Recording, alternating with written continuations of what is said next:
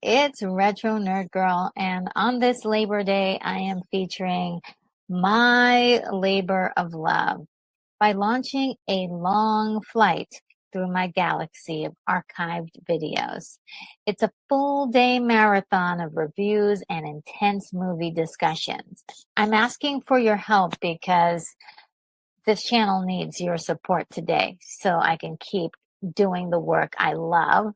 And you have told me that you love from me.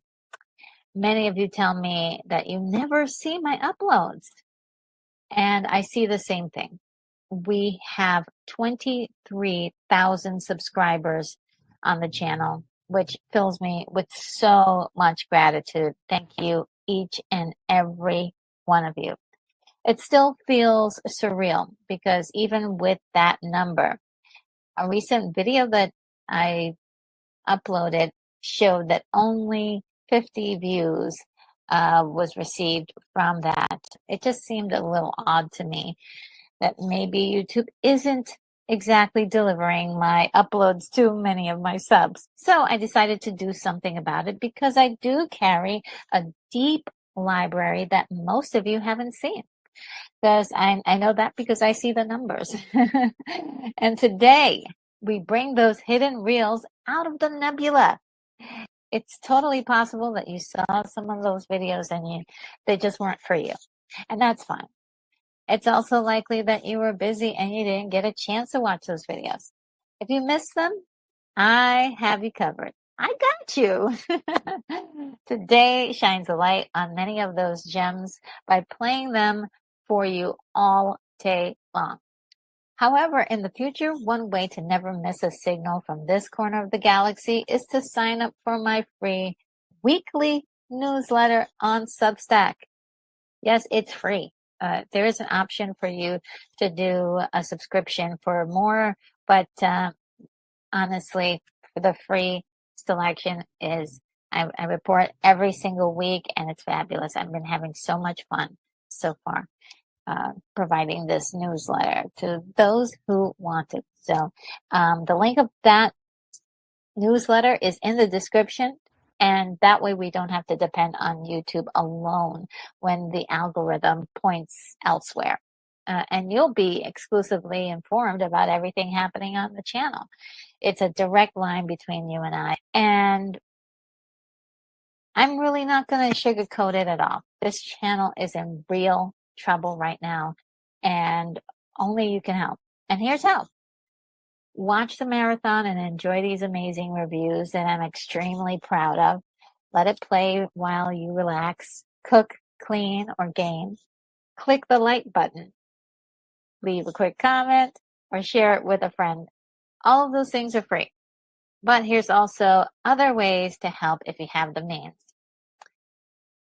If my work ever made you smile and you really like what I'm doing here and want me to continue to do this, and you have the cushion to do it, you can help by giving me a tip through Buy Me a Coffee. It works like a tip jar. The link is at the very top of the description, and it's also pinned in the chat.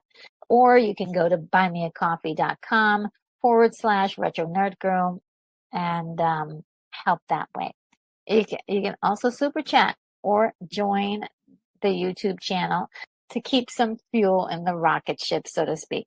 Thank you so very much for your time, your subs, your likes, your comments, your coffee, your super chats, your memberships. They all matter. Definitely say hello because I will see it eventually, because I'll be there quite a bit because I'll be taking breaks throughout the day. I will be here watching, but I may not be always in the chat. So my friends, let's celebrate classic cinema and keep this community alive together today. So without further ado, let's begin.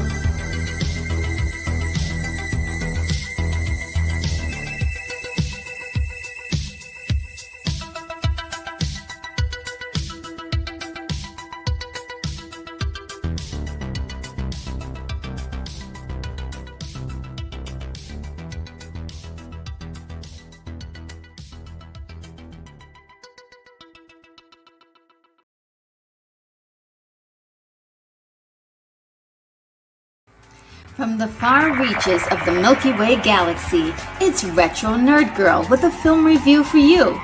Today I'll be reviewing the movie Ghostbusters, released in 1984. Starring Bill Murray, Dan Aykroyd, and Harold Ramis. Directed by Ivan Reitman. Genre: action, adventure, comedy. The rating is PG. The budget is $30 million estimated. My rating is a 9.5. The synopsis is, the story begins with the friendship of three parapsychologists and their adventure to start a ghost removal service company in New York City after being kicked out of a prestigious institution. Their budding business meets up with its biggest challenge as a young orchestral musician needs their help in solving a ghost mystery that may mean the end of the world. It is up to the Ghostbusters to save us all. My enjoyment. Actually, this is a no-brainer. This is one of my favorite films. I was 14 when this movie came out in theaters, and I thought it was fun then. Even though I've seen this movie hundreds of times, it's still a wonder to me how they pulled it off and why it still cracks me up. For me, on the whole, this movie still holds up as one of my favorite films. The pacing. At an hour and 45 minutes, the pacing is great. I can't think of any moments that didn't work for me because it really kept me enthralled from the start to finish. There are a few slow parts, but they are needed in order to tell the story. The story. The idea for the film isn't entirely original. Back in 1975, Filmation created the Ghostbusters TV show about a team of ghost investigators and a gorilla. I can't imagine that the creator of the 1984 Ghostbusters movie, Dan Aykroyd, didn't know of the show since he had been personally involved and fascinated with the paranormal. However, he had a spin on the idea, making the characters scientists, and his original title for the film was Ghost Smashers. Ghostbusters would be a better name for the film, so Columbia Pictures paid Filmation for a license to use the name. Other pre-Ghostbusters Ghostbusters and influential properties would be the comedic film released in 1946 called Spookbusters, where the Bowery boys graduate from exterminating school and set up their new business and quickly get a job to remove ghosts from an old abandoned mansion. Dan Aykroyd has mentioned the Bowery Boys as an inspiration for Ghostbusters in an interview on QTV in 2010. There was also Goober and the Ghost Chasers, a Hanna-Barbera Productions animated TV series in 1973, and then finally a 1937 Disney short animation, Lonesome Ghosts, starring Mickey, Goofy, and Donald. The Ajax Ghost Exterminators are called to drive out 4 ghosts from a haunted abandoned house. However, it was the ghost who called, bored of no one to haunt. Famously in the short, Goofy says, "I ain't scared of no ghost." Doesn't that sound a little familiar? Dan Aykroyd's original script details a group of ghost smashers traveling through time, space, and other dimensions, combating huge ghosts, of which the Stay-Puft Marshmallow Man was just one of many. They wore SWAT-like outfits and used wands instead of proton packs to fight the ghosts. That sounds, pretty cool, but back in 1984, the budget for a movie like that would have been about $300 million to make. Yikes! Director Ivan Reitman got Harold Ramis together with Dan to write a screenplay that would give the story a major overhaul to fit a workable budget of only $30 million given by Columbia Pictures, and they were also given a year to put it in theaters. And so, our classic Ghostbusters story was crafted. Shortly after the Ghostbusters go into business, an orchestral musician, Dana Barrett, has a paranormal incident that is the cornerstone to the return of the powerful interdimensional destroyer of worlds and Sumerian god, Gozer the Gozerian. A hotel has been having ghost haunts for years, but up until 2 weeks before, the ghosts begin to really act up, and many other incidences have been occurring all around the city, keeping the Ghostbusters very busy. It's important to note that this movie is actually not intended for kids. It is done in such a way that some of the things that were meant for adults went completely unnoticed, such as the blatant gatekeeper / keymaster reference to the act of sex. Yes, the fornication of the gatekeeper and the keymaster is needed in order to summon the Gozerian, and it all happens off screen. There's also other sexually driven moments. Egon seems to pop up from between Janine's legs, wink wink, from under her desk. Ray gets a sexual favor from a ghost, and Venkman offers to get the Stay Puft Marshmallow Man quote unquote laid in order to save the city. Scandalous! Besides that, there are lots of foreshadowing moments in the film. The opening shot of the lion statue outside of the New York Public Library foreshadows the Terror Dogs, Zool and Vince Clortho. The Keymaster inhabits the body of Dana Barrett's neighbor by the name of Louis Tully. He is locked out of his apartment several times, which is ironic because he becomes the Keymaster. The Stay Puft Marshmallow bag is on the egg frying counter, foreshadowing the form of the Destructor. Dana Barrett and Louis Tully are introduced to the film nearly at the very same time, foreshadowing their later connection to one another. There are two main challenges in this film: the non-believers and Gozer the Gozerian, who threatens to destroy our world. The non-believers take the form of many characters, even the ones that are protagonists, but it is in the form of Walter Peck that the Ghostbusters face their biggest human challenge. Walter is actually just doing his job to protect New Yorkers from dangerous materials, but his first meeting with one of the Ghostbusters, Dr. Venkman, ends disastrously, and it is what enrages him to shut down the Ghostbusters operation. The second challenge is Gozer the Gozerian. Gozer is likely the name related to an actual documented haunting in England, during which the name Gozer appeared mysteriously throughout the house, written on the walls, and other things. The paranormal climate is ripe for Gozer's return. Gozer is a fantastic character.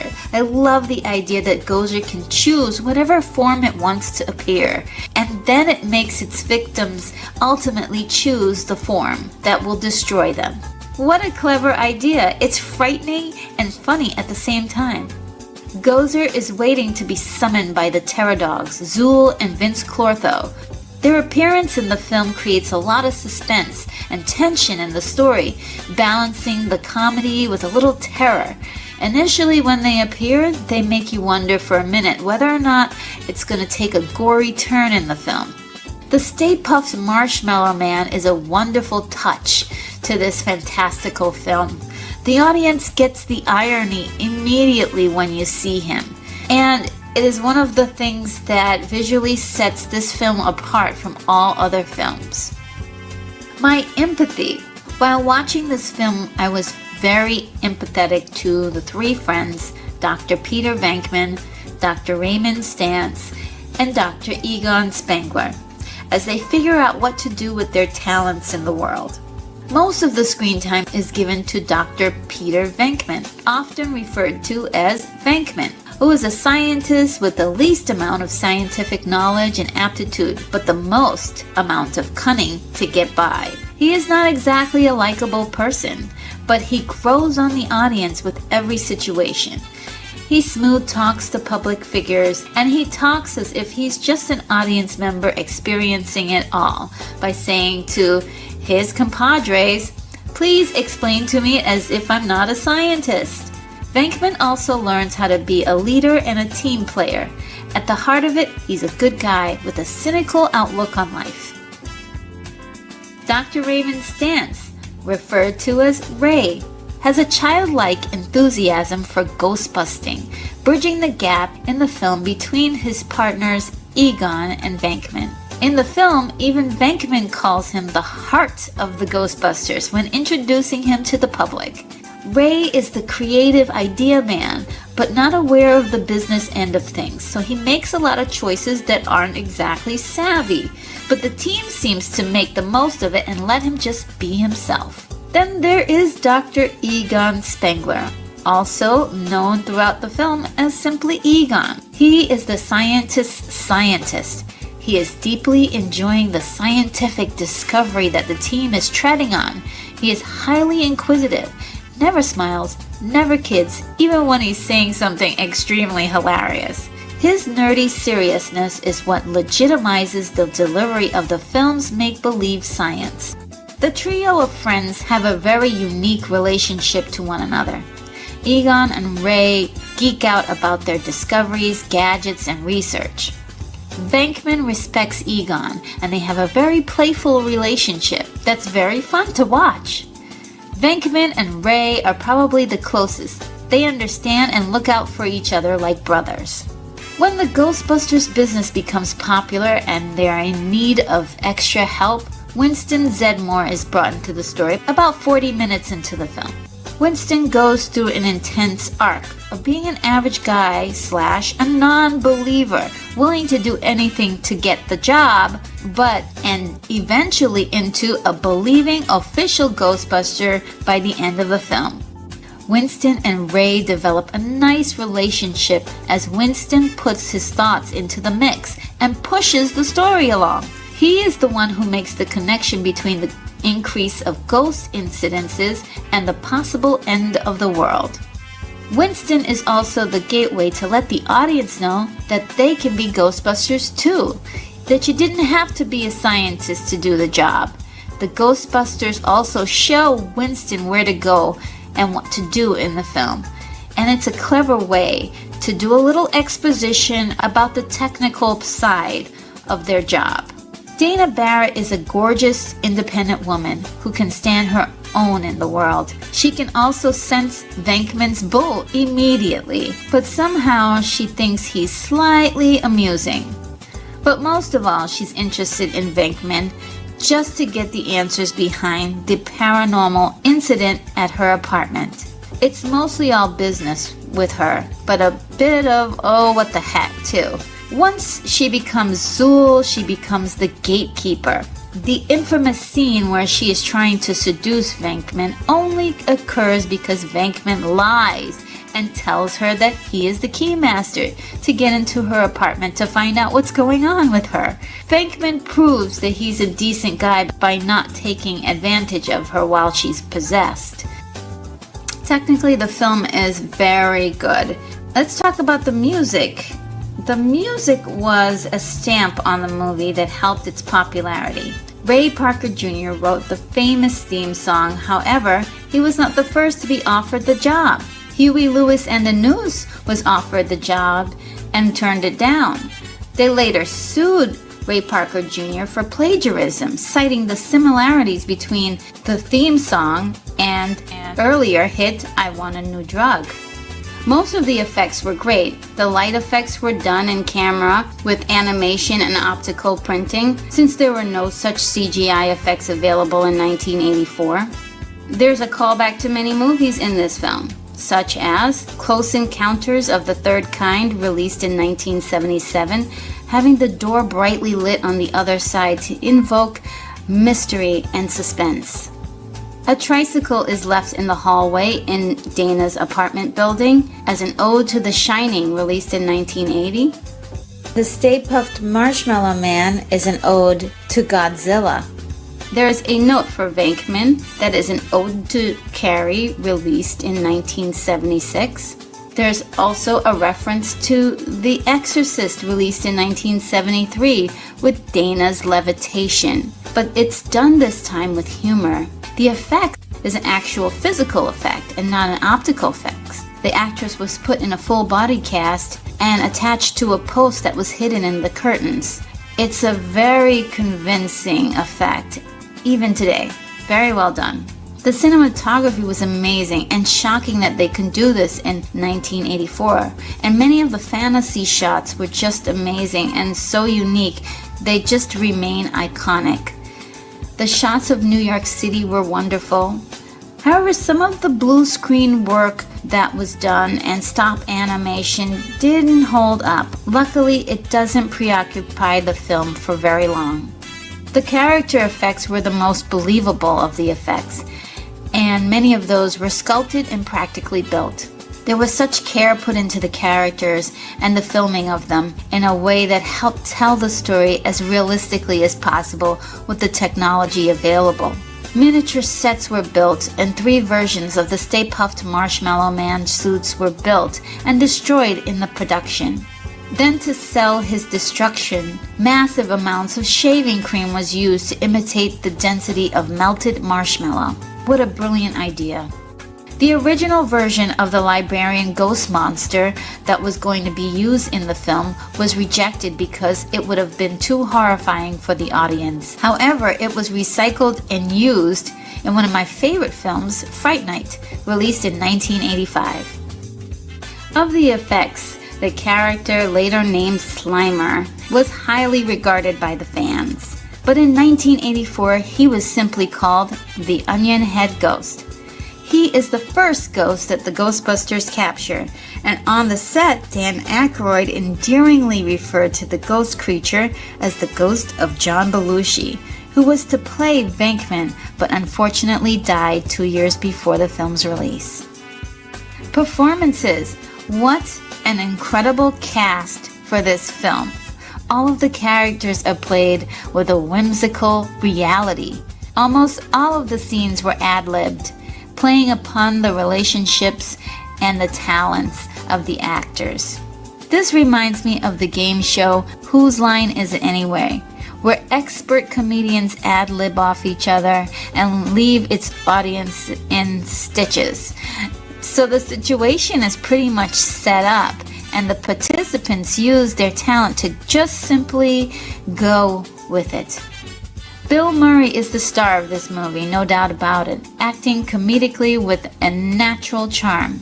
He is not going for goofy, but more cynical and blasé.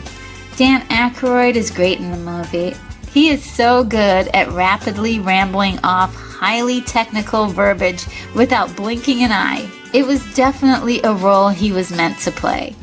Harold Ramis really had no intention of starring in the film, only writing it, but he felt he was the best person suited for the role. And I can see why, because he supports the cast and legitimizes the situation with his presence. But his role of Egon is quite different from his actual personality that he had in real life, because if you look at any of the old interviews of Harold Ramis, he's quite smiley and a very soft-spoken guy. Sigourney Weaver was brilliant in this role. Unbeknownst to today's younger generation, at the time she was more of a natural beauty, playing rather serious roles. This role was a big departure for her. Being possessed by Zuul was the perfect vehicle to reveal a sexier side while being a powerful woman, as she kind of manhandles her prey. Rick Moranis as Louis Tully is absolutely incredible, very witty. Most of his lines were also ad-libbed. Everyone's just great in this film, everyone. My wish list. So believe it or not, I have a wish list for this movie, a very short one. When Janine is interviewing Winston for the job, part of the scene was deleted, explaining Winston's qualifications such as being an Army veteran, a former paramedic, and a construction worker. It would have been nice to have a small mention of this in the film, even if it's just a glance at a notepad on a desk while he's being interviewed. I also would have loved to know what happened to the ghost in the library. Did they go back there? What happened? I've always wondered about that. But otherwise, I'm pretty much out of wishes. The ending. The ending for me was just wonderful. A wonderful climax to a well-told film. Once all 4 of the Ghostbusters come together to make the team to go up against Gozer, It's really gratifying. This group of people you really want to rally behind, and the entire city does too. In a way, once you have that bonding with the crowd, you seem to have the same reaction as the crowd did at the end of the film, wanting more of the Ghostbusters. In summary, this holds a special place in my heart because I'm from New York, and the institution showed at the beginning of the film is Columbia University. My mom worked in the building right behind this statue for over 15 years. I worked in this building for 6 years. I remember when they were filming the Ghostbusters in the city and the buzz it created. So yes, I have some nostalgic goggles on, but I can take them off for this review. After learning how much improvisation went on in the film, it's almost incredible that these scenes come together to make a great story. Was it all an accident? There seemed to be a definite plan on what was going to happen in each scene, combined with the believable special effects and talented team of actors and comedians. The realistic dialogue came from the actors naturally. That is the main reason for its success. For me, this is a near perfect film. And sure, there are some goofs, mistakes, and some special effects that don't hold up over time. I still feel that this has everything that I want in an entertaining film.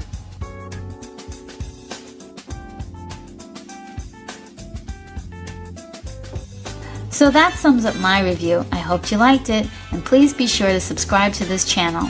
I'll be posting many more reviews. And let's keep this discussion going. Leave your rating for the movie and why in the comments section. Take care, movie lovers, and off to my next review.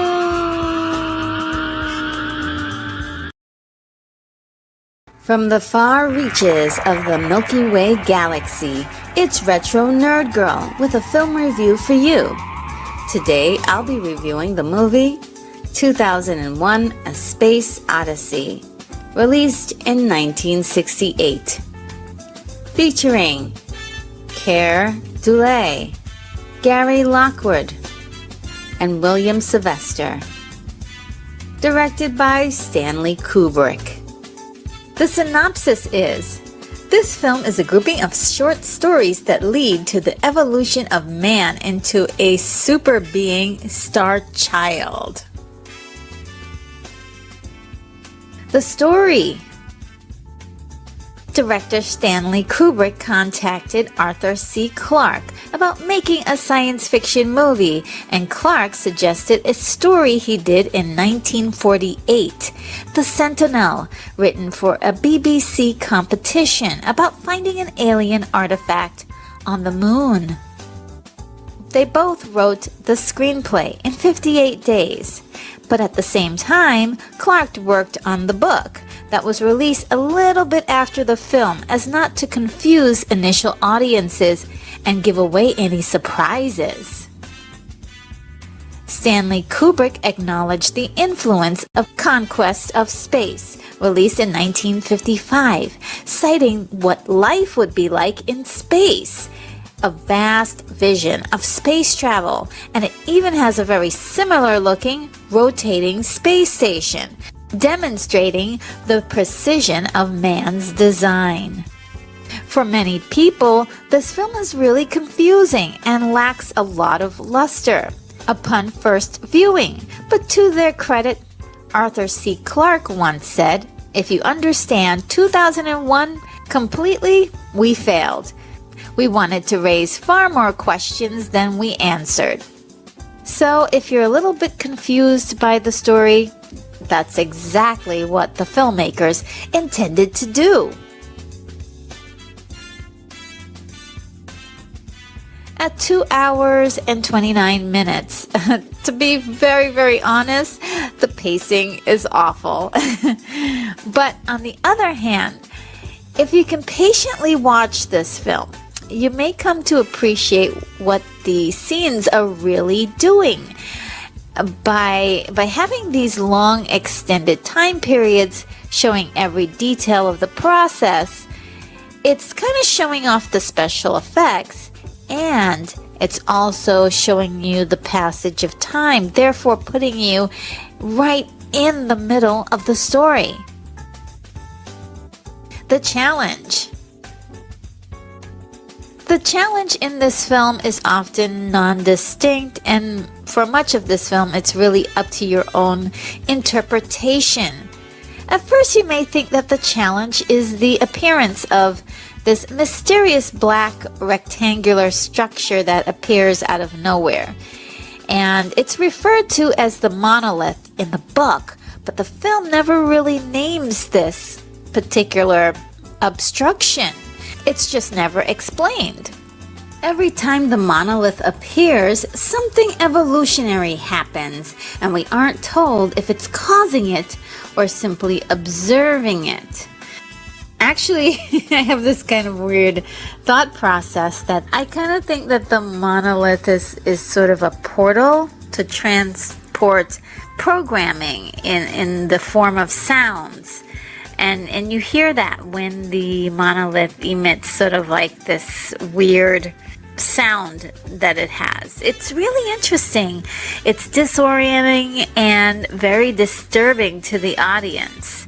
I think that the aliens controlling the monolith are striving to advance man to the point that they can eventually communicate with us. In the story, there are 4 distinct acts surrounding the monolith's influence in the story. At first, the monolith gives birth to the ape man and helps him figure out how to use tools in order to master his world, and then leads the evolved ape man to a stargate at Jupiter. The outright memorable villain in the film appears in the 3rd act of the film in the form of HAL 9000, a spaceship computer used in the mission to Jupiter. HAL is a heuristically programmed algorithm computer, and according to the film, the most reliable computer ever made, and refers to himself as a conscious entity. There's an actual error in his programming that makes him report a false malfunction during the mission. And this paradox actually pushes Hal to react irrationally and even resorting to self-preservation. He's quite a very memorable villain because he's quite understated in his demeanor at the beginning of the film when all of the humans really trust him. They really have no fear of him because he is basically controlling the entire ship and they depend on him for so much. It kind of really makes you feel awful just seeing him coldly kill off all the members of the crew. It's just quite chilling, but he is quite a fantastic and memorable villain. The empathy. The empathy is strange because there's so many characters in the film that you really don't get attached to any of them until the very end. The ape man in the beginning of the film fights animals for food and other apes for food and even becomes food to the predators in the area. The leader of the ape men is called the Moon Watcher, and when this strange monolith shows up, Moonwatcher is the one who takes the most action, seeing common objects now around him, such as animal bones, as a tool that can kill for food and protect its turf against other ape men and defeat its predators. It's very interesting how that mind shift really affects him and his tribe. Now there's a very infamous transition into the next sequence of humankind in the film where the bone tool of the ape man is thrown into the air and then compared to satellites in orbit around the Earth thousands of years later. I thought that was such a beautiful and poignant moment, as well as I'm sure everyone who saw it, because it's been talked about so much in cinema appreciation. Now, the second story follows Dr. Haywood Floyd, who is on the way to the moon to investigate the appearance of a 40-million-year-old monolith buried 40 feet underneath the surface of the dark side of the moon. We get to know a little bit about his life as a father and a scientist, but we don't get to know any hints about his actual character, his personality.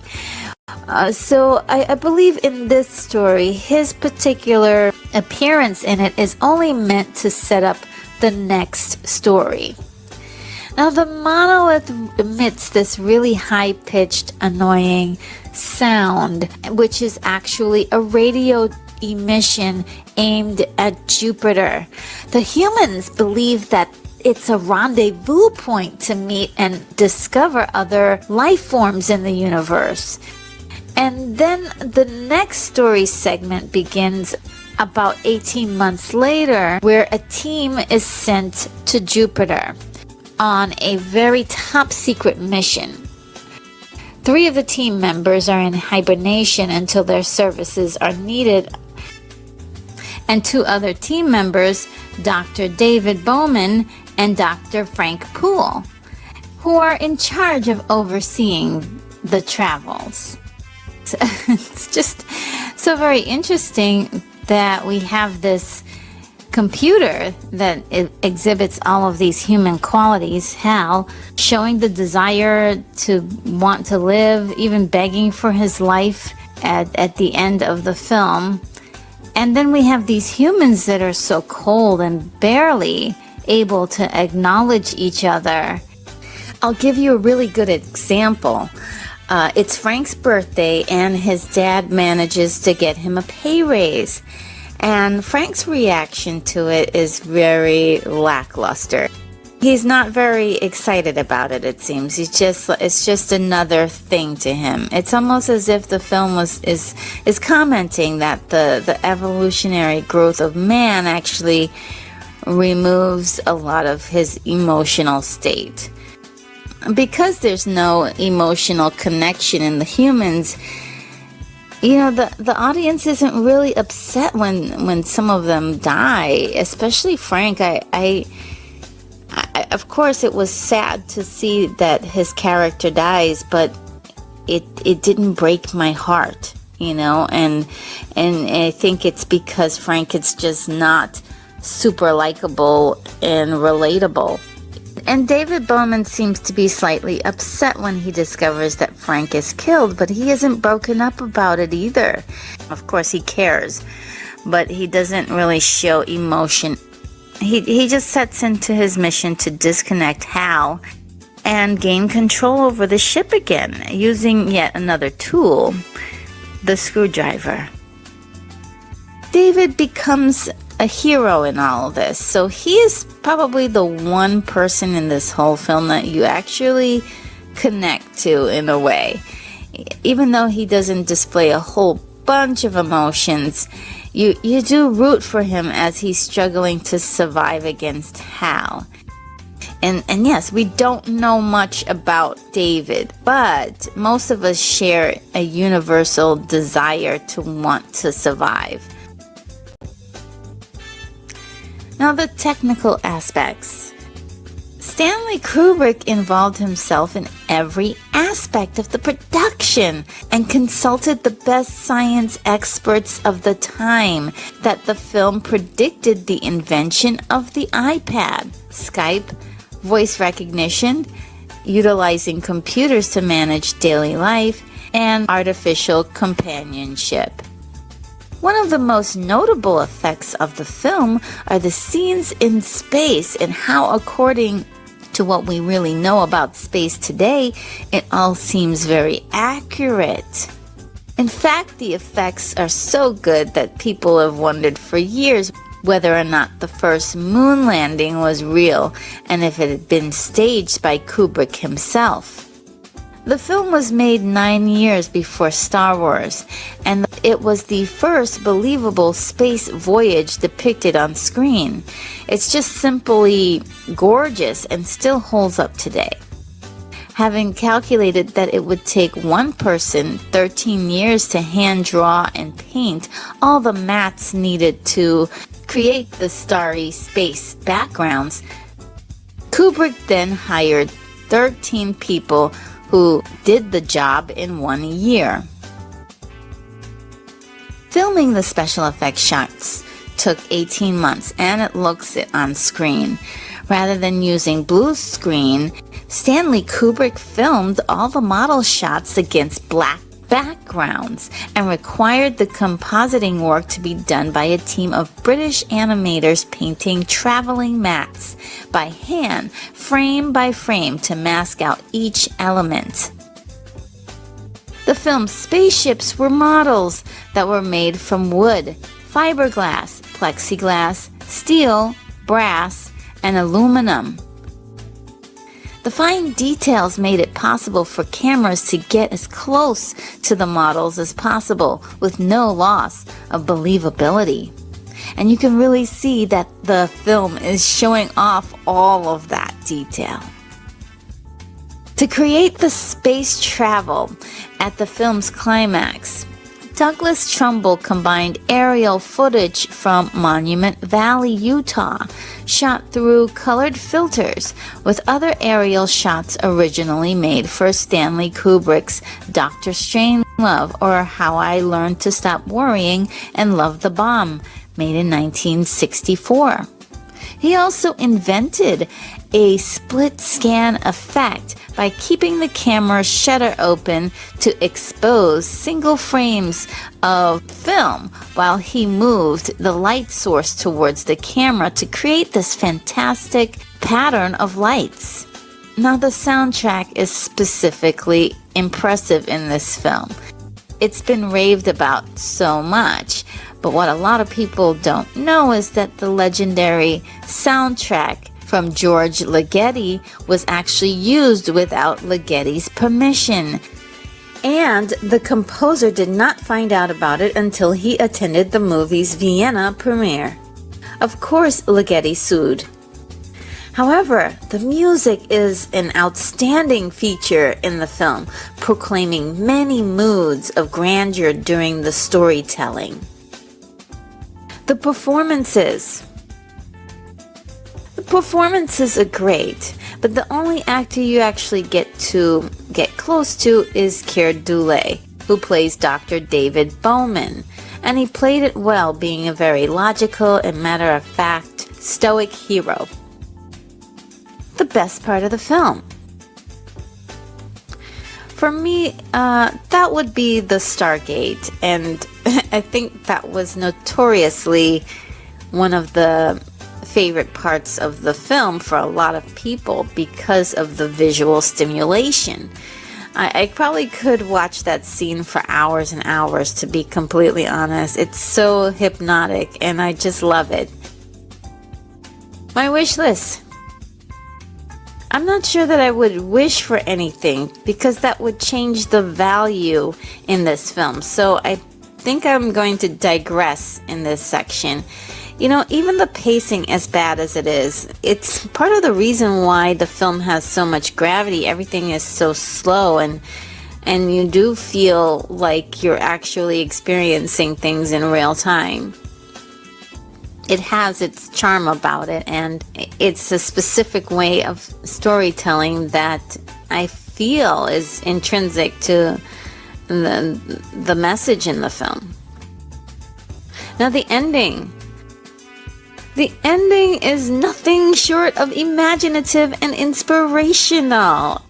It's kind of a surprise at the end, and it's also very hypnotic and interesting. To recap what happens at the rendezvous point in Jupiter space, the monolith appears and the Stargate opens. The film doesn't tell you that it's a Stargate. We get that information from the book that was written and some of the language used to describe scenes in the film by the filmmakers. So many people who saw this movie back in 1968 had no idea what was happening. So without explanation, this whole thing just seems so disjointed. Now, the Stargate is used to take David from one part of the universe to another part of the universe to the alien planet, which we kind of get to see a little bit of the landscape. Once he's on the alien world, he's placed in this kind of luxury holding cell. It's gorgeous. It looks like a beautiful hotel room. And this is the place where the aliens can observe David and even program him more. You can hear many sounds like animal grunts, humming, strange noises of alien languages, perhaps. It's uncertain what they are, but these little details are just full of really fascinating nuggets that you could kind of sculpt your own story. You can imagine what they're saying and just wonder what's really going on here. The imagination can go just about anywhere. And so the monolith also appears to David at his deathbed. He sheds his human body and he becomes the Star Child. And at the very end, we have this scene where the Star Child is opposite Earth, maybe observing it, or, sent to dominate it. We don't know. And so it leaves the audience with so many questions. Enjoyment. I really, really love this film a lot. I mean, is it one of my favorite films of all time? Not really. It is, though. It's one of those films that I really enjoy seeing, but because it's so long, I hesitate a little bit. But I really do appreciate all of the art and the craft, the genius, and amazing features that this film accomplished in its day and how it still impacts us today. It's a gorgeous film, and it's definitely one of those films that you just simply must see at least once. Stanley Kubrick definitely had a style and a vision for composition, framing these great moments in this film with music, anticipation, visuals, and many technical risks that no one had ever seen before, done so well. And the cool thing is that I believe that this film is itself a monolith, raising many questions and inspiring its viewers. My rating is a 9. Well, that sums up my review. I hoped you liked it. It's Retro Nerd Girl signing off.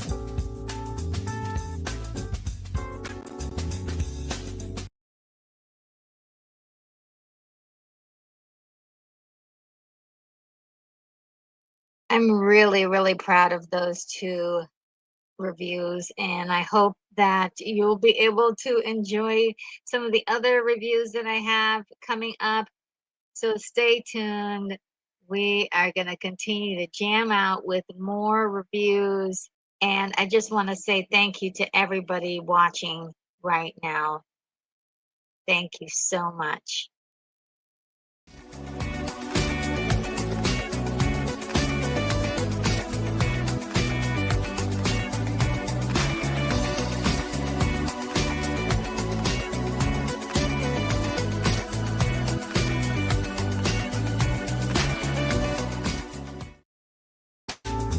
From the far reaches of the Milky Way galaxy, it's Retro Nerd Girl with a film review for you.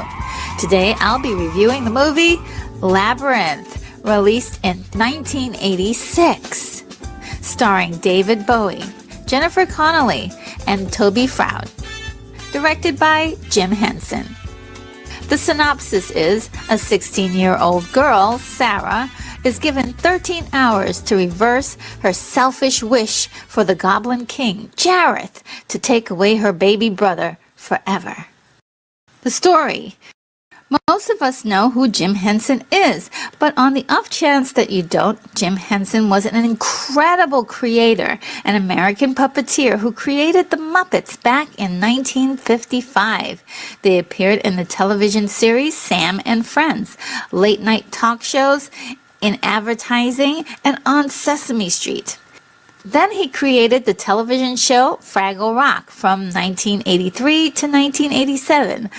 At the time, Jim wanted to veer away from Muppets by filming a movie featuring puppets with mature elements based on the conceptual artwork of English fantasy illustrator Brian Froud, well known for his 1978 book Fairies with Alan Lee. That movie was The Dark Crystal, released in 1982. One of my favorite movies that I'll eventually be reviewing in the future. Now let's stop for a second to oogle over the art of Brian Froud. As a child, I would spend hours and hours endlessly looking at his wonderful fantasy drawings, mixing man with nature, fairies, and folklore. I actually managed to still have the illustrated book for The Dark Crystal, The World of the Dark Crystal. And I'll tell you that the glue on that book is pretty much undone at the seams. I've been flipping through it so much over the years. Now, hot off the success of that movie, Jim and Brian decided to join forces again. At this point, he did not actually have a story in mind, but Jim threw around a few titles such as The Labyrinth, The Maze, The Labyrinth Twist, and The Tale of the Labyrinth. Brian Froud felt that the film should feature a baby and goblins, since it was common in old tales that goblins would steal babies, and he came up with an initial concept art piece. As well, whatever they came up with, Jim knew that he wanted the film to be more lighthearted and comedic than The Dark Crystal. The movie was very loosely based on Outside Over There, a children's book written and illustrated by Maurice Sendak in 1981, who was famous for the book Where the Wild Things Are, published in 1963. In the beginning of 1983, Jim Henson and Brian Froud met with children's author Dennis Lee, who wrote a novella for the project that was completed by the end of 1983. Monty Python's Terry Jones was brought in to write the film script based on the novella. However, Terry didn't really like the novella so much because it was a little too poetic. So he started from scratch using Brian Froud's concept drawings as inspiration for the screenplay. The draft wasn't quite it because Terry said that Jim really wanted something different than he wanted. Terry wanted the story to be more about people who are interested in manipulating the world than actually bearing themselves at all. And that's totally different from what the story ended up being about. It turns out that once rock legend David Bowie was attached to play the villain in the film, Jareth, the Goblin King, Jim Henson asked Terry Jones to add in more scenes with him in it, and a few spots for him to sing songs. Terry really didn't agree with it, but he rewrote the script in spite of his feelings. About a year later, the script reappeared, redrafted by Laura Phillips, and afterwards George Lucas, who was a close friend of Jim Henson and also one of the executive producers on the film. Other contributors included Frank Oz, Bernie Brillstein, Brian Froud, Wendy Meidener, Lisa Henson, and Lawrence S. Merkin. After all that, David Bowie was given a script that he thought lacked the lighthearted comedy that he initially thought it would have, and had second thoughts about doing the film altogether. Jim then took the script back to Terry to insert his comedic flair without rewriting it. Then, Elaine May and Jim met prior to filming in 1985 to help humanize the characters a bit more, and the changes were added to the shooting script. In total, the script endured 25 treatments between 1983 and 1985. Now, one thing I found very delightful about the story is that after having so many cooks in the kitchen, the finished product was seemingly dumb and silly and a bunch of ideas that were just smashed together in a messy spectacle.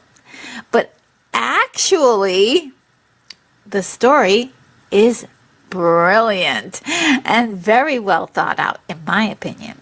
It's one of those films that actually fool you into thinking that it's a weird children's film with lots of oddities, but it's actually much deeper than you could ever have originally imagined. So on the surface, it feels like The Muppets meets The Dark Crystal with your guest star appearance musical number. You know what I mean.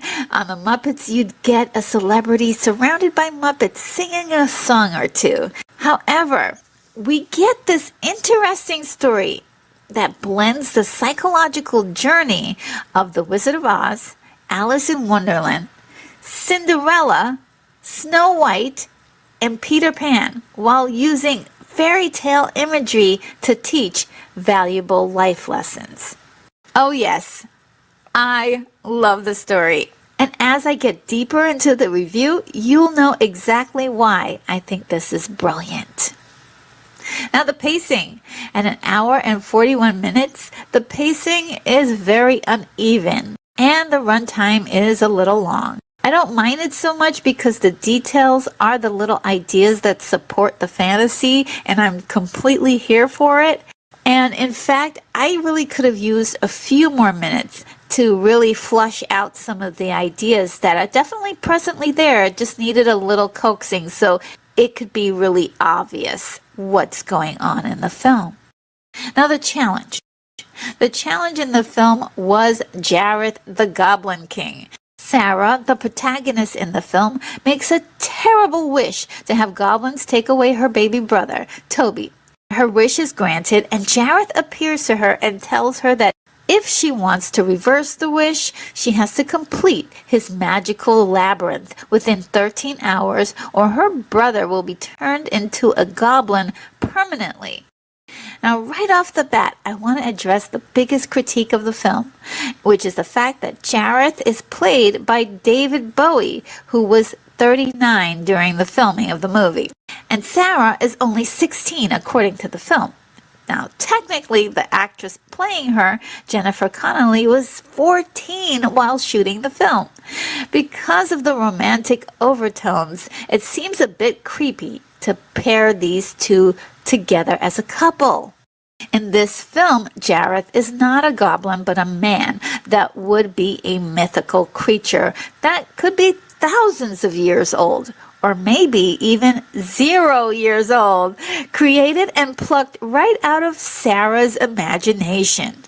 It's more obvious in earlier drafts of the screenplay, where it was explicitly explained that Jareth was an ideal man that Sarah subconsciously conjured up from some pictures of a handsome man in a newspaper.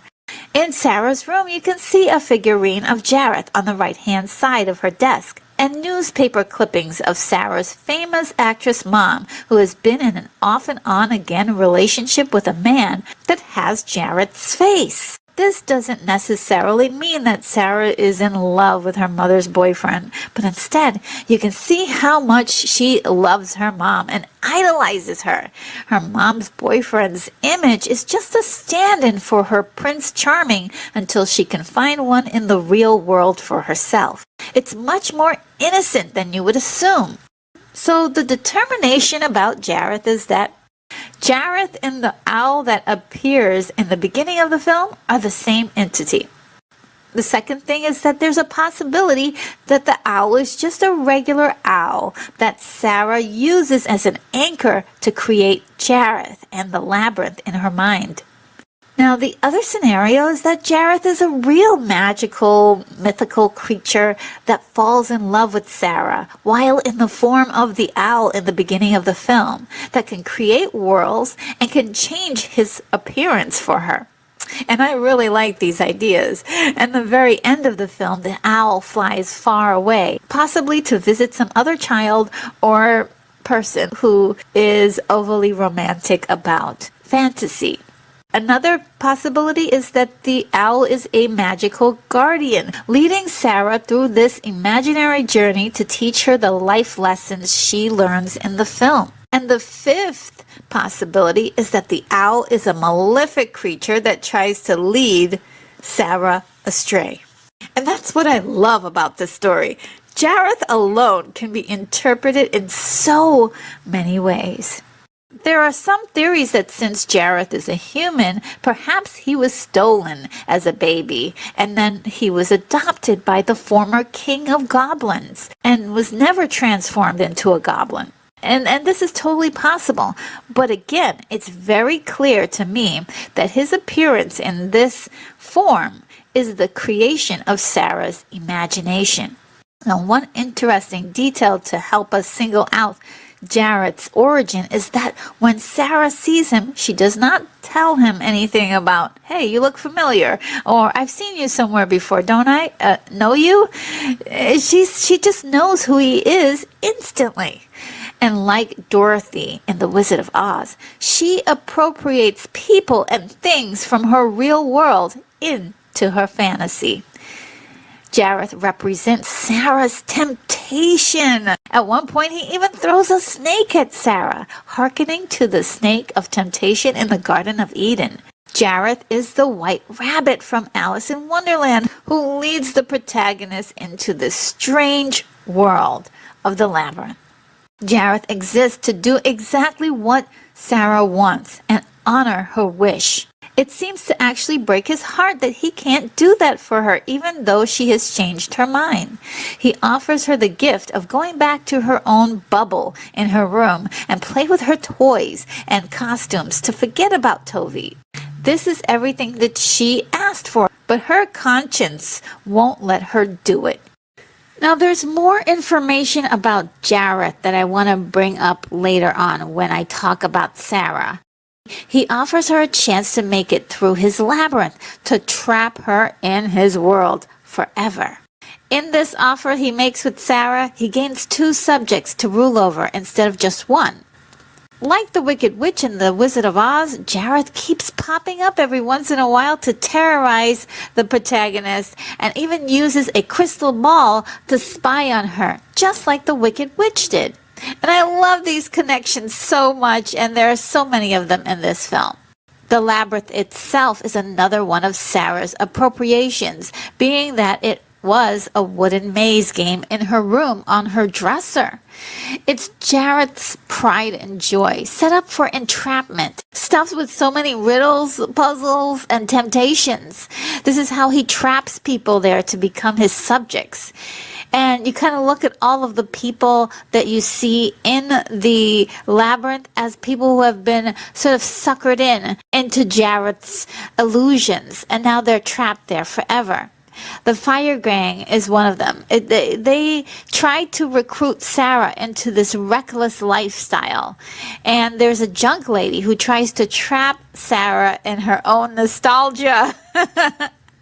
I mean, that scene is like my favorite, and that lady, she almost got me too. I was like, oh my gosh, what is she doing? Now, Terry Jones said that he felt that Jareth was actually using the labyrinth to keep people from getting to his heart. And it actually makes sense in the story. So when Sarah actually completes the labyrinth, she actually reaches his heart. And this is why he sings a sad love song when she reaches the castle. He's brokenhearted that she won't accept his gifts and the world he created for her. His storyline is so sad and tragic in a way. And it seems as if he can't live within her, in her imagination. And that is what he says to her at the end. I enjoyed Jareth so very much as a melodramatic romantic with a flair for moody dramatics. In many ways, he really reminds me of Peter Pan, the leader of the Lost Boys. The goblins being the Lost Boys. And think of it. Imagine all of those goblins once being a child that was stolen. Very, very deep. Now, physically, there's even a few striking similarities to Peter Pan, like his tights and his eyebrows. Like Peter Pan, who tempts Wendy into Neverland, Jareth tempts Sarah into the labyrinth. Anytime he's on screen, it's a spectacular moment, and you can't take your eyes off of him. He's a true highlight of the film. Another challenge in the film is the emphasis on time. Like the White Rabbit, Jareth keeps track of the time, and the ticking time clock helps us to have some tension for the characters. The empathy. There's so many facets of this movie to really get nerdy on, so I hope you'll indulge me as I get into a bit of the play-by-play on the details. Sarah is a tough character to like, especially in the beginning. The story starts out with Sarah, a loner kid who practices reciting lines from a book alone in a local park in full period costume with her dog Merlin as an owl looks on. We know that eventually the owl will turn into Jareth. Her lines are, "Through dangers untold and hardships unnumbered, I have fought my way to the castle beyond the Goblin City to take back the child that you have stolen. My will is as strong as yours, and my kingdom is as great. You have no power over me." In particular, the line, "You have no power over me," is the line that she keeps forgetting. And it is a self-empowering statement. You could apply to just about anything. But the entire verse she is reciting is an actual preview of what is to happen in the movie. So that when she says it again at the end, these things have actually transpired in the story and not empty words as they feel in the beginning of the film. After getting home late from the park, she gets into an argument with her stepmother, who she totally flips out on. Her stepmom mentions that no matter what she does, Sarah treats her like a fairy tale stepmother. In Sarah's mind, she is Cinderella. And this will come up throughout the storyline, throughout the film. Even though she just isn't. She isn't Cinderella at all. She's actually quite privileged. And you can see that her stepmom is really concerned for her, even encouraging her to go out on dates. And maybe that's part of the problem too. Sarah may be feeling pressure to grow up faster than what she'd like. She begrudges the attention Toby, her 2-year-old brother, gets and hates having the responsibility of having to look after him, as if he is a terrible burden on her and she is a slave to her parents. She totally flips out again when she realizes that one of her many exhibited stuffed animals, a teddy bear by the name of Lancelot, has been given to her brother to play with. I mean, she loses it completely, and it's a total no wire hangers moment, and instantly the audience hates her for being such a ridiculous spoiled brat. She's out of control. As Sarah is raving about how much she wants to be taken away from her terrible life, she starts inventing a story of how she is a Cinderella-type character and says that what no one knew is that the king of the goblins had fallen in love with the girl. So we aren't imagining that Jareth is in love with Sarah because she specifically wanted Jareth to be in love with her. It's a common fantasy of having a royal suitor. Nearly every fairy tale has it, and Cinderella is an excellent example of that. She awakens the goblins by telling her make-believe story, and specifically says that the girl in her story called upon the goblins for help. And I'm mentioning all of this because I want to make a point that this is further proof that Sarah is creating the world of the labyrinth on the spot. She's doing this. When she wishes for the goblins to take Toby away, she instantly regrets it. When she realizes that it really happened, her subconscious humanity kicks in. And I think that's what brings this fantasy world to the surface. Jareth often mentions more than once that he turned the world upside down for her, bringing the fantasy world to the surface. I also mentioned before that many aspects of her adventure appear in her room, and her room is a fascinating place where we learn about the film's literary influences and a bit more about Sarah. Her room is so much fun and filled with so many Easter eggs and interesting details. In the film, the first character she meets in the labyrinth is Hoggle, who is part goblin and part dwarf. He appears in Sarah's room as a bookend. He represents Sarah's personality trait of pessimism, cowardice, selfishness, and greed. Jareth uses him unwillingly to trick Sarah, and it's important to note that on the back of his jacket it features a face, letting us know that he is two-faced and should not be trusted. However, by the end, she makes friends with him, making peace with that part of herself. Next, she meets Ludo, and he's my favorite. He's a big monster with horns that kind of looks like Sully from Monsters, Inc., released in 2001, that is very gentle and very sweet. I mean, you just want to give him a big hug. And he actually appears as a doll in Sarah's room. He can control rocks, so he represents Sarah's inner strength, loyalty, and grounding spirit. In fact, when she meets him, it's no mistake that his feet are not on the ground, as he hangs upside down, meaning that she needed to get grounded.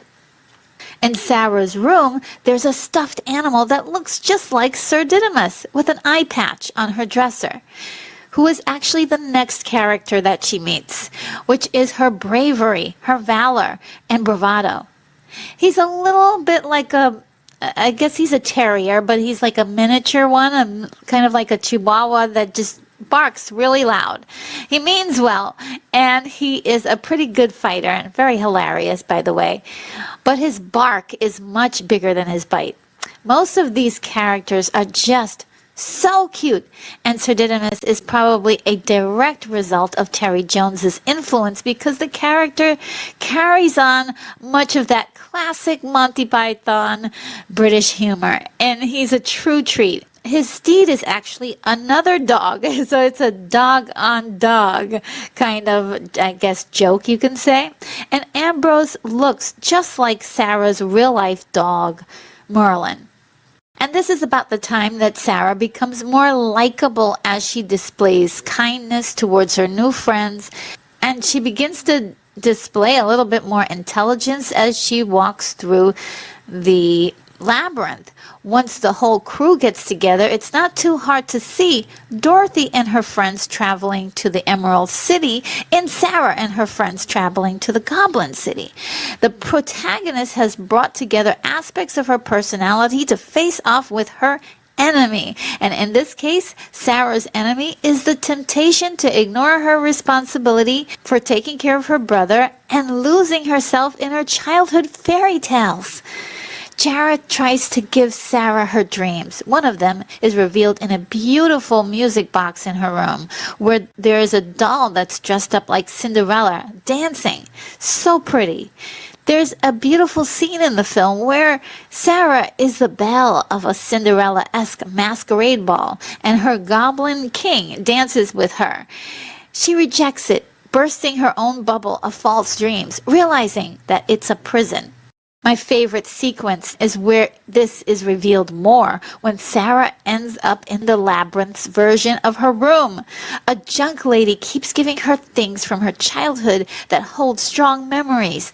I feel as if that junk lady is like a version of the Queen of Hearts, taken more literally this time, as she uses sentiment to get to Sarah. And Sarah at first really starts to transform into another version of this woman. Another trap for her has been set, but she rejects it because she realizes that she doesn't really need those things at the moment. She needs to be responsible.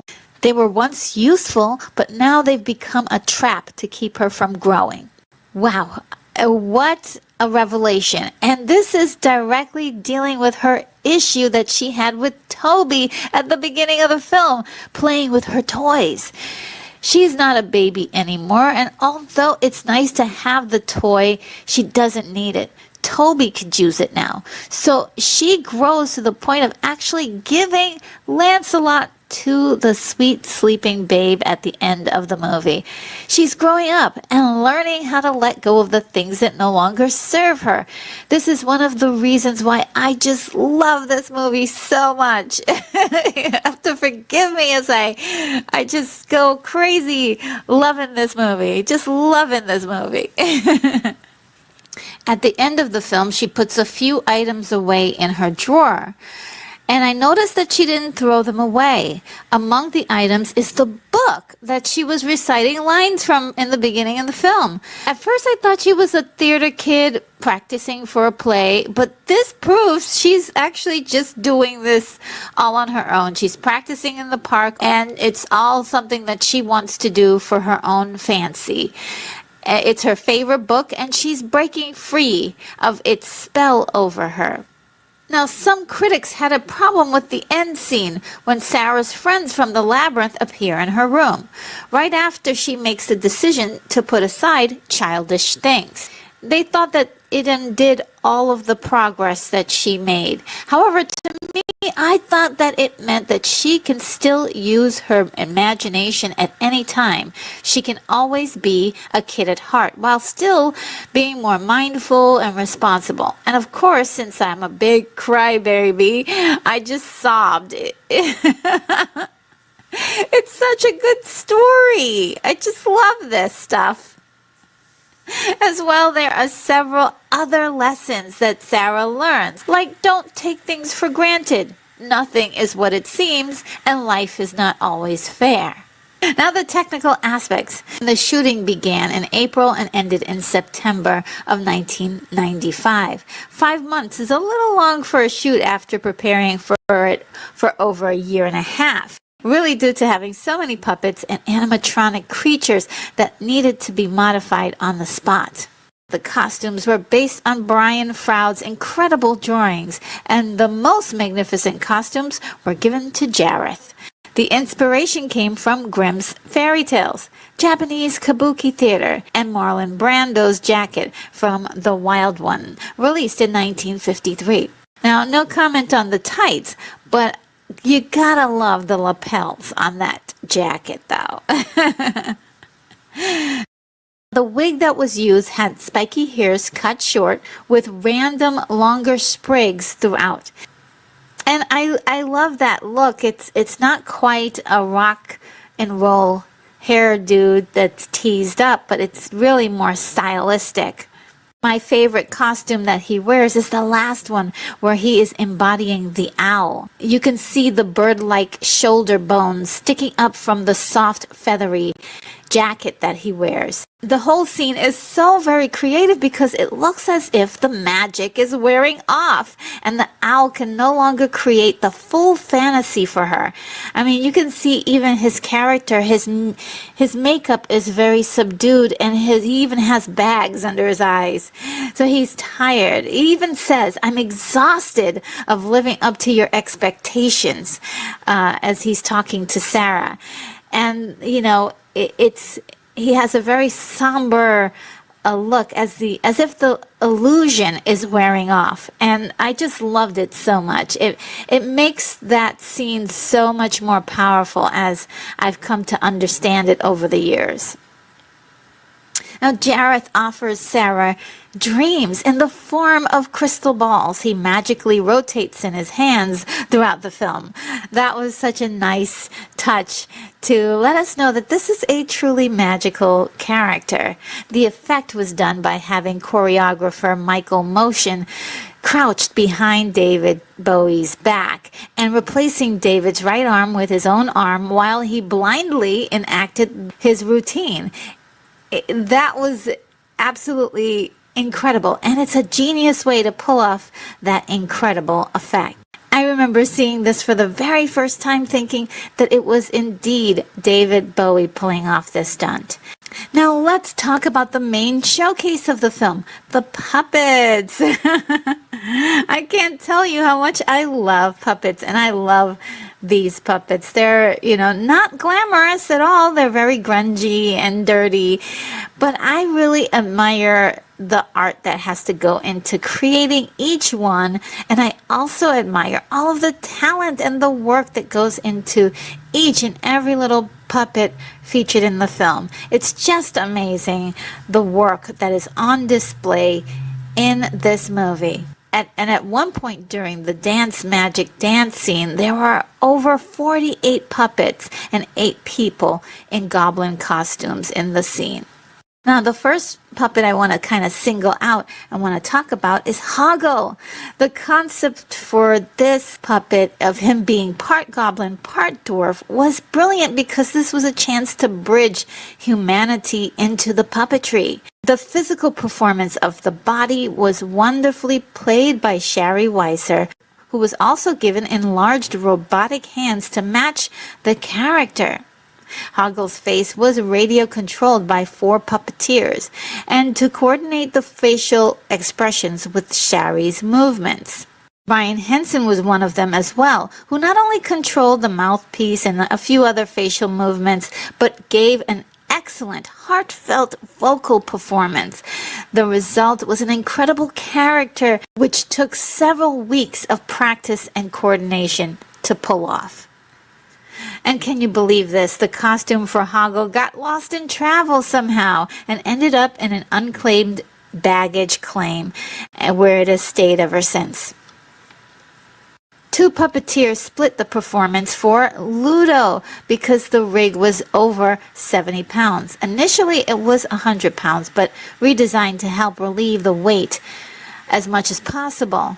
A miniature video camera in the right horn fed a small television monitor inside the puppet's stomach, where the puppeteers inside could see what was going on. There's something too about Ludo that seems so real, or maybe it's just that I wish he was real, as sweet as he is.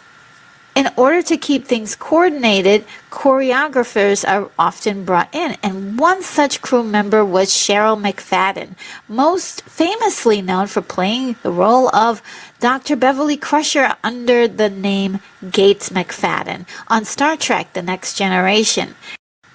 One scene I absolutely loved that she choreographed was the ballroom scene. It was one of the very few scenes without puppets and was said to be one of the easiest shots to film.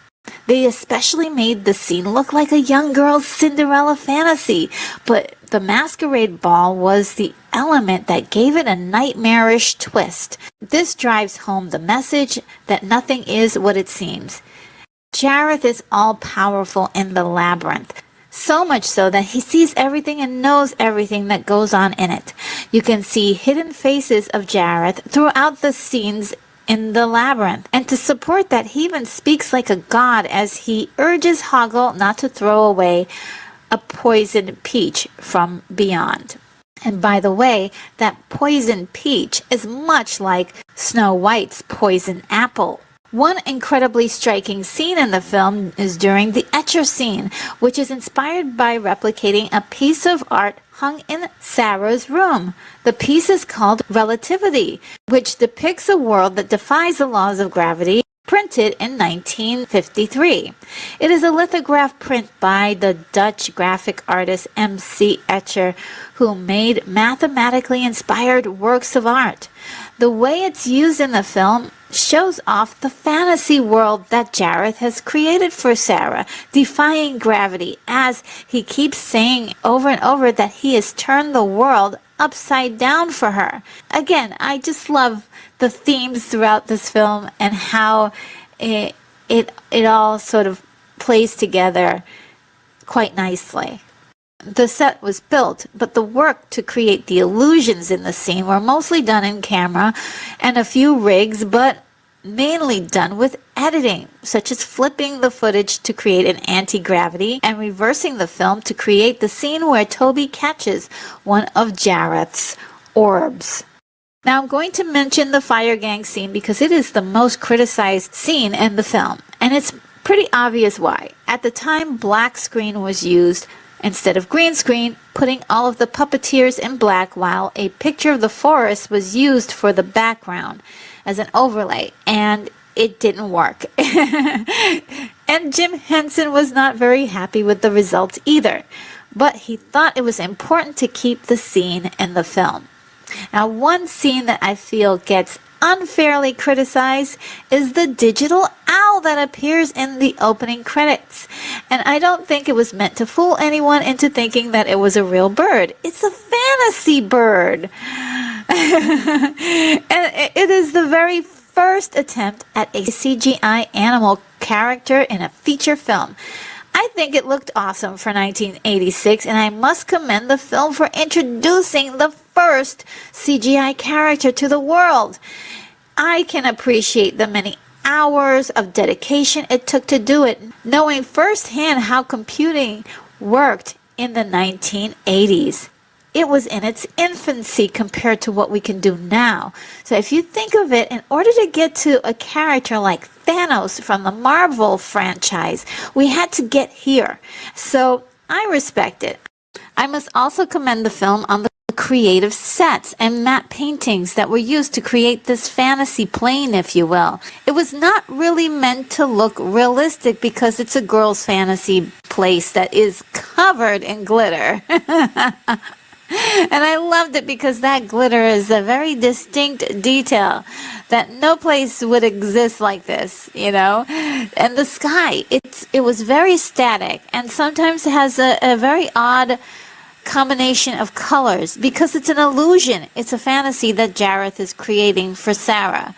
Jareth has a lot of power, but he can't recreate planet Earth. And it's in the details that you would think make the film imperfect, but it fits in just perfectly. Trevor Jones did the score consisting of 6 tracks: Into the Labyrinth, Sarah, Hallucination, The Goblin Battle, 13 O'Clock, and Home at Last. You know, it doesn't get enough credit, and I think it's because it's understated, but I think it's also very gorgeous. It's synth-heavy with wonderful orchestral notes featuring fairy tale melodies. David Bowie wrote 5 original songs for the film, which provided some of the most memorable moments in the film, making the film a musical.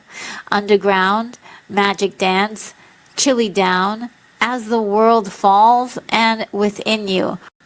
He made music videos for Underground, which can be heard in the opening and the final credits. And As the World Falls Down is the other music video, which is my personal favorite. Now, I remember seeing the video for As the World Falls Down on MTV back in the 80s, and it was not the official video. The official video looked completely different. The version that I saw was simply the fantasy ball scene in full that was cut specifically for MTV. For the song Underground, he incorporated a lot of blues and gospel sounds, featuring the voices of Shaka Khan, Cissy Houston, and Luther Vandross for his backup. Of all the songs, though, many people just love the Magic Dance song and that entire sequence as well, which I must admit is so much to see. He has so much energy in that scene. Choreographer Charles August was brought in to help David with his dance movements, and it really paid off to insert a lot of dynamics and fun into that moment in time in the film.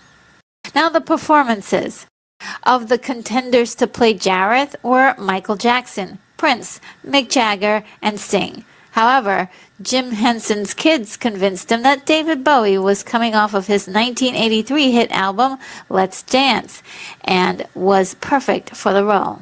Henson met with David Bowie that year and kept him in the loop of everything that was going on for years.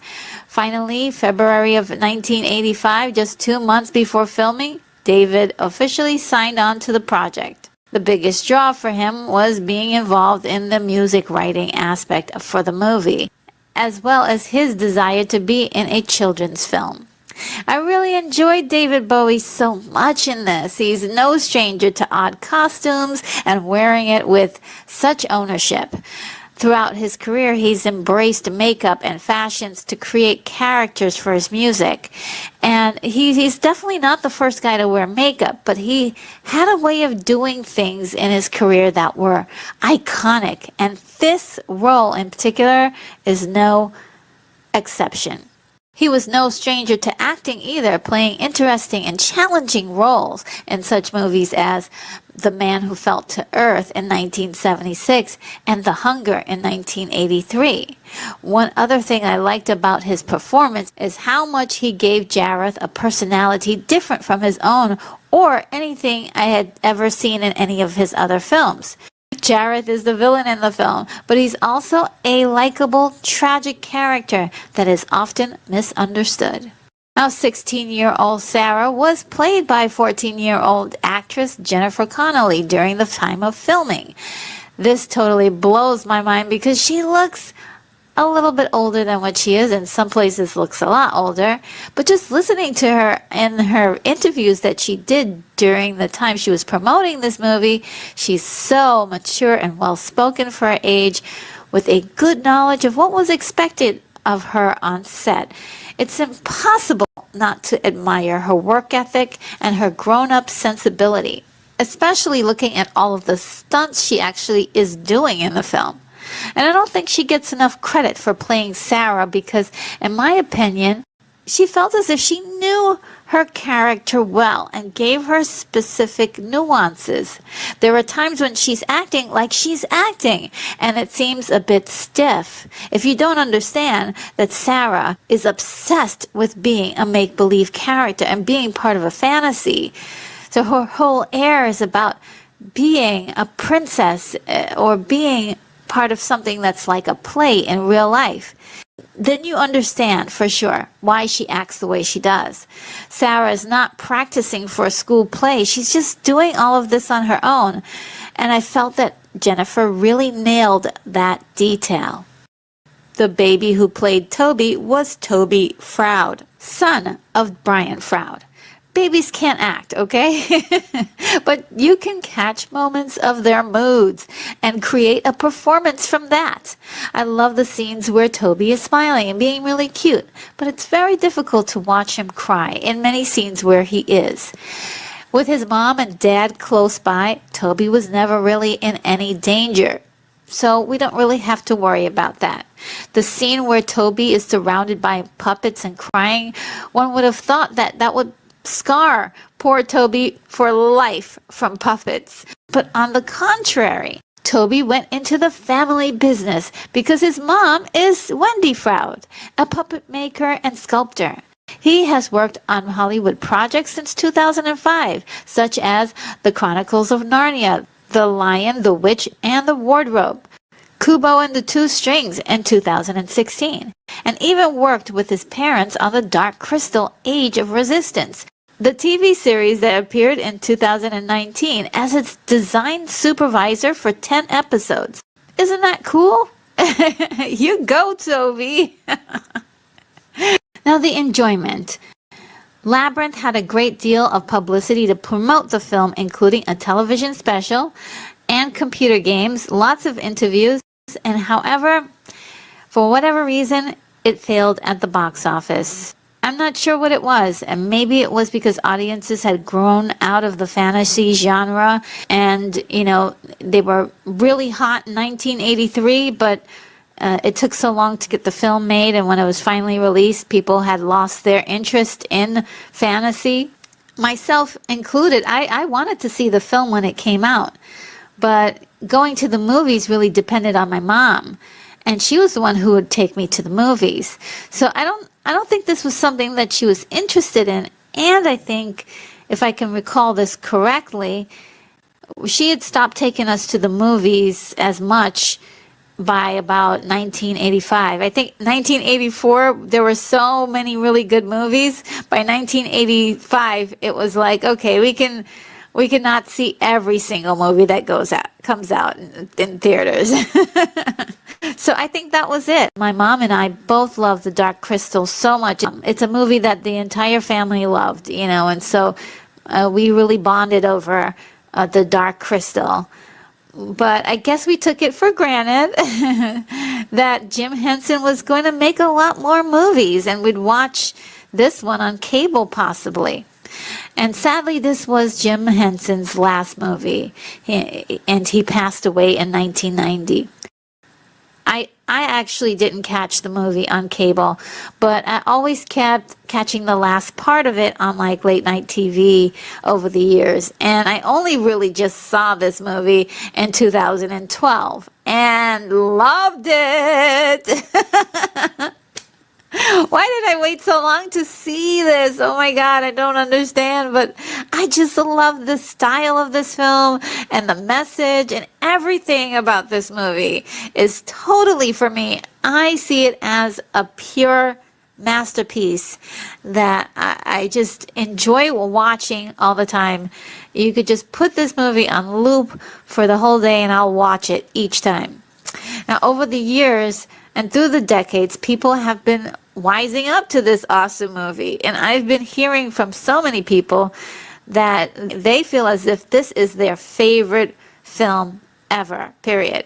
I can totally see why. It's almost my favorite, Terminator is my favorite movie, but this one, it's really up there. The message is so great.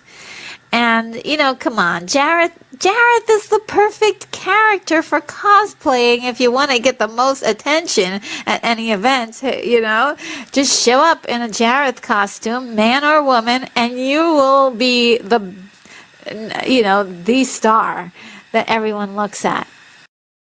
Revisiting this movie over the years has been a true pleasure, and I seem to discover a new, wonderful detail to oogle over every single time. It's just that much fun and very, again, filled with symbolism that I absolutely love in movies.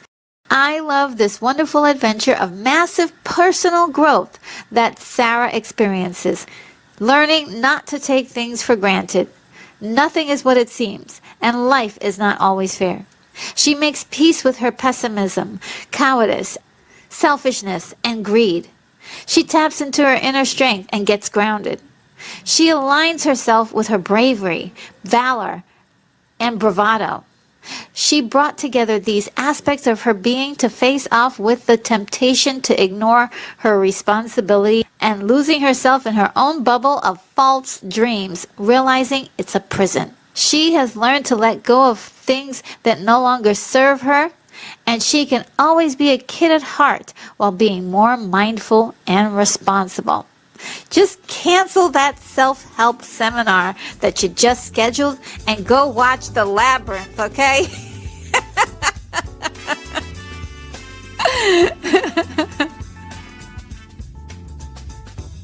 My rating is a 9.5.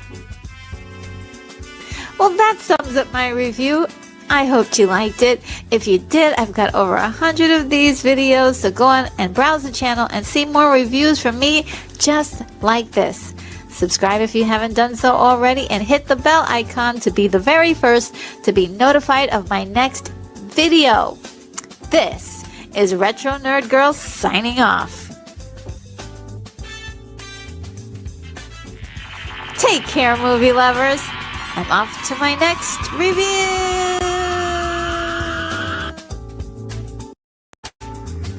From the far reaches of the Milky Way galaxy, it's Retro Nerd Girl with a film review for you. Today, I'll be reviewing the movie A Trip to the Moon, released in 1902, starring George Méliès, Victor André, and Bluette Bunon. Please forgive me if I have some of the pronunciations a little mixed up because they are French and I am not French. I am trying though. This film was directed by George Méliès. The synopsis is a group of astronomers travel to the moon and battle aliens. This wonderful 13-minute movie was the creation of French filmmaker George Méliès. He was an illusionist at a theater when he attended a special event demonstrating a cinematograph from the Lumiere brothers in 1895, which inspired him to take his act to the next level in moving pictures. Méliès traveled to London to buy an animatograph sold by the Edison Manufacturing Company. By the next year, he was showing his handcrafted films at his theater on a daily basis between 1896 and 1913. He directed over 500 films, all embracing a whimsical and theatrical display of magical tricks using visual illusions with editing and what is now called in-camera effects. He showed the world what could be done with film to create fantasy fiction on screen.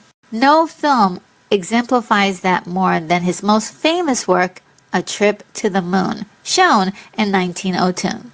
The film was loosely based on the novel From the Earth to the Moon, a direct route in 97 hours, published in 1865 by Jules Verne. Originally, scientists of the day thought that space travel was theorized to happen through the propulsion of a gun shooting astronauts into space in a capsule, or a bullet-shaped casing. In the book, the Baltimore Gun Club built an enormous space gun and launched 3 people to the moon. A Trip to the Moon goes a bit further, giving us a look at the fantasy world of the moon and the adventures therein. The story proceeds that instead of the gun club, Méliès used an astronomy club. The professor in charge is played by Professor Barbenfoulis, who proposes an expedition to the moon with 5 astronomers who agree to take part in this experiment. The beauty of this scene is that the set is a mixture of actual furniture with a drawn backdrop to give the audience a clear indication that the space is an old institution, perhaps an old university. This is using some of the simplest principles of set designs for a theatrical play, and I love that simplistic creativity. You can use the same space to create any scene you want. Today, green screens are most commonly used to do this, to drop anyone into a scene. Besides these set pieces, Méliès built his own film studio in 1897, which had glass walls and a glass ceiling to let in as much light as possible during daytime hours. It's a concept that was used by many still photography studios at the time due to the limitations on lighting technology. As a result, he had to schedule his day very strictly to make the most of daylight, while he managed his theater shows at night. The rocket ship in the moon adopts the same bullet shape that is described in the book, ready to be shot out of a huge cannon into space. It looks flat, but there is a curvature in the structure to actually fit some of the astronauts inside. There may have been another exit point to have the astronauts leave as more entering, so that way it looks like the bullet ship can fit all of the 5 men. All of these enormous props were created in a certain style, and all of the props and backgrounds seem to follow suit, keeping it relevant in this world for the best enjoyment by the audience. It's one of the reasons why live-action 2D animation doesn't always work. There's a jarring difference, and I bring that up to show you that Méliès had a natural eye for composing the two together. The Marines, who are young women in sailors' outfits, sees the astronauts off in the celebration as the man in the moon spies on the approaching ship before it wedges itself into his right eye. It's a wonderful comedic effect, using makeup, prosthetics, camera tracking, creating a zooming effect, and jump cut editing. The shot looks as if it's zooming in on the man on the moon, but actually a pulley-operated chair was placed on a rail-lifted ramp, which placed the actor, who was covered up to the neck in black velvet, on a chair and pulled him in toward the camera to create the effect. Again, another practical way to make a big impact. Now, the scenes on the moon were the earliest glimpses of a proposed other world on screen. We are led to understand that it was an atmosphere of air gravity much like Earth's, and cosmic bodies were entities that in fact interact with the real world, making it snow on the satellite. In this wonderful display of early special effects, we see Méliès's invention of the double exposure, transitional dissolves, and matting. The professor uses his umbrella to compare the size of the mushrooms in a cave, when suddenly the umbrella turns into a mushroom. This is clearly one distinct moment where Méliès sets up the shot, keeping all of the actors still while replacing the umbrella with a mushroom, and then edited the two scenes together. It is called the substitution splice technique. It is a simple visual illusion, but it was an effect he discovered one day accidentally while filming a city scene. He wasn't the first to use this kind of effect, actually. Edison did it before with a movie called The Execution of Mary Queen of Scots. It was a relatively underutilized effect until Méliès's use of the technique to depict magical and supernatural events. At the time, it amazed audiences and it broke new ground. On the moon, the astronauts encounter alien inhabitants called the Selenites, named after one of the Greek moon goddesses, Selene. I love the look of the Selenites, which resemble insectoids or even lobsters. As a costume lover, even though we only get a brief few scenes of the Selenites, I remember being awe-inspired seeing the gathering of the Selenites in the throne room, who were played by skilled acrobats. Méliès hired his actors mainly through his connections in the theatrical industry, and one of the perks of being one of his actors is at noon, everyone received a free meal. To get the look of the Selenite costumes, Méliès personally made them using cardboard canvases from plaster molds he created. It's just so fascinating to understand the level of production he put into this film at a time when these strategies were not so far off from what we do today. Ultimately, the astronauts escape the Selenites and the rocket ship falls off the tip of the moon to fall into Earth, landing in the ocean.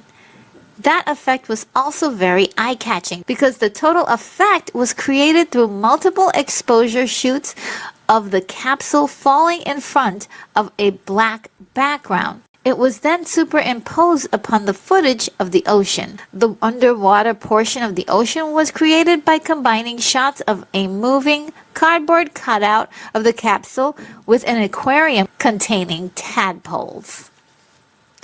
To wrap up the story, the astronauts take on the role of superiority by being rather aggressive out of fear, initializing violence, and eventually bringing back a Selenite slave to Earth as the film ends.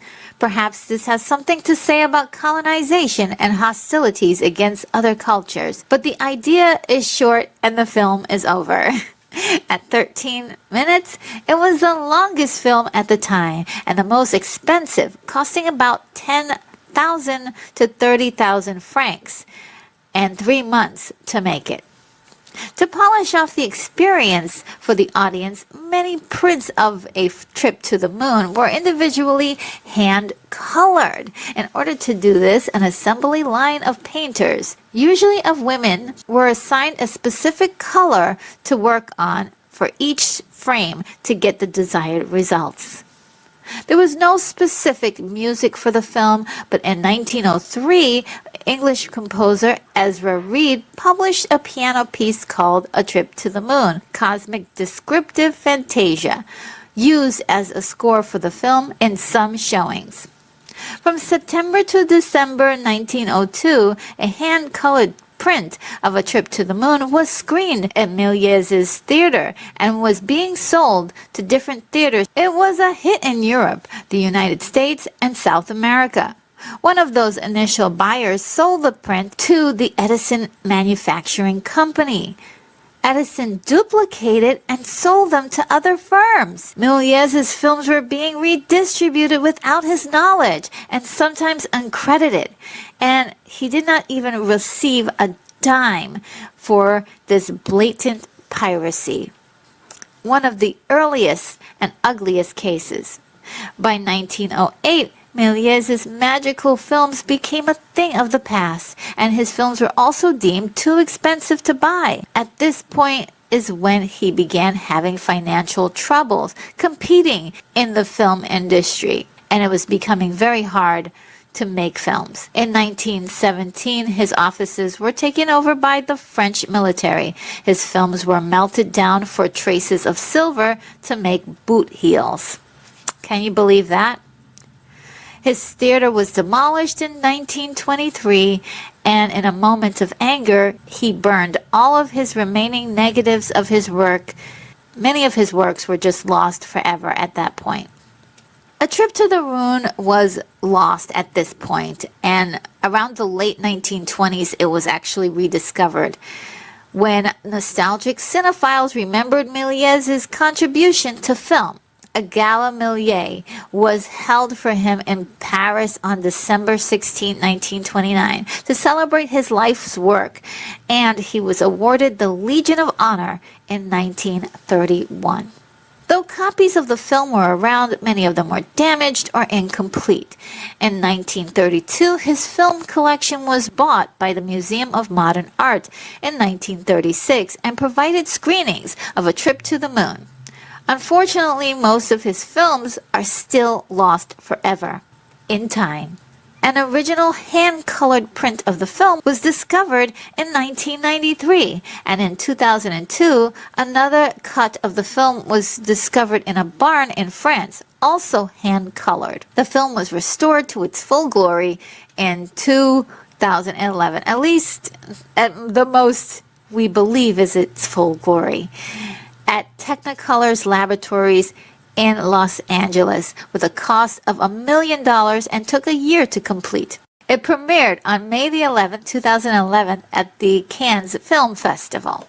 A Trip to the Moon was named one of the 100 greatest films of the 20th century by The Village Voice, and the film is listed in the 1001 Movies You Must See Before You Die, edited by Steven Schneider. I remember seeing this film, and it being my first silent film as a child, I just remembered loving it so much and wondering how it was all done. I love admiring the growth of filmmaking, and this movie really lets you enjoy that. The story was not elaborate, but the story was not as important to Méliès than creating the visual wonders for the audience to enjoy. This is truly a remarkable film with a wonderful display of imagination from a cinematic pioneer. I like to end this with a small paraphrased quote from Méliès, who said, "A Trip to the Moon was surely not one of my best, but it left an indelible trace because it was the first of its kind." My rating is an 8.7. Well, that sums up my review. I hope you liked it, and if you did, I've got over 120 of these videos, so go on ahead and browse the channel to see more reviews from me like this. Subscribe if you haven't done so already, and hit the bell icon to be the very first to be notified of my next video. This is Retro Nerd Girl signing off. From the far reaches of the Milky Way galaxy, it's Retro Nerd Girl with a film review for you. Today, I'll be reviewing the movie Dune, released in 1984. Starring Kyle MacLachlan, Virginia Madsen, and Francesca Annis. Directed by David Lynch. The synopsis is, the son of Duke Leto Atreides, Paul Atreides, discovers that he has been bred to be the super being, the Kwisatz Haderach. He must defeat the Baron Harkonnen and the Padishar Empress Saddam IV by raising an army and controlling the most important commodity of the known universe, the spice melange.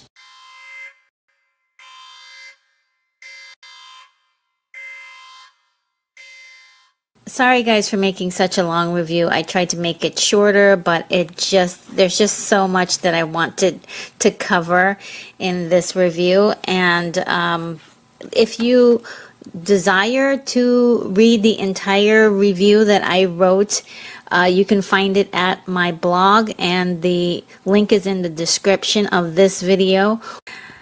All right, without further ado, here's the review. Now, the story. The movie is based on the brilliant fantasy sci-fi novel Dune, published in 1965, written by Frank Herbert. This is definitely one of my favorite books of all time.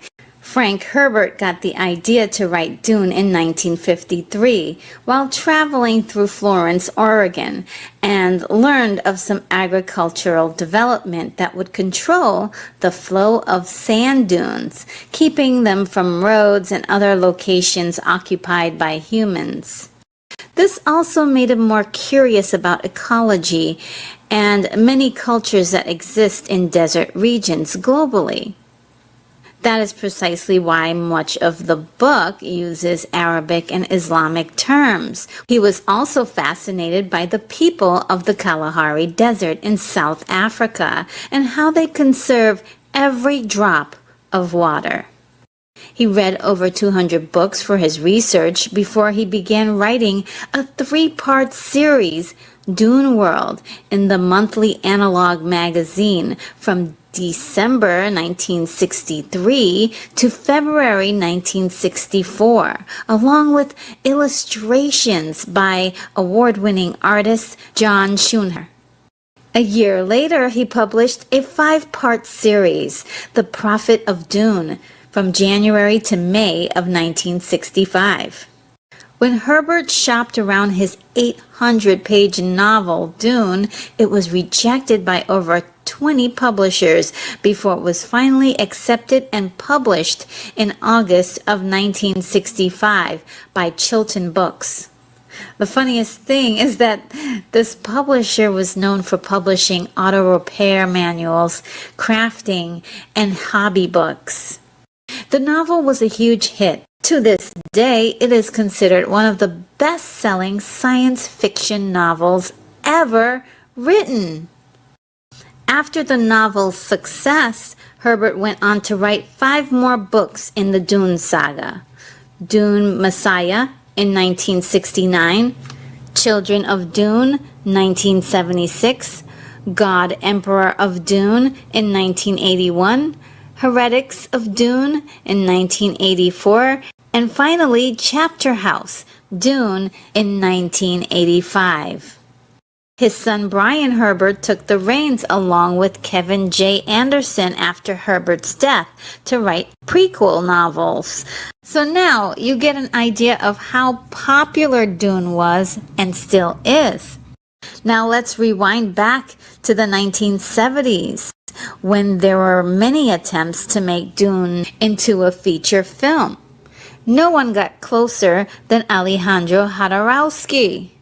As the story goes, producer Arthur P. Jacobs bought the rights in 1971, but when he died in 1973, it landed in the hands of the French consortium, led by Jean-Paul Gibbon, with Alejandro Jodorowsky at the helm to direct.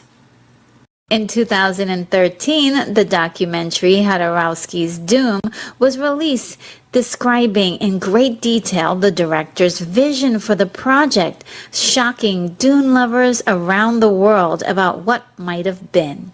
Funding the film proved to seal the doom for this project.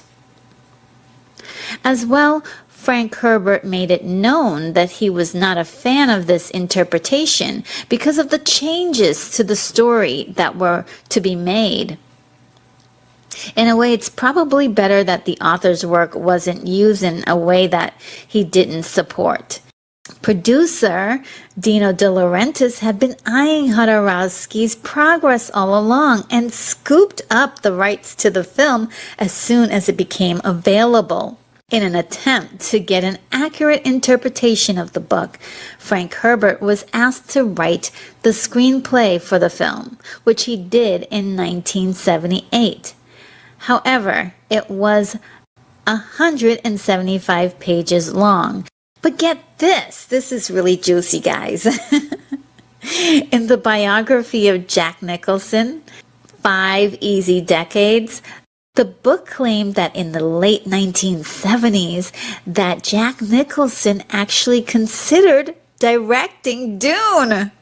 He decided to pass on it and also later turned down being cast in the eventual flick as the Duke's warrior Gurney Halleck. Ridley Scott was actually hired to direct and wisely decided to split the book into 2 movies. But sadly, after 7 months of working on the film, he dropped out when his older brother died of cancer. Ridley Scott was then replaced by David Lynch, who at the time was a young artist with 2 films of massive critical acclaim under his belt: The Elephant Man, released in 1980, and Eraserhead, released in 1977. He was hired at the request of De Laurentiis' daughter, who became the first female producer of a multi-million-dollar film while working on Dune, Raffaella De Laurentiis. Lynch had a 3-picture deal. He was also charged with rewriting the screenplay. It was still a bit long, clocking in at about 2.5 hours, but the studio wanted 1 movie, and 1 movie they received. The final result was, as many film adaptations are, an attempt to tell the novel story in a linear fashion, along with a few additions to express the filmmaker's interpretation and creativity. I'll definitely get into more of the differences between the 2 formats as we get deeper into the review, but for the most part, I'll just tell you that I love the film and what was done with it. I know, it's not a popular opinion. I totally understand why people would not like this film, because it's flawed in so many ways. And one of the biggest complaints, since we're on story, that people have with the film is the massive exposition that's in it. In fact, before the story begins, depending on which version you watch, a character by the name of Princess Irulan, who is the Emperor's daughter, explains the different factions of the known universe and their desire to control the production of the spice melange. I thought it was excellent. I loved it. And in doing this, though, many viewers felt confused as the film divulges more exposition as it goes along, strange terms that they don't understand, and characters' inner dialogue that is actually heard throughout the film. I'm a bit eccentric, so of course I loved every moment of it. And even at the tender age of 14, back in 1984, I loved it. I couldn't get enough of it, okay? And that's not to say that I understood the film completely. I hadn't even read the book at this point, but I did enjoy the weirdness of it all, the sci-fi of it all, and it made me so intrigued. I mean, what is a Kwisatz Haderach and a Padishah Emperor? I mean, please give me more, give me more. Another challenge for the story was that many of the occurrences in the book were wisely avoided in the film to keep the morality of the 1984 audience in mind. It avoids the book's mention of slavery, rape, incest, pedophilia, and the fact that our main character, Paul Atreides, and the Baron's nephew, Fade Routha, are only 15 years old, and they're both doing very, very mature things in the book. That was one of the other reasons why it was perceived that Dune was unfilmable. Now the pacing. At 2 hours and 17 minutes, it's very slow paced, and you feel every bit of those 2 hours. But if you're into the style and rhythm of the first 10 minutes of the film, the last 30 minutes of the film is a true epic spectacle. Now the challenge. There are several challenges in the film against the main character, Paul Atreides. The main villain portrayed in the film is the Baron Vladimir Harkonnen from the House Harkonnen on planet Giedi Prime. Now, what's not in the film is a serious backstory that's left out.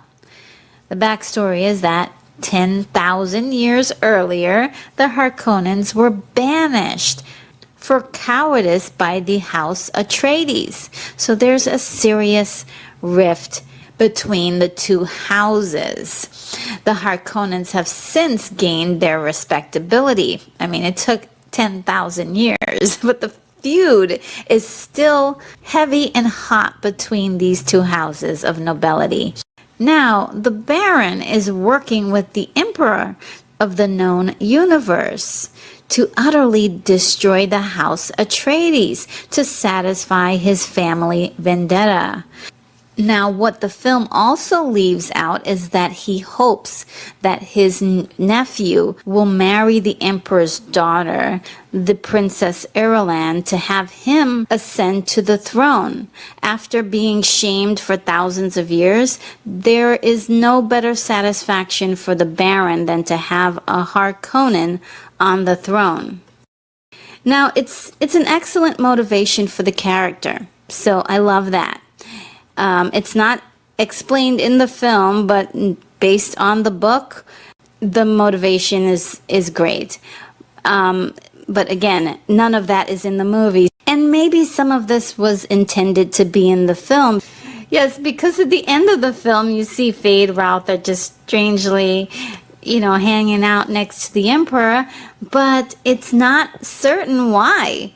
But after reading the book and knowing about what happened, yes, it makes sense because he's in favor with the court to ascend to the throne. Now, I had a lot of fun watching the Baron and his antics in this movie. He's a malicious, boisterous man relishing his power with absurdity. At one point, he takes a shower with some black liquid, and at first I thought it was chocolate. Like, he's really kind of a weird one there. He's taking a bath in chocolate. But on second thought, I thought that perhaps this was spice, which kind of makes it seem as if, okay, I can buy that's the spice because he's basically tripping on spice, and that's why his behavior is so bold and big and boisterous. He's just high on spice. So, yeah, I thought that was interesting. So now Paul has more enemies. The next one is the Emperor, who is from the House Carino on the planet of Kaitain. And, sadly, somehow the Padishah Emperor Shaddam IV is related to the House Atreides. They're cousins of some sort. However, the Emperor's status is being threatened by the fact that Paul's father, Duke Leto, is gaining popularity in the assembly of noble families. The third party of this opposition for Paul is the Spacing Guild, which is an organization that provides space travel for the entire universe. And they can only do this with the spice melange that is collected from the desert planet Arrakis known as Dune. The Guild space navigators are mutated humans that use the spice in order to fold space and travel light years without moving. Now, the spacing guildmen have foreseen that their spice production will be in trouble if Paul Atreides is allowed to live. So they've kind of entered themselves into this massive plot to destroy the House Atreides to protect the flow of spice. The Spacing Guild definitely flex a lot of muscle with the Emperor, pretty much bossing him around. And that is because they have true control over the universe. Now, there are many famous lines from the movie, but one of them in particular that stands out is from the Baron. He who controls the spice controls the universe. And so he who controls the spice controls the guild. So when it suits the guild, they change sides. They simply empower whomever has control of the spice production. Likewise, they have so much pull because the space travel is so important to life in the known universe. Now, the last opposition for Paul is the Bene Gesserit sisterhood, who have been secretly manipulating genetic bloodlines to create the Kwisatz Haderach. Now, this is a super being that will take the throne of the emperor, and it would be as if a Bene Gesserit was on the throne that they could control. The sisterhood presents themselves as servants and advisors, truth-sayers to men in power, and the motive is about power and protection. They would have their way except for the fact that Paul was born and hidden away from their influence. Now, the empathy. The empathy for the characters is something that builds. It's not always there, unfortunately, because there's so many characters that it's really hard to really care about them when they died or vanished out of the story. And I won't get into every character, but we can start with Duke Leto, Paul's father. The Duke is given the opportunity by the Emperor to take over spice production on the planet Arrakis. He takes the job knowing that it's a trap and that it will endanger the lives of every Atreides in his household. He's a man driven and trapped by his noble duty, whether it makes sense or not. In the film, you can often see him in some kind of contemplation, and he acts like he knows that he's going to die. There's a feeling of regret for his past, like not marrying the love of his life for political advantages. Paul's father's life is very tragic, but just so you get a bit of a backstory, there's more detail of it in the book. Paul's mother, the Lady Jessica, is a Bene Gesserit, and she was bought from the sisterhood by the Duke to be his secretary. Yeah, that's pretty gross, but in this world, you can buy people. Duke Leto and the Lady Jessica fell in love, in which he asked her to bear him a male child, even though Bene Gesserits are ordered to only bear female children. Let's just pause a minute. Don't you think that's kind of cool that they can control the sex of their unborn child? I mean, that's pretty cool. That's why I love Dune so much. There's so much detail in there that's so cool and so different. Now, Paul is the result of that union. In the film and the book, Paul is pretty arrogant. He's entitled because of his nobility. He's not unkind, though, but he's just really wrapped up into the title of being the Duke's son. And that sense of duty is present in both father and son. In many ways, they're doomed to make the same choices in service of duty. It can be hard to find someone like this likable, and truly, Frank Herbert didn't write the character to be likable or to be a hero, because Paul's part in the story is a small part of a bigger tale with a profound message. Paul really grows on you because of his trials and tribulations. He has many attempts on his life. He loses his dad and many family friends to the Harkonnens, has to fight for his life in the desert, and restore the honor of his family name. We can definitely understand the suffering in this journey, and we definitely root for him by the end of the tale. And really, in the end, as much as they're enemies, Paul and the Baron seek the same thing, retribution, and I love that connection. One other thing that helps to humanize Paul is the fact that he meets Chani, who is his love interest. And in the book, even though these characters are 15 years old, they have children, and that part was wisely left out of the movie as well. In order to restore his family's name, Paul Atreides must get the help of the Fremen, who are the desert people who live on planet Arrakis.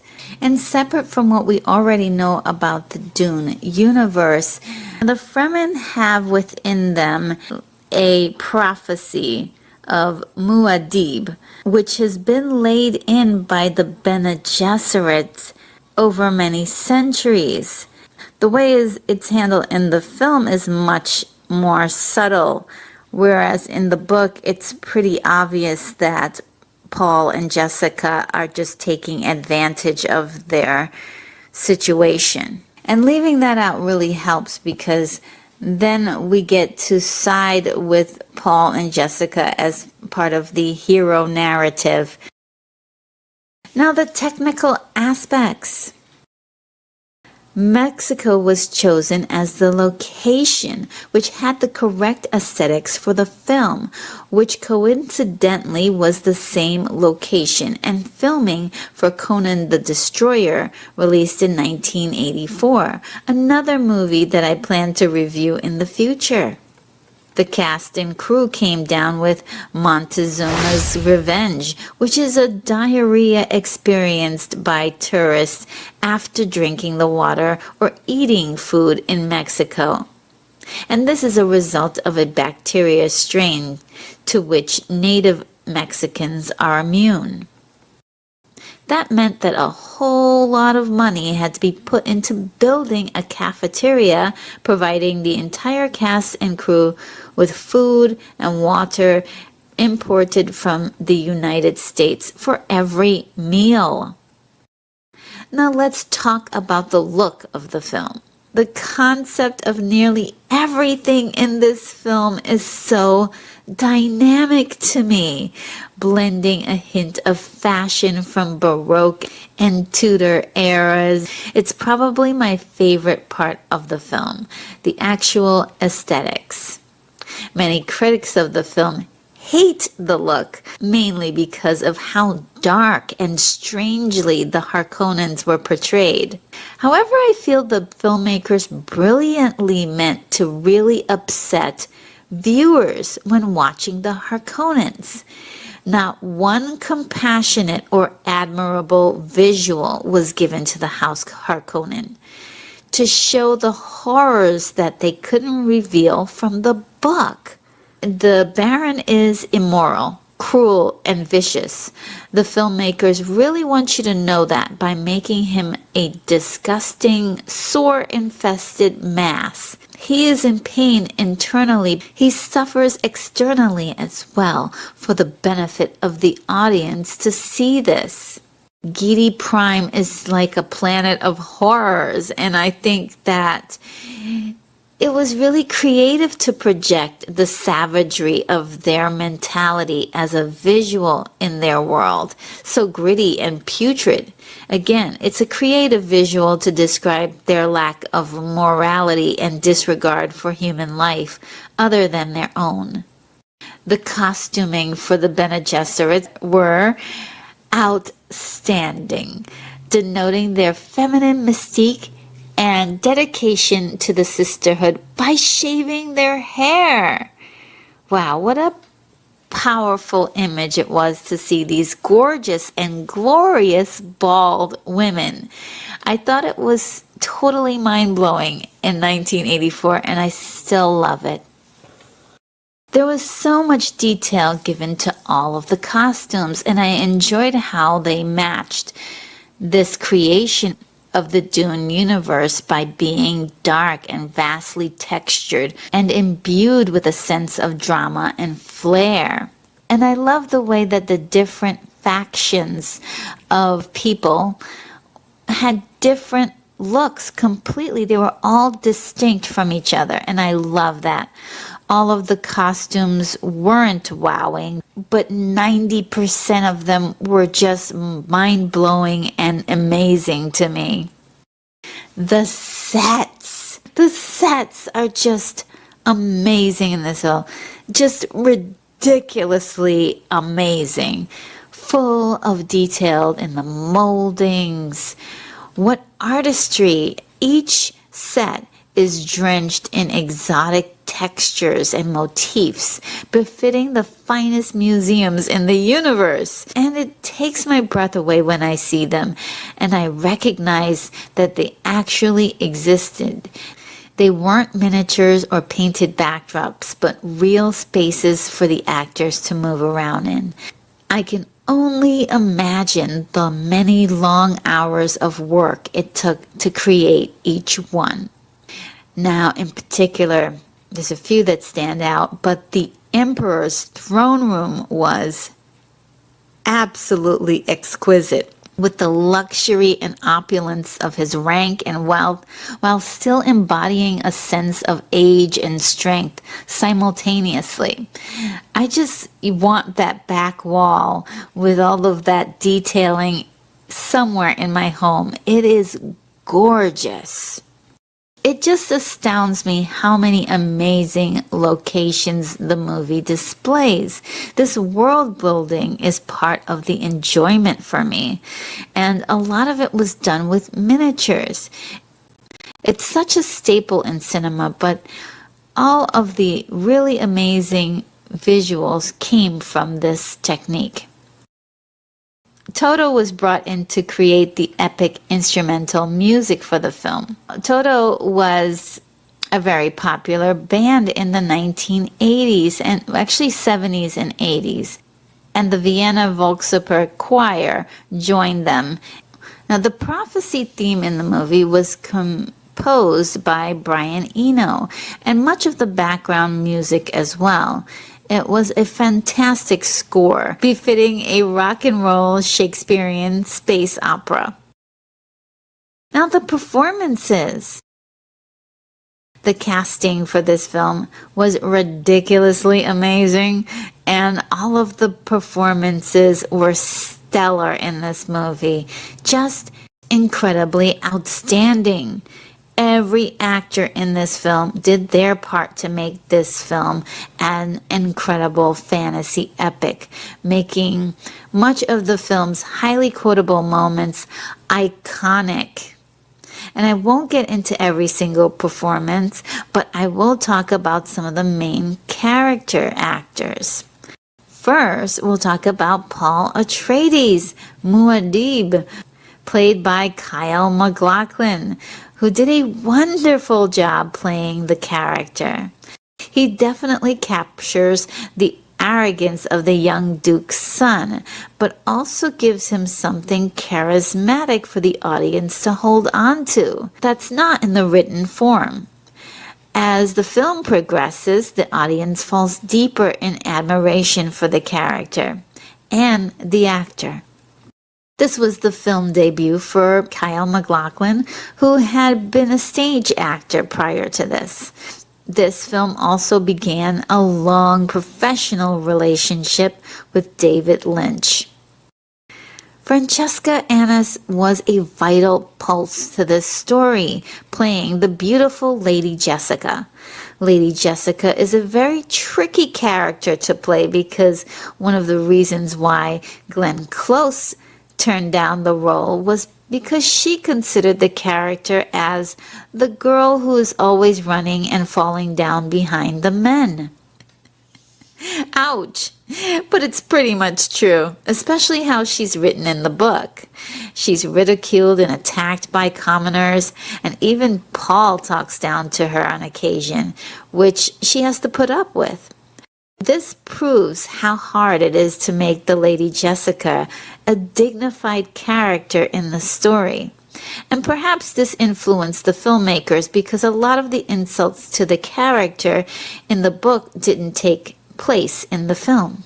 Francesca portrays her with an incredible ability to be vulnerable, regal, and powerful when needed. She infused the Lady Jessica with a great deal of poise and strength. Many of the cast in this film went on to work with David Lynch in future projects for TV and film. I really want to talk about every actor, but it's more of the same, of how I love their performance, and thusly I became lifelong fans of theirs. I know that I'm not alone because many people often say that this movie was the introduction to many of these great actors and their incredible talents. Recording artist Sting played Fade with a great deal of boyish fun and energy, while embellishing the malice of his character with his facial expressions. And really, that was all that he had to work with, because unfortunately he had hardly much to say in the film, but what we received of him was surprisingly good.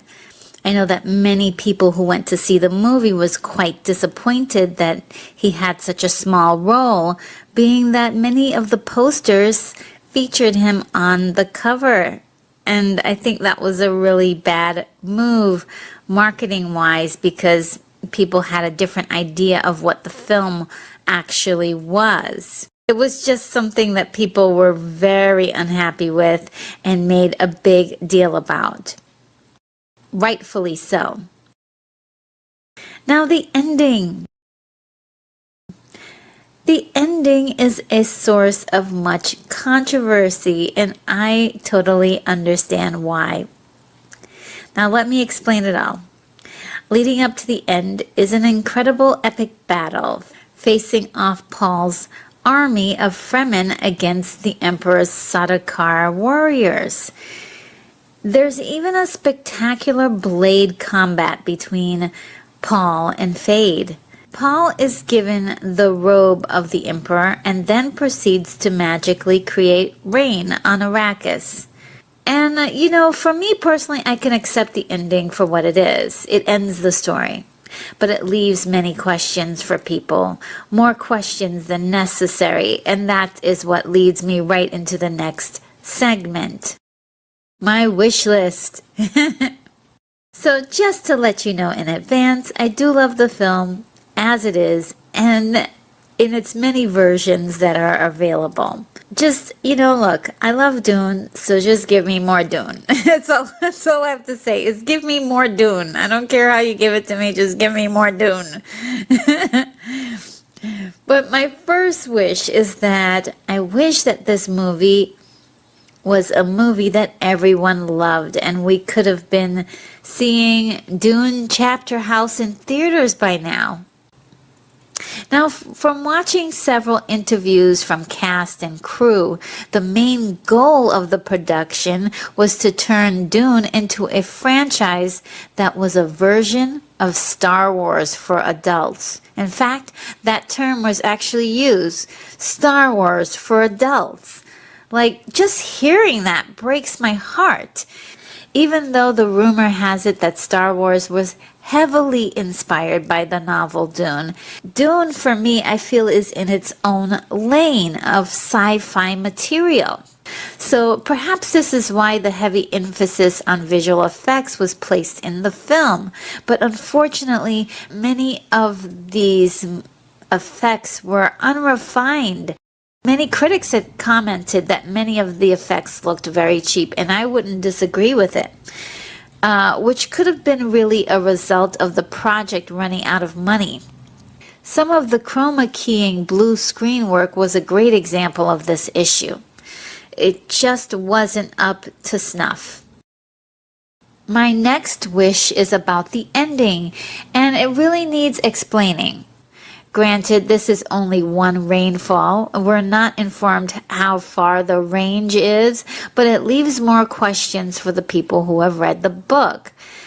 Because the book informs us that water is deadly to the worms, and the rain Paul conjures up would ultimately destroy the worms and the spice production. As well, the book informs us that most of these characters are also bound by the spice, that they need it in order to stay alive now that they've been exposed to so much of it. So in doing this, the film misses the entire point of Dune and the series as a whole. The legend of Muad'Dib is a contrived tool by the Bene Gesserit to subdue the Fremen people on Arrakis. Paul is a fake. Unfortunately, I hate saying that even though I love him. Paul is a fake, and the story is a warning for humans not to blindly follow leaders. This really makes me wish that the ending was just simply Paul ascending to the throne, the end. So let's go into enjoyment. The first cut of the film was over 4 hours long and was rejected from the studio. It was reshot and edited down to almost 3 hours long. And then it was cut into 2 hours and 17 minutes long. Very interesting. The studio felt it was too confusing for audiences, so an introduction by Virginia Madsen was added to explain the Dune universe. And maybe it was overkill or setting the precedents for weirdness, but during the film's original release, cheat sheets were handed out to all of the moviegoers. Unfortunately, it was a disaster, coming $10 million short of its budget. And the reviews were alarmingly scathing, to say the least. Every critic had their day with this film. There were a few favorable reviews at the time that acknowledged the faults in the film, but praised the attempt. Dune was also nominated for an Academy Award for Best Sound. Science fiction writer Harlan Ellison was a big supporter of the film, and spilled a little tea when he said in his book, Harlan Ellison's Watching, released in 1989, that critics were denied screenings at the last minute after several reschedules, and the community flooded the film with negative reviews, in his opinion, as a result. Now, for me and a select few, the original movie excited and delighted us at the time when we wanted to see science fiction and travel to other worlds. Over the years, television airings of the movie kept the flame going for the film, sparking interest for a lot of people who didn't even know that there was a book called Dune. It opened up Frank Herbert's fascinating world to a new fan base of 80s kids and many generations afterwards. It's a very unpopular opinion, but I can't help it. I love Dune 1984. It's my guilty pleasure. Father, the sleeper has awakened! I've always wanted to say that. My rating is a 9. Well, that sums up my review. I hoped you liked it. This is Retro Nerd Girl signing off. From the far reaches of the Milky Way galaxy, it's Retro Nerd Girl with a film review for you. Today, I'll be reviewing the movie Gremlins, released in 1984, starring Zach Galligan, Phoebe Cates, and Hoyt Axton, directed by Joe Dante. Genre: comedy, fantasy, horror. Rating: PG. The budget, $11 million, estimated. The IMDb rating is currently at 7.2. My rating is a 9. The synopsis is: a father buys his son Billy a unique high-maintenance pet for Christmas, a mogwai, After accidentally mishandling his new pet, Billy creates a batch of gremlins, and this spells disaster for his small town of Kingston Falls. Enjoyment. This is a fun Christmas horror comedy with a lot of lighthearted fun. I enjoyed it when I was a kid, and it still holds up for me. The pacing. At an hour and 46 minutes, the pacing is excellent. It has a nice progression of events that is cohesive. The story. The idea for these creatures began with NYU Film School graduate screenwriter Chris Columbus. After Steven Spielberg came across Chris Columbus's idea, he bought it, hiring Joe Dante to direct and produce it with his own company, Amblin Entertainment. Gremlins originated from the term used by the Royal Air Force pilots and technicians around the late 1920s, as well as servicemen during World War II, where the imaginary creatures were blamed for equipment failures and sabotage. In 1942, Gremlins was a whimsical story about the irritating creatures and conclude that feeding them transforms them into an asset rather than a hindrance to aviation.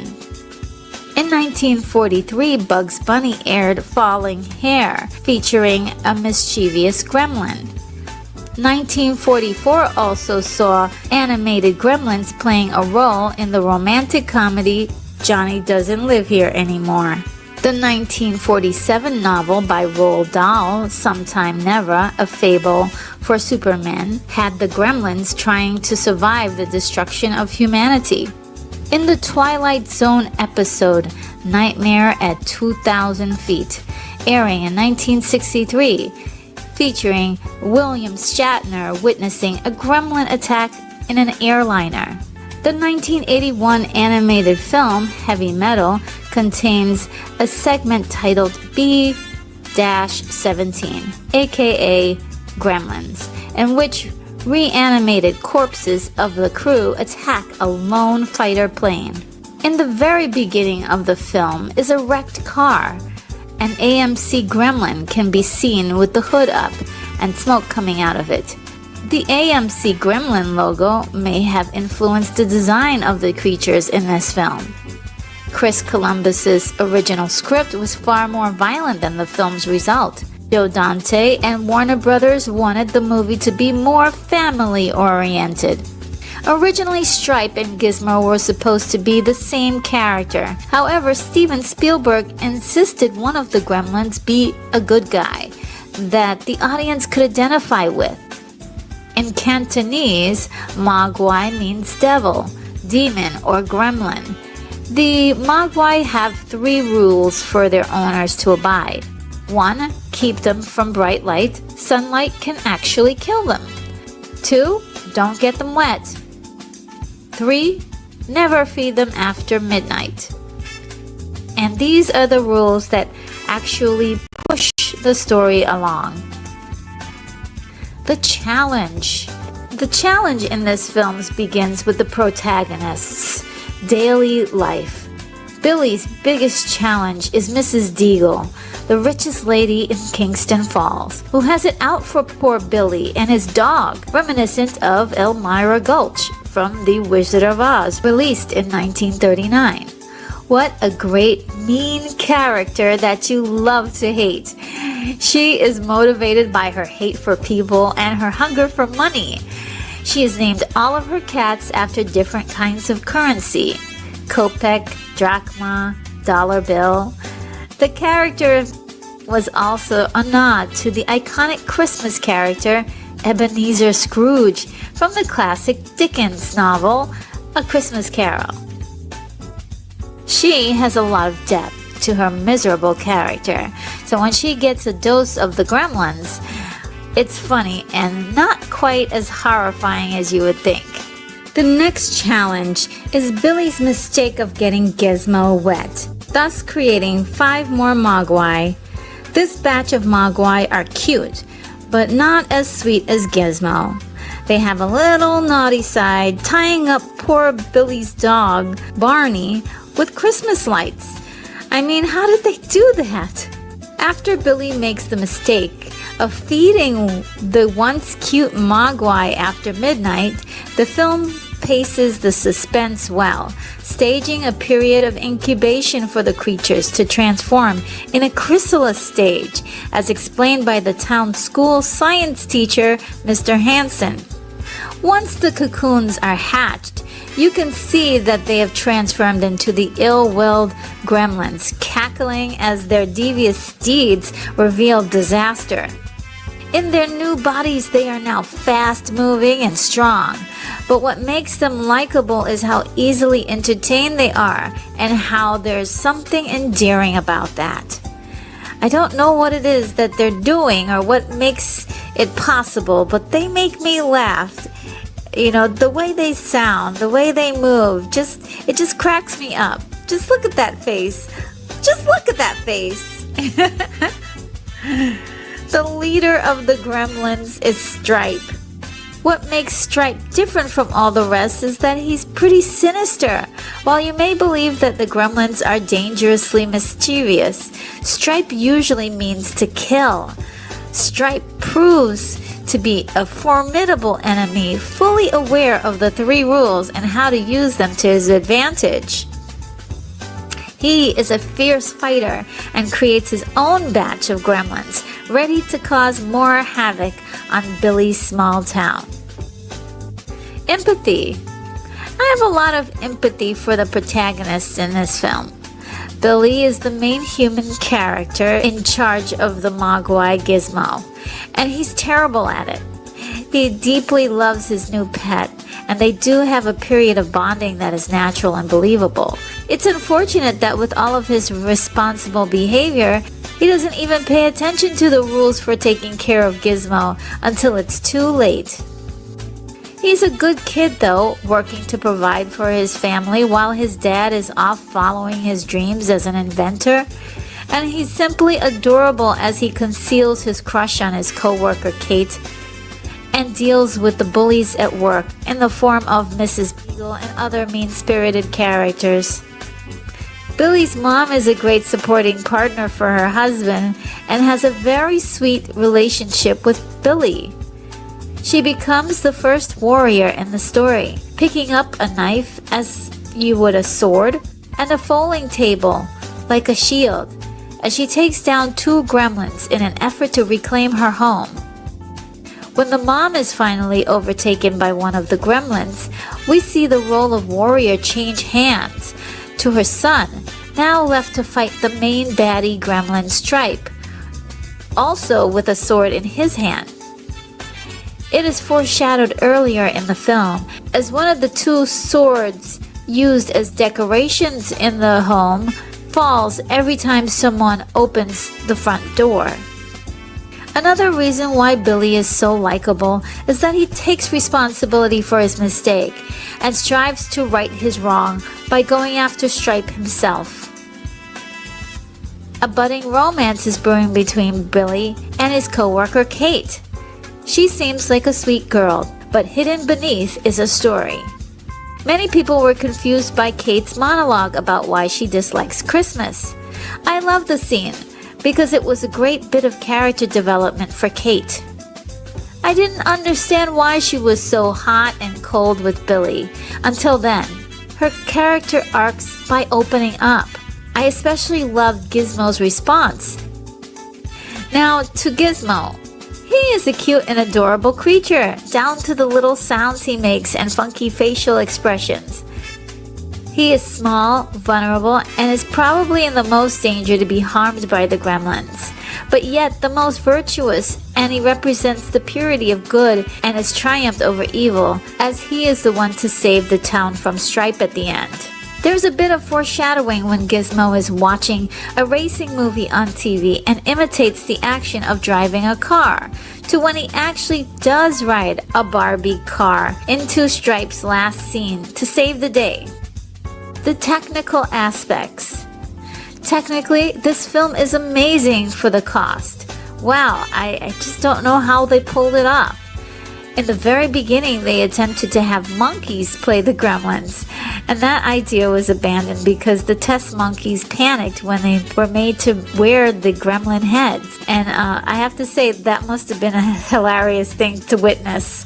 Zach Galligan, the actor who played Billy, recounted in an interview that when the movie was made, there were no CGI, so all of the gremlins were animatronics, each costing between $30,000 to $40,000.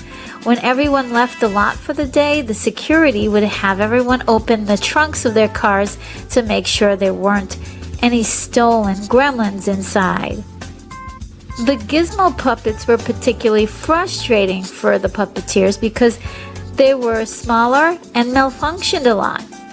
And originally, Gizmo was only going to be appearing in about the first half of the film. But since his appearance would be throughout the end and endure a lot of action scenes, this stressed out the staff a lot. There were so many nods to many movies in the film, such as Texas Chainsaw Massacre 1974, Star Wars 1983, The Time Machine 1960, The Forbidden Planet 1956, Twilight Zone the movie 1983, E.T. 1982. Other relationships to movies are in the film, such as the set for Kingston Falls is the same used for Back to the Future, released in 1985. Both movies were filmed on the Universal Studios backlot.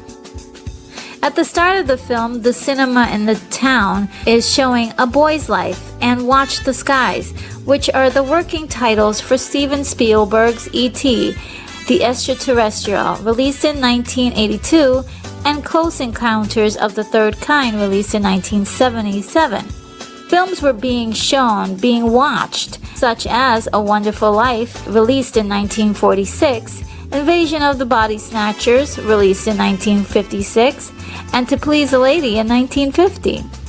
When the filmmakers were making this, they had the idea to use Snow White and the Seven Dwarfs, released in 1937, as a film to be shown in the theater because Disney released it as a holiday movie.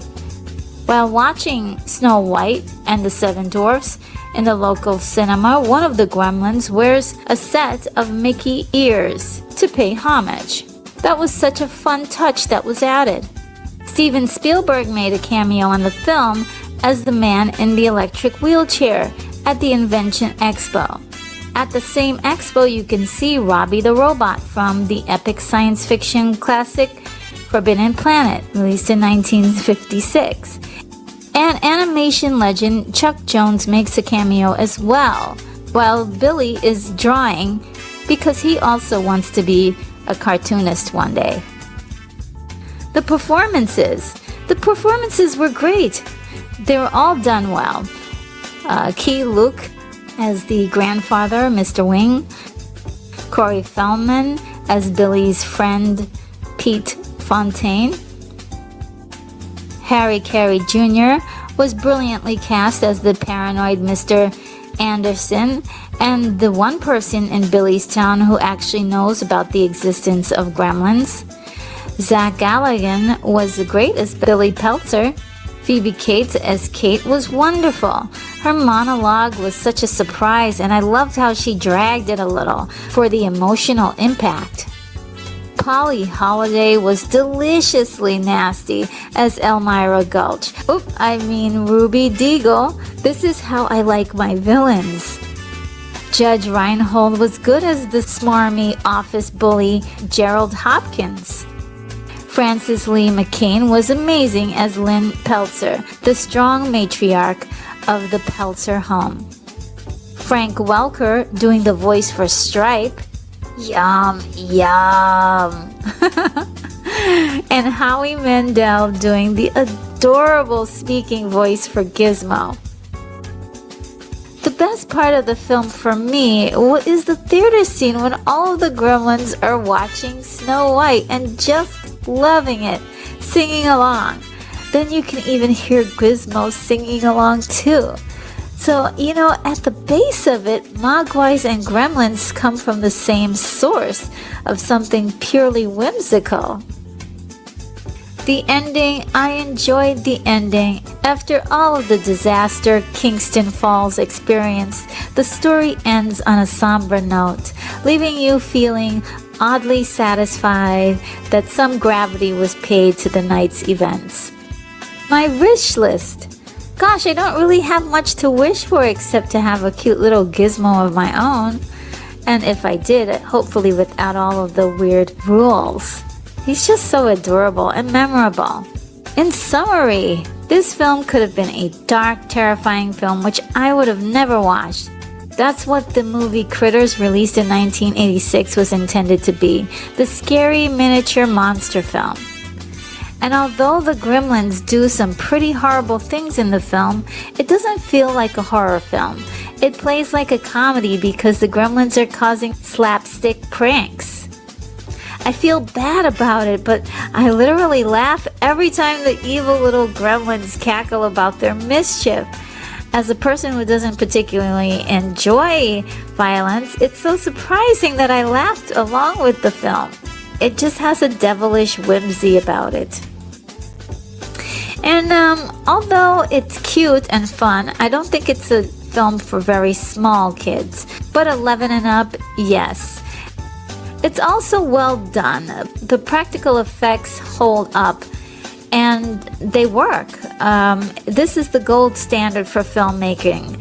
To make a film that doesn't just entertain audiences of its time with the latest technology, but to entertain timelessly. Those are the films that lasts and converts new fans year after year. And most people think of this film as just a fun movie without anything to say, but I beg to differ. The film really has a statement about the vast nature of duality. For instance, Christmas is a joyous occasion, but actually not for everyone. Because for some people, the holiday holds painful memories of lost ones, broken homes, tragedies, and sadness. We have the perfect picturesque town of Kingston Falls that is later turned into a disaster area. The town's upstanding, responsible policemen are actually drunk and cowardly. Mrs. Deagle, the mean, predatory monster, is actually helpless, alone, and afraid. Billy's mom, the supportive, nurturing matriarch of the family, is transformed into the fierce warrior to defend her home. Kate, a very private girl, opening up to Billy and sharing her story. Billy the Kid, I mean this Billy the Kid, who makes a few mistakes, transforms into a fighter ready to amend his mistakes. The cute Mogwai transforms into the maniacal gremlins. And finally, the sweet and cuddly Gizmo transformed into the ultimate hero and going against his polar opposite, Stripe.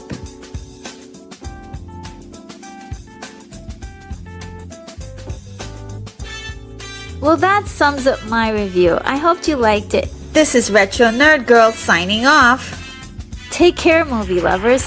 I'm off to my next review.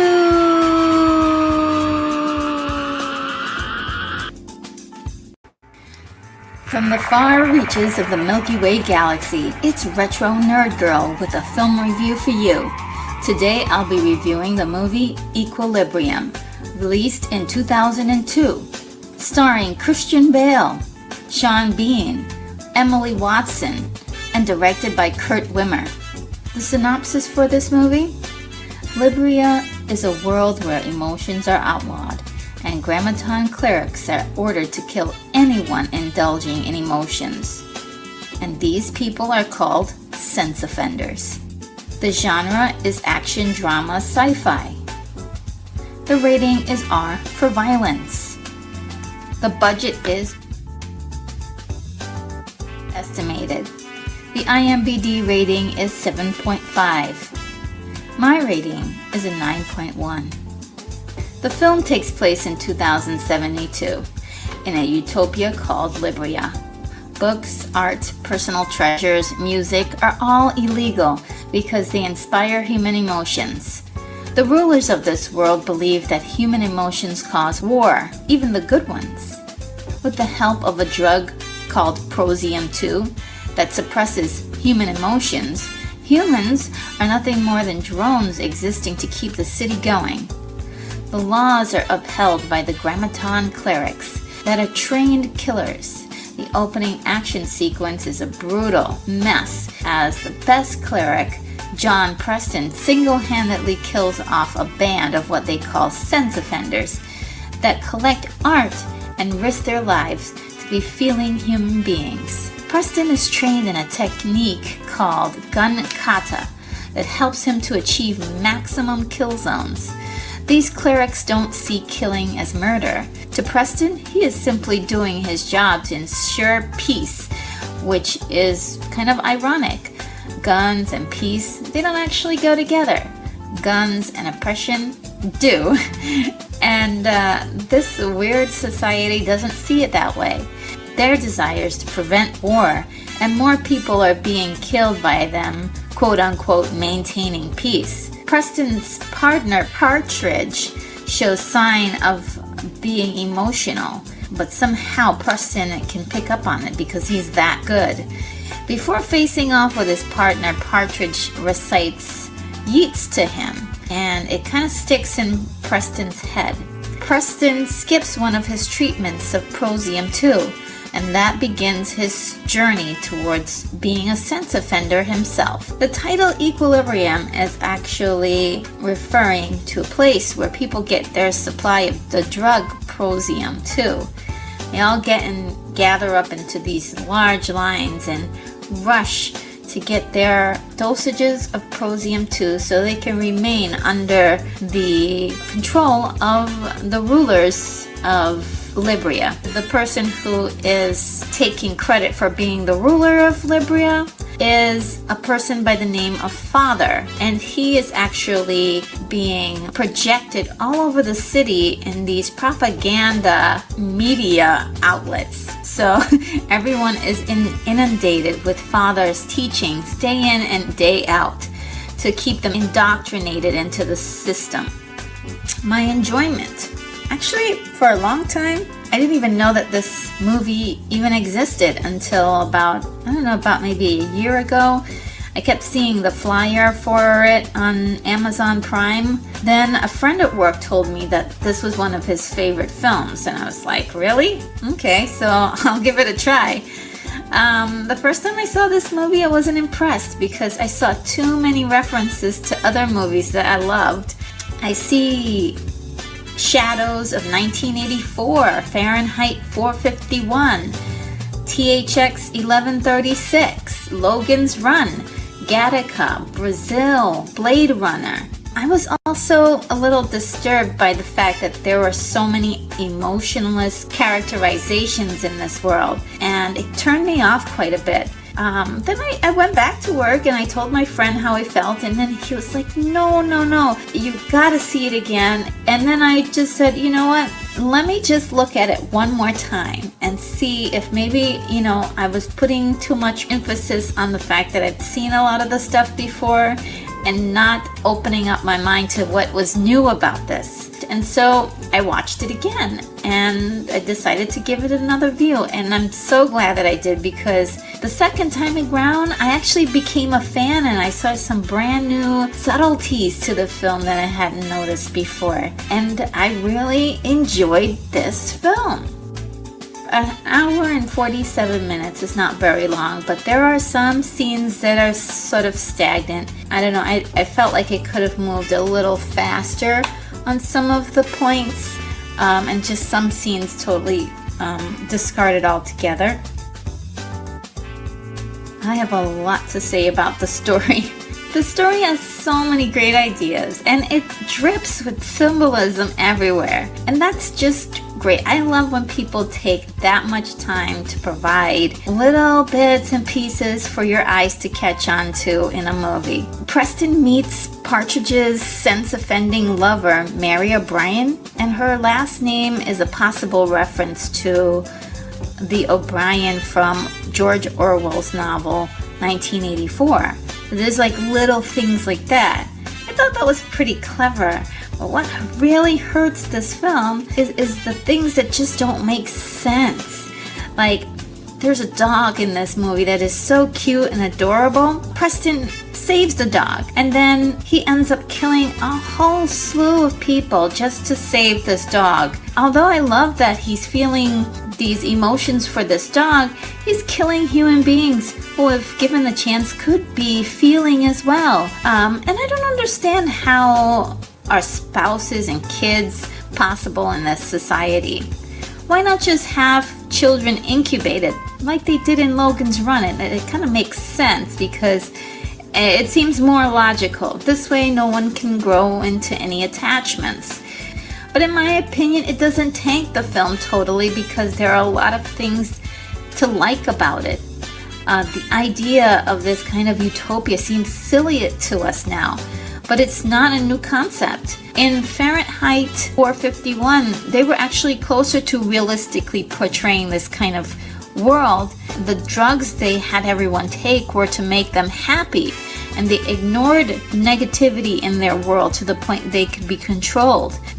And this film is almost always compared to The Matrix, but truthfully, I don't see it. They seem to be completely, totally different movies to me. However, there is a point in The Matrix where Agent Smith talks about other matrices that failed, especially when they designed a world that was a utopia for human beings. What if this is actually the prequel to The Matrix, the utopia world? Whoa. But on a serious note, to me this movie is like a straight up reboot of Fahrenheit 451 for sure. This would be a reboot done right. You would change the name. Let's keep the old movie the way it was, and let's create a new entity of its own. And they're almost exact scenes that mimic Fahrenheit 451. What's really added to this movie and not the other movies is this incredible action element. And it's the saving grace to this movie. All the people who love this movie, they absolutely love the action that's in this movie, and it's definitely top notch. The guy presented as the most obvious bad guy is DuPont. And he's your standard villain, hypocritical, emotional, and out for ultimate control. I thought he was perfect. Brent is Preston's new partner who is very suspicious of him right away. Brent is also vying for his position as the best grammaton cleric. I thought he was actually pretty good as a junior villain and really presented a lot of tension in the story. So the first time around, my first viewing, I didn't like Preston at all. He had no emotion and no personality. But after looking at the film again, I see there's a deeper level to Preston that's actually visible on screen, and that he's trying to withhold his emotion to keep from being detected. You can really see him struggle with experiencing emotions for the first time. There's such a great attention to detail from the sets, the costumes, the special effects. The cars driven by the grammaton clerics are all Cadillac Sevelles with exteriors and interiors painted totally white. That kind of detail is the ultimate style that this movie brings. The inspiration for the cityscapes and the design of Libria was well thought out and came from the works of Hugh Ferris, an early 20th century conceptual artist. The action scenes are extremely well done, and this gun kata was actually created for the film and looks absolutely elegant and terrifying at the same time. The performances, wow, the performances to me are amazing. I saw a couple of reviews that said that the acting wasn't good. I disagree completely. It really has a deeper meaning watching it a second time. How could I miss all of this detail the first time?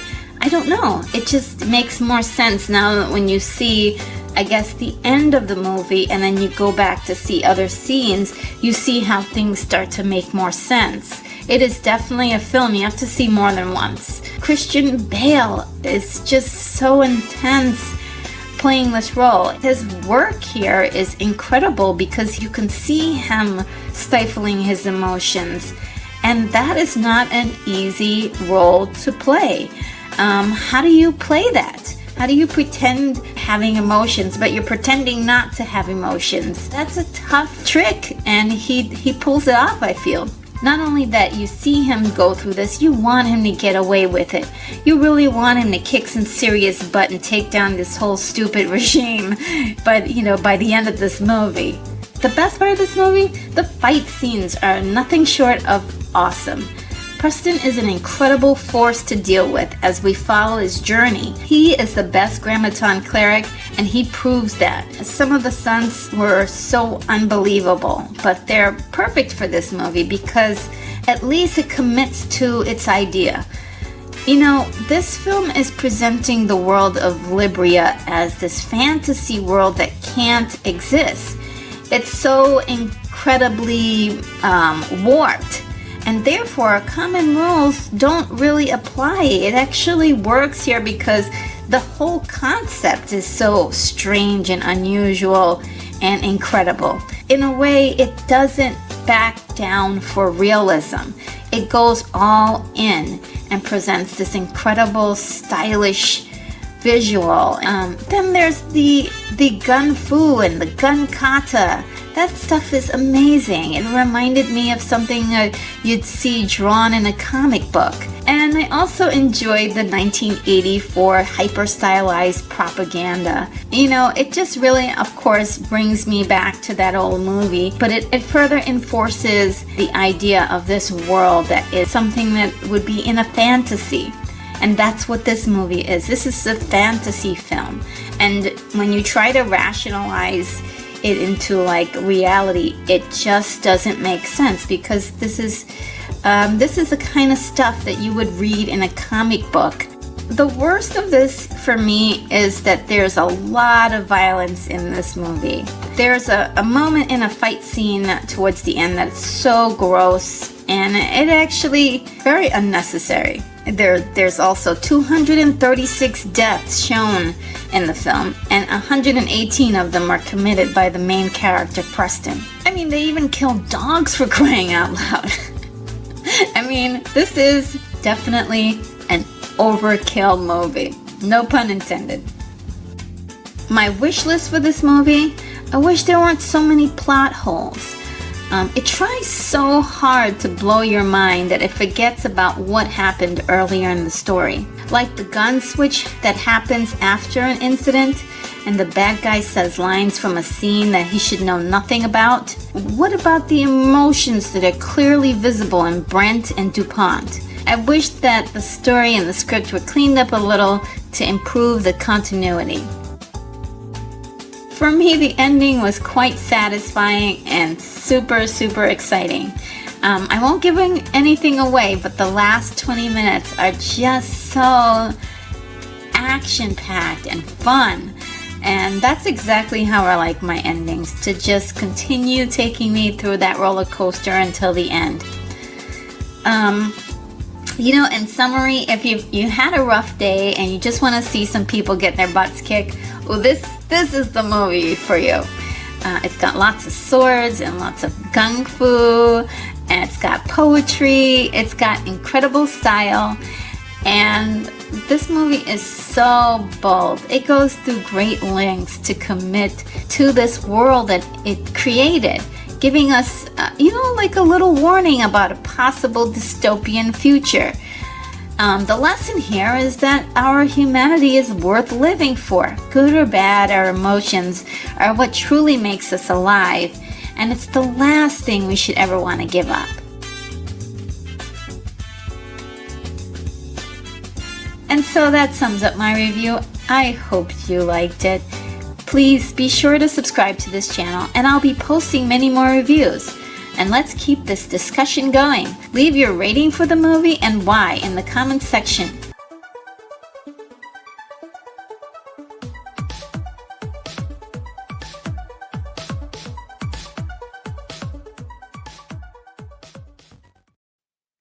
Hi, it's Retro Nerd Girl, and I'm broadcasting live from the International Science Fiction Space Station. And I wanted to talk about a movie that I just saw, which is It's a Mad, Mad, Mad, Mad World. It's a movie that a lot of people have been telling me, you gotta see this movie. It's funny, it's crazy, just see it. And yeah, it is. It is all of that stuff. They could not have been more accurate about how zany and crazy this story is. And there are so many people in this story. It's crazy. There are just so many incredible actors and people that have been in show business since like the 30s, the 40s, 50s, and they're in this movie and doing so many like incredible stunts. Like there were so many incredible stunts in this movie. Insane, insane. So yeah, here we have I think most of the cast. Let's see if I can name it all. A little detail about the movie. It's a mad, mad, mad, mad world. 1963. Rated G. It's 3 hours and 30 minutes, but it is an odyssey. Lots of stuff happened. We have a lot of different people doing just going crazy. Just I mean, they're just going crazy. It's all centered around money. They're all after a treasure that they think that is going to make them rich. And indeed, there is a lot of money, but it's very interesting because it isn't. The ending is just it's crazy. It's just insane. The synopsis here says a group of motorists witness a car crash in the California desert, and after the driver's dying words indicate the location of a hidden stash of loot, they turn against each other in a race across the state to get it. And the director is Stanley Kramer. The writers William Rose and Tanya Rose. It stars Spencer Tracy, Milton Berle, Ethel Merman, and a whole lot of other people.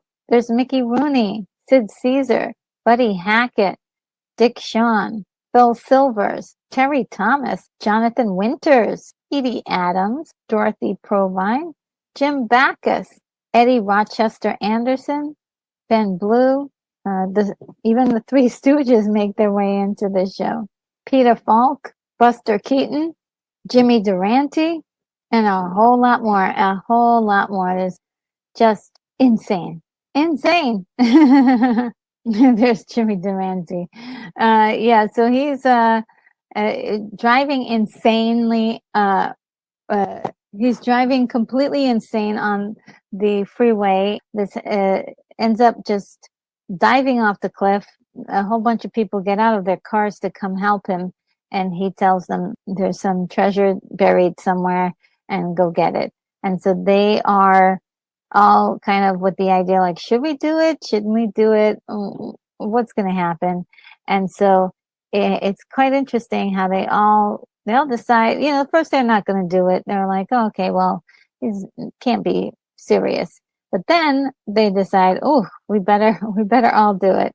And it's really quite interesting how they kind of create their own demise, if you will, as they continue on. It gets to be like literally insane. They do all go mad, and it's all because of money. We got those guys, but we also have the police captain Culpepper, who is waiting for.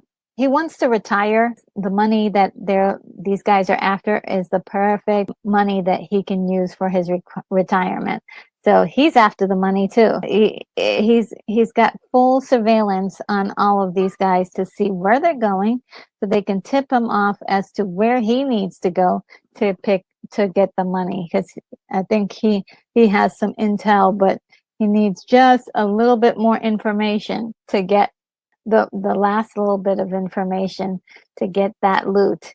And it is, a series of car chases. Like people get beating each other up. It's like so many fights, so many physical fights, by land, by air. And Ethel Merman really steals every scene that she's in. Absolutely steals every scene that she is in. If you're not aware of who she is, she's the lady in the middle, right there, and with the hat on, and like everybody is just stellar. They're all caricatures of themselves or their personas as comedians, and it really is like a barrel of laughs, and it's ridiculous, just just ridiculous. uh and This scene is so hilarious because he's the nephew of Ethel Merman's character, and he's just a complete wild card. He's dancing with a young lady here who is an excellent dancer, by the way, and they're just they're just getting funky. And this is great stuff, great character acting, over the top stuff. Everybody's over the top, and so I don't have much else to offer about the story, because the story goes into so many different avenues of people, asking for trust, splitting up, and people losing trust in each other. Just a whole bunch of people backstabbing each other and teaming up with one another, and then backstabbing each other, and then doing, whatever it is that's the most ridiculous thing that you could possibly do, and not do anything that's reasonable at all. Nothing, like not one character does a reasonable thing in here. And so there's a lot of slapstick moments of people getting hurt, and just physical humor. Like I was saying, the stunt work in here is just absolutely insane stunt work. The cars are characters in themselves, like how they're being driven around. It's incredible the amount of work that they did with car stunts in this. It's really incredible. I'm sure a pretty amount of money went to getting stunt cars to do all of this stuff too. Yeah, the facial expressions that all of these guys have on their face is the expression throughout the entire film of this. They are in complete panic mode from I would say the second half, sorry, the first quarter of the movie.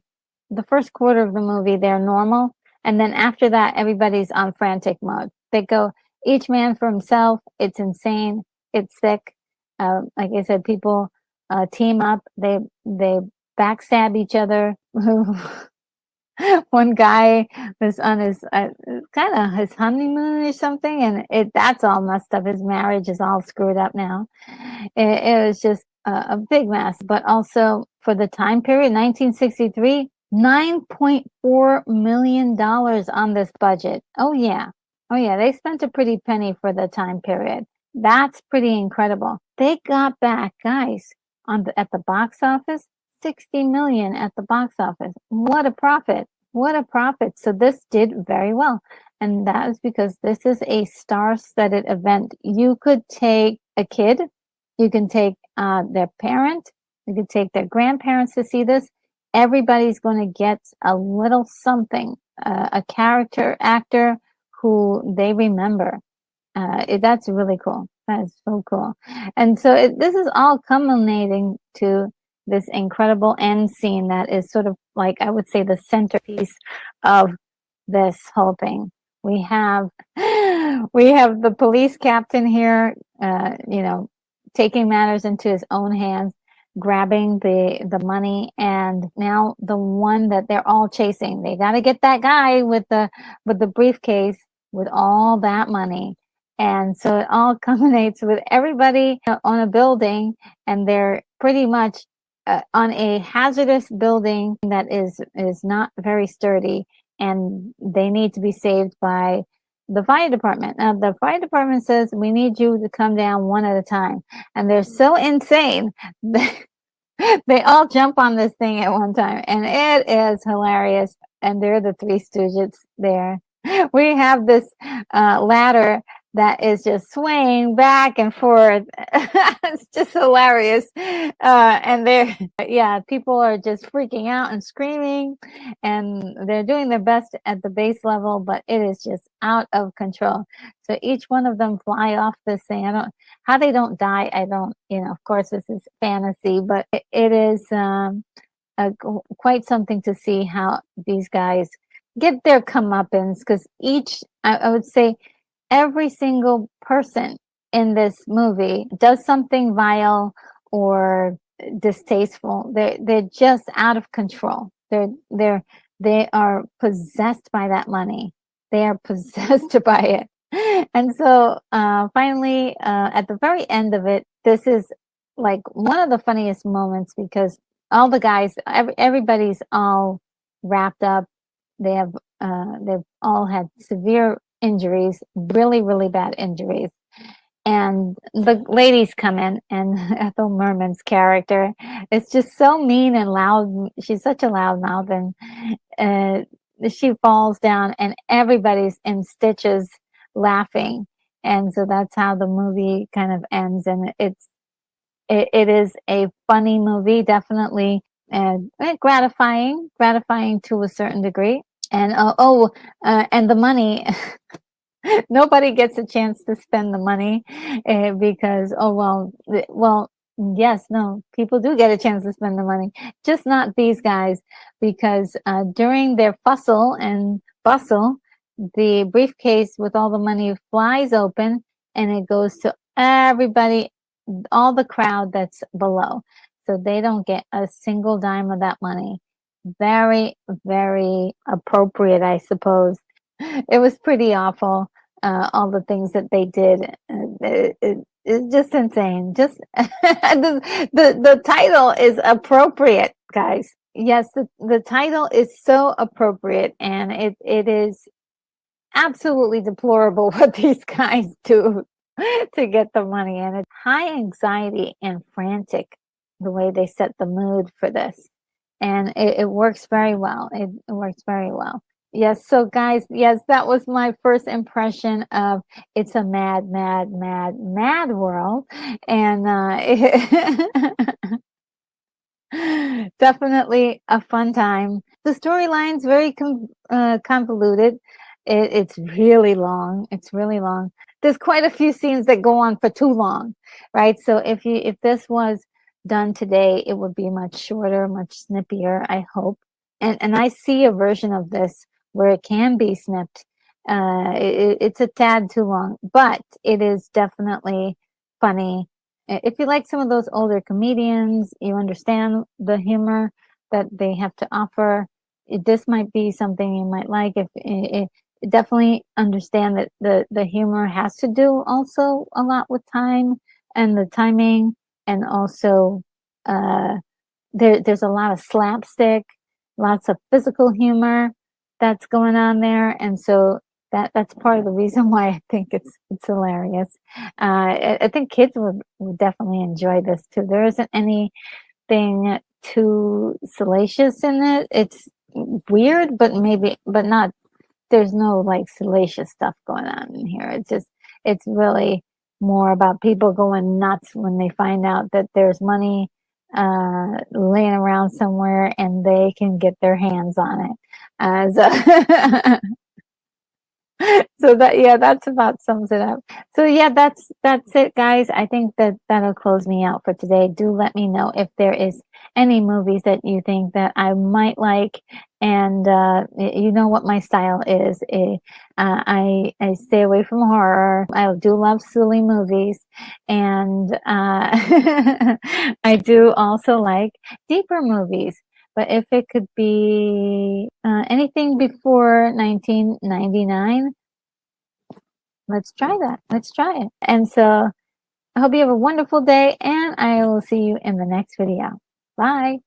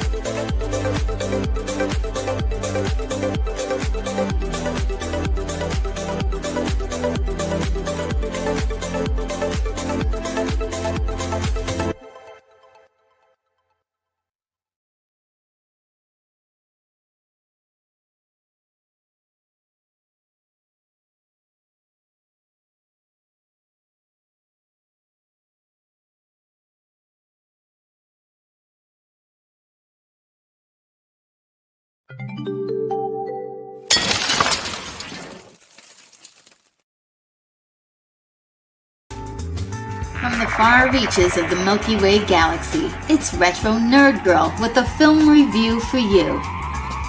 Today I'll be reviewing Catwomen of the Moon, released in 1953, starring Sonny Tufts, Victor Jury, and Marie Windsor. Directed by Arthur Hilton. Genre: adventure sci-fi. Rating: not available. Budget: not available. IMDb rating is a 3.6. My rating is a 6.7. The synopsis is: astronauts from the Earth are sent to the moon on a scientific expedition and find an ancient civilization of alien Amazons that live there. These alien women use their charms to advance their plan to take over the Earth.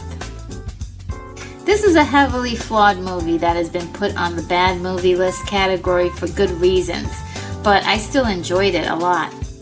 The pacing, with a running time of an hour and 4 minutes, it actually dragged a lot, mostly because of the dialogue and parts where the filmmakers were trying to extend the runtime to keep the film as a feature film. It also feels as if some of the film were missing by the end. Maybe they ran out of time? The story seems like a very good idea, but it gets undermined by its own characters in the script. They really try to be clever though, but how do you have a scientific expedition without scientists on board? I don't know. Yep, there are no scientists on this mission, so it seems kind of weird. The challenge here would be the alien women, which are referred to as the Catwomen. I suppose for a lack of a better term, they're called Catwomen, but they don't really have any cat qualities at all, unless you were in 1953 and you never saw a woman in black leotards before. I suppose then you'd say, oh, that looks like a Catwoman. And we have to consider that kind of stuff. However, they don't look like Catwomen at all, or talk like them, or have any cat references at all. The Catwomen are pretty much the most likable of all the characters in the film. The three lead Catwomen are Alpha, Beta, and Lambda. These are the leaders of the Catwomen, and Alpha is actually the leader of all of them, and she's hell-bent on taking over the Earth because the breathable atmosphere on the moon is actually vanishing. So she wants to bring her culture to the Earth people and continue the line of her people. She actually has a noble cause here, so you feel for her character, even though she's going about it in a very obnoxious, kind of brutal way. Beta is basically her loyal follower, but she's quite murderous and ruthless. So she's kind of like a henchman. I like her character a lot. Lambda, however, who I also feel sympathy for, actually ridiculously falls in love with one of the Earthmen the instant she sees him, and actually helps the Earthmen, even though it could lead to the eradication of her people. However, it's kind of interesting to have that person who kind of sympathizes with the Earthmen, only because she herself wants to go to Earth and live amongst the Earth people. I can't say that the plan of the Catwoman is brilliant, because the idea was to hypnotize a woman from Earth and convince her to bring the Earthmen to the moon so they can steal their ship and take it back to Earth and repopulate on Earth. I don't it's kind of a weird thing. I mean, if they would have just let the Earthmen come and go as they please, I think eventually some Catwomen would have ended up on Earth. For me, my favorite is Alpha. She's definitely very bossy, very assertive as she activates her plan. And it's, like I said, it's not the smartest plan, but at least here we have her with a noble cause to try to help her people. And she exhibits the qualities of a leader. The empathy in the story really centers around one lone female astronaut and her psychic connections with the aliens. They are using her to access a way to get to Earth to repopulate their race. The typical goal of most female aliens in B movies, unfortunately. Fighting for Helen's affections are Laird, the leader of the expedition, and Kip, the co-pilot and former love interest. The Catwoman orders Helen to spend more time with Laird because of his knowledge of flying the ship, even though she does not love him and still is in love with Kip. You know, it's hard to feel anything but contempt for Helen because she never ever has any control of herself. And when she does finally show who she really is, it's so passive. And if she's not under the spell of the Catwoman, she's under Kip's spell. And it's like, why does she like Kip? It doesn't make sense because he isn't really that nice to her. He like grabs her all the time and he's demonstrative and not a likable guy at all. I don't know why she likes him. All of the astronauts are totally dislikable, except for Doug, who seems to be a sweet guy who falls in love with Lambda, and he's caught kind of in the middle, wanting to help her and also wanting to make sure that he can get back home to Earth and protect his team. The technical aspects here. Catwoman of the Moon was a B movie independently made in black and white, produced by Jack Rabin and Al Zimbalist. The special effects never really looked real, even for 1953, but there was some effort placed into visually showing the audience the adventure that was going on, when a lot of movies around this time didn't even try. The filmmakers were bold enough to attempt to make matte paintings of the moon's landscape and the ancient world of the alien race of women. This is really good stuff. They made a really good effort. I like that. I like that effort. The wigs, the costumes, the makeup for the Catwoman were unique for the time and still look pretty striking, even to this day, which, you know, didn't go unnoticed by the public. The style has been recycled into pop culture, fashion, and other science fiction films. It's something that if you get any fans of this film, they love the look of the Catwoman. They had a very exotic look. In the story, there's a useless dance performed by the Hollywood Cover Girls, a dance troupe, I believe, at the time, that also appeared in a few other B movies with the film studio Astor Pictures. Astor Pictures also seemed to recycle a lot of their actors, a lot of their props and sets. And one particular prop that has been rumored to have been reused quite a few times is the spider that appears in the film, which also appears in Mesa of Lost Women and a few other movies. This is a prop they just really wanted to get their money's worth. The performances. Now, the performances for older movies are always going to be interesting. We have to remember this is a different time, a different way of speaking, so people are going to sound different, look different, going to perform differently, and have different roles for people of different sexes and races. So what we're looking at, you know, some of the performances in this movie, or moments in this movie, the performances look very, very hilarious. And I'm sure they didn't really mean to go for it, but it just ends up being so campy and silly. You just have to start laughing in the middle of it. Like, there's a scene where Kip kind of bullies Helen into confessing what's going on. You know, if a guy did that to me, I would just totally slug him real good. I'll tell you that much.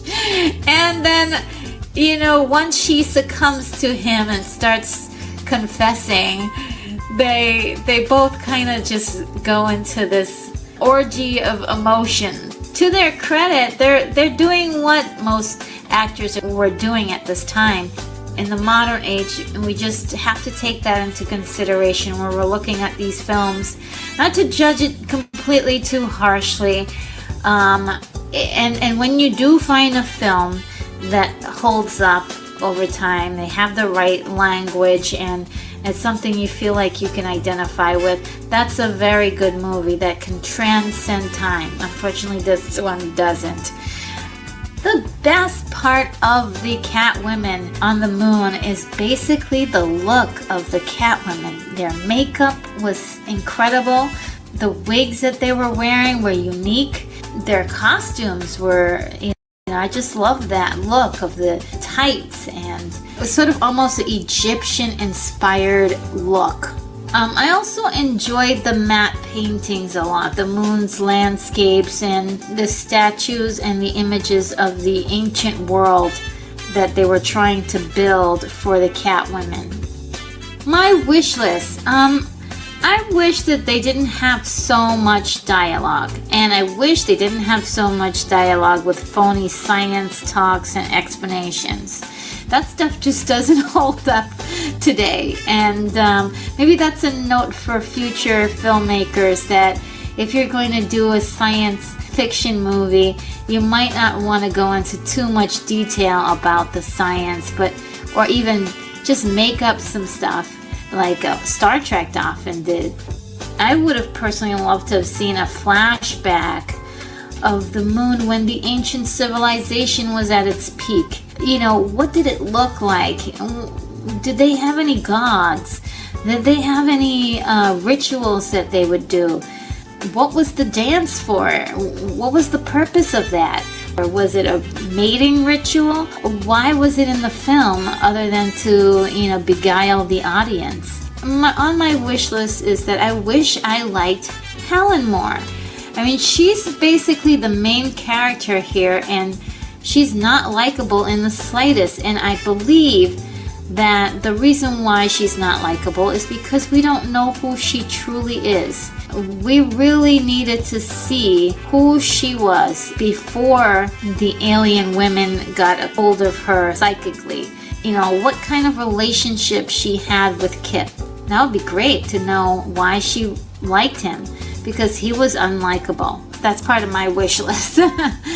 Now the ending, unfortunately, the ending was so messy, and looks like if they ran out of time, and really much needed scenes were just not even included, and they just decided to tell us what happened through dialogue, which I thought was very unsatisfying, and it's not the worst though that I've ever seen, so it seems as if it was unfinished. In summary, in spite of what the movie's faults are, I like this film. I kind of have a soft spot for independently made lo-fi sci-fi movies. I always admire the determination of filmmakers to get these films made, because while everyone is admiring movies like Casablanca and big musicals like Singing in the Rain and Calamity Jane, science fiction B movies weren't really being taken very seriously, even by, the people on the crew and the people who were acting in them. It was just a quick money grab for some people, but for fans like me, it was very important to see that creation. These forgotten movies have a cult following that really try to keep them relevant as we kind of revel in their silliness and observe their influence in our daily lives. This movie really shows how far women in science fiction have come. The misogyny of the 1950s were definitely reflected in this story. If they were truly intentionally trying to be sexist, then it totally backfired, because women at that time, and the 60s, the 70s, and the 80s, were inspired by this movie, and it helped to spur the idea that women could be powerful, even though the Catwomen were represented as villains in the film. They were strong and determined to do something noble for their people. This is a powerful message to women and little girls who saw this movie in the old days. Modern girls may see it as a film from an archaic time that serves no purpose for us now other than to remind us of a painful exploitation. You can look at this film any way you want, but I think that the filmmakers set out to make a film that wasn't supposed to be taken seriously in the slightest. You can tell by the fact that they didn't even care about getting the science correct. But they set out to entertain those seeking entertainment in the form of a classically campy B movie, and that they did.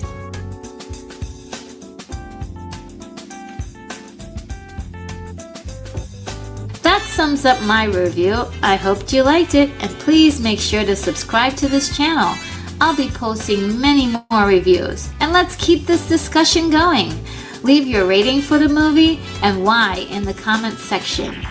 Take care, movie lovers, and off to my next review.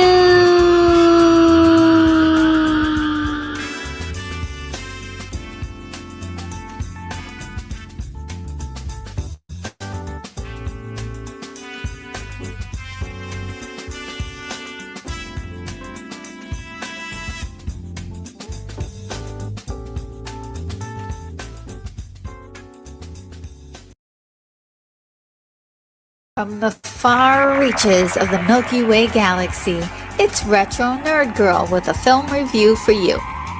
Today I'll be reviewing the movie Raiders of the Lost Ark, released in 1984, starring Harrison Ford, Karen Allen, and Paul Freeman. Directed by Steven Spielberg. The synopsis is: the Ark of the Covenant is being actively pursued by Nazis in the 1930s. Professor Indiana Jones is assigned to intercept their acquisition and save the world from what they might do with such a power. The story. In his youth, it's well known that George Lucas was inspired by the 1930s space operas like Flash Gordon, as well as television shows like Captain Video and Rocky Jones. These were all televised in the 1950s and early 60s. Somewhere between then and the 1970s, he came up with the idea for two stories: a space opera that would eventually be called Star Wars, and an action-adventure treasure hunter flick with the lead character Indiana Smith. Indiana was the name of his then-wife Marcia Lucas's dog, who also inspired the creation of the iconic Star Wars character Chewbacca. The naming of Indiana Smith was also influenced by the film Nevada Smith, released in 1966. The predecessors to this film and possibly influences from the genre include The Mummy in 1932, She, 1935, The Mummy's Tomb, 1942, The Treasure of Sierra Madre in 1948, Secret of the Incas in 1954, The Mole People in 1958, and The Pink Jungle in 1968. George was also heavily influenced by the comic books Donald Duck and Uncle Scrooge, written and drawn by Carl Barks. And that could also explain his fascination with anthropomorphic ducks like Howard the Duck, which he directed in 1986. Within all of the influences I've mentioned, you can clearly see a little bit of Indiana in all of them.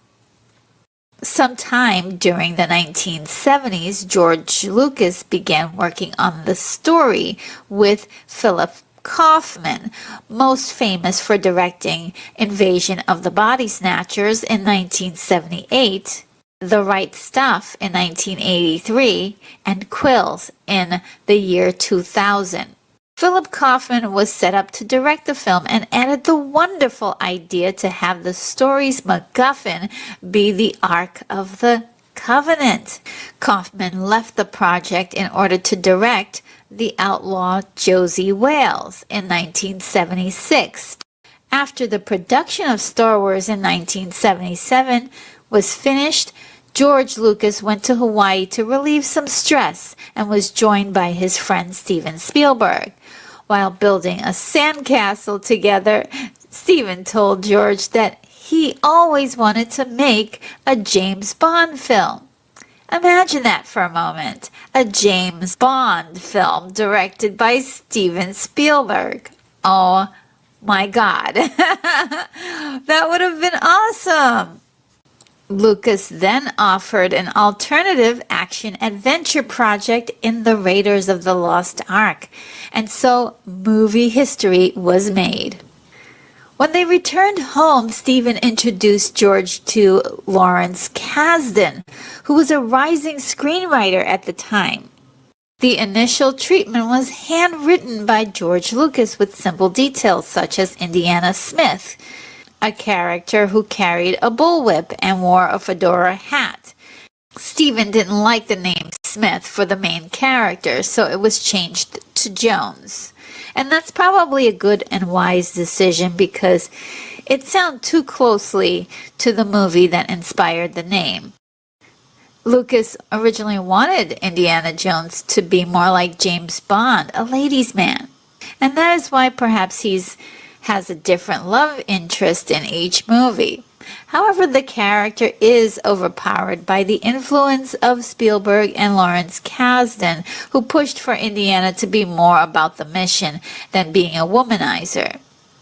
As well, another character trait that was subdued from story was actually an idea that Steven Spielberg had, who imagined Jones as being an alcoholic, and that little detail seemed to have fallen away. As you can see, just a hint of it in one instance where Jones believes that his love interest, Marion, had died.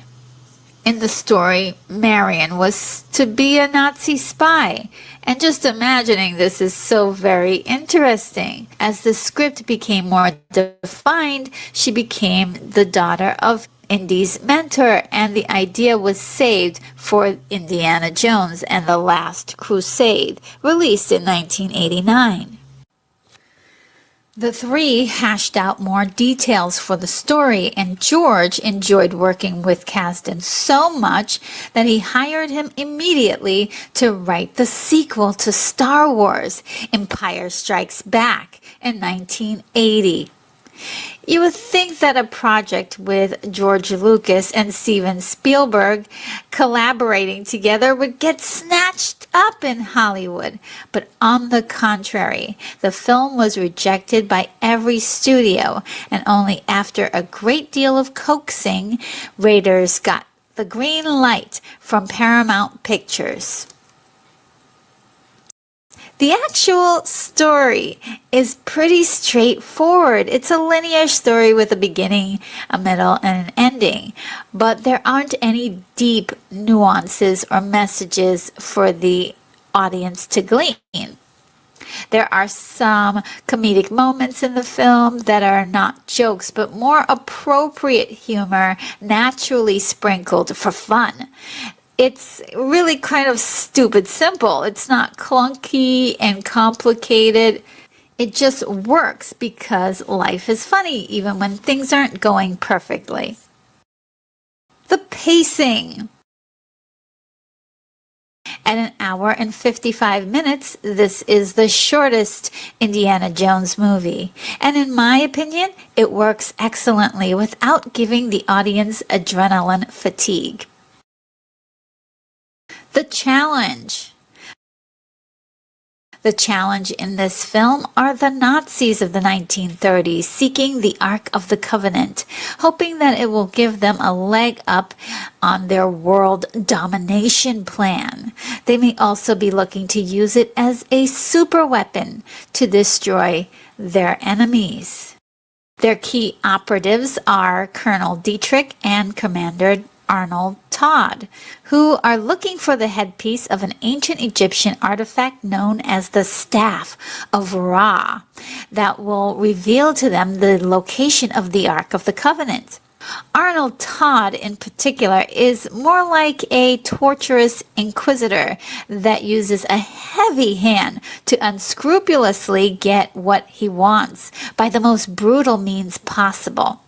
His name is the German word for death, and he truly is terrifying. The character was based on Heinrich Himmler, the real-life head of the SS in Nazi Germany, who was instrumental in the terrible crimes during the Holocaust.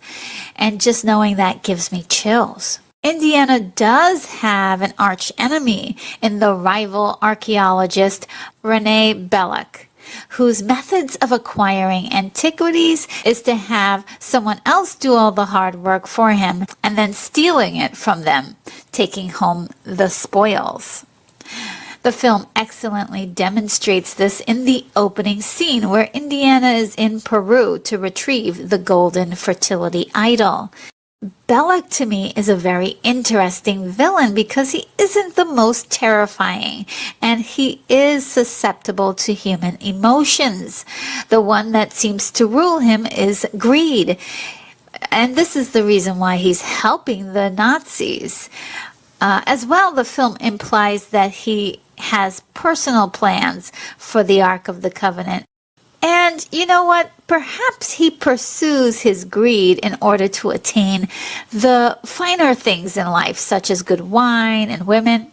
He's a bit of a romantic in the way that he keeps trying to seduce and even sometimes protect Indy's girlfriend in the film, Marion.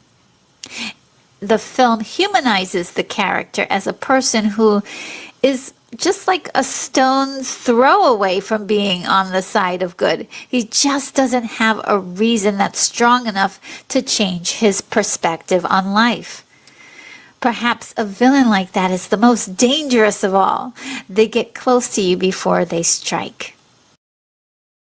Now the empathy. Although we don't know much about Indiana Jones in this film, the empathy for the character happens almost immediately because we see him go through so much in that wonderful opening action adventure scene in Peru. He's scared, he's worried, he's careful, he's double-crossed, he's chased. He just makes it, and immediately we care about him. We identify with him and we want to know more about his character and his world.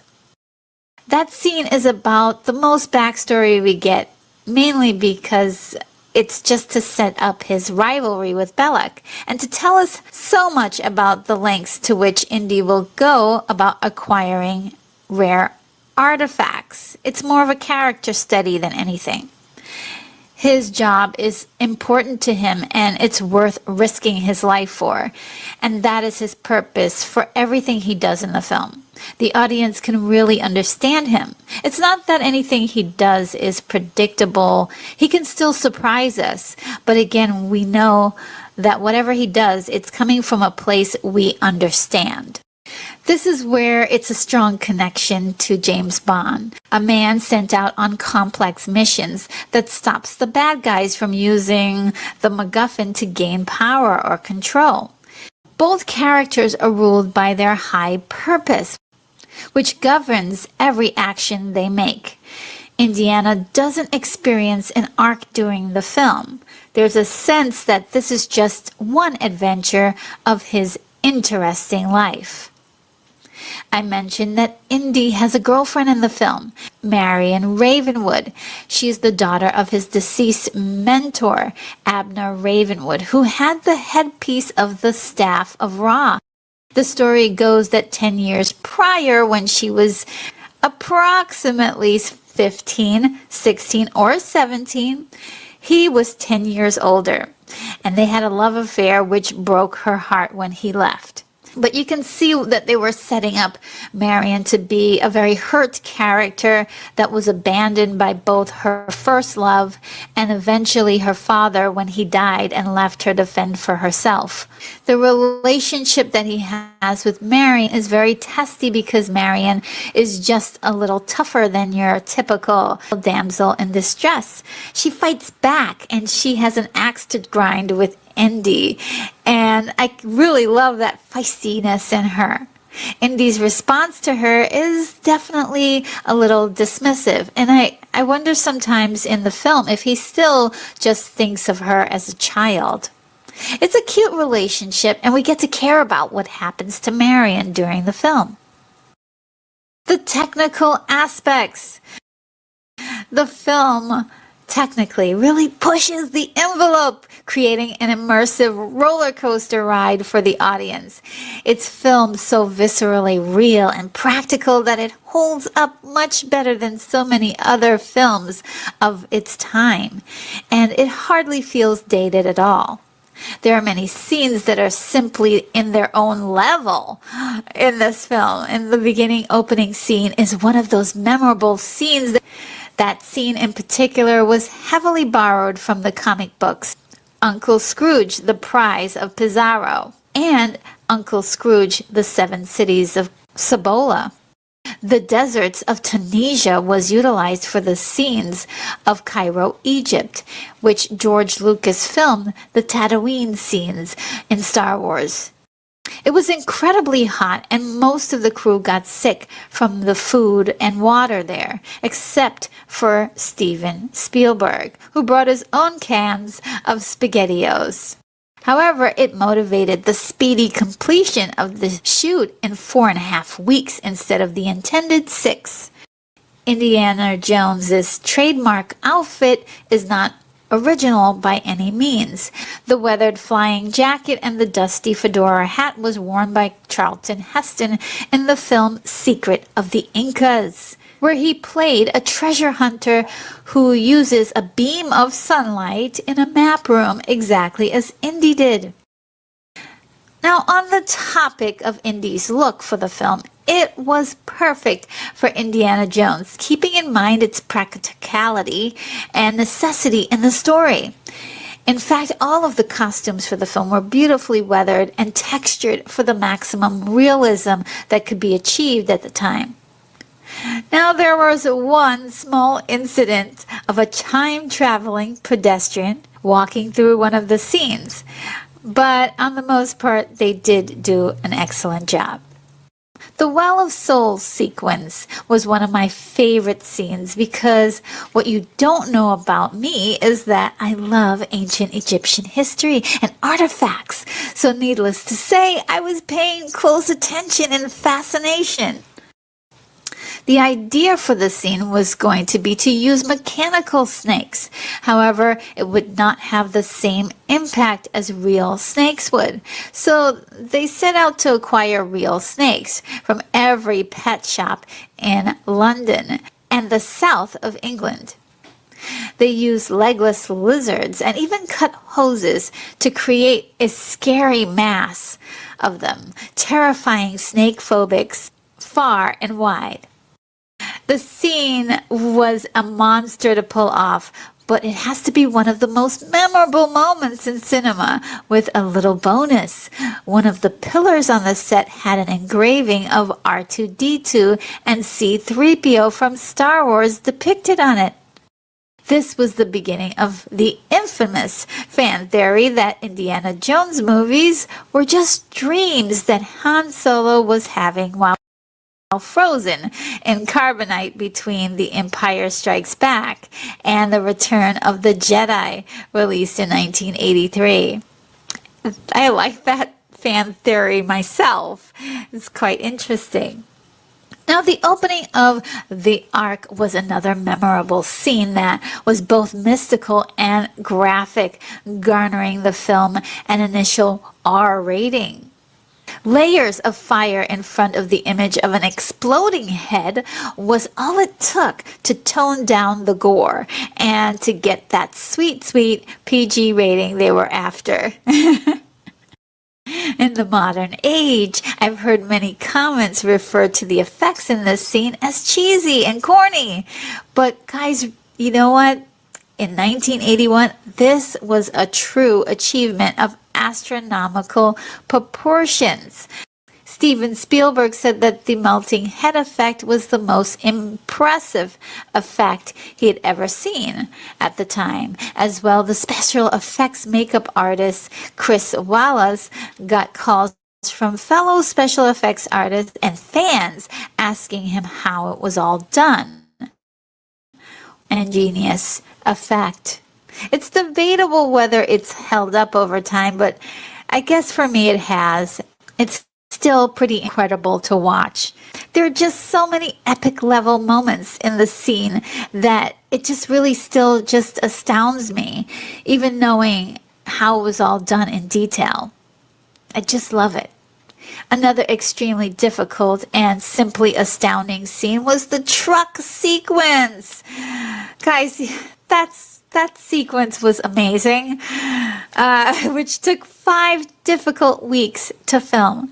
The scene was partially inspired by Yakima Canutt's stunt in John Ford's Stagecoach, released in 1939. This scene is filled with incredible action and, believe it or not, emotion as our hopes rise and fall with Indy's losses and wins. This leaves a lasting impact on the audience, and it's the secret to why a character we barely know becomes so beloved. This is the same with the plane lot scene when Indy has to fight a German mechanic played by famous henchman actor Pat Roach. There are so many technical elements being dispatched simultaneously to pull that scene off, but instead of confusing the audience, we root for our protagonists harder as they barely escape their doom. It's just so beautifully executed, and the timing is not fatiguing. A big part of the Indiana Jones experience is the sound in the film, which was due to sound designer Ben Burtt's unique talent for seeking out audio pieces for specific moments. All of the hard work paid off, helping the audience to feel immersed in the world. Steven Spielberg and George Lucas films always seem to have outstanding music, which creates a hyper-realistic experience for the audience.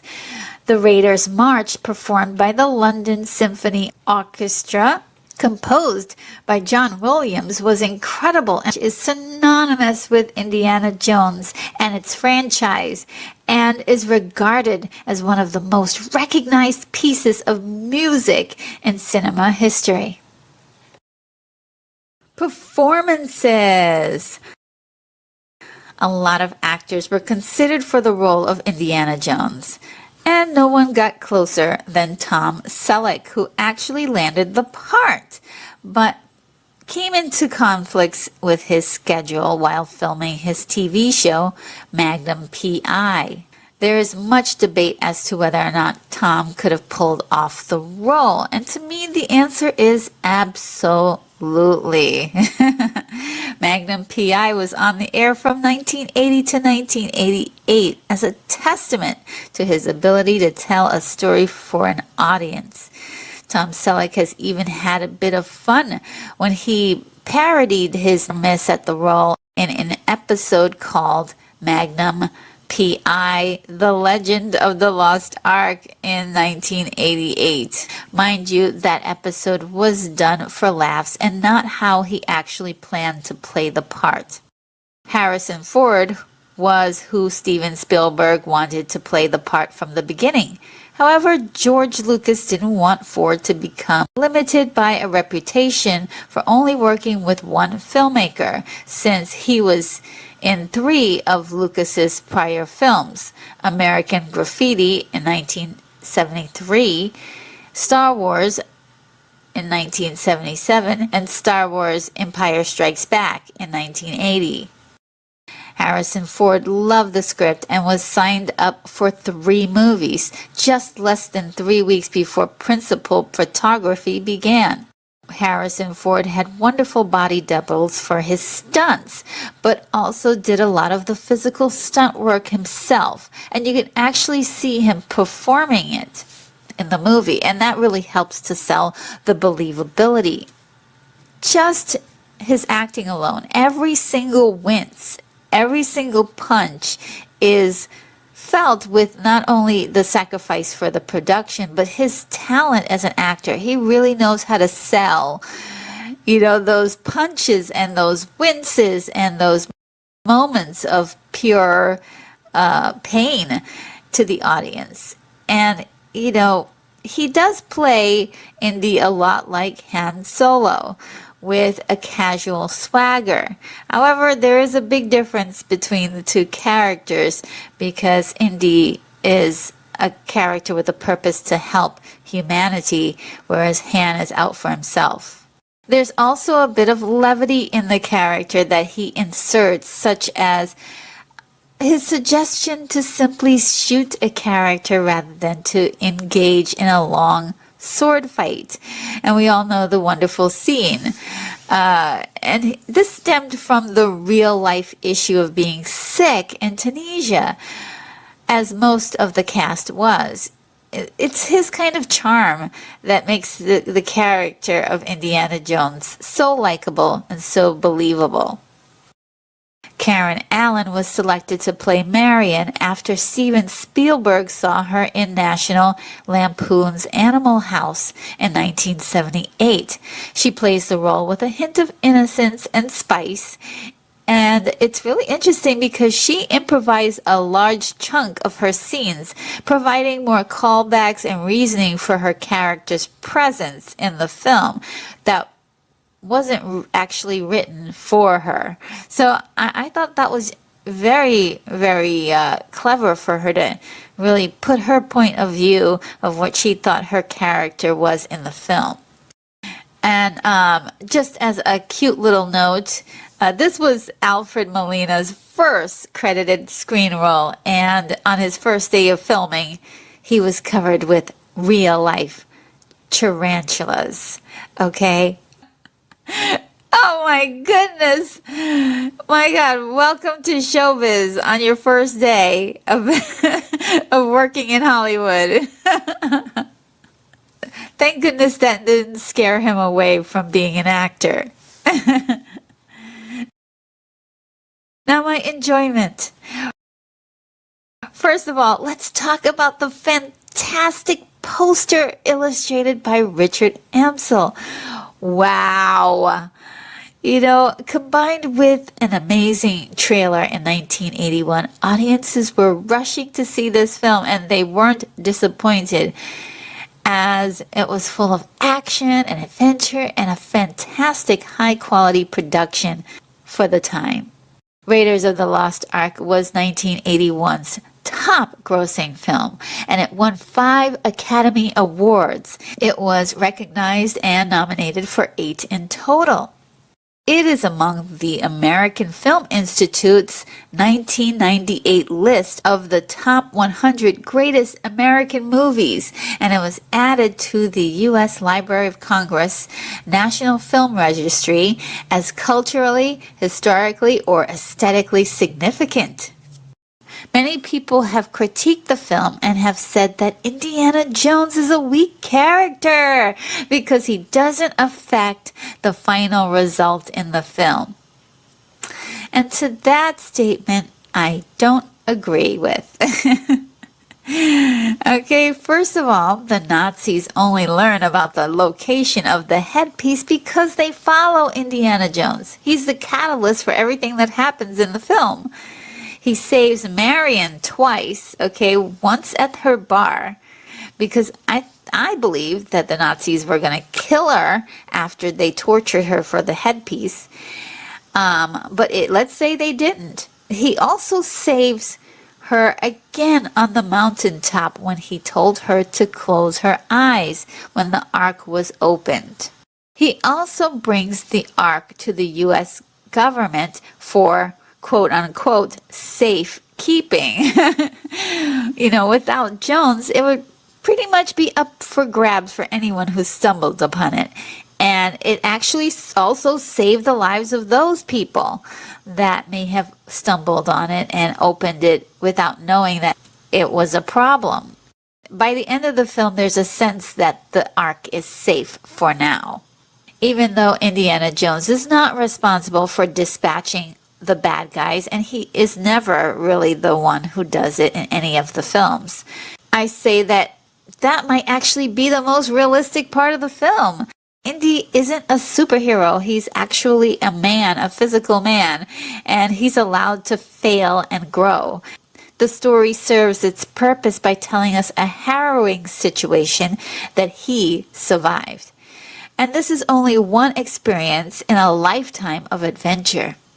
And I think that's cool. We don't have a lot of movies where you have these kind of adventures that keep going on and on and on. And we should. I think we absolutely should have more adventure movies and not always say that it's ripping off Indiana Jones, because they certainly, this movie, as I've proved from my entire review, is that it is actually a conglomeration of so many different movies in history, in cinema, and comic books, and it was just something that kind of came together, a lightning in a bottle, if you will, with some of the greatest filmmakers of our time.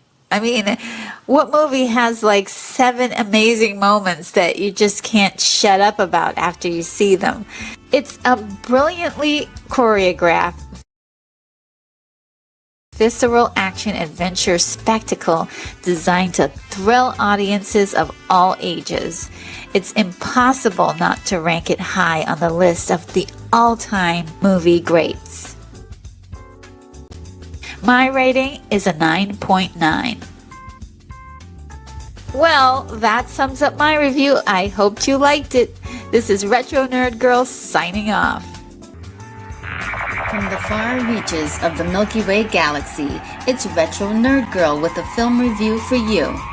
Today, I'll be reviewing the movie Ex Machina, released in 2015, starring Domhnall Gleeson, Oscar Isaac, Alicia Vikander, and directed by Alex Garland. The genre is drama, mystery, sci-fi.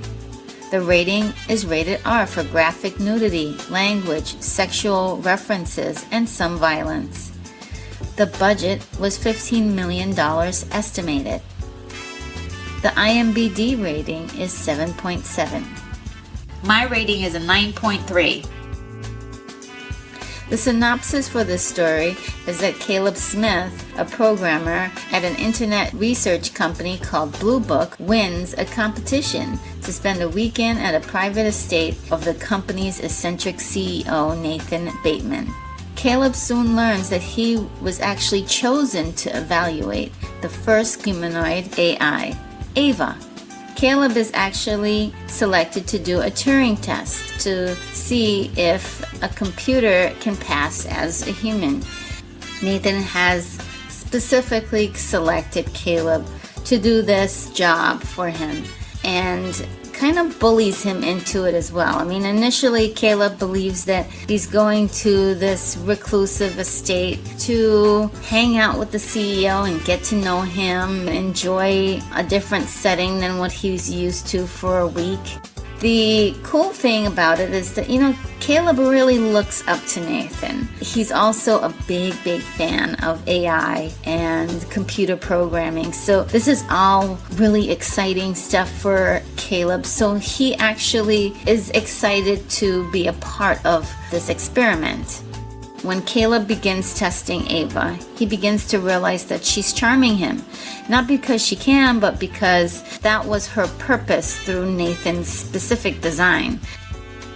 When I first saw the trailer to this movie, I was just completely turned off. It really looked like one of those cut-em-up thrillers that I absolutely dislike with a passion. They're so predictable and very cheap.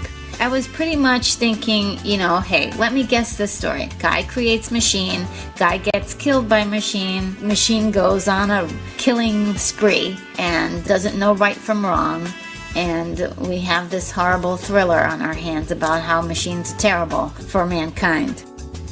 And I was partially right and I was partially wrong. Well, here's where I got right. Yes, it is a story about a guy who pushes his luck with his own machines. What happens to really get to the point where Ava kind of turns her back on her master or her creator is the very juice of the story that really makes it good. And I was really surprised. It wasn't scary at all, and I really, really enjoyed it. For pacing, this is very, very slow, even though it was just an hour and 48 minutes. It dragged very elegantly, though, I must say. Every scene has just a little bit of eye candy for you to catch on to, and every time you see this movie, you will see a new component to each scene.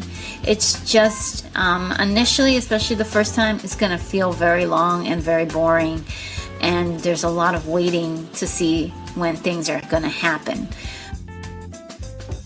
The director, Alex Garland, is a writer, so it's no surprise that the story in this film is really well done and filled with lots of connecting details to deepen the significance of what you're seeing on screen. There are lots of references to pop culture, art, classical music, history, old movies, newer movies, literature. There's a strong biblical reference in this film. For instance, there are 4 characters with biblical names, connecting them to their symbols in the film. In the Bible, Nathan was a prophet in the court of David. And in this story, Nathan prophesied about how the world would be changed by AI. In the Bible, Caleb is a spy sent by Moses to evaluate the promised land. And in this film, Caleb is Nathan's spy to evaluate Ava, but is also a double agent working for Ava in the end. The biblical theme continues in the story as it adopts the Garden of Eden. Nathan is the God figure here, as he refers to himself as a god more than once in the film. This reference appears in a conversation with Caleb and also again in a reference on Nathan's computer. Caleb is Adam, and he stands for the simple man in the modern age. Nathan creates his Eve for Caleb in the form of Ava, hence being that the name Ava is a variation of the name Eve, the first woman created for Adam. Ava is the first robotic woman specifically made from Caleb's search engine results, as Eve came from Adam's body. When Caleb discovers that Nathan made other robots, it is revealed that the name of his first robot was Lily, which is short for Lilith. Lilith, according to Jewish religion, was a woman that God created for Adam before Eve. Lilith left Adam after she refused to become subservient to him. Chess is a very important game in this film. The actor playing Nathan, Oscar Isaac, picked up on this to the point of using a famous chess player, Bobby Fischer, as one of his muses for his performance. In conversations about Ava with Nathan, Caleb mentions how chess computers may know how to play the game, but not know that they're playing. And on the larger scale, I see that it's actually Ava and Nathan playing a chess game with each other, using Caleb as their pawn. The interesting element to the chess that is mentioned is also the relation to Alice in Wonderland through the Looking Glass, in which that particular book talks about Alice using the game of chess in order to become a queen. And that pretty much is exactly what happens in the story. There's a lot of scenes where they are looking through glass, and she's being held behind glass. The theme of opposites is almost like the Greek tragedies, in which there are the masks, happiness and sadness. There are lots of opposites. Nathan is the opposite of Caleb. Caleb is quiet, docile. Nathan is brash and manipulative. Kyoko is the opposite of Ava. Kyoko is the portrayal of the classical, traditional female, quiet, domesticated, possibly abused. And Ava is the clever master chess player that uses her sexuality, her brain, and everything she has at her disposal as a weapon to achieve independence. technology is pit against nature. This technology encased house is set within the abundance of all of the nature around it. The random art and then the deliberate art.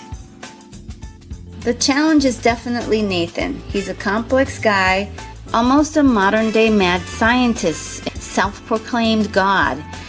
You can see yourself liking him because, he's cool and he's groovy and he's fun, but he's so out of touch with humanity. Eventually, more of his Frankenstein is revealed. When I say he's a mad scientist, he really is a mad scientist, as we discover his secret stash of fembots.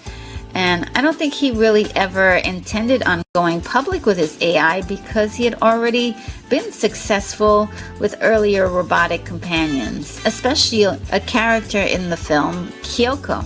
Now, Kyoko is presented as Nathan's mute personal assistant, but then it's revealed that she is one of his robotic creations. She and his earlier robotic companions are pretty much considered failures to him because ultimately, I think he was looking for a companion that was so real that he could forget she was a robot. And with the acceptance of his intention that he was going to dismantle Ava once the experiment was over, that's probably why he treated Ava and Kyoko so badly. They were just prototypes. Then too, I don't think he had plans of letting Caleb go. There's a scene in which Nathan says that he killed some workers who were trying to fix the power outages at his home.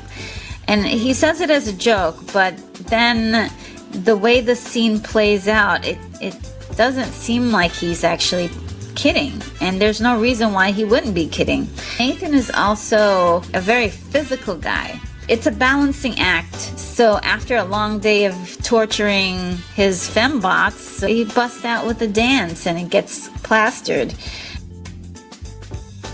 For empathy, I suppose Caleb is the good guy here, and the poor soul is actually really being manipulated by both Nathan and Ava.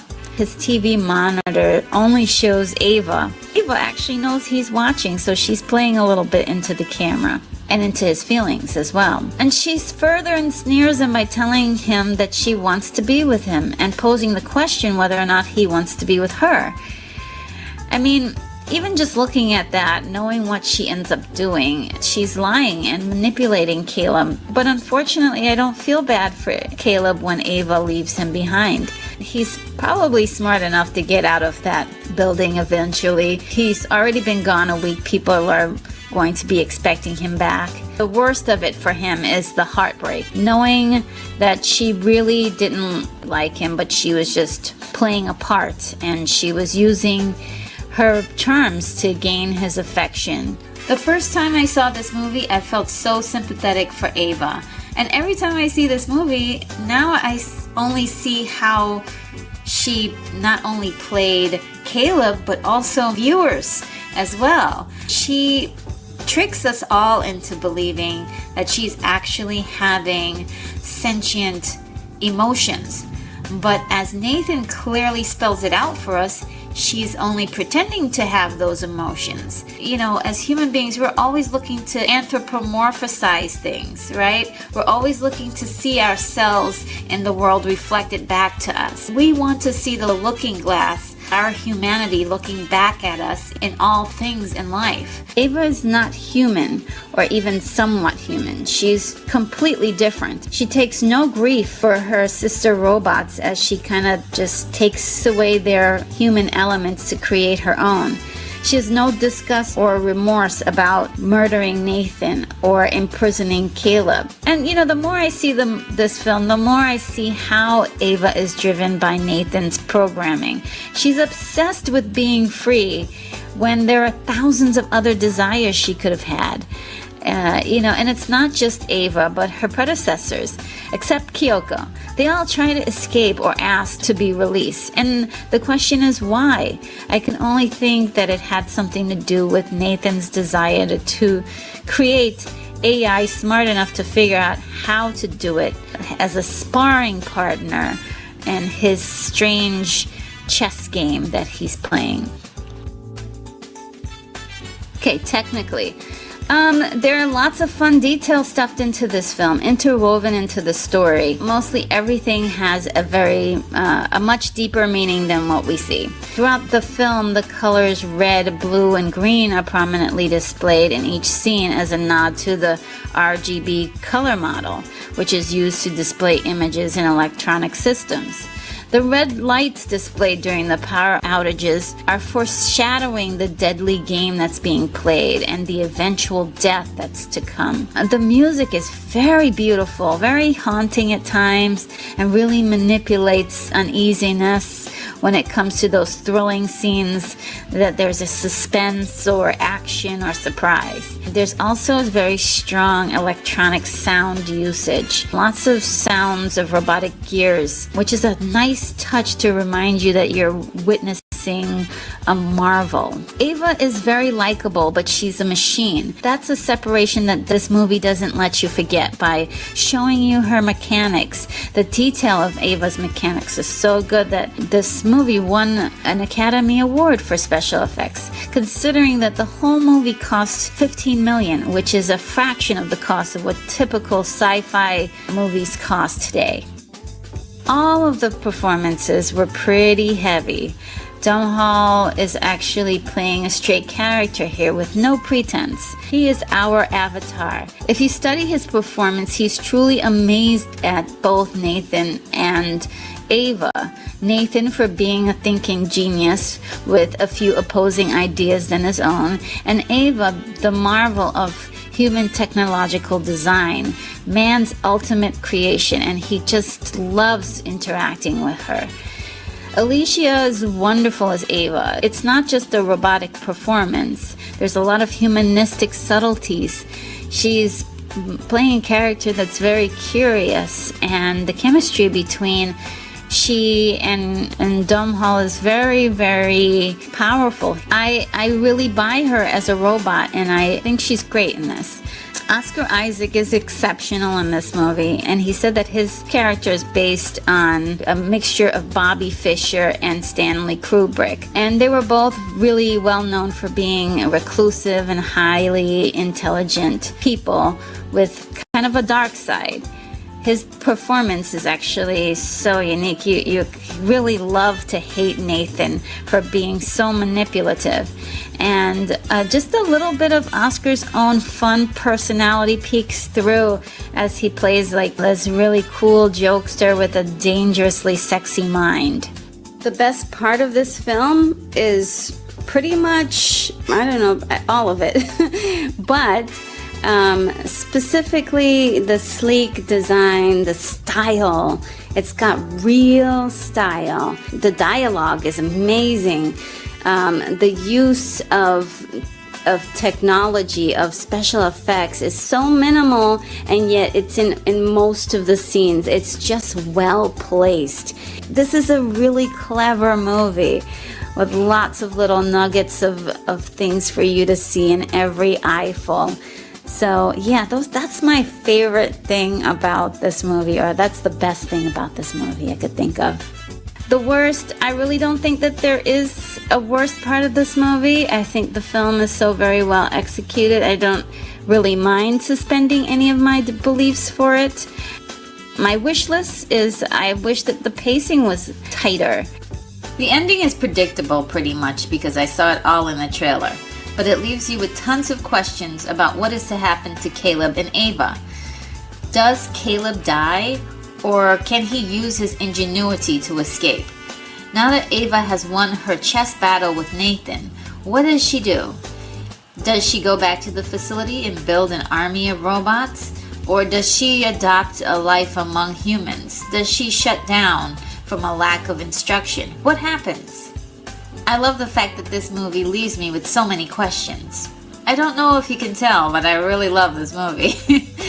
It's definitely become one of my favorites, and the more and more I see it, the more I like it, the more I find new things to like about the movie, more detail. This is a masterpiece for Alex Garland's directorial debut, and it reminds me of Blade Runner so much. There are so many similarities, from the references to chess, the sleek and deliberate imagery, the sympathetic portrayal of artificial intelligence. For me, this movie really opens up a dialogue about artificial intelligence to discuss our individual fears and hopes for it in the future. We're really sympathetic to Ava because it's actually possible that a human being in her situation may act the very same way. So there's a hint to how man and artificial intelligence may be in the same boat, running on programming and learning through failure and experiences and memories. The differences are kind of blurry, and both Blade Runner and this film shows us a very divergent view of machines by telling us a very surprising human story.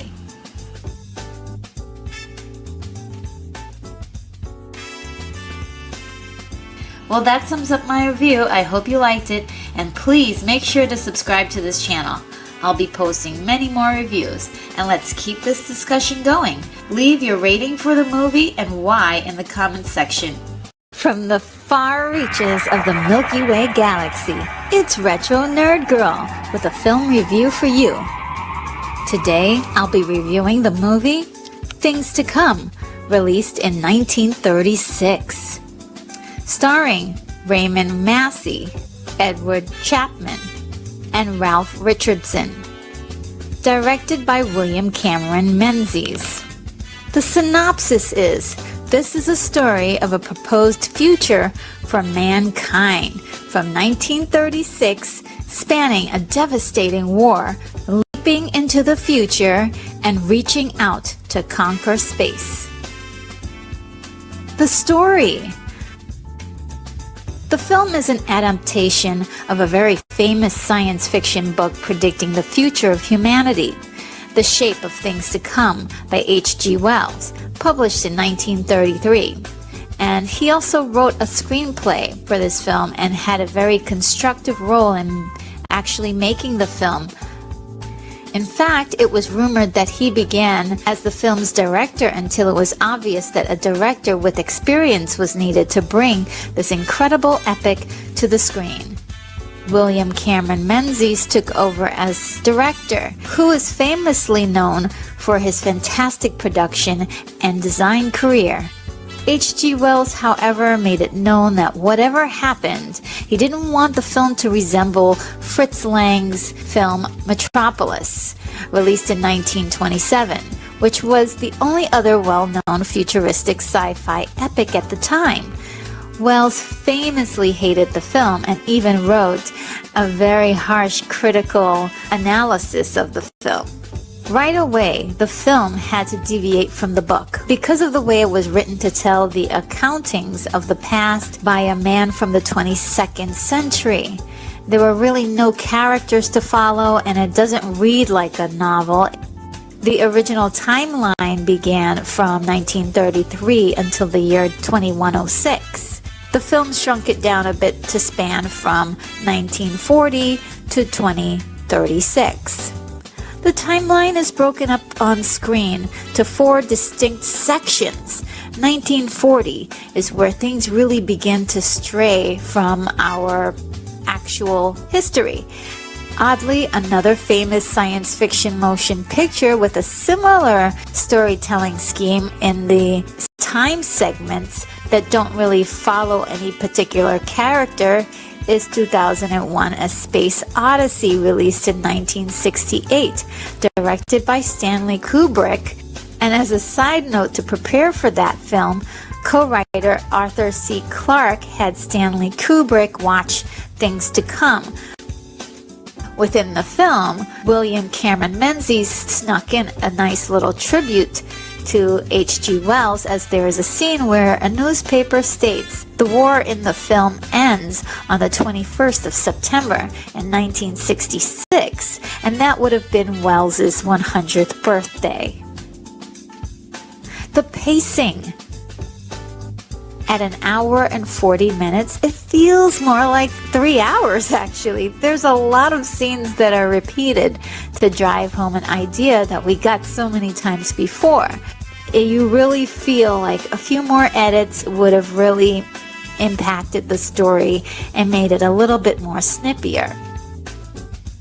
Now the challenge. The story begins as we follow a 1940s businessman turned military pilot, John Cabal, and later his grandson, doppelganger, and ruler of the future world of 2036, Oswald Cabal. The underlying story is that the progress of mankind is always being challenged by those who do not want to change or can't imagine the greater good that progress can do. War breaks out during Christmas of 1940 with an unnamed enemy. We're talking about the complete desolation and devastation of a once thriving city. It sends the country into a depressing dystopia by 1966, when the war finally ends. That's 26 years of war, so it takes a toll on the survivors. But the struggle is not over. The countryside is actually plagued with a highly transmissible disease that they call the wandering sickness, and that it essentially turns its victims into zombies. The zombies then spread the sickness to others, and unfortunately they must be killed in order for humanity to survive, adding to the psychological stress that they're all facing. At about 1970, humans in the every town are finally beginning to build a social structure from the ruins under the leadership of Rudolph, who is also called the chief. It is then that the chief becomes the central evil, or at least that's what the film wants you to believe.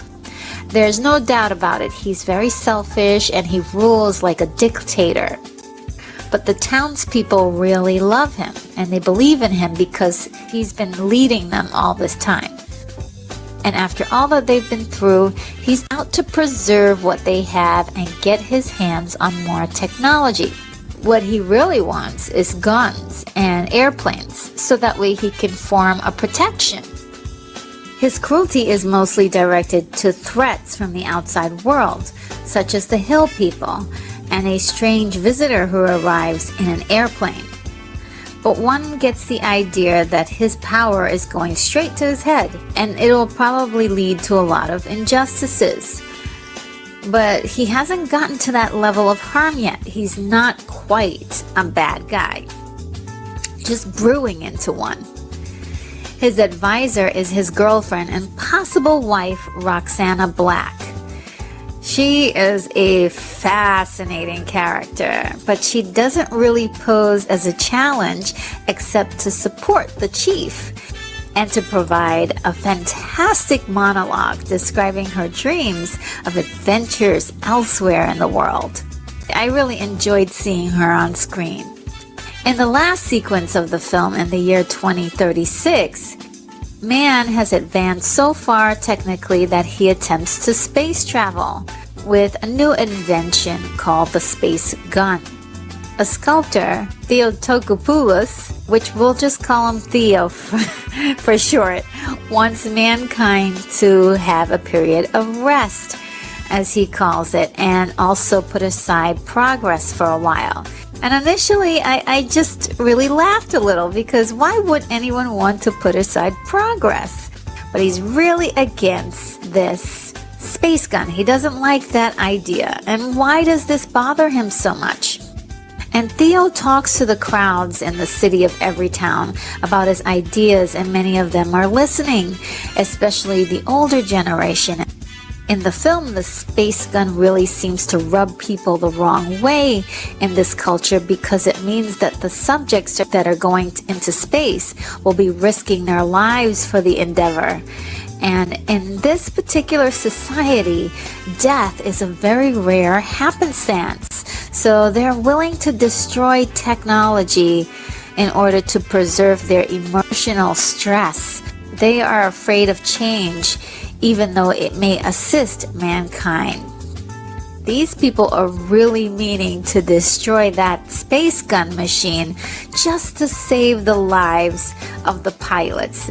In their hearts, they're really trying to do something they believe is a good thing. I love characters and challenges like this because it doesn't set the world up in this black and white good-evil thing. The empathy.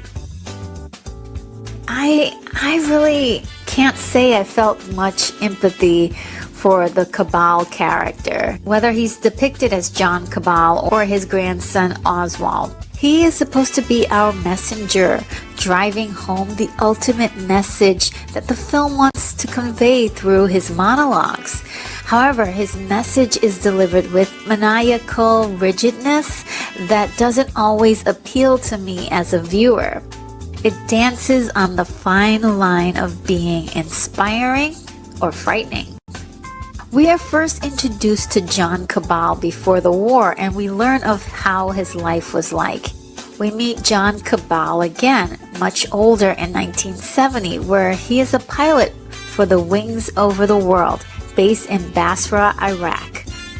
John Cabal warns every town that the Wings Over the World will take over their world for the better good of mankind. This new world order actually acts more like Star Trek's feared enemy, the Borg, ready to gobble up and assimilate smaller, weaker cultures. I suppose all countries, races, and cultures will eventually be one big mixed community. It sounds wonderful, but only if it happens in a way that is gentle, allowing people to choose of their own free will.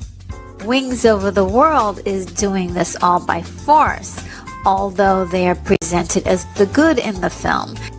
Another interesting connection to the Borg that's presented in the film is the way that John Cabal never uses his name in 1970, but always refers to himself as we and speaks as if his life alone means nothing, but his actions are connected to the benefit of his people. There is no selfishness in his view. In 2036, John Cabal has died a hero, and his grandson Oswald is in charge of things in this new world. The Oswald's daughter and a young man are going to take part in some of the space travel experiments, and Oswald has to convince the young man's father, Raymond Passworthy, of the good that will come of it. This is when we get the closing message of humanity's incessant desire to make progress, and I believe that is truly inspiring. The technical aspects.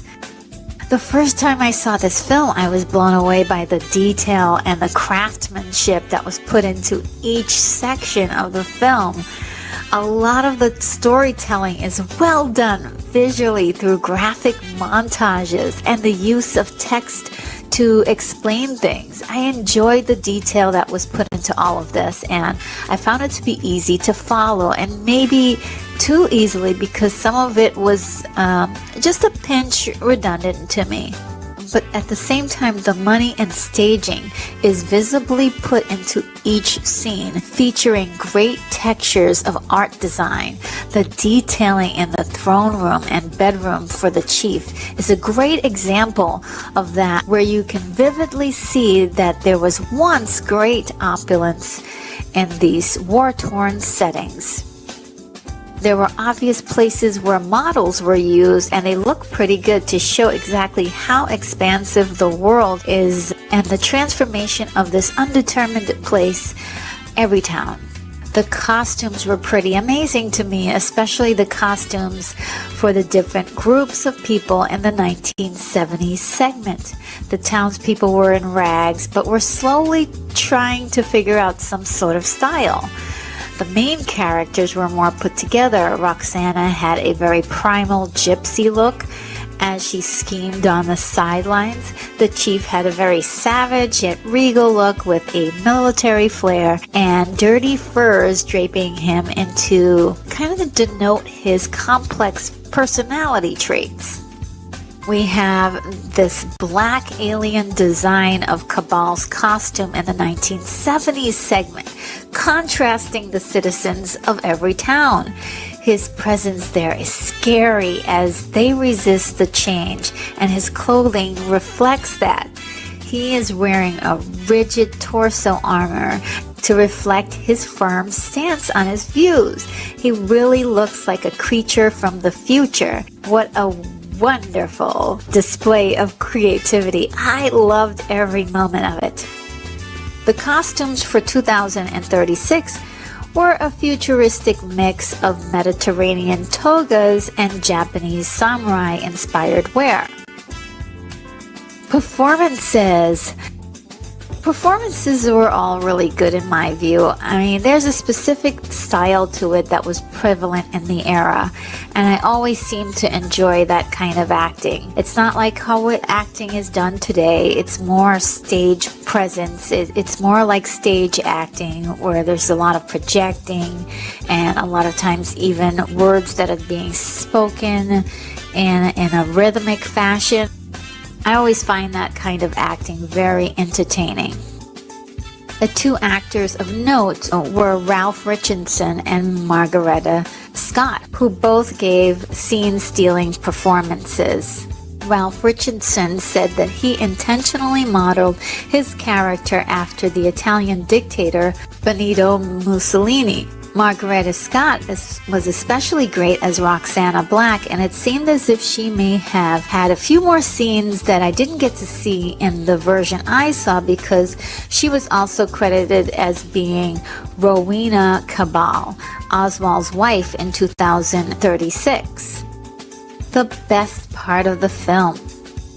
Best part of the film for me, I really enjoyed Roxana Black's monologue, where she describes that she craves adventure and being a woman is holding her back from being great based on the world that she's living in. And I like the idea of the gas of peace, where the battle is won without even one drop of blood being spilled or without any violence at all. Because of my propensity for science fiction, I especially enjoyed the segment in 2036 most of all. The scenes where they're actually building this beautiful utopia and showing the scenes afterwards. I just love how it looks, and it's very reminiscent of some of the movies later and how they incorporated the same kind of look into their futuristic worlds. And especially I love the things that we have today in our society, like flat screen TVs and a smaller screen technology that we actually use today, and what almost looks like a cell phone. I love all these little things that these movies have predicted that we actually have now. Now the ending is pretty climactic, with citizens trying to chase down our protagonist to stop them from using the space gun. Now, this gun is fired and sends the two pilots into space. Oswald is comforting the father of one of the pilots that their children will return. Now, his closing monologue is pretty fantastic, that mankind is destined to keep seeking answers into the unknown and achieve progress for the species. It's very hopeful and I think immensely inspiration, whether you agree with everything he says or not. Now, my wish list. I wish the film had better pacing, because it would have made it easy for a lot of people to follow. And I'm sure it would have had a lot more fans over the years. My other thing is that I wish that there was an explanation for the chief dying. The gas puts everyone to sleep, but it actually kills him. And there could be an excuse that he fought the effects of the gas and that killed him. Now, my enjoyment. According to an article published in Variety, this was the first $1 million picture produced in England, and it was included amongst the 1001 movies you must see before you die, edited by Stephen Schneider. Film historians consider this to be one of Great Britain's first major science fiction films. I thoroughly enjoyed this film for the inspiring message it contains at the very end and the incredible visuals of a wonderful future world. And I think that the first one that I ever saw that I really loved was Logan's Run, released in 1976, which has this very similar style and many similar moving images. And I hadn't really heard of this film until about maybe 5 years ago when I was doing some research for a lo-fi sci-fi project I was doing. And I thought for many years that Metropolis was the only science fiction black and white film out there. But I was completely wrong. And there are actually a good handful of them with absolutely great ideas and great visuals. And this is one of them. If you have some patience and some time, definitely check this one out. I feel as if it's very important for us as a culture to remember these old science fiction films so we can understand where the genre started from and appreciate how far we've come. And much like the film's message, imagine how far we can progress with it in the future. My rating is an 8.5. Well, that sums up my review. I hoped you liked it.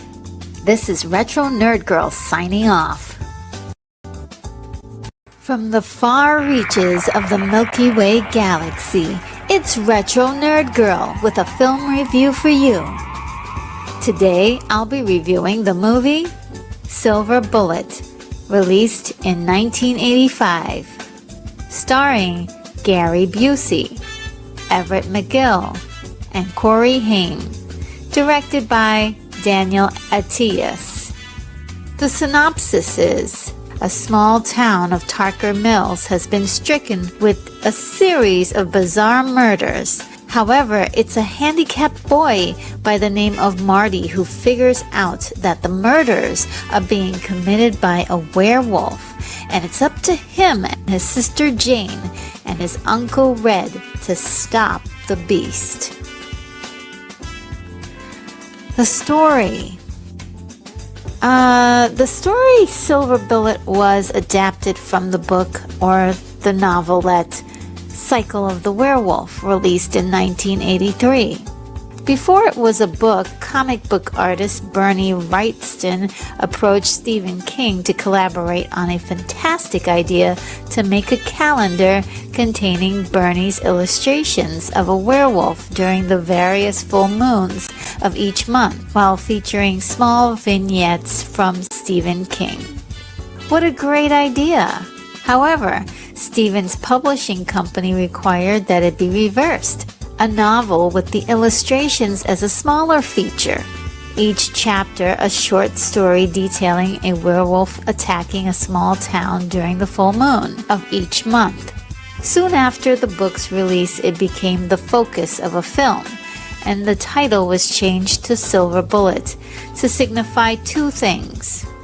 Silver Bullet is the name of Marty's various motorized wheelchairs, and at the end of the film, Marty and Jane give up their silver necklaces to make a single silver bullet to kill the werewolf.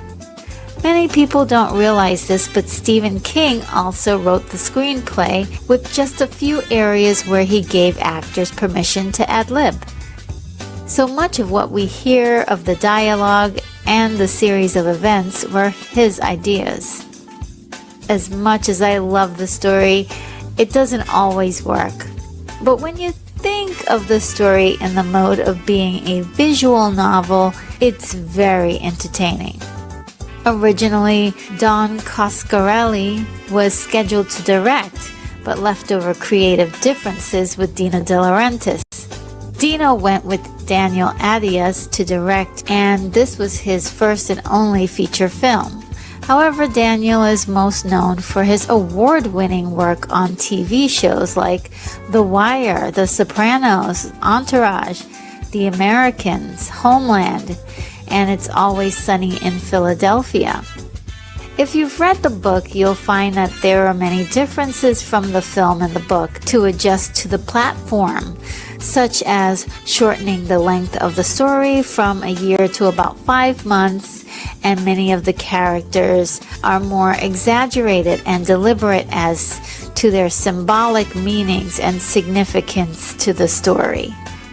There are several aspects to the story that are reminiscent to Jaws, released in 1975, where we have a monster that is terrorizing a small town out of nowhere.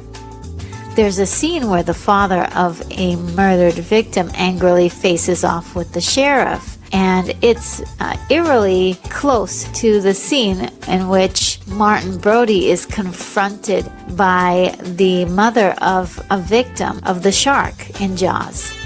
Another similarity is that a group of vigilantes goes out to hunt the werewolf, just as they did in Jaws to go hunt the shark. And the main character's name in the story is Martin Brody, as I said before, in Jaws. And in this story, the little boy in the wheelchair, his name is Marty, and he's the main protagonist. Was it deliberate or was it a coincidence? Now the pacing at an hour and 35 minutes is not too long, actually, but it's somewhere in the middle of the film that you feel like it's struggling to figure out where it's going. If it's going to be a family film or a horror story.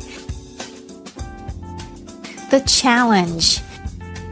There's a series of grisly murders that begin to crop up in the town, and anyone who comes close to finding out who the killer is becomes a victim.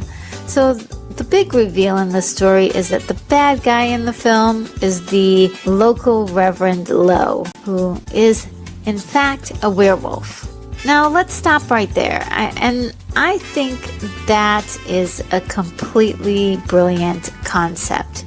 And for me, the brilliance was that the character is not using the typical feeding frenzy trope that you would expect in a werewolf movie.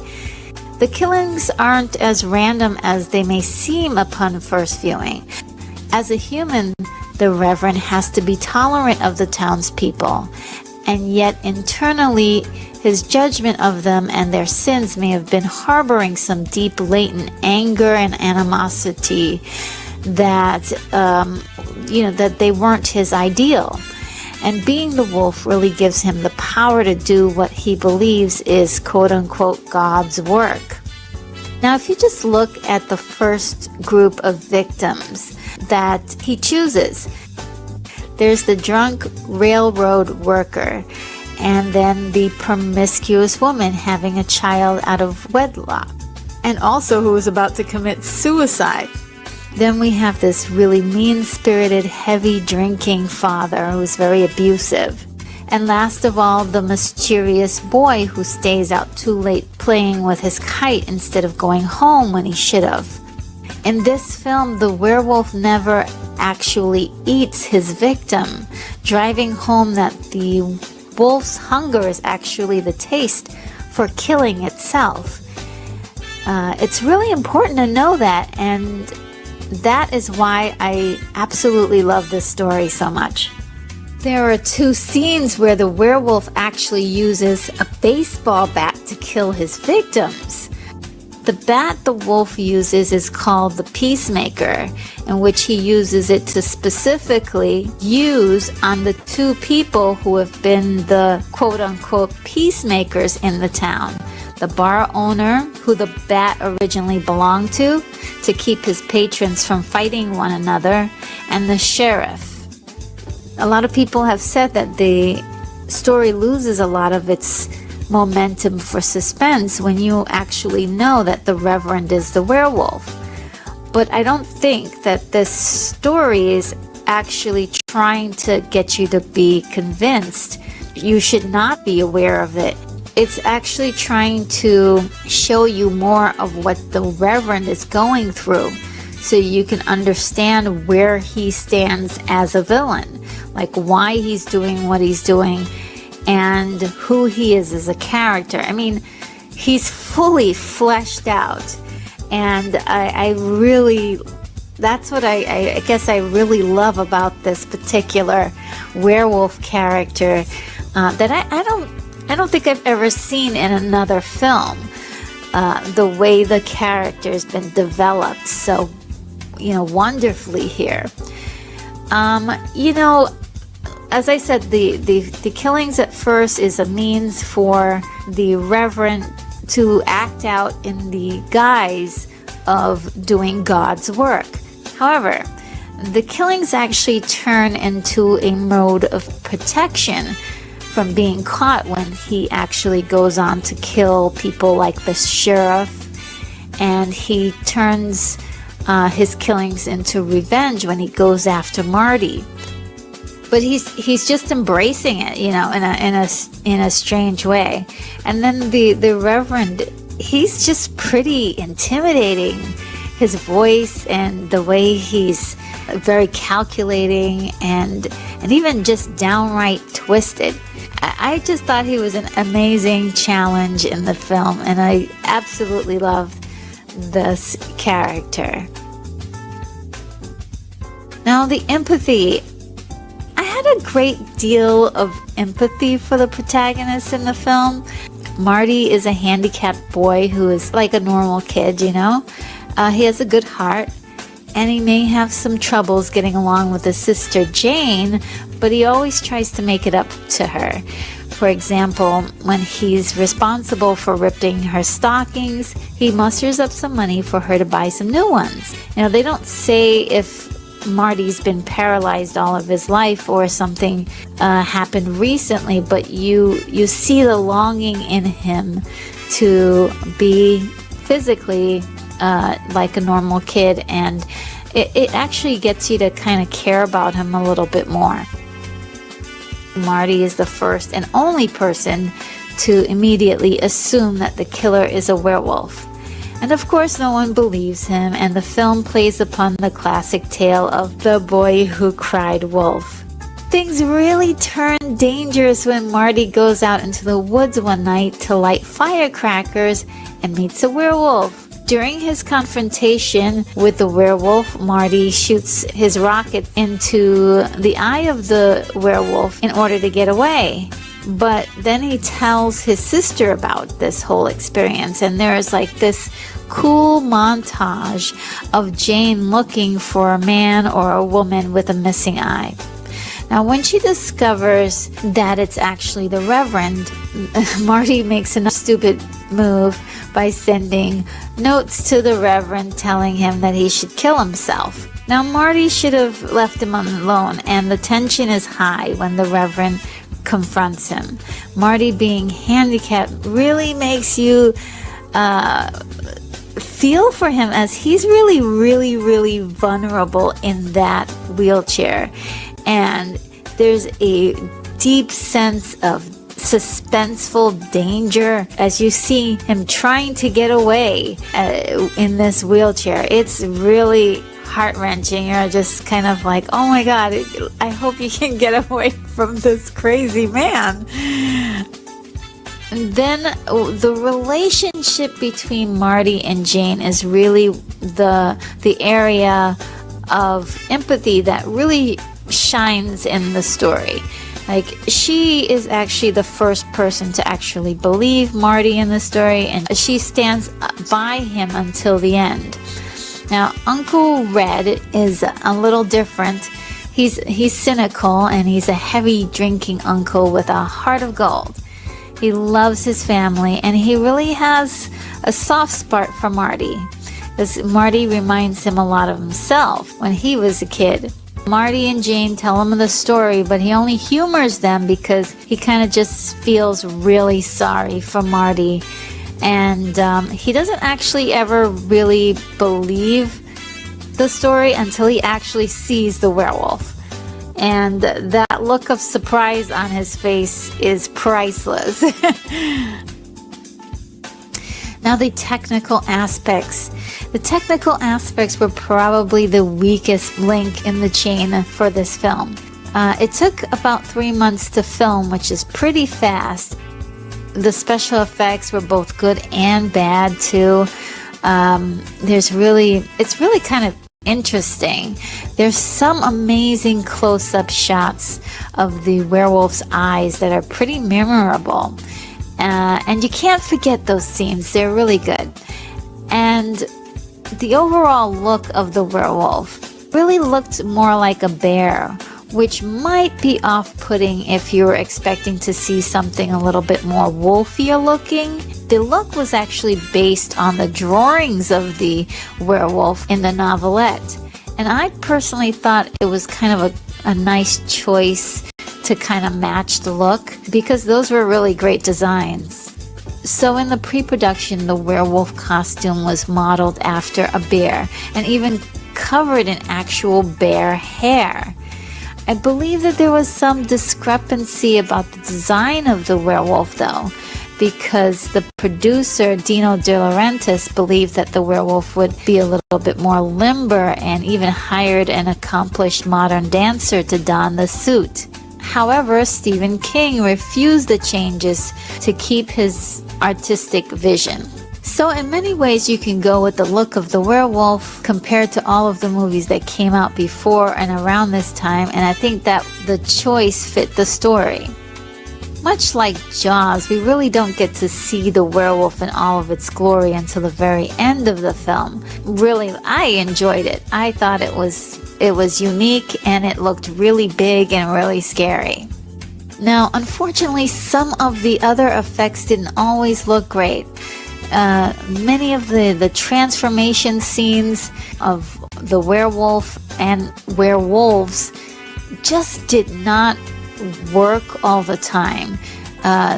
There's a scene where, you'll have one image that looks really, really terrible, like really awful, and then it was followed up by a really fantastic one, full of detail and realism. I don't know, maybe they ran out of money. But some of the gore effects were more comical and unrealistic. It just feels very dated.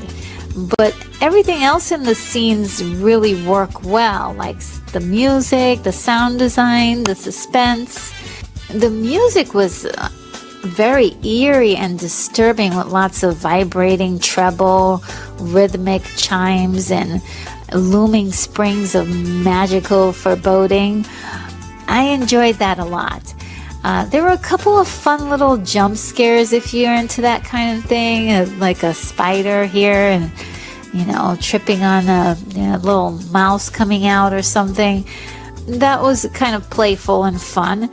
And then the cinematography was absolutely excellent. I loved the work here. There were quite a few scenes with some very interesting angles and great storytelling scapes. So we come to the biggest problem with the technical aspect concerning both the editing and the continuity. The film clearly states that it's 1976, but there are so many 1980 references or things that are featured in the film that were invented much after 1976. Now the performances were great by some and overdone by a few others. And to be fair, some of the actors had a hard time being convincing because of some of the dialogue. It really didn't feel completely organic. Gary Busey as Uncle Red was great. He was just born to play this kind of character. He felt so in tune with it. And it's interesting because he was allowed to ad-lib some of his own dialogue, which is probably why he really shines in this role. In 1999, Gary Busey spoke about doing all of his own stunts in the film, where he was thrown around the room and thrown into some breakaway furniture. Talk about dedication and sacrifice, because many of those cuts that you see on Gary at the end of the film are actually real injuries. Everett McGill as the Reverend Lowe was impeccable. I just loved him in this role. His voice really fit the soothing idea of the Reverend, and doubly worked well when he had to portray a more sinister version of the character. Corey Haim as Marty was adorable and really shows the magic behind his talent as a child actor. He's believable, likable, and I really enjoyed his rapport with his co-stars. Megan Follows was great as Jane, and she's just an excellent actress all around. There were some complaints about actors overacting, and I didn't mind it so much. I thought that aspect was actually entertaining. But one actor that really stole the movie in his very, very few scenes was Conrad McLaurin playing Mac, the gunsmith. It was kind of the perfect performance to bring a strange, creepy vibe to make this whole story seem a lot bigger than what it was. There is something very interesting about his performance, and it works so well in that scene. Now, the best part of the film. There's so many memorable scenes for me, but one of my favorites is the dream sequence that everybody's totally confused about or just finds completely weird. I actually love that sequence. It took up to about 70 extras to pull off that scene with various levels of makeup and costume. And I'm not sure if you can say that it pulls it off, but it's so weird and unusual, like dreams often are. My other favorite scene is when the Reverend Lowe chases and confronts Marty, as I had mentioned before. And he says, "You're gonna have a terrible accident, Marty. You're gonna fall in the river." It just cracks me up every time. I suppose it's the actor's voice and the tone that really chills the scene. And it's kind of like, oh gosh, he's in trouble now. Leading up to that moment, the Reverend, like I said, he was slowly walking towards Marty, and he's like actually lost control of his humanity at that point. That the animal is actually coming out during the daytime. He actually dares to commit murder in broad daylight without the guise of being the werewolf. I just love that depth there. I love that aspect. And last of all, I just love the connection between the siblings and the uncle and the whole family theme that was going on in the story. The ending is a happy one, and I'm totally fine with that. After nearly having the whole town killed by the werewolf, I think a happy ending is in order here. My wish list. It would have been nice to have had the sheriff do some kind of investigative work, animal tracks, hairs or something, examining the bodies of the victim, finding claw marks in there. It would have been really given it a little bit more texture. And it seems as if that part was missing from the story. And since the story was from the novelette, it really revolves around the calendar and the cycle of the full moon. I kind of wish that was more of a feature in the film. My enjoyment. When the film was released in 1985, it was a bomb at the domestic box office with mixed reviews. It was successful internationally and mostly became a cult classic after appearing on television regularly. And when I looked at the complaints about the movie, I came to a very important conclusion. I think that for anyone who was introduced to the film through the television version, got a different perspective of the movie because it was edited for mass consumption. The way it was edited, it allowed the audience to focus on the story about the family and their connection with each other and how this experience with the werewolf brings them together as a unit.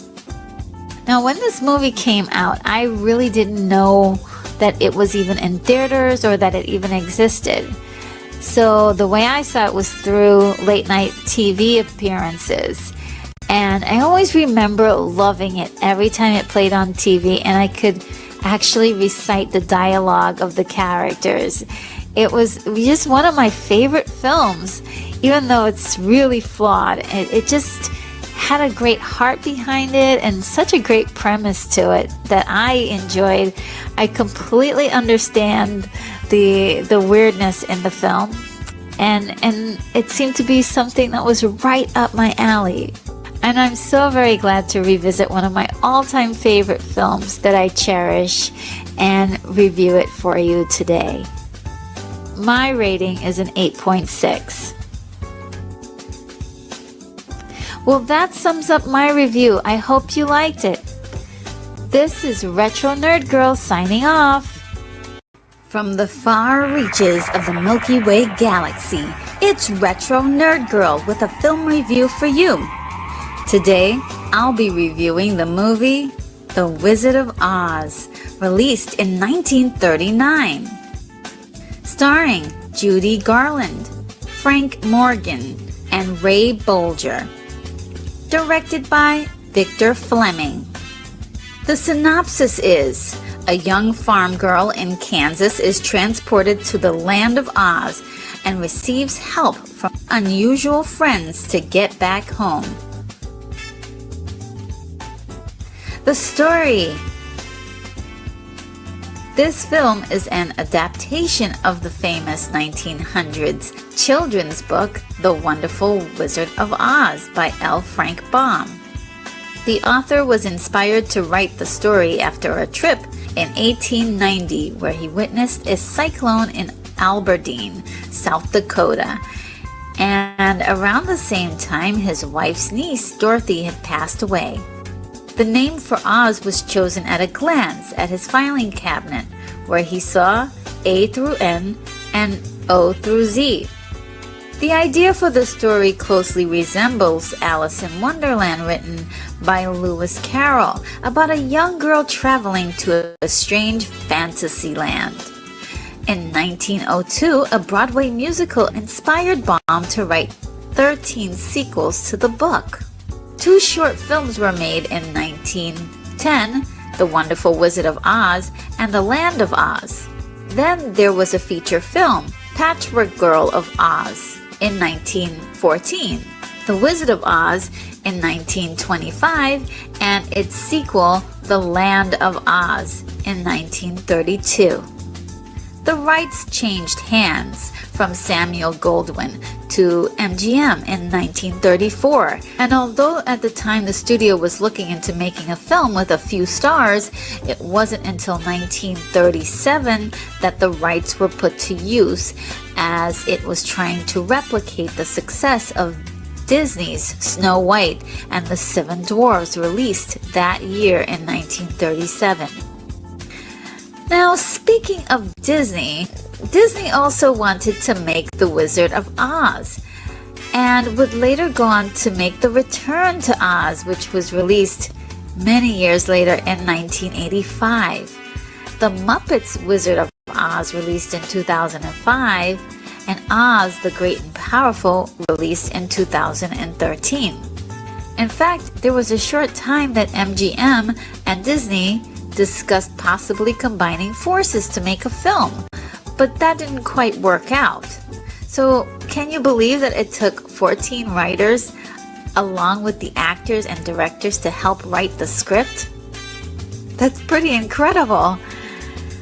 Well, we've seen so many cases where there are too many cooks in the kitchen that could sour the meal, but in this case, it works, and perhaps it was because it was a collaborative effort by people who were vastly familiar with the book and wanted to do it justice. The greatest inspiration came from the book, but there were a few things about the book that the film couldn't do because it was a movie, and there was only a certain amount of time to tell the story. For instance, in the book, Dorothy encounters the field mice, the hammerheads, the dainty China country, and the country of the Quadlings, just to name a few. The characters were condensed to make the story more palatable, which I thought was an excellent choice.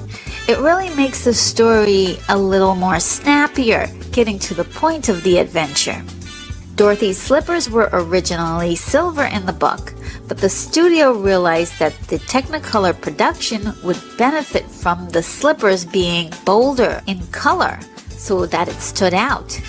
They chose red, but by calling it ruby slippers, it had more of a magical effect. Another part of the story that had to be curtailed was the amount of violence that was permitted to be shown in 1939. For instance, in the book, the wizard commands the group to actually kill the Wicked Witch and not just get her broomstick. The film borrowed ideas from the Wizard of Oz version in 1925 by using the farmhands in Kansas as symbolic characters in Oz, and this is actually a way that it helped to tell the story better. I rather liked most of the differences in the film, and it's basically, really well put together until about the end, where there's a few things that kind of fall apart for me, actually, since now watching it as an adult. The dialogue is very dated but appropriate for this fun, lighthearted story. Somehow it's been cherished decades after decades, making it timeless in a way. The pacing. In an hour and 42 minutes, it's pretty good. No complaints from me. It always gets a bit murky once the quartet assembles, and especially slows down after the group meets the wizard for the first time. But generally, I don't have much to complain about the flow of the film. The challenge. The challenge in this story seems to be obviously the mean, wicked Witch of the West and her real-world counterpart, Miss Elmira Gulch. And I agree that she is a challenge, but I also feel as if this challenge is part of a bigger problem for our protagonist coming of age. At the start of the film, Elmira has an order to take Dorothy's dog, Toto, because he keeps terrorizing her and chasing her cat. He even bit her. Elmira is not just mad at Dorothy because she's mean. She has had enough. And as a kid watching this film, I never noticed that Elmira was actually sounding off real complaints about Dorothy and her lack of responsibility towards Toto. And that was because I was completely distracted by her mean approach. I really feel bad about that because technically Elmira is in the right here. So much so that Dorothy's Aunt Em couldn't really stop Elmira from taking Toto away. Well, let's get into it a little deeper. After watching and reading many reviews about this film, a lot of people think that Dorothy wants to leave Kansas because the grass is greener out there. But that's not true because she likes it in Kansas, but she's completely out of place. No one listens to her and she seems to be in everyone's way. It's to the point that Auntie M actually says, find yourself a place where you won't get into any trouble. And that is when she sings the iconic song, Somewhere Over the Rainbow, longing to find a place where dreams really do come true. And all this happens before Elmira even enters the film. So ultimately, Dorothy runs away from home to save Toto from Mrs. Gulch. When she learns that her aunt and uncle will be heartbroken, it is then that love brings her home to face her problems. And she has had a big change of heart right at the beginning of the film.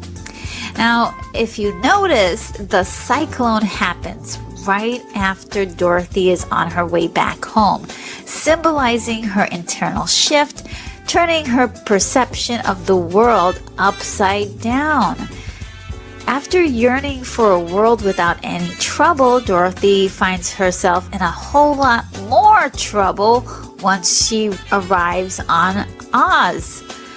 The grass is not always greener, and running away from one's problems can cause more of them. These are the lessons that Dorothy is learning. But let's get back to the obvious challenge of the Wicked Witch of the West. The Wicked Witch, after hearing that Dorothy killed her sister, is irate. And I would say that would be a very natural response. Anyone would be traumatized by this and angry when the Wicked Witch tries to take her sister's ruby slipper, which are rightfully hers to decide what to do with, possibly a sentimental value. They're actually taken away and put on her sister's killer's feet. Wow, that's really messed up. There's been a terrible injustice that has been done to her. I think that, when I was a kid, I was so distracted by the physical representation of what the film says is good or wicked. And I did not see how wrong our protagonists are. But one great difference in this film and the book is the depth that they give the Wicked Witch. And as a villain, she is very impressive and one of the most iconic villains of pop culture. Now, the empathy. One thing that we get from this film is that we get incredible, likable characters. As much as Dorothy may be irresponsible with Toto, oh, she's just so adorable and incredibly likable. You really instantly just take her side. You just want her to find her rainbow, right?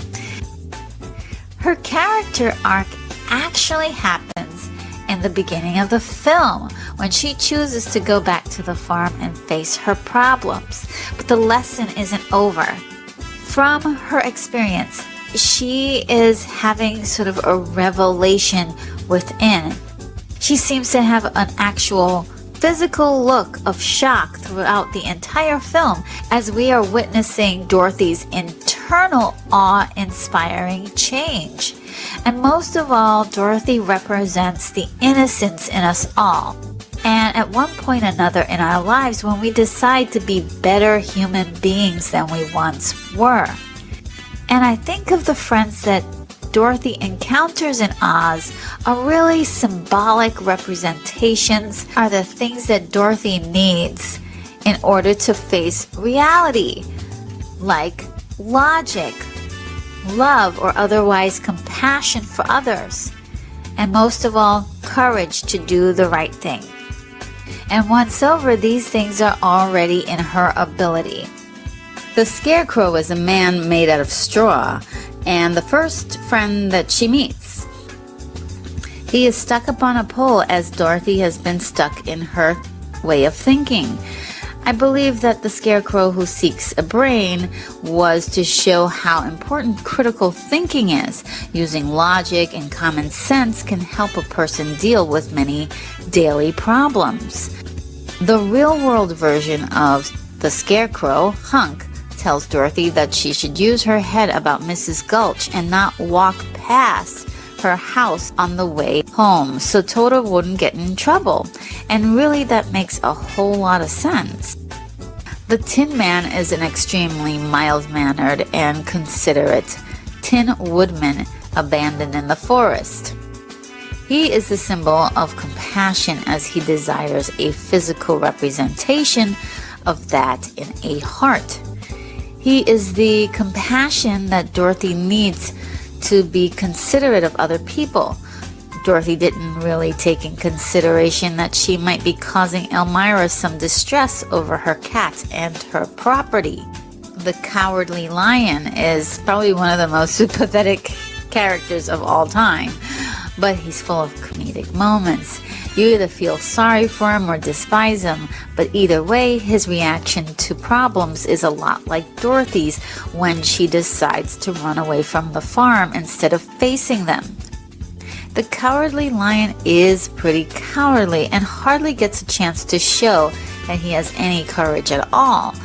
But there is a scene in which it's time to save Dorothy from the Wicked Witch, and the Scarecrow tells him that he has to be the one to lead them, sort of like, you're mental skills as a person, your logic telling yourself, hey, you've got to do this one thing. And in response, the lion says he'll do it for Dorothy. So when pushed against the wall, courage kicks in. When the Wizard of Oz gives the Cowardly Lion a badge of honor at the end of the film, he tells him that he has the wisdom to know when to face danger or to run away. This is a very valuable attribute that Dorothy needs when she goes back home to Kansas. The friends that Dorothy meets are seeking things that they already have inside them, just as Dorothy already has all of these attributes inside of her, and now all she has to do is recognize them and use them. Now, the technical aspects. It actually took 5 directors to make this film, with Victor Fleming taking the main credit for the final product. During the filming, there were several replaced actors and changes in the look of the characters. Seeing some of the pictures really make you wonder how the film would have been, seeing these iconic characters in their potential alternative costumes. It just proves how very important it is to get the costuming just right, because it is one of the most outstanding results that make the film so captivating. The work done for the costumes and makeup really hold up over time, and it's truly remarkable as there is so much emphasis on getting things truly right. In many scenes, Dorothy's hair appears to be at different lengths due to the costume switches, and many of the scenes were reshot several times. The witch was originally just to look like an appealing modern woman. However, to stick more closely to the book, the filmmakers decided to make the witch look more sinister with exaggerated features. And I especially liked the idea of putting her hair back in a bun. The green makeup was a wonderful touch that was absolutely exquisitely done. The prosthetics used for the Wicked Witch was actually also very well done for 1938 and nearly undetectable in some scenes. The actors unfortunately had to suffer quite a bit for their costume work, as well as some actors we didn't even get to see on screen. More commonly known, the Tin Man was originally to be played by Buddy Ebsen, who was well into the production, having recorded music and filled much of the Tin Man's scenes until he fell ill due to an allergic reaction to the makeup that was used for the character. Real lion skin and fur was used to make the Cowardly Lion's costume to give it an authentic look, which was heavy and extremely hot. So you can imagine that the combination of dead animals and sweat made that costume really stinky. MGM recruited extra help from the studio mailroom and courier service to become makeup artists. Each recruit was instructed in one area of prosthetic application for an assembly line process each morning. One interesting thing that happened was that the wardrobe department accidentally chose a coat for Professor Marvel from a secondhand store, which turned out to have a label indicating that the coat had been made for the late L. Frank Baum. There are a lot of creative hacks on this film to pull off unique visual feats. The horses in the Emerald City Palace were colored with Jello crystals, so you can actually see the horses lick it off in a few scenes. The famous Surrender Dorothy skywriting scene was done using a tank of water and a tiny model of the witch. Very creative. The tornado was a 35-foot long muslin stocking spun around. The look is very impressive.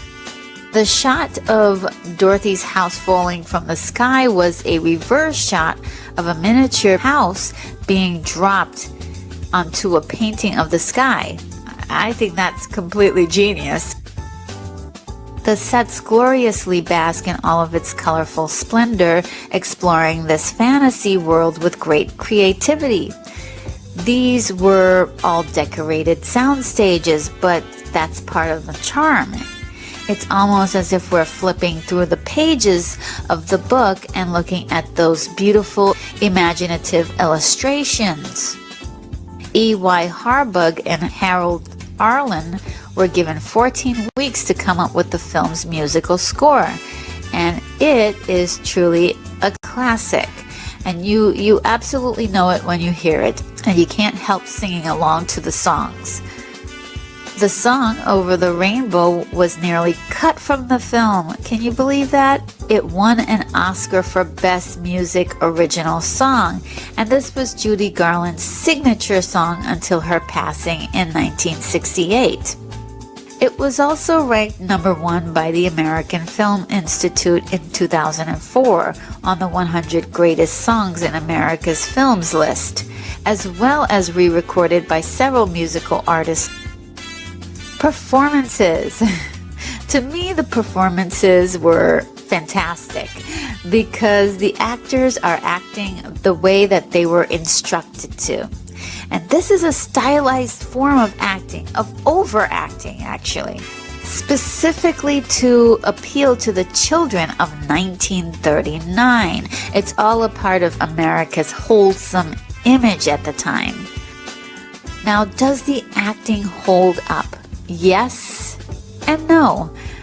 We know it's corny, and it's actually part of the reason why the film is so entertaining, endearing, and dare I say magical. It just wouldn't be as bewitching if it were acted differently. It would probably be, I would have to say, it would probably be really boring. It wouldn't be as fun.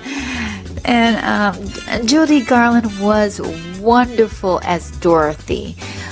Though she's not wearing a visually cumbersome costume, she actually suffered a lot for the role, having to wear a very painful corset around her torso to look more like a pre-adolescent child. And the beautiful ruby slippers were rumored to be quite torturous to wear.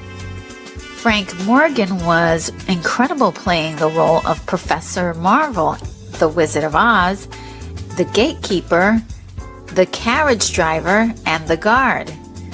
He plays all of the parts very jolly and boisterous with a chameleon charm. Ray Bolger played Hulk and the Scarecrow excellently, putting his fabulous acrobatic dancing skills on show. Ray said later in interviews that the rubber prosthetic that he had to wear on his face that mimicked a woven pattern actually left lines on his face that took more than a year to vanish. Bert Lahr as Zeke and the Cowardly Lion was great, having so much great delivery of his comedic dialogue. He brings forth many of the most funniest and endearing moments of comedy in the film. Jack Haley was fantastic as Hickory and the Tin Man. He manipulated his voice while playing the Tin Man, saying that he felt that the tone should be soft. Something like the way he would read a bedtime story to his son. It was a wonderful decision, as you really get the sense of how compassionate and sensitive his character is in the film. One of the biggest standouts in this is Margaret Hamilton playing Mrs. Gulch and the Wicked Witch of the West. Her iconic performance is the only way that you can call it. It's just iconic. Was so thrilling and memorable that it's been copied, quoted, and obsessed about through the decades. Margaret Hamilton said that her approach to the character was that the Wicked Witch was a person who relished everything she did, but who ultimately was a sad, lonely figure, a woman who lived in constant frustration as she never got what she wanted. And you really get the sense of that from her performance. The film was also very popular for the over 100 little people who would make up the citizens of Munchkinland. as a kid, seeing them was a very magical experience. I mean, I just wanted to live in Munchkin Land because everything there was so happy and lively. And, you know, their performance was such a big part of the nostalgic enchantment of the film and paved the way for so many actors of short stature. The best part of the film, the whole thing. I just love this movie so much, and I find I find it so very amazing and fun. I enjoy myself every time. I specifically cry at the scene where Dorothy is singing the song over the rainbow. It's a guarantee every single time. The ending. The ending wraps up pretty quickly, but it works for me. Mad TV spoofed the ending and asked the same question of many of the fans who wondered about the good witch Glinda. Why didn't she tell Dorothy how to get home as soon as she put on those ruby slippers? But I think that the biggest problem here is that the Good Witch Glinda is actually a combination of the Good Witch of the North and the Good Witch of the South. And if they were two different characters, I believe it would have made more sense as a storytelling piece. My wish list. Sadly, many of the Wicked Witch of the West's scenes were either trimmed or deleted entirely because they were deemed too frightening for audiences. But I would have loved to have seen them because those critics who say that the Wicked Witch is more bark than bite, I am hoping that those clips would have changed their minds. Perhaps this was also part of the symbolism. And the Wicked Witch isn't really a very hard challenge for the group. So in a way, the Wicked Witch really stands for a challenge that really seems like it's much bigger and harder to get over than it is. Nonetheless, I would love to have seen those scenes where she's a little nastier. And moreover, it seems like the whole thing really wraps up really fast at the end. It could have used about 5 more minutes of storytelling.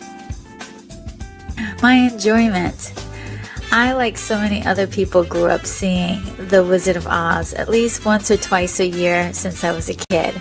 And it's really filled me with a great deal of wonder about Dorothy and this land of Oz. And I've read the books and I've read different adaptations. I've seen so many different adaptations on film. And it's just something that's still very... The only word I could think of to describe this is magical. I think I may have used that word at least 6 or 7 times, maybe 8 more times in this video. But it's truly the only word I could think of to really describe this movie. It still has that same feeling for me every time I watch this film. It's still there. And that's what really makes it a classic. The film wasn't a big hit at the box office, though, when it came out.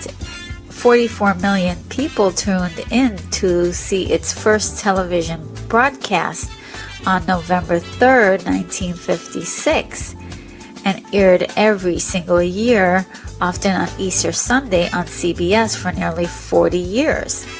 According to the Library of Congress, The Wizard of Oz is the most watched film ever. And this is one thing most of us have in common with each other, at least at one point or another. Most of us have seen this movie. There's no place like home is the last mantra that the film instills into its viewers, leaving many with the idea that Dorothy learns not to venture out into the world, but to love it right at home. I think that doesn't really make a lot of sense because it doesn't tie into her change of heart just before the cyclone takes her to Oz. Instead, and this is just my point of view, I believe that Dorothy learns how to use her logic and how to love and to have courage in order to deal with her real life circumstances at home, and she needs not seek happiness anywhere else if she can't have it at home.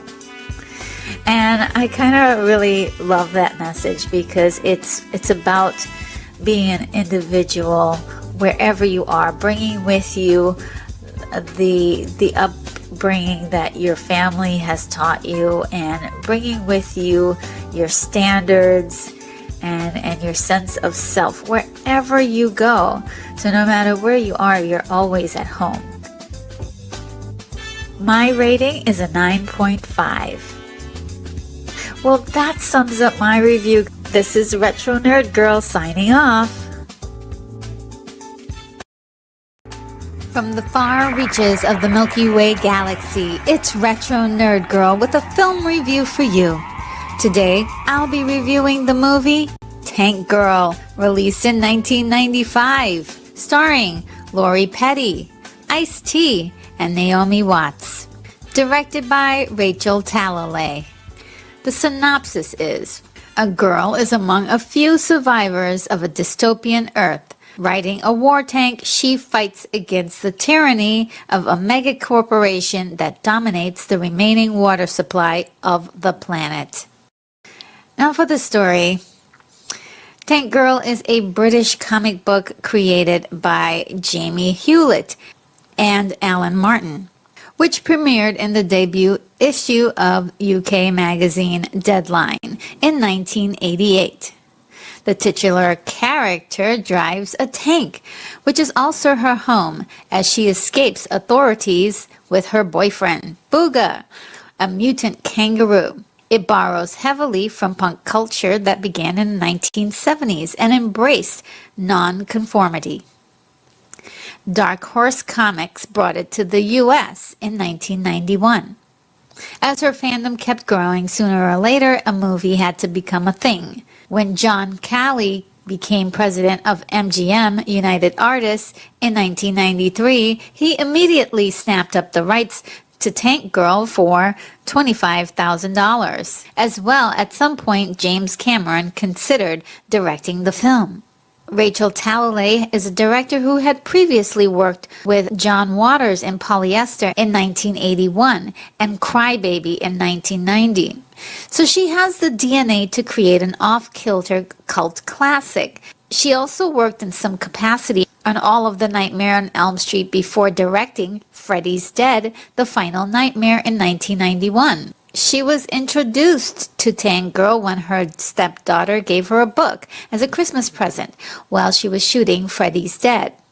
Rachel Talalay pitched the film to Amblin Entertainment and Columbia Pictures, who both turned it down, until MGM United Artists agreed to give her the green light.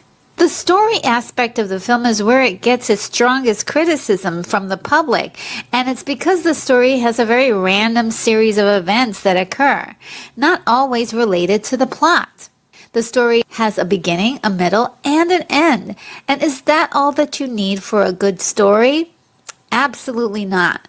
But those are just the bones. And Tank Girl has great bones. However, the lack of story detail was completely in line with what the comic book was already doing.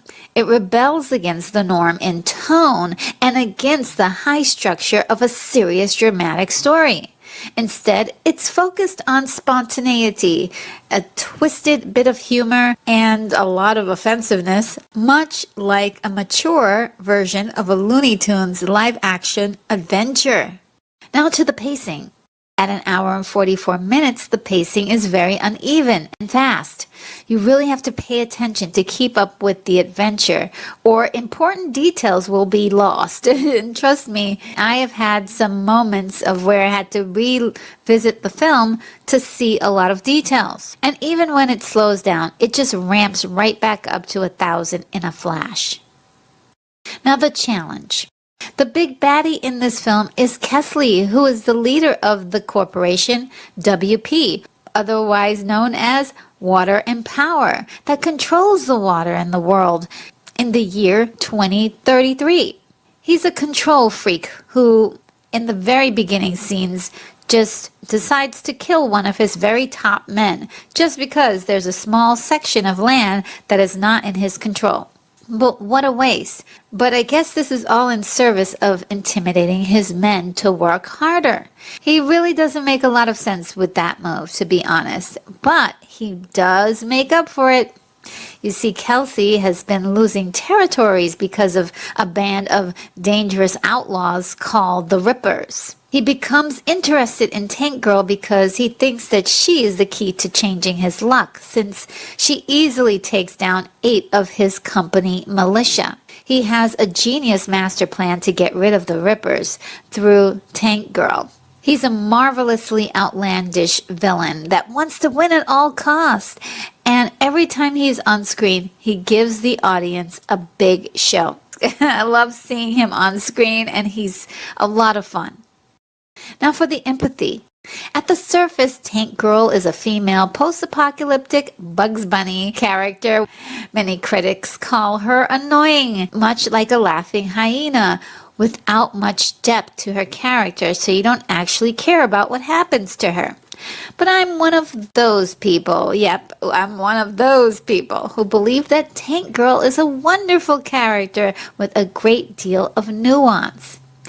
Even if you don't read about her background from the comics, the world that is set up in the beginning is a dystopian nightmare.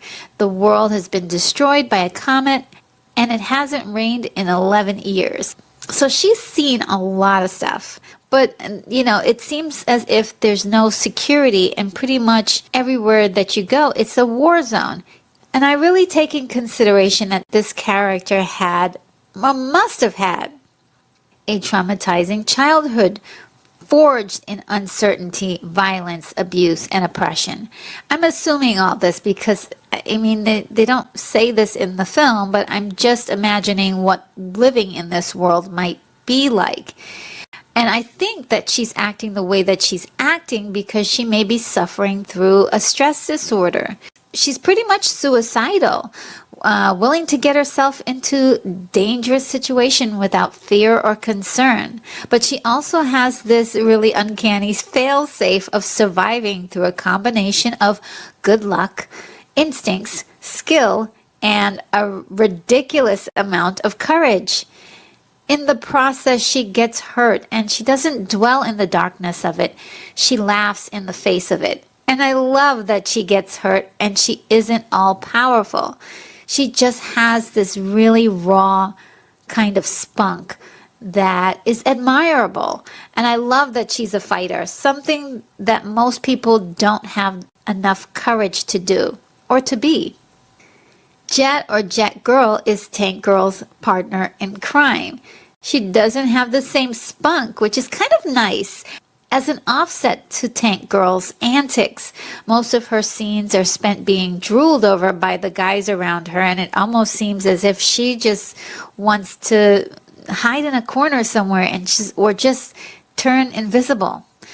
Now, eventually she does come out of her shell a bit and actually has an arc throughout the film where she actually stands up for herself by the end.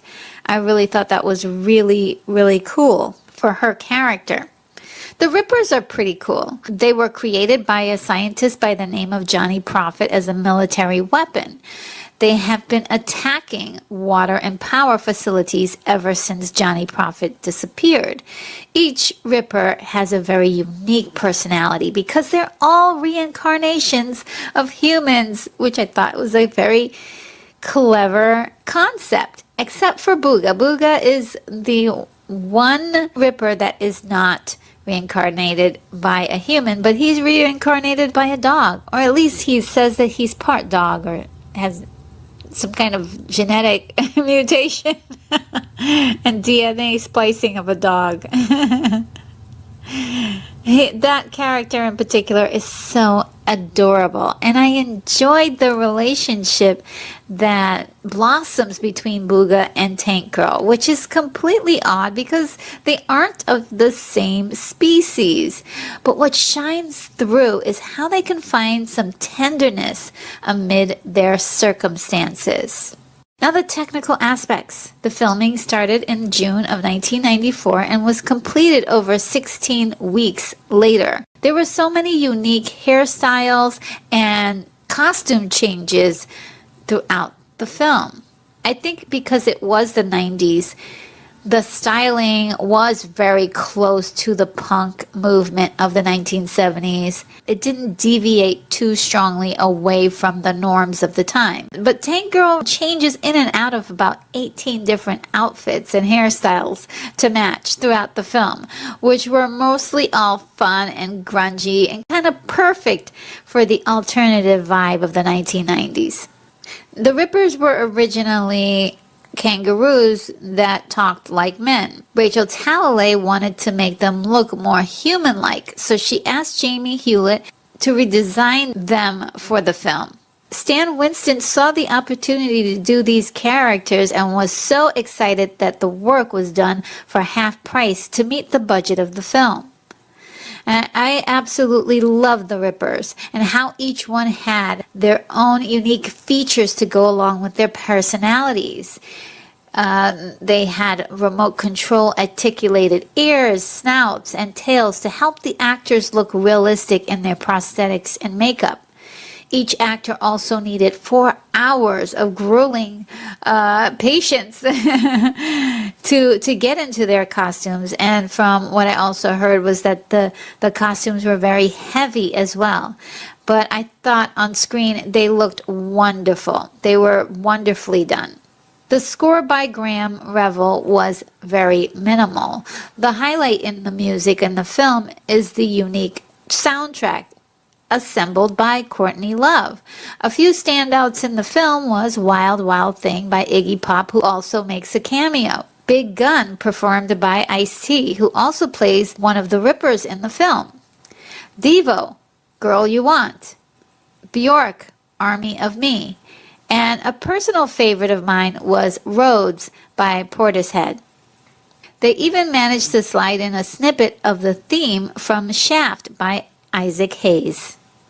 Now the performances. MGM held open casting sessions in London, Los Angeles, and New York for the role of Tank Girl as a publicity stunt, which resulted in hiring the actress Emily Lloyd. Lori Petty auditioned for Tank Girl twice and even had told her friends that she was doing the film, in spite of the role going to someone else. Emily Lloyd, though, refused to cut her hair for the part, and in stepped Lori Petty to snatch up the role. She naturally falls so in line with the rebellious spirit of the character, and I just love what she was able to impart on the character, her voice and her heart. Lori was able to take this wild character in the comic books and show us that she could be real. Naomi Watts has expressed how little she likes the film, which makes sense because she is most notably in many dramas and her hair is usually blonde. This was a little bit outside of her wheelhouse. She was fantastic in this. Rumor has it that she auditioned 9 times and this was her first big budget production, so she was frightened. She has never confirmed or denied this, but it was said that Lori Petty and Rachel Talalay worked together to bring her out of her shyness. And you really see this by the end of the film, where it shows a very bold transformation of her character, giving us the only arc in the film. Malcolm McDowell was so much fun as Kesley. I just love seeing him in these villain roles because he just has this sly little smile that has it's such a surprise, and I don't know, he just really plays it up in this film. I love what he gives to his performance. Now my wish list. I wish that the film was not so much of an origin story of how Tank Girl got the tank. It actually takes about 41 minutes in the film for her to get the tank, and I wish that had been there from the start. She's been compared to the Joker's girlfriend, or ex-girlfriend, depending on the timing, Harley Quinn. I totally see the resemblance, and it's so interesting. So many people love Harley Quinn, but complained that they disliked Tank Girl. And I think that the reason why is because we really didn't get to see a serious backstory of what the past 11 years were for Tank Girl, to give us a reason why she acts the way that she does. Harley Quinn's background is fully explained in her lore, be it movies, TV, or comic books. And this was what was crucially missing for Tank Girl. So we can understand that, maybe her personality is from her stress disorder or her childhood, or maybe a combination of both. And I really think that we could have used something like a Gremlins 1984 Phoebe Cates monologue in the mix just to give us a sense of what horrors she is covering up with this black humor. And I think it might have been kind of cool to play it for laughs too, to reveal this horrible thing that happened, and the people who are listening to the story like, oh man, that's messed up. Gosh, am I rewriting the film again? I'm rewriting the film again. So sorry about that, guys. Let's get back to the review. And, I really feel like we could have had a little backstory or a motivation for Kesley as well, too. What a juicy character. And it would have been so good to know why he's doing what he's doing. Is it for a revenge against Johnny Prophet, or some kind of traumatizing past? I want to know these things. I want to know more about this world. And I also feel like the movie had a lot about Jet Girl, and the film could have easily be called The Adventures of Tank Girl and Jet Girl. And that's where I say I wish we had more Tank Girl in her own movie.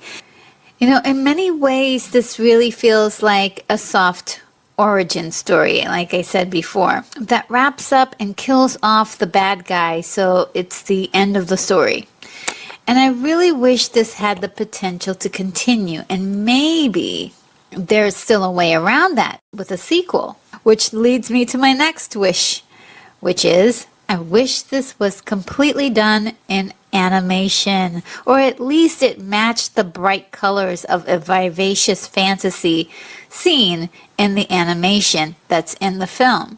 The cinematography is great. It's shot very well, but the colors are much in line of the color scheme of films done in the 1990s, where all the colors are kind of muted, or that cold blue tint that's in every movie in the 90s. Punch up the colors and punch up the saturation to make this a more colorful film and more bright and feel the energy of that fantasy that you see in those animations. And you know what? Can you just imagine a series of mature themed animated movies or shows voiced by Lori Petty as Tank Girl? Come on, what? They just... Please, somebody do this. It would be so much fun. Really, we're just overdue on that. We should have already had Tank Girl, season 12 by now. Yeah, let me just move on to enjoyment. After several positive test readings, the studio heads thought they had a hit on their hands, and they demanded drastic changes and actually took the movie away from Rachel Talalay and gave it to the marketing department to edit the film, removing about an hour of footage. And this is truly sad. Editing is such a big part of the story that you can change a movie around and its entire theme around with the editing. And not allowing the director to edit their own film is a crime against creativity. And I believe she was terribly wronged in that. Even though there was interference from the studios, it still didn't help matters, because the film ultimately failed at the box office. And that was because maybe by the end it just lost some of its purity. When I saw the film for the first time, though, I was in love with the character, not so much the story, but definitely the character of Tank Girl, played by Lori Petty. There is a feminist edge to her, but she's not trying to be a feminist. She's just a wacky, rude jokester with a can-do attitude. And what's really interesting is that there's a cross-reference between hijinks and a sarcastic black humor that I found to be utterly entertaining and even admirable in the character and the series of events that happen in the film. Some of the things that she says to Kesley is the kind of thing I would have always loved to have said to a few real life bad people, bullies, or just terrible individuals that I've encountered in real life.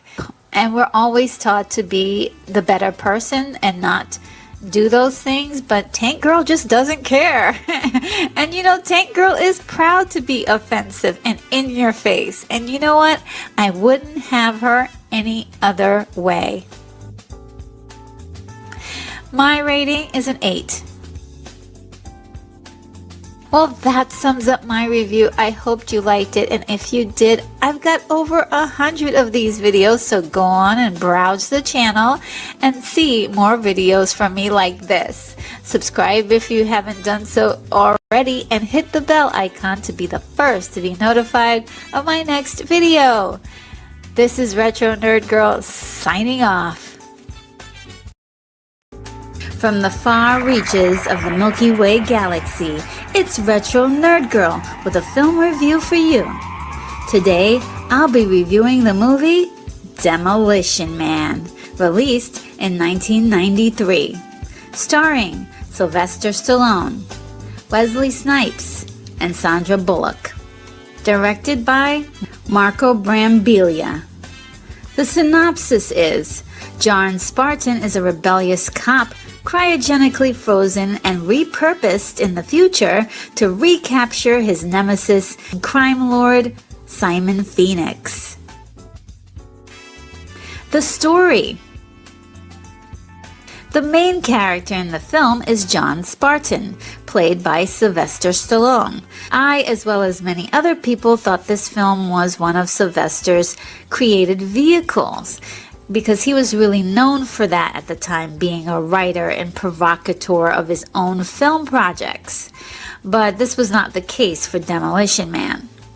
I suppose the origins of the story starts with Hungarian science fiction writer István Nemir.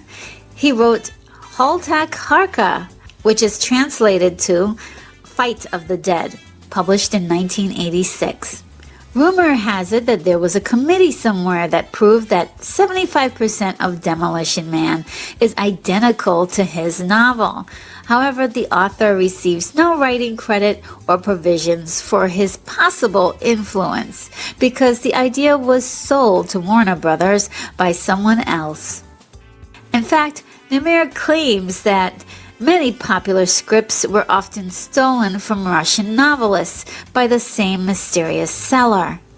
Mind you, this is still a rumor because the filmmakers claim any similarities were pure coincidence and said that they were heavily influenced by the book Brave New World by Aldous Huxley, published in 1932. It was first written with a heavy hand of satire. It was removed and then put back in. Although you can't tell that was happening behind the scenes when watching the film. You get the sense that there's a struggle to determine if the film is a seriously plausible sci-fi movie or a dark comedy. As far as the comedy is concerned, I enjoyed it immensely as it was woven into the story as an integral part of the world building. The result is a lot of small ideas about the future that are really fun and really interesting, taken from a lot of pop culture sources from the 80s and a few older eras. But what the film seems to be doing most of all is making a little fun of action movies in general by going over the top in a very bold way. And I think that that's the charm of it. It's not a serious futuristic film. It's more of a mixture of devilish whimsy and action. The pacing. At an hour and 55 minutes, it may be a tad long, but personally I loved every minute of it. The challenge. After the great earthquake of 2010, as the story goes, Los Angeles and San Diego and Santa Barbara merged into San Angeles, a brand new utopia under the guidance of Dr. Raymond Cocteau. Cocteau is the city's savior, setting up a safe, passive, and sterile society without a defense system. He forgot that one little detail. Being the savior to San Angeles is a noble act, of course, but he really desires to continue his reign unchallenged so he can control every aspect of society. He wants to have the leader of the city's underground resistance group, Edgar Friendly, assassinated, and he has a plan to do it, discreetly reviving Simon Phoenix and setting him upon the task of assassinating him. At first it seems like a very clever plan, but thank goodness Cocteau is not the only challenge in the film because he isn't a very smart one. His ego overrides his intelligence as his whole plan backfires on him horribly. So we're coming to my favorite part of the review, where I get to talk about one of my favorite villains of all time. One of them, Mr. Simon Phoenix. Wow. He and the film's hero, John Spartan, have a rather intense rivalry between each other since 1999, when Simon killed several hostages and framed John for it. They were both sentenced to be cryofrozen until Simon escaped his parole hearing in 2032, with the help of Cocteau rehabilitating him with advanced knowledge of combat and computer skills, making Simon an unstoppable supervillain, storming through San Angeles like a wrecking ball of primitive violence. I mean, these guys are not prepared for him at all. Even though there's no backstory for Simon as to why he's behaving the way he does, you get the sense that he's just enjoying antagonizing the status quo, and especially John Spartan. He's a true, evil spawn. He was just born evil, right? Or maybe there was something in his past that turned him this way. We don't know, and I don't think you need to know after you see what he does. Now, it is kind of curious because you wonder, what does Simon want? In my opinion, I think he just wants chaos. This is what he thrives in and on. He wants to be the head of it, he wants to cause it, and he wants to control it. And that simple knowledge makes it so easy to understand this villain's psychology. He's dangerous, but a simple man dynamically acting on his charisma and a good helping of wicked humor. As well, he's so smart that he manages to stay at least 5 steps ahead of everyone. Now, the empathy. John Spartan is a very likable character in my opinion because he is pretty simple as well. He has only one desire, and that is to save the innocent by any means necessary, even if it means breaking the rules. In that way, he and Simon Phoenix are like the same face on the opposite sides of a coin. He's the protector of the status quo, but I also think that he intentionally defies it to protect it. They both hate Cocteau's new world and try to change it as soon as they arrive. So I don't know about you, but here's where we have two characters that I really adore on both sides of the struggle. So when they get together to fight, my emotions are at a peak state, and I really enjoyed every minute of it as they were, doing all of the puns and all of the one-liners. Wow, I mean, it's a dynamic thing to see on screen. Now, the love interest for our protagonist is Lenina Huxley, whose name comes from a combination of Aldous Huxley and Lenina Crow, who is a character in the book A Brave New World. She is a cop that has been alerted to many of the murders, or quote-unquote murder, death, kills, committed by Simon Phoenix. She is actually very vital to the story because she is pretty much a nostalgia file for all the things that happened in the 1980s and the 1990s. I mean, she would fit in our era just perfectly, wouldn't she? She and her partner are assigned to John Spartan to help him with the apprehension of Simon Phoenix. The chemistry between the modern-aged woman and the brute from the past really works as a means to deliver more hilarious satire through the exposition. Now, the technical aspects. Technically, the film is pretty impressive for 1993. Wow, I mean, the visuals are bold and demonstrates the modern order of this future society. Many of the scenes of San Angeles are just simply gorgeous, and this is a result of taking existing architecture that had a very modern theme to it and then adding paintings in the background to expand the world. I rather like that particular technique personally when I see it in films. Now, the film opens up with a powerful scene of an incredible practical demolition of a real building in Louisville, Kentucky that was nothing short of magnificent. There was even a MTV contest at the time.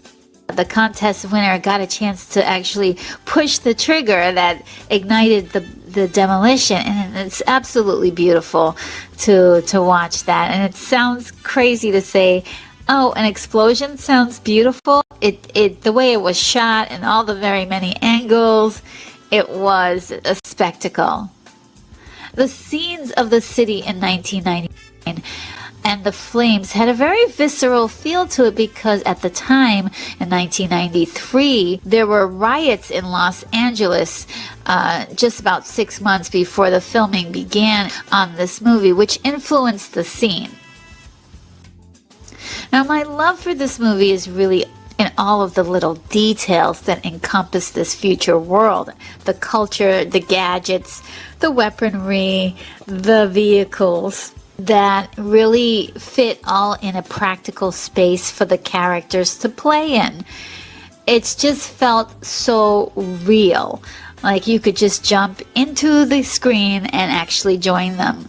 The costumes in particular were fantastic, revealing character attributes within the design of them, whether it be amicable, rigid, rebellious, or violent. Simon Phoenix's costume was especially interesting in the future, revealing his character. He had actual parts of rubber car tires on his shoulder as armor, which gave him a very post-apocalyptic aesthetic.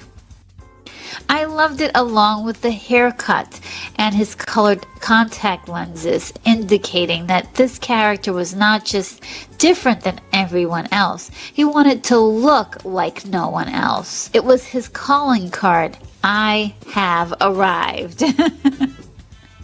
That's partly why I love the character. It all worked synergistically together. Now, there was a strong casual military look going on for the police officers, but Cocteau and his assistant had a very tranquil Japanese flair to the design of their costumes. And it was a wonderful way to misdirect the other characters in the film as well as the audience as to their true natures, right? They're not wearing costumes that say I'm a malicious person. They're bringing upon this air of like calmness and tranquility and peace and kindness, but otherwise manipulating people behind the scenes and planning a man's murder. The cryogenic freezing process was a visual set piece for the film that I feel really still holds up today. The science behind our ability to actually freeze a human being and revive him may not be currently something that we're totally convinced of. So it's hard to determine if this isn't possible to do it the way it's done in the film. I like that. Yeah, it could be possible, right? One issue of note, Sylvester Stallone said that the scene was probably the worst 5 hours that he ever had to do in his career. And it looked it too, because he had to be naked to be submerged into a tub of what looks like glycerin. And then he had to have his full naked body cast made of him held in that frozen position. So, oh, God, that's pretty uncomfortable, to say the least. Now, today, most of this would have been done much easier on one of the many techniques that are now available to filmmakers. So it was a chore back then to get that look, but today would be so much easier to do. Now, what we see of the finished movie is just the tip of the iceberg, because the film experienced massive scene cuts that were totally omitted character developments, action scenes, fight scenes, and an entire plot point of John Spartan actually having a daughter. But the many cuts created a ripple effect in the continuity issues that perplex the audience to this day. However, don't fret about it. There's a comic book adaptation and a novelization of the movie that will fill us in on everything that we missed if we're that curious. Elliot Goldenthal composed the score, and it's no mistake that the film has a very Batman sound to it, because he was the composer for both Batman Forever, released in 1995, and Batman and Robin, released in 1997. The title of the film was inspired by the song Demolition Man, written by Sting and sung by Grace Jones in 1981. It was re-released the same year by Sting's band at the time, The Police. Sting remade the song for the film when he went solo, and it was used in the end credits. Performances. Did you know that originally Steven Seagal was envisioned to play John Spartan and Jean-Claude Van Damme was to play Simon Phoenix? The idea failed to please both actors. Sylvester Stallone was cast as John Spartan, and I feel he was actually pretty great in this. And he's pretty much just playing himself. There isn't a whole lot of technique behind his acting style in this, but I felt like it grounded the film. John Spartan is actually the voice of reason for us. He's almost like the audience member saying, hey, all of this stuff is really ridiculous. And without his performance, as it was, we would lose a lot of the humor and the charm that the film has. So get this, can you imagine the role of Simon Phoenix being played by Jackie Chan? It's a stretch, and that is because you've probably never seen Jackie Chan play a villain.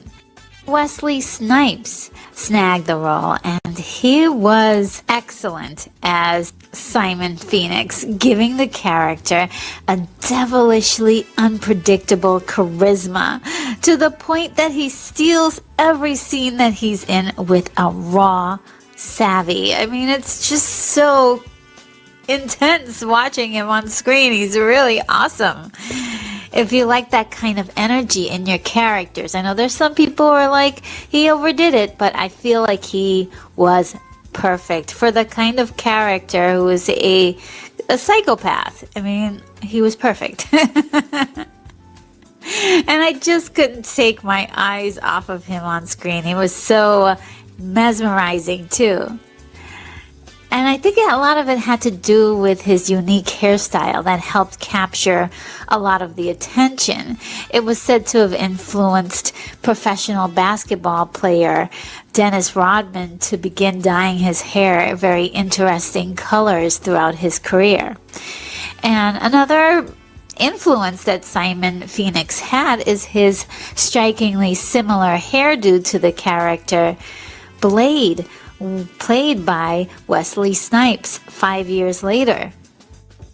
Sandra Bullock had roles in films and TV prior to this one, but this film was her breakout role, setting her up for a string of very popular movies, which led to the eventual Academy Award win. She plays Lenina with a fun, goofy quality, which seems to be a natural kind of acting style that she had at the time. And she's able to pivot from being a very bubbly and energetic personality to a very concerned and serious characteristic in just seconds.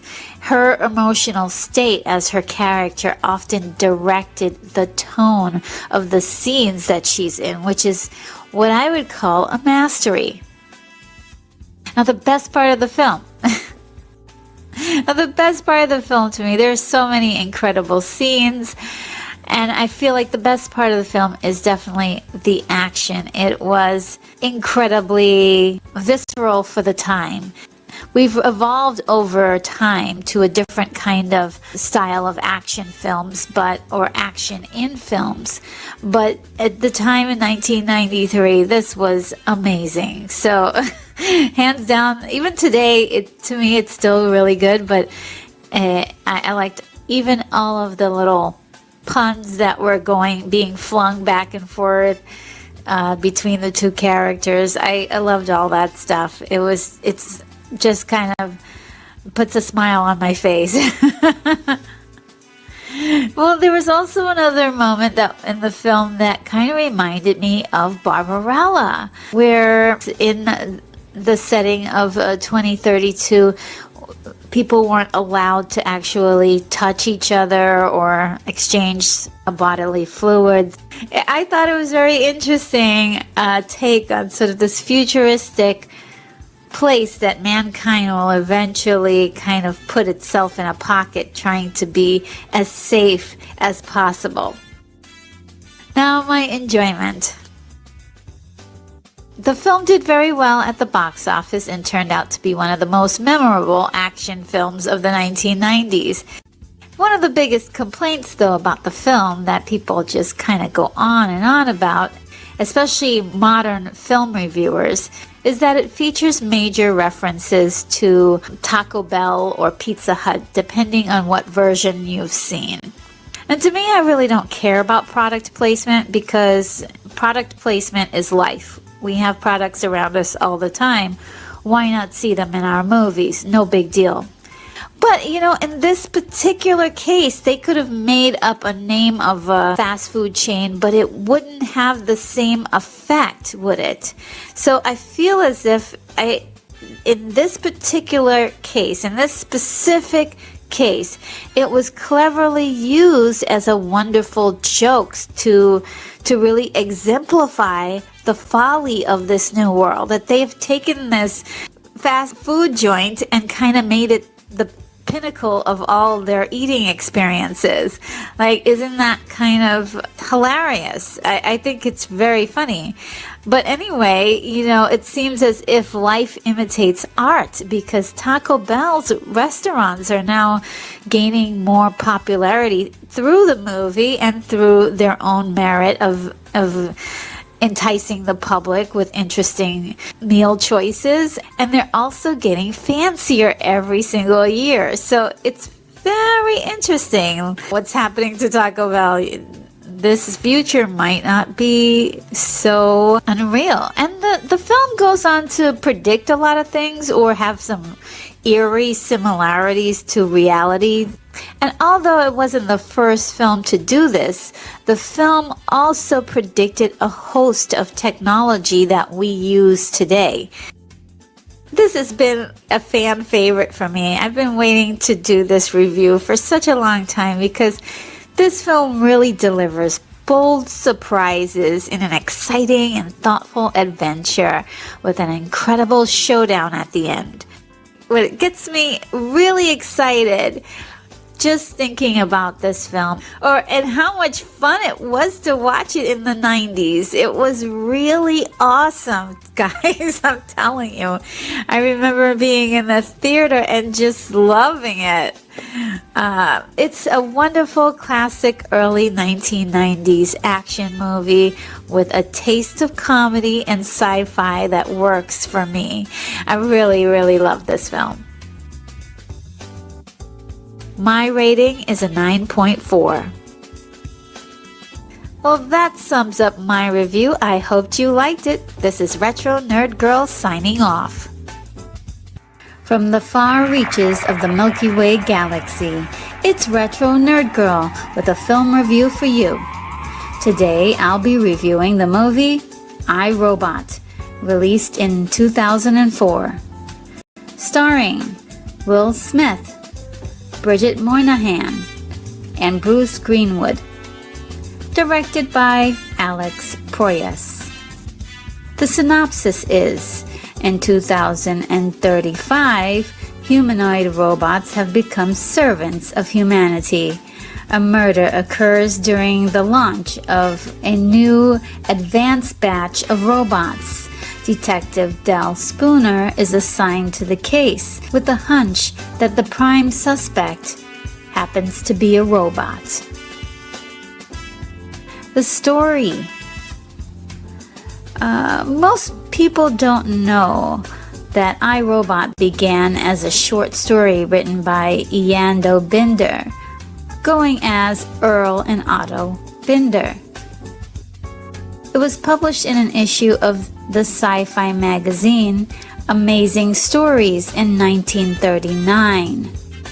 Isaac Asimov wrote the book I, Robot, published in 1950 after reading the original short story and writing a series of 9 short stories. Originally, he wanted to call the book Mind and Iron, but the publisher overruled his wishes to use the title I, Robot to help get the book more reach because of its catchiness. All of the short stories are based on the tales told by Dr. Susan Calvin, the chief robo-psychologist at U.S. Robots and Mechanical Men Incorporated. All of the stories are about a fictional world or a possible future of interpersonal relationships between humans and positronic robots. Another anchor in the short stories are the 3 laws of robotics that Asimov clearly designed to keep automations from inadvertently hurting mankind. However, the laws lead to many dramatic situations in the book. A 0th law was added by Asimov in later sequels of the book. The laws seem to trickle into discussions about robotics in the real world as a means to realistically manage the possible actions of robots as they become more advanced and humanity depends on them more and more. Through the years, the book has been very influential in pop culture, and it was pretty much inevitable that it would be turned into a movie. The original name of the movie was Hardwired, with a screenplay written by Jeff Vintar, which was an Agatha Christie-style murder mystery. The screenplay bounced around a bit from Disney to Fox, and even given a huge budget. Alex Proyas was hired to direct it, as the studio was impressed with the public response from his previous films, The Crow and Dark City, two very excellent films. Once Will Smith was hired, Akiva Goldsman was signed on late in the production to co-write with Vintar to give the film a more blockbuster feel. The result is a story to be added to the collection of stories in newer publications of the book, I, Robot, using a few themes and names of characters and points from Asimov's short stories and sequels. And there is where we get into a little trouble with the story, which I'll have to expand upon when I explain my enjoyment of the film. The pacing. At an hour and 55 minutes, it's barely shy of 2 hours. It's long and it feels long. But you know something? It's never boring. The pacing has a way of keeping things moving along. About halfway through the film, things change drastically from a serious murder mystery noir to a full-blown save-the-world action movie with tons of killer robots and 1990s catchphrases. It seems a lot like two films in one, which is a common thread in many blockbusters, especially the ones that are 2 hours long. Now the challenge here is solving the murder of Dr. Alfred Lanning, a robotics inventor working at US Robotics. At first, it looks as if his personal NS5 robot, Sonny, committed the murder. Indeed, he did. Is he a bad robot? Well, no, it turns out that Dr. Lanning asked Sonny to kill him, and that was part of a well-laid plan to get Detective Spooner to discover a very sinister plot against mankind. Lawrence Robertson is the CEO of US Robotics and is about to launch the new batch of robots called the Nestor 5, created by Dr. Lanning. It seems like Lawrence is the most likely villain here. He's cold, he's rich, and we know very little about him other than he'll do just about anything to protect his company assets, even if it's lying or protecting or withholding information from the public. But you know, we can't get too hung up on this character because he actually isn't the bad guy here. He's just kind of a throwaway character meant to distract Detective Spooner and the audience. To be honest, I really enjoyed that little decoy because it was kind of a tricky little surprise in the film. I knew it was him, that he was the bad guy, but I was completely wrong. The whole company is actually being run by a computer system called Vicky, short for Virtual Interactive Kinetic Intelligence, which is a positronic operating core in the entire building.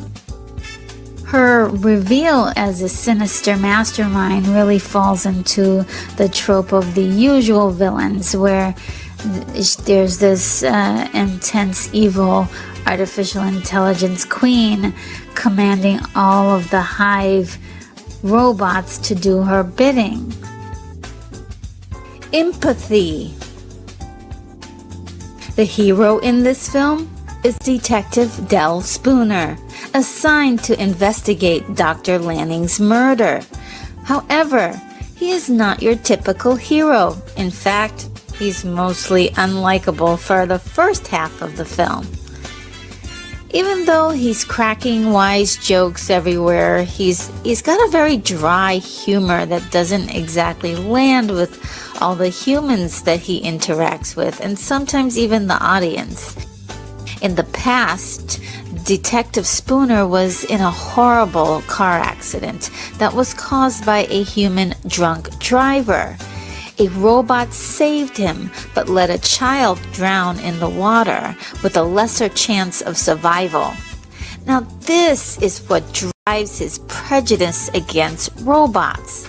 I think it's kind of ludicrous, but for some reason he thinks that all robots cannot be trusted because they do not possess humanistic impulses. In the second half of the film, his character gets a bit more likable as he softens his hatred for robots. One of my favorite reveals of the film is when we discover that he has a robotic arm, which he got from Dr. Lanning after he lost his real arm in an accident. This is when you realize that his sour attitude is just because he's depressed and deeply resents that he is now part robot. It's very deep. I mean, much deeper than I ever thought that this character would be. And if you really watch this film, you can see that every morning he wakes from the same reoccurring nightmare. He's psychologically tortured, but he's also physically tortured because he has to rehabilitate his arm in the morning, and it's almost like a weight. It's too much for him to bear. Now, he chooses to do things manually, using old technology and wearing Converse shoes as sort of a way of holding on to his humanity and his nostalgia for being a human being. Perhaps even balancing his dependence on technology a little bit more than most people around him. And they find all of the things that he does quite archaic. As a protagonist, he may not be the most likable, but he's definitely multi-layered, and that's what I really like about him. It's something that you may catch on to right away, but when you definitely give in to those multiple viewings, like I told you, you'll definitely notice how meaningful his behavior is. Now, one of his counterparts in the film is the robot psychologist Susan Calvin, who is a kind of, I would say, a sidekick for Detective Spooner, and a possible love interest who is unfortunately not very likable at first either.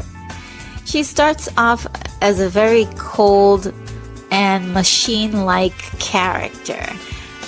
In many ways, she's more comfortable around the robots that she works with than actual humans.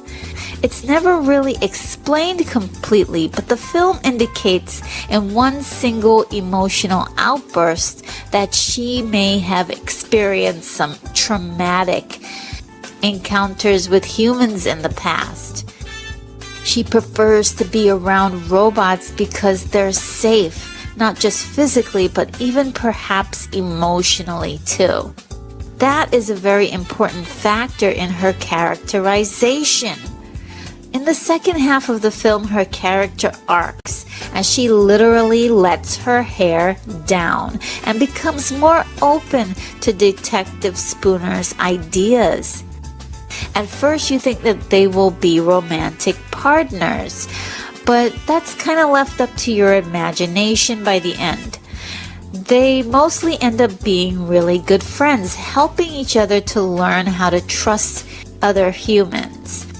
Susan is the one person that Detective Spooner really actually needs in his life to help him feel more normal. She's actually fascinated by his robotic replacements instead of being freaked out by it. Susan can actually help him deal with his situation a lot better. Now, the robot Sonny is actually the most charismatic character in the film.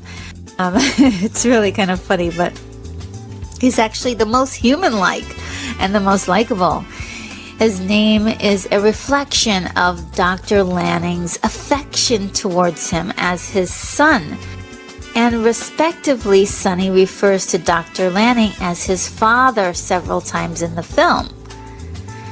What I found very interesting was that the hologram of Dr. Lanning calls Detective Spooner son more than once, making Spooner and Sonny sort of spiritual brothers. Dr. Lanning intentionally created Sonny differently than the other NS5 robots. Detective Spooner notes that Dr. Lanning created Sonny to keep secrets and have dreams, which he displays in the story. Sonny has a dream of a robot uprising, and he lies about murdering the doctor in order to keep Lanning's secret. Dr. Lanning built Sonny with enhanced armor and the ability to ignore the 3 laws of robotics that pretty much control all of the robots in this film. See, the film really wants you to believe that the ability to ignore these laws is what makes Sonny think and act like a human. And that idea is completely up for debate because I don't believe that's the only thing that stands between the thoughts and actions of humans and artificial intelligence. And that is where the writing really feels incomplete for me because Sonny is a fantastic character with lots of potential to expand upon. But what they were really successful in doing with the character is showing us that the perceived wink of an eye is a symbol of trust in the context of the way Detective Spooner and Sonny use it in the film. It is also one of the ways that demonstrate that Detective Spooner eventually learns to trust Sonny, giving Detective Spooner a very strong arc for his character by the end of the film. Even eventually referring to a robot, Sonny, as his friend. The technical aspects. For 2004, the CGI was really good. I mean, it was nominated for the Academy Award for Best Visual Effects. And it shows. The visuals are very sleek, very futuristic. I really enjoyed the vision of this future world. It's very beautiful and very interesting. And those were the details that were really exciting. You know, the car that drives itself, the spray-on skin, things like that. I actually liked the designs of the older robots. I thought they were really quite cool. And I liked the contrast between the old robots and the new robots, the NS5s. I thought that was very well done. There were visual scenes that were quite breathtaking.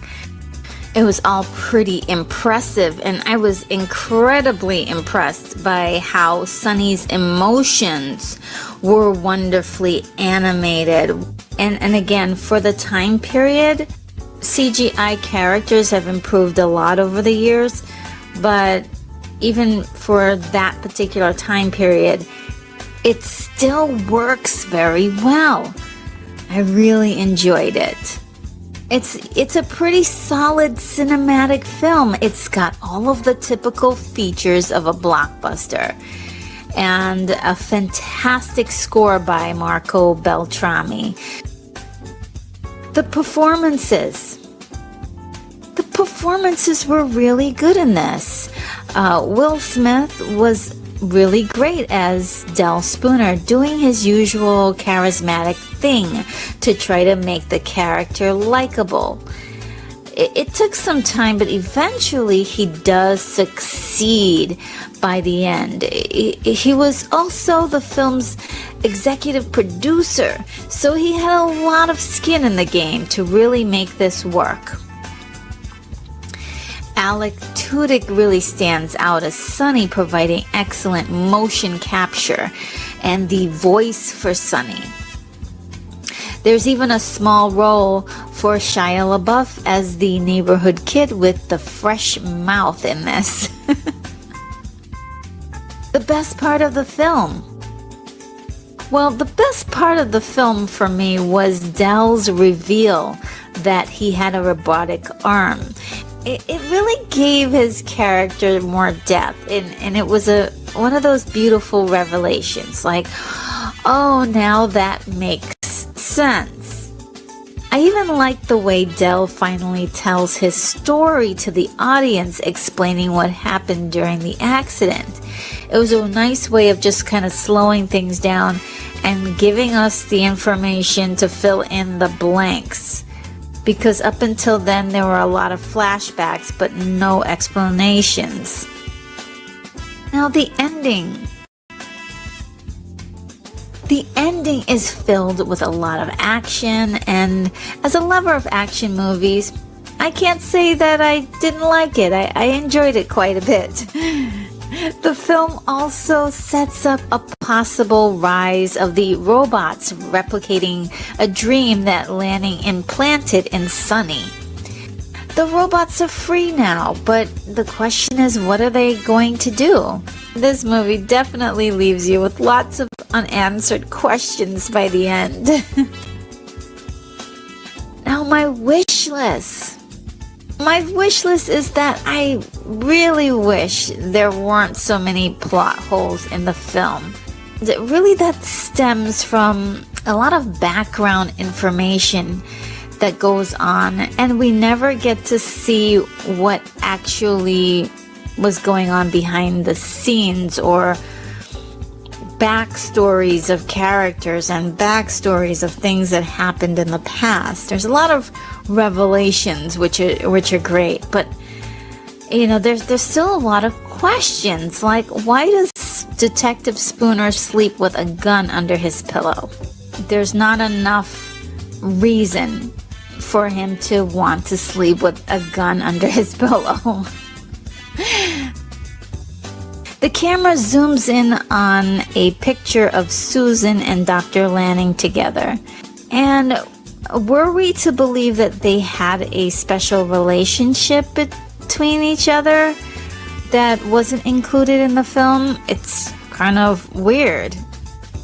Why is Lake Michigan dried out by 2035? And how did the bridge get destroyed? It's kind of a weird thing there. Why did Dr. Lanning's perfectly fine house undergo demolition only a day after his death? Why not have it sold or, refurbished or recycled? How did Susan switch Sonny's body with a blank NS5 without it being discovered by Vicky? We clearly see her implant the nanobots into his body. When did she actually get the chance to do the switch? When did that actually happen? Enjoyment. Well, the film did very well at the box office. It got mixed reviews as well. But one of the biggest gripes of the film was that the last half of the film became an action film. And there is some relevance to it in the film. And I only really came to that conclusion after seeing the film multiple times. In the case of Vicky, she's actually not intentionally evil, because she actually wants to protect humans, abiding by the 3 laws, which she's actually programmed with. However, to me, the laws are indeed clever for Asimov's fictional stories. However, the film even helps to point out how they are flawed. I hate to get really nerdy here, but in actuality, when Vicky launches her takeover, she's abiding by Asimov's 0th law of robotics, which is not directly mentioned in the film. This law states that a robot may not harm humanity, or through inaction allow humanity to come to harm. And this particular law takes away the freedom from humans in general to choose their own destiny. Ideally, it's up to each individual of age to decide how safe they want to be. Artificial intelligence is here to help us make decisions, not make them for us. So to me, the rules are too intrusive on mankind. I love the conversation that this inspires, although the 3 laws are just a plot point and not the actual discussion. There's still more to discuss. The film wants us to discuss, or more or less adopt, Detective Spooner's point of view, which is that to be more human, artificial intelligence will have to abide by the 3 laws, but know when to ignore them, to do the quote-unquote right thing. And even that's up for discussion, because the right thing is often subjective and determined individually from person to person, with things like evidence as well as many intangibles like intuition, beliefs, upbringing, and moral values. They're just incredible topics to explore. And, iRobot really has so much going for it, which makes for a very entertaining film. My rating is an 8.4. Well, that sums up my review. I hoped you liked it. This is Retro Nerd Girl signing off. From the far reaches of the Milky Way galaxy, it's Retro Nerd Girl with a film review for you. Today, I'll be reviewing the movie Terminator, released in 1984, starring Arnold Schwarzenegger, Linda Hamilton, and Michael Biehn. Directed by James Cameron. The synopsis is: an indestructible cyborg from 2029, the T-800, time travels to 1984 to terminate Sarah Connor, the mother of John Connor, the leader of the human resistance against the rise of the machines. The story. The Terminator was written by James Cameron and Gail Ann Hurd, who at the time were husband and wife, with additional dialogue by William Wisher Jr. Many people think that this was James Cameron's directorial debut after working behind the scenes for many years with Roger Corman on his films as an artist and behind the scenes in productions. However, this was his 3rd directorial film. The first was a sci-fi short, Xenogenesis, released in 1978. If you ever get a chance to watch it, it's amazing. And the second film was actually a feature film called Piranha 2, The Spawning, released in 1981. Now, the idea of traveling soldiers and robots is actually not a new one. It was done before, as seen in the TV series The Outer Limits, responsible for many science fiction noir short stories. Science fiction author Harlan Ellison, who wrote many of the Outer Limits episodes, actually went on to sue James Cameron, claiming that the film plagiarized multiple stories that he had written. James claimed that it was just a coincidence, which is totally possible. When watching the episodes that Ellison wrote, you can clearly see the connections to the Terminator themes, storylines, and even visuals. In the episode Soldier, released in 1964, the opening of that episode and the Terminator's opening look is quite similar. And in that episode, the main characters are sent through time into the past.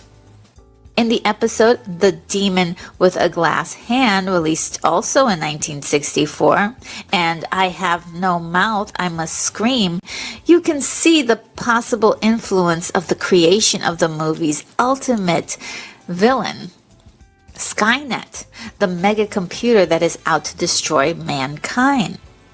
The suit was settled out of court, and prints of the film now acknowledge Ellison, which was ultimately what he wanted.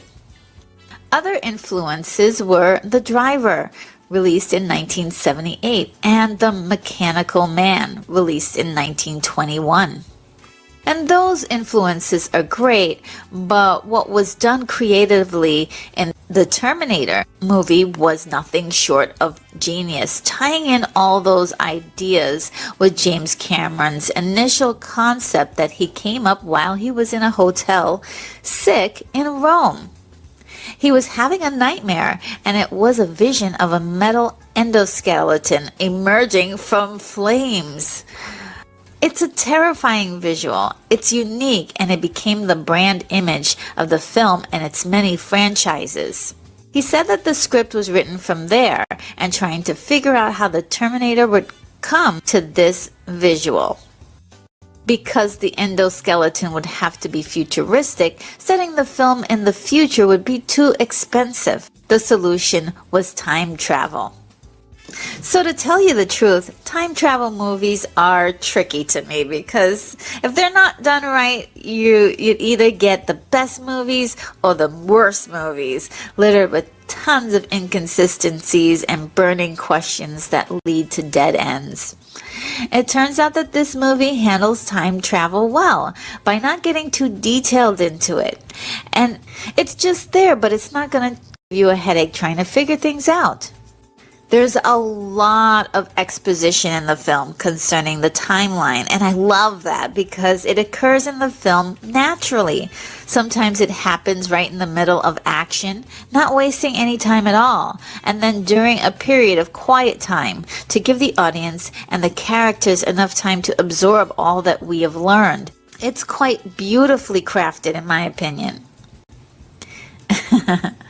The line, "I'll be back," was the number 37 out of 100 movie quotes recognized by the American Film Institute and listed as number 95 from the 100 Greatest Movie Lines by Premiere Magazine in 2007. Now the pacing. At an hour and 47 minutes, the pacing is nearly perfect to me. It moves quickly, but it allows for a few moments for you to catch your breath and learn more about the characters and what they're fighting for. Now the main challenge in the film is the computer system called Skynet. It sounds like it could have been some kind of human monitoring system, but it's not. The sole purpose of Skynet is to destroy the human race because it sees it as a threat. It's so much more superior than humans, so why would it be afraid? Who knows? But what will Skynet do once humanity is destroyed? Again, who knows? It's just out for humans in this story. That's it. So to be quite honest, Skynet is the coolest sounding point in the story on the surface, but it's just about tolerable for me in this film. But here's the thing, is that when you take in consideration what happens after this movie, in, say, the next movie after this, which we're not going to talk about too much, then we're getting into the juiciness why Terminator 2 makes this movie even better. Terminator 2 makes this movie even better. But a computer with a limited ability or capability would be quite defensive, like a toaster. And this is explained in the sequel to this film brilliantly. There was a plot point that was omitted from the film concerning the company responsible for Skynet, Cyberdyne, which was cut due to budget reasons, and it might have made the story a little bit too busy. And I could not have agreed more. It was just perfect the way it was. Now, in this story, Skynet wants a leg up on the war against humans, to wipe them out. So it sends the Terminator to kill the mother of the human resistance. Now, even though think that Skynet is not very smart. I believe that the Terminator that is sent to 1984 to terminate Sarah is very smart at what he does. The Terminator is logically gritty and realistic as a character, and that's what makes him extremely terrifying. He moves realistically in an unrelenting pursuit, using logic and ingenuity. The Terminator reminds me a lot of HAL, the robot featured in the film 2001: A Space Odyssey, released in 1968. Like HAL, the Terminator is also willing to do whatever it takes to accomplish his goals, faking emotions, voicing other people's voices and personalities to get what he wants. It's something I had never seen in another film before this, and it was definitely like, whoa! I didn't know that was possible, but yes, it totally makes sense that he could do that. When Sarah calls her mom, but he doesn't use his own voice, he uses the finesse and plays upon Sarah's emotions towards her mother to get what he wants. It's beautifully done. And in today's reviews of movies, we hear a lot about backstories of our villains and how much it's needed for character development in order for you to enjoy them on screen. But I feel like this character, the Terminator, is like one example that you don't need a backstory. Like, the Terminator has no backstory, right? And yet he has such a terrifying presence, dripping with logical menace, and he's an icon among villains of all time. We don't need much to enjoy him because as the film continues, we learn how capable he is at what he does and how he adapts. He becomes more extreme and he overcomes his challenges, so you're gonna like, how's he gonna get out of this one? Or they've got, they're escaping now, and then soon as you think that, he just pops up out of nowhere, and it's just beautifully done. I think he's fully developed as a character, because as brutally simple as he is, we understand why he's doing what he's doing, and we're afraid for the people that he considers a threat. So for empathy, wow, the empathy in this movie is off the roof.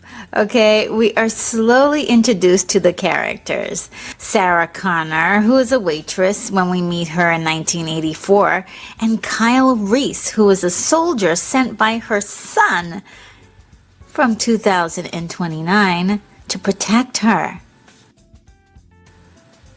Now, I love the fact that in the beginning of the film, both Kyle and the Terminator are treated in the same way as ominous, possibly sinister characters. In the case of Kyle, he never really hurts anyone, but we only know that he arrives in the same way that the Terminator does, and that creates a lot of speculation about his purpose. Kyle is very handsome, but he looks like a scavenger on the edge of survival. His eyes are all bugged out and they shift a lot. He's like, he's got like a shifty-eyed look. We see him get a shotgun and stalk Sarah.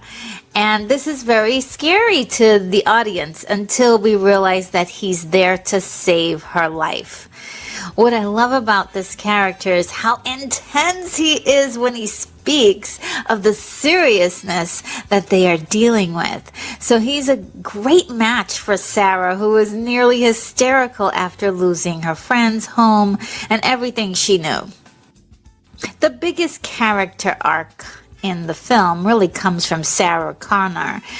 She starts out being an average girl who can't catch a break, you know. Even with the Terminator after her, she can't even believe what's happening and still believes in the world that she's always known all her life. She doesn't really suspect much when she simply calls her mom to let her know how she's doing. To her, she's like, okay, well, this really terrible thing is happening, but hey, I should tell my mom that I'm okay. You know, the reality of the situation is much more terrifying. With everything she loses through the film, it's in the last chase scene when she actually takes the wheel of the car and she really takes charge. It's both physical and symbolic. You begin to see that there's a separation between Kyle and Sarah, signifying her independence from his help going forward. It's actually a cool little moment in the film that's really subtle. Then it's she who is the person who terminates the Terminator, signifying her transformation into the Sarah Connor that Kyle Reese has been raving about her being the mother of civilization, if it is to survive. There are many people who have reviewed this film and were not happy about the love scene, if you will, that's in the movie, which is a sign of the 1980s, definitely.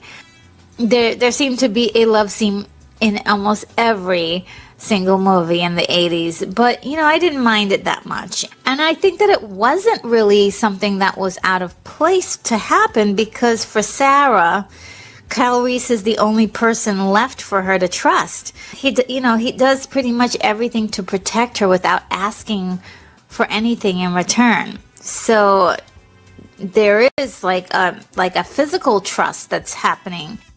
And from Kyle's point of view, he knows that, you know, hey, there may be a little wiggle room between the time that the Terminator finds them. So he can let his guard down just a little bit. And, you know, not only that, he's crazy about her. You know, he's always been in love with her. If you notice, she's the one who really makes the move on him, and he goes along with it because unknowingly he has been conditioned to love Sarah from the picture that John Connor gives him. The technical aspects.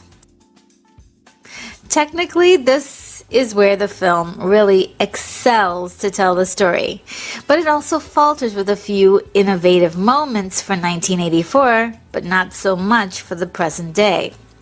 Stan Winston did the makeup and the creature effects, and they're pretty shocking and impressive for the time. No one had ever seen anything like it, and I don't think anyone had ever dared to try.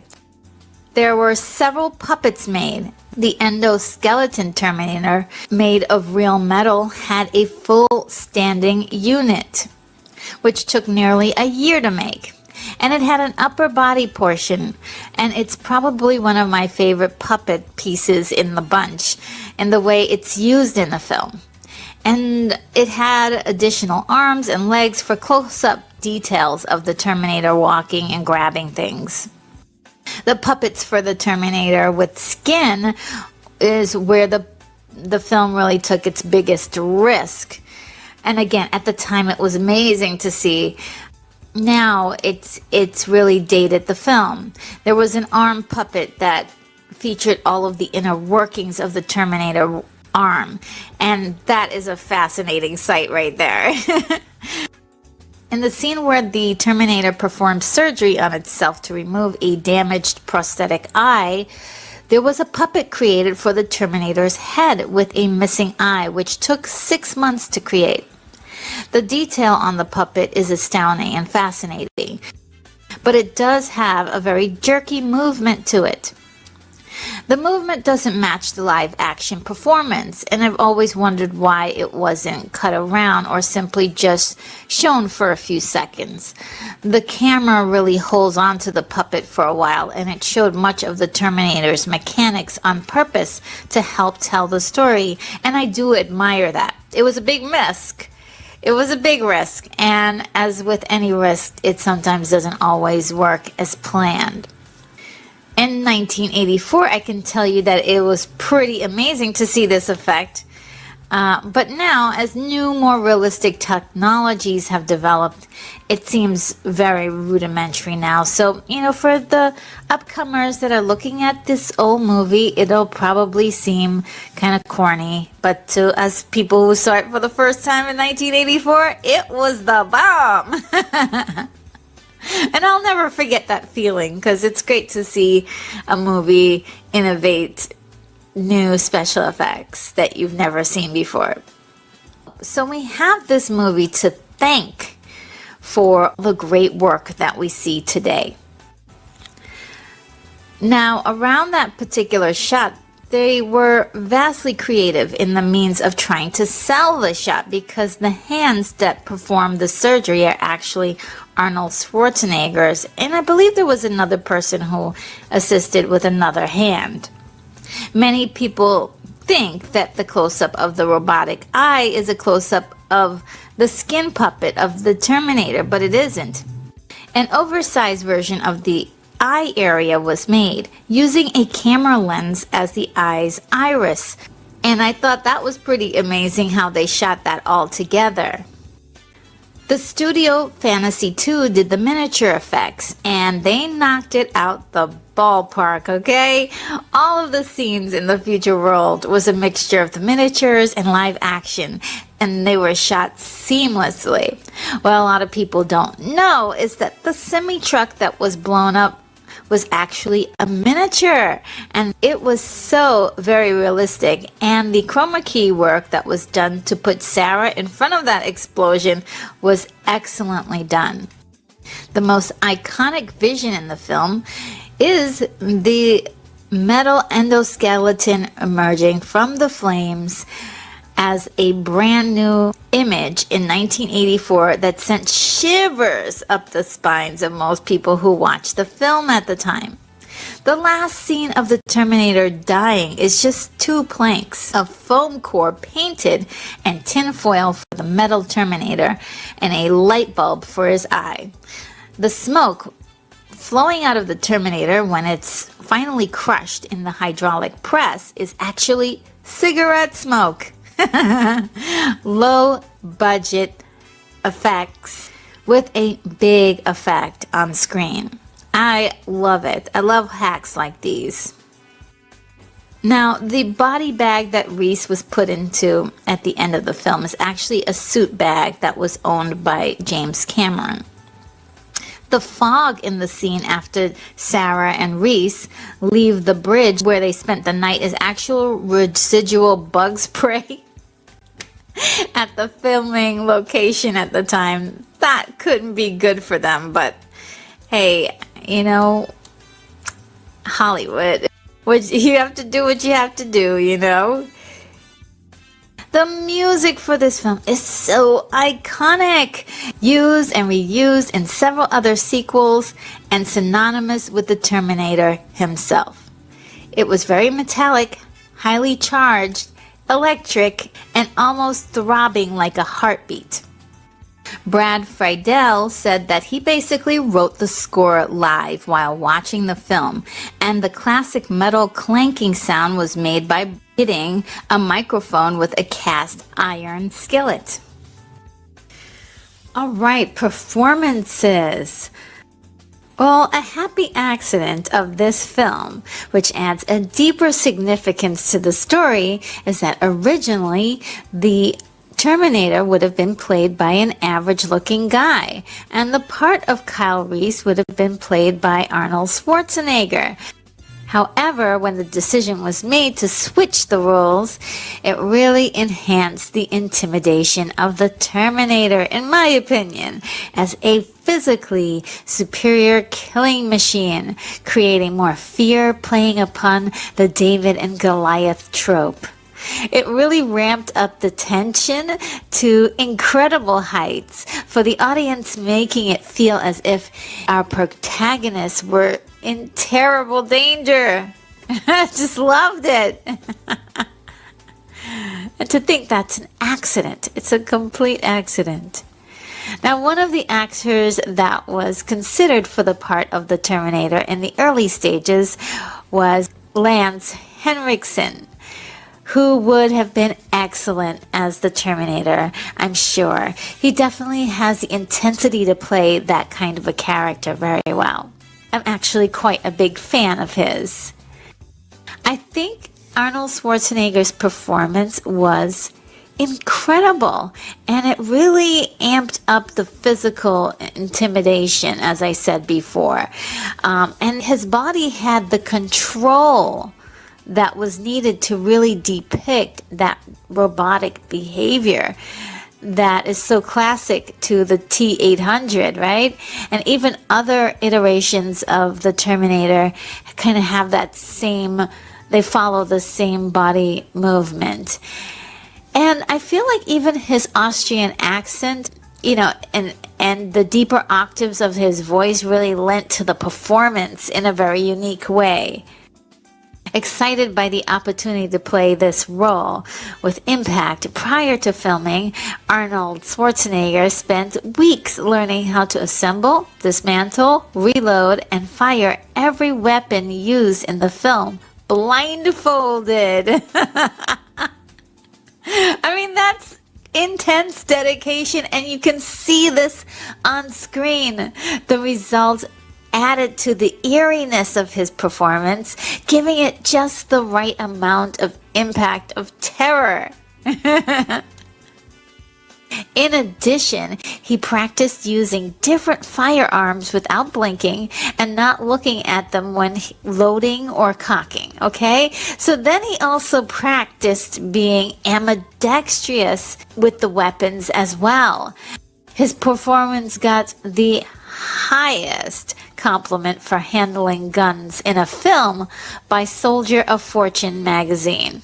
Besides the dedication of hours and hours in makeup, special effects, and stunts, he was so valuable to the production that when he had to leave to film Conan the Destroyer, the sequel to Conan the Barbarian released in 1982, they were prepared to wait rather than to recast him. Now, before the production began, unfortunately, Linda Hamilton broke her ankle. Ouch! Wow! So the whole time she had a broken ankle throughout the entire film. It's just incredible. Most of her action scenes were shot at the end of production, and her ankle really had to be tightly wrapped for the running that she had to do in the film. Remember, she has to run in this film. She was happy and cheerful when her character needed to be, and hysterical when her character needed to be. You know, there was something so very natural and so very believable about her performance as a woman who had just had her world like ripped upside down and stacked with the knowledge that everything around her would be destroyed in just a few years. So it was a heavy load for her character to bear, and I feel as if she conveyed that correctly on screen very well. Very believable. Now, as I told you before, Arnold was going to play Kyle Reese, but can you believe that Michael Biehn almost didn't get the role of Kyle Reese because in his first audition, he had a Southern accent as a result of working on a part for a stage production of Cat on a Hot Tin Roof. Thank goodness he was called for a second audition. His performance in the film really sells it. His performance was not just spot on because of all of the exposition he had to tell, but it was his emotional conveyance of that information. He is so intense, wide-eyed, and serious. He makes the audience believe that he's really Kyle Reese from the future. It's just incredible. What an incredible performance. Now, the best part of the film. The best part of the film for me is just pretty much everything. I just love this film so much. So It would just be pretty much a play-by-play of the entire film from beginning to end if I told you my favorite part. The ending. Well, for me, the ending was powerful, packed with lots and lots of realizations. Sarah Connor is driving off into the future, literally, in the Jeep, where she delivers John Connor, who then sends Kyle Reese back to 1984 to save her, to become John Connor's father. I mean, oh, it's beautiful. I just love it. It's a loop that continues over and over for all time. It's romantic in a way. The romance element of the story is really a subtle thread that kind of like holds it together. If these guys don't get together, John Connor doesn't live, you know? He doesn't get to exist. When you see the Polaroid that John gives Kyle, we see this near the beginning as it pays off at the end of the film. You know, this Polaroid picture is a very key element to the film. It's tragic and it's beautiful, and I absolutely love it. Now, my enjoyment. There's a lot of people who say that this is essentially a horror film, and I kind of agree with it. But, you know, I'm not a horror fan. I just am not. Even though I do love a lot of horror movies, they have to be a certain kind of horror movies. They're not just slash 'em up movies. It has to be a lot deeper than that. And that's what I love about this film. I mean, every horrible thing that the Terminator does in this film is helping to define his character and tell the story simultaneously. Every action in the film makes sense in the story, and the world of the Terminator is actually being set up to create this story that Kyle Reese brings with him to the past. It's a very unbelievable scenario, but it's so juicy, you know, in my opinion. It's like one of the few times that, like I said, that I think that time travel was treated kind of well done, because there's more of a purpose to it, much deeper, and it just has so many colors without going too deep into every detail about the future, where you can run into a whole lot of murky problems. So there we go. Now, needless to say, you've probably been hearing me just fawn over this movie, and other videos I've talked about this being my favorite movie. And it is my all-time favorite movie. There's room for another movie to come in and kick it off its mantle, but for right now, this is my favorite movie. It's so strange to say it out loud. I've been saying it out loud for many years now.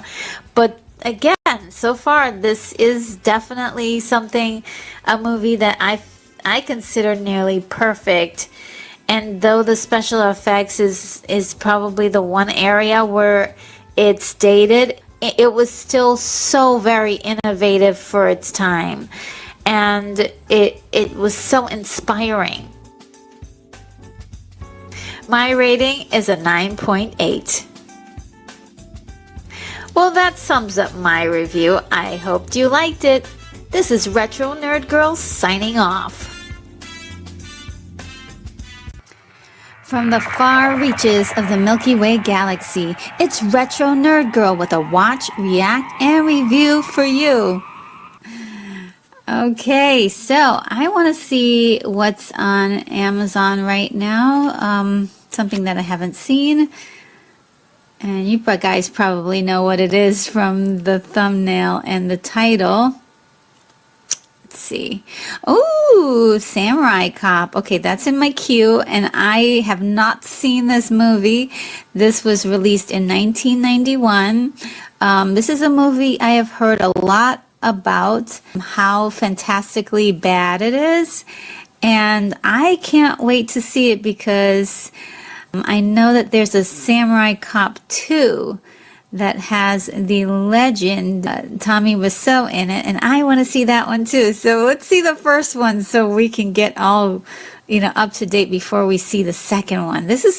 I'm getting excited about this. This is going to be fun. Now, the synopsis is Joe Marshall and Frank Washington are two tenacious police detectives who seek at all costs to stop the Katana, a renegade Yakuza gang composed of violent, sadistic killers who want to lead the drug trade in Los Angeles. Okay, so I'm gonna press play and get started. All right, 15 minutes in.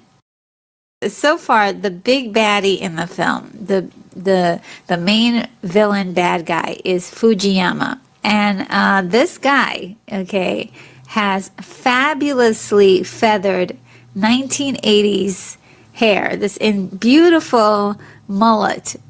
Immediately we get into this action scene, which isn't terrible, but it's totally unsound with a lot of strange angles and editing choices.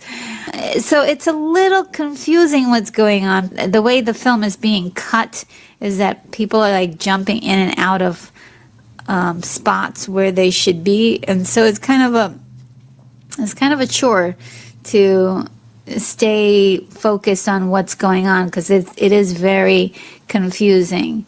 For the actual film quality is not bad. So I was expecting a film with very little budget to have really bad video quality, and I'm actually kind of impressed with the video quality itself. All of the scenes seem to be kind of pieced together with awkward dubbing that that really doesn't match. So there's something going on here, and I guess I'll find out more as we continue on with the movie. After the movie's over, I'll do a little research and get to the bottom of what's going on here. It kind of gets a little bit better when we begin to follow two men, and these are probably the cops that are the main characters in the film, Joe and Frank, who we learned about in the synopsis. So I'm only guessing this. So immediately you can really tell that something funky is happening with one of the cops' hair. Like every other scene, his hair becomes a huge, big, fluffy mess.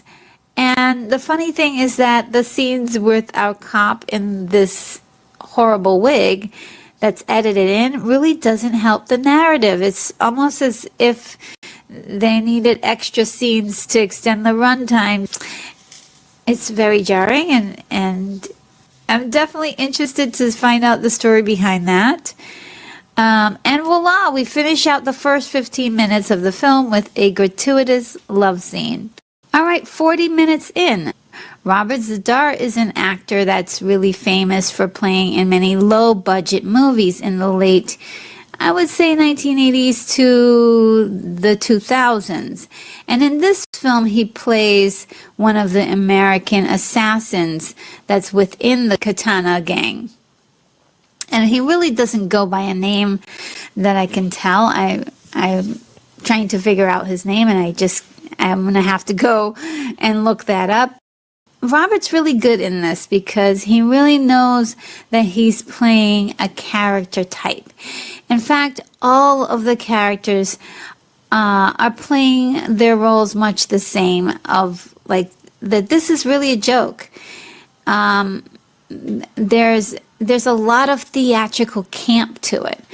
So I can't help but smirk while the actors are speaking because I think this is supposed to be a comedy, right? I mean, it's definitely supposed to be a comedy because these actors are actually being directed by the director to be over the top and silly. So I'm only assuming that this was supposed to be for fun. This wasn't like supposed to be a serious thriller of any kind. Wasn't supposed to induce any fear inside of you. Wasn't supposed to feel real in any way. It's really hard to really like the protagonist, which is probably the biggest detriment of the film. We have to love our protagonist. He's got to be somebody that we can identify with, even if he's not the nicest person. We have to understand where he's coming from. There's no backstory at all on our protagonist at all, except for the fact that he was trained by samurai. He speaks fluent Japanese. He's from San Diego or San Francisco. Not sure. He's from one of the sands.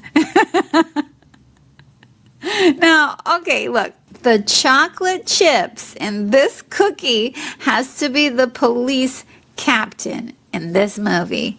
Oh my God. He is awesome. He puts a huge smile on my face.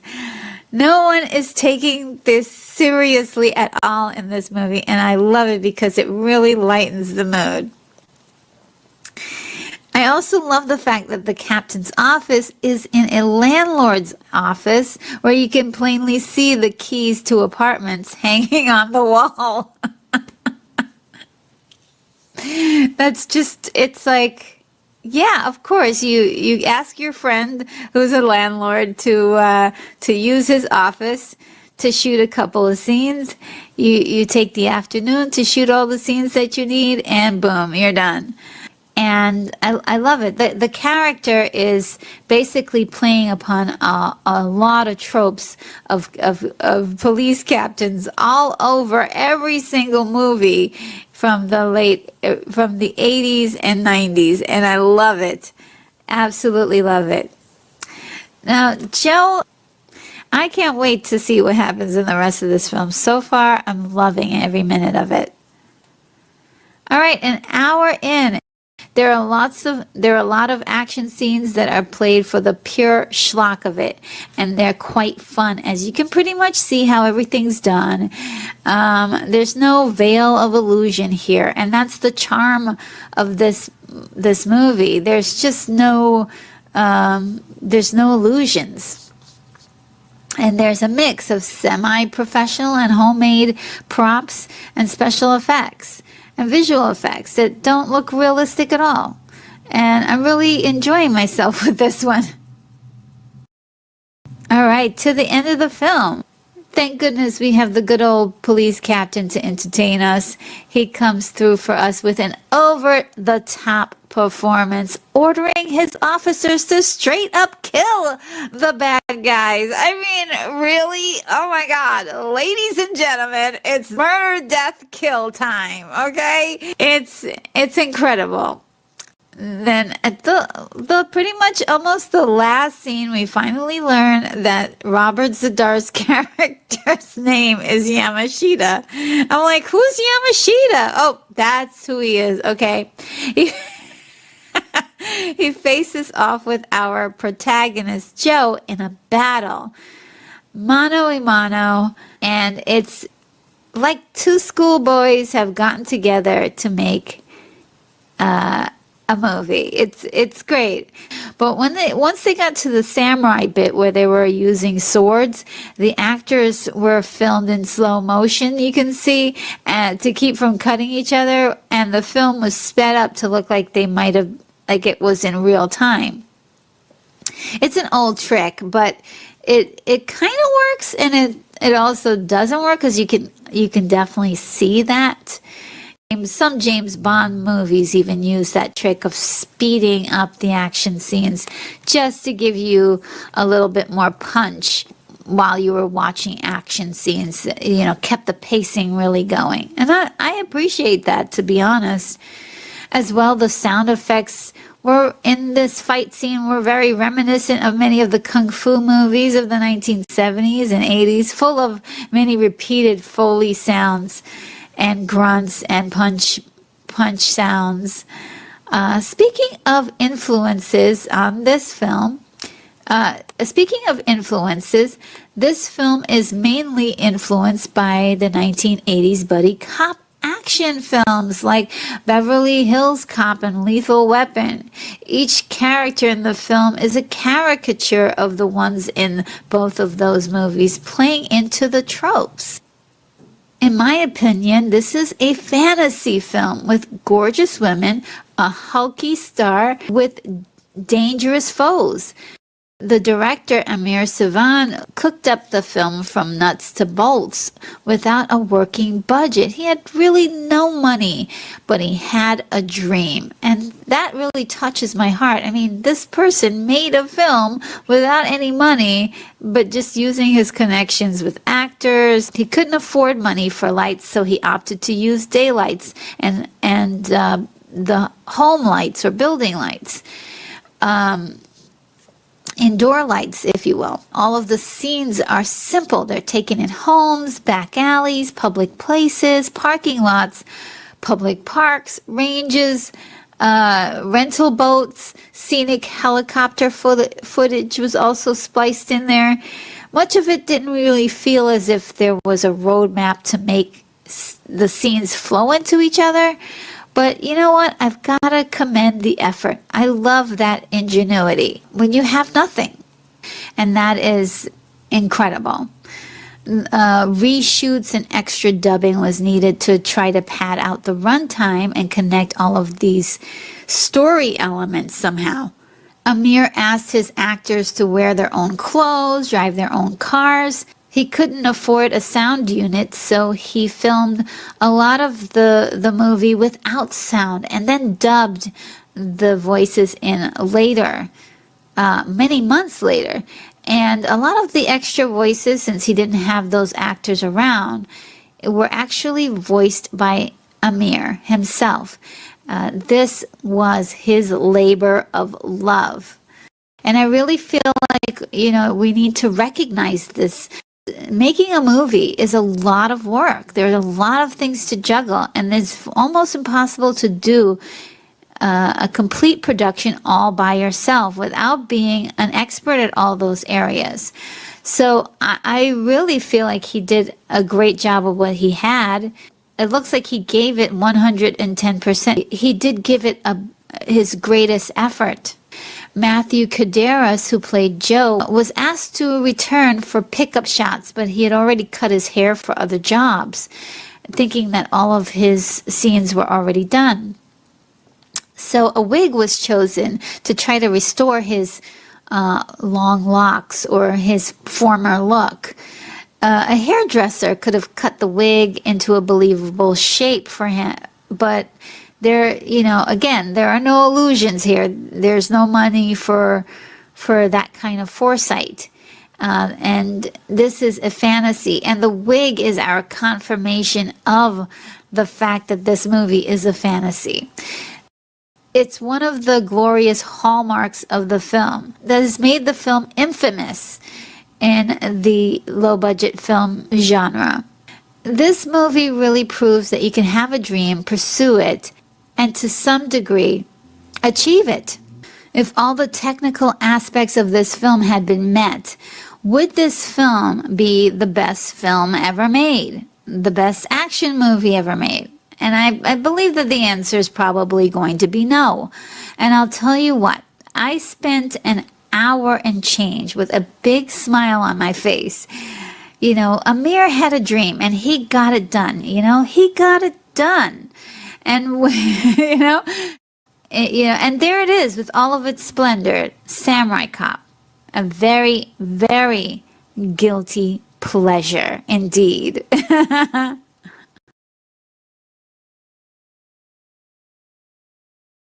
Well, that's my watch, react, and review. I hope you liked it, and let me know what you think of the film down in the comments. If you haven't subscribed yet, you can support the channel by doing so and hit the bell icon to be the first to get my next review. This is Retro Nerd Girl signing off.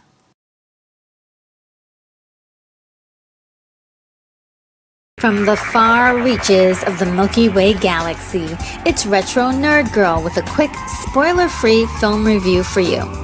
Today, I'll be reviewing the movie Mr. Mom, released in 1983, starring Michael Keaton, Terry Garr, and Frederick Kohler, directed by Stan Dragotti. The synopsis is, Jack Butler is laid off his job as a car company executive, and on the other hand, his wife, Carol Butler, lands a job as an advertising executive at the same time. So their roles are switched as Jack learns how to be Mr. Mom, taking care of 3 kids and managing the household chores. John Hughes wrote the script and was naturally asked to direct, but he turned it down, and Stan Dragotti became the director of the film and moved the production to Chicago, where he lived and loved to shoot many of his films. Much of the pickup shots, however, were done in Hollywood. The film was inspired by real-life events of television executive Lynn Loring, whose husband found himself unemployed and she returned to the workforce after retiring to be a housewife. As well, John Hughes found himself in a similar circumstance where he had to look after his 2 children while his wife was away.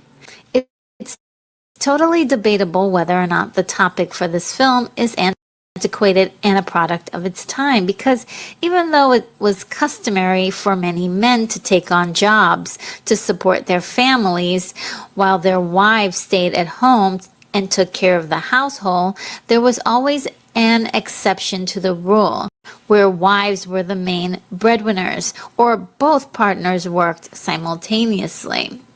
So I feel like this subject matter is something that a lot of homemakers or big families can really relate to, especially if you've had to take care of more than one small child at a time. Although I've discussed how this topic is real, the story itself and the way it's told in the film, it's a sheer volume of mishaps that Jack encounters in a hilariously unbelievable tale. It's a fantasy of errors, for a lack of a better term. However, I can really think of many of the things that happen in the film actually happening to myself personally at separate times in my life. But the film seems to put every bad experience and worst case scenario for each task, such as shopping at a grocery store or having a small baby eat something that created disastrous results, all happen at once. So that's the big difference. And a lot of people were feeling like, oh, there's no way this would really happen. And that's the whole point of the film. It's a comedy. So one of the many hilarious challenges that Jack has is Jaws, the curtain-eating vacuum cleaner, the washing machine monster, the wayward popcorn machine, and figuring out how to drop his kids off from school for the very first time. Now, the pacing was a bit slow going, especially in the middle. I think that's because Jack goes through 3 stages of the hero's journey. You know, the first stage was the awkward phase and denial, right? So he denies that he's got a problem, and everything is just not turning out right. Jack really starts out very cocky and a little sensitive about his masculinity, which is pushed to its brink of his tender ego. He gets fired, and as soon as his wife says that she has a job prospect, he wants to bet that he can beat her at finding a job. And, you know, it's kind of cute because it's something he doesn't really double down on later on in the film. He just kind of lets it go. His character changes as the film focuses more on his growth as a human being, actually. In the second phase, Jack is getting by, but he has a bad attitude about it all. He's learning how to get things done, but in the Jack way, meaning that he cares less about the consequences and more about being left to his devices, the little things that give him joy. Even still, he's so adorable. He has this really cool, boyish charm and sense of fun the whole time he's doing all of this. So even when he's clearly having a hard time psychologically, you definitely root for him because you see that he feels minimized and demoralized by this whole experience. He's so likable even when we watch him make obvious, terrible decisions. Then the third phase is when he gets a handle on things, conquering his challenges on the physical plane. But it's also his mental challenges too, doing things for the right reasons and for the right outcomes. He becomes a true hero to himself and his family. The leading man, Jack, has a long list of actors considered for the role. Michael Keaton snagged the role, turning down the lead in Splash, released in 1984, to do this movie. He plays his characters just like himself, but somehow it's still fresh for every role that he plays, and he puts a smile on your face as you watch his performance, specifically in this performance as Jack. And the role of Carol Butler is wonderfully portrayed by Terry Garr, with a comedic, feisty charm to balance out Jack's antics. The film focuses on Jack, but it does spend quite a bit of time with Carol, depicting the issues she was dealing with as a woman in the workplace. Although she was excellent as an advertising executive, she was still encountering sexual harassment and a very scary entrapment situation by her boss. I thought it was very interesting that the film sets up both Carol and Jack with slimy admirers. Carol gets her boss, Ron Richardson, and Jack gets Joan. Both of these characters are fully played for laughs, and Joan was one of my favorites in the film because of how transparent she is. She's just waiting for an opportunity to slide right into Carol's spot, literally.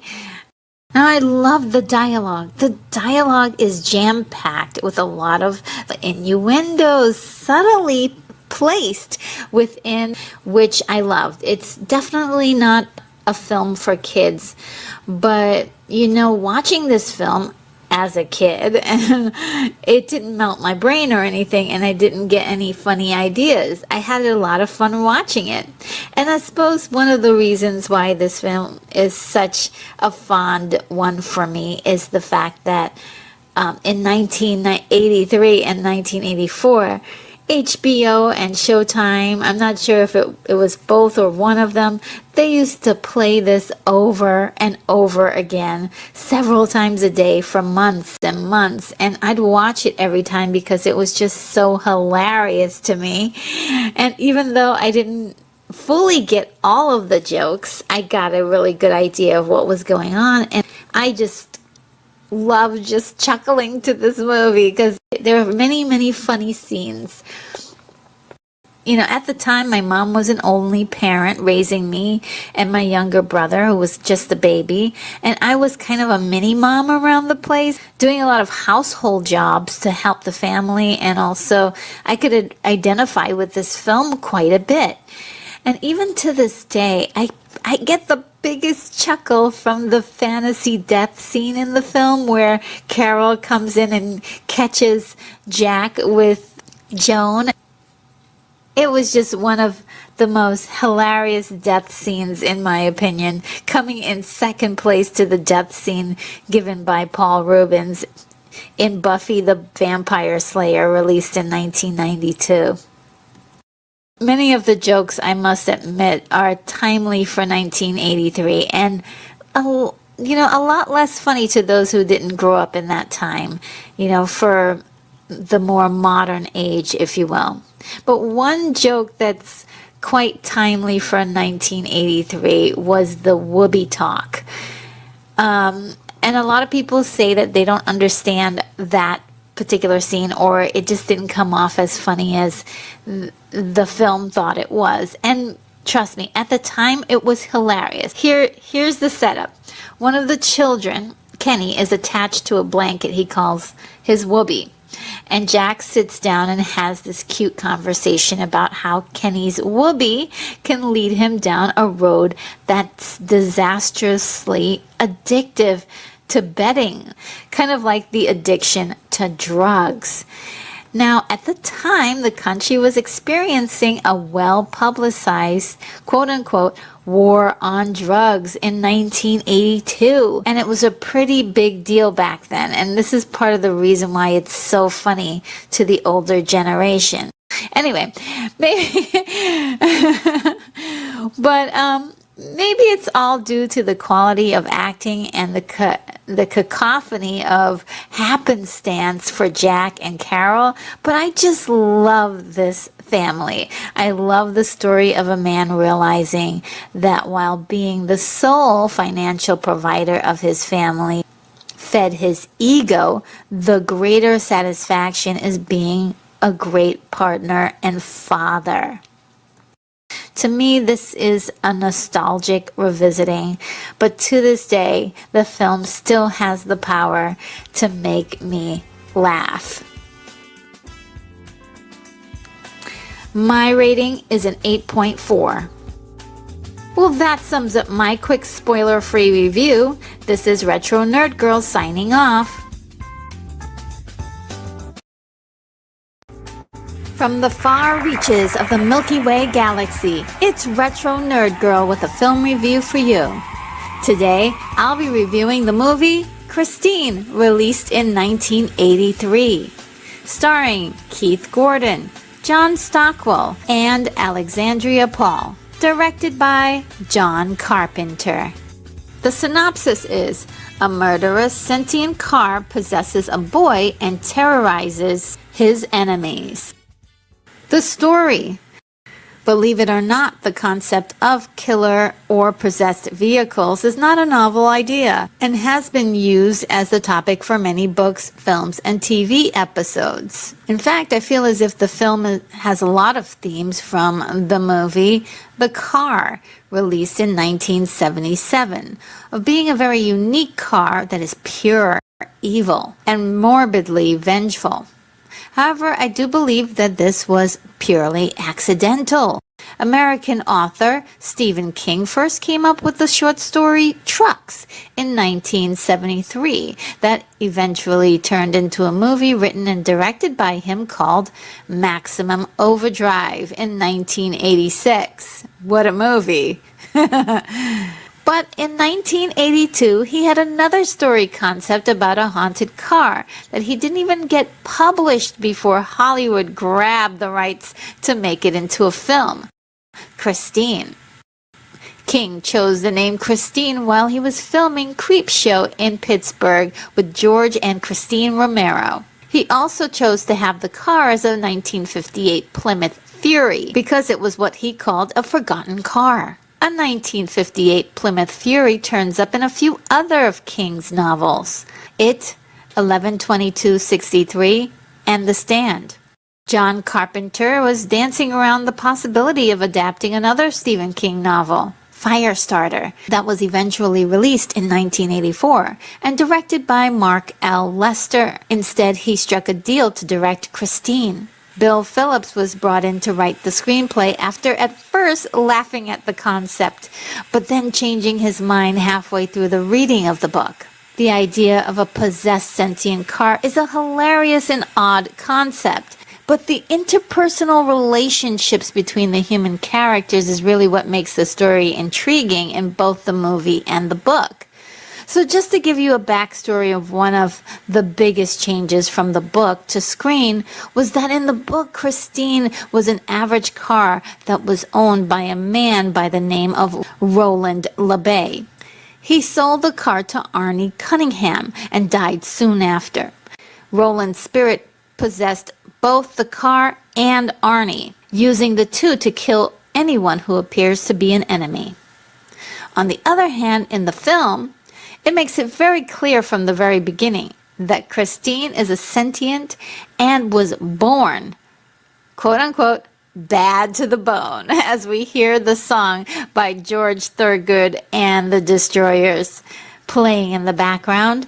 There is no explanation, but she is just the way she is and looking for an owner that will love her. I personally love both takes from the film and the book, but I do prefer the idea of Christine being the main character of her own movie. To me, that just makes more sense theatrically. In the book, Christine is a tool for LeBay's murderous intentions, and that seems to really work for the novel, where you can slowly build up the story. One thing I really appreciate about the story in the film is how there's never a dull moment because it's full of suspense for the audience. Lots of little details hidden within the story. And it's interesting how characters that are not so nice can, dare I say, be surprisingly likable. The dialogue was very succinct, and even though there's a lot of exposition, it wasn't overbearing or sometimes even noticeable in many scenes. It allowed the characters to really express their emotions and be eccentric. There was a very natural flow to it all. The pacing. At an hour and 50 minutes, it really goes by pretty fast for me. I'm not sure how it works for everyone else, but I just love this film in its totality. There's a lot of tension throughout the film that kept me interested and wondering what was going to happen next. The challenge. The main challenge in the movie is the titular character, the car Christine. Oh, Christine. She is a beautiful car. I don't know how to drive. I've never owned a car. I never plan to either. But I just love old antique cars like Christine. I guess I have a love for vehicles in general, but antiques in particular are usually cars that have a history behind them, and it takes a lot of love to keep them going.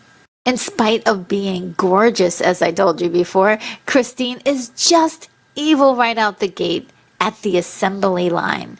This is where Christine slams her hood door on an inspector's hand, and then she proceeds to kill another inspector who accidentally lets his cigar ashes fall to her seat.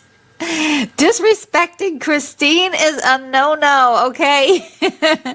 An offense like that is punishable by death in Christine's eyes. Roland LeBay, Christine's previous owner, never actually appears in the film, but Roland's brother, George LeBay, is safekeeping Christine after her brother's death 6 weeks earlier and recounts the many deaths in the car, which includes Roland, Roland's wife, and young daughter. Of course, none of this is mentioned when Arnie Cunningham bought her. So when Arnie buys Christine, she's in pretty bad shape. And the reason for that is more revealed in the book than the film. When Roland died, she had no one to love her, and she let herself go. Isn't that kind of interesting? Once Arnie fixes her up for the first time, putting time, love, care into her, he bonds with her, and from then on she keeps healing the damages that she endures on her own. At one point, the car has been trashed by jealous bullies. He gives her a little pep talk and says, "Show me." And she proceeds to show her love for him by healing herself. It's as if she's looking pretty for him. There are a host of many antagonists in the film, but I struggle to find out where to put Arnie, because in the beginning of the film we focus on life from Arnie's perspective, and it's pretty sad. He's a sweet young boy doing the very best he can in school and does what his parents tells him to do. Unfortunately, he's facing life-threatening bullying from a repeatedly held back student by the name of Buddy Repperton and his gang of classmates. I mean, seriously, I know that teen movies often feature adults in their roles, but this guy looks like he's 30, okay? And he's been left back at least 27 times. And at one point, Buddy actually even pulls out a knife in the classroom. And this is terrifying. I went to school with kids like Buddy, and you pray every single day that they don't notice you. And so this kind of a movie really stuck with me when I was young and seeing this for the first time. And even now, it's just like, it just brings up such emotions. We hope it doesn't go any further. Arnie also has the misfortune of being born to parents who love him and care about him, but they don't really know how to support him. Much of his problems with his parents come from his mother, who is extremely controlling and uptight. She means well, but she only sees him as a boy for her to mold and not the man that he wants to be. He feels smothered by her, and he can't get away from her soon enough. What really pushes him over the edge is that she didn't want Arnie to park Christine in the driveway of the house, as not to tarnish her reputation. It's a simple thing, but Arnie has no recourse but to house Christine at Darnell's body shop. And in turn, this really leads to a murderous result. I mean, we're dealing with Christine here, so things were probably going to turn murderous anyway, but doing this really hurried things along. And, you know, anytime we see Arnie go home to his parents, it's a dumpster fire of screaming and yelling. It's so plain to see that they have lost his trust, and it's so easy to see why he finds solace in Christine in the first place.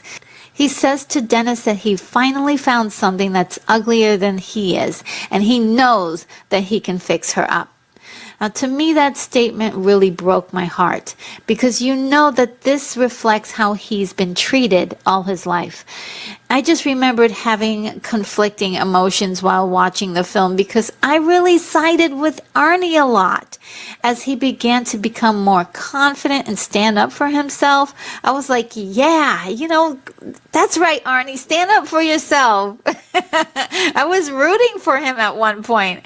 There are also moments where you see him struggle with who he's turning into, and kind of the real Arnie trying to hold on to himself and hold on to his girlfriend in the movie, Lee, which is, you know, kind of sad to watch him struggle with that. What also pushes him further off the deep end, completely off the deep end, is when the bullies sneak into Darnell's and trashes Christine in a very heartless act. I mean, if you're a car lover, this is just so hard to watch what they do to this car. It's horrific. And symbolically, the visual of seeing Christine completely destroyed represents the destruction of Arnie's innocence. The hope of doing things the way the world suggests doesn't really work for Arnie, and even says to Christine, they can't hurt us anymore. He's done playing the game like everyone else. He's ready to do something different. And so this is where he really starts to turn evil. He slowly begins to realize that the car is alive and really responding to him like a lover, while everyone around him fails him in some way or another, blatantly or subtly. Christine is the only thing he feels he can actually count on, and it becomes Arnie and Christine against the world. One of the scenes that really stands out in my mind is when Arnie faces off with his parents and they offer to buy him another car as an insult to injury.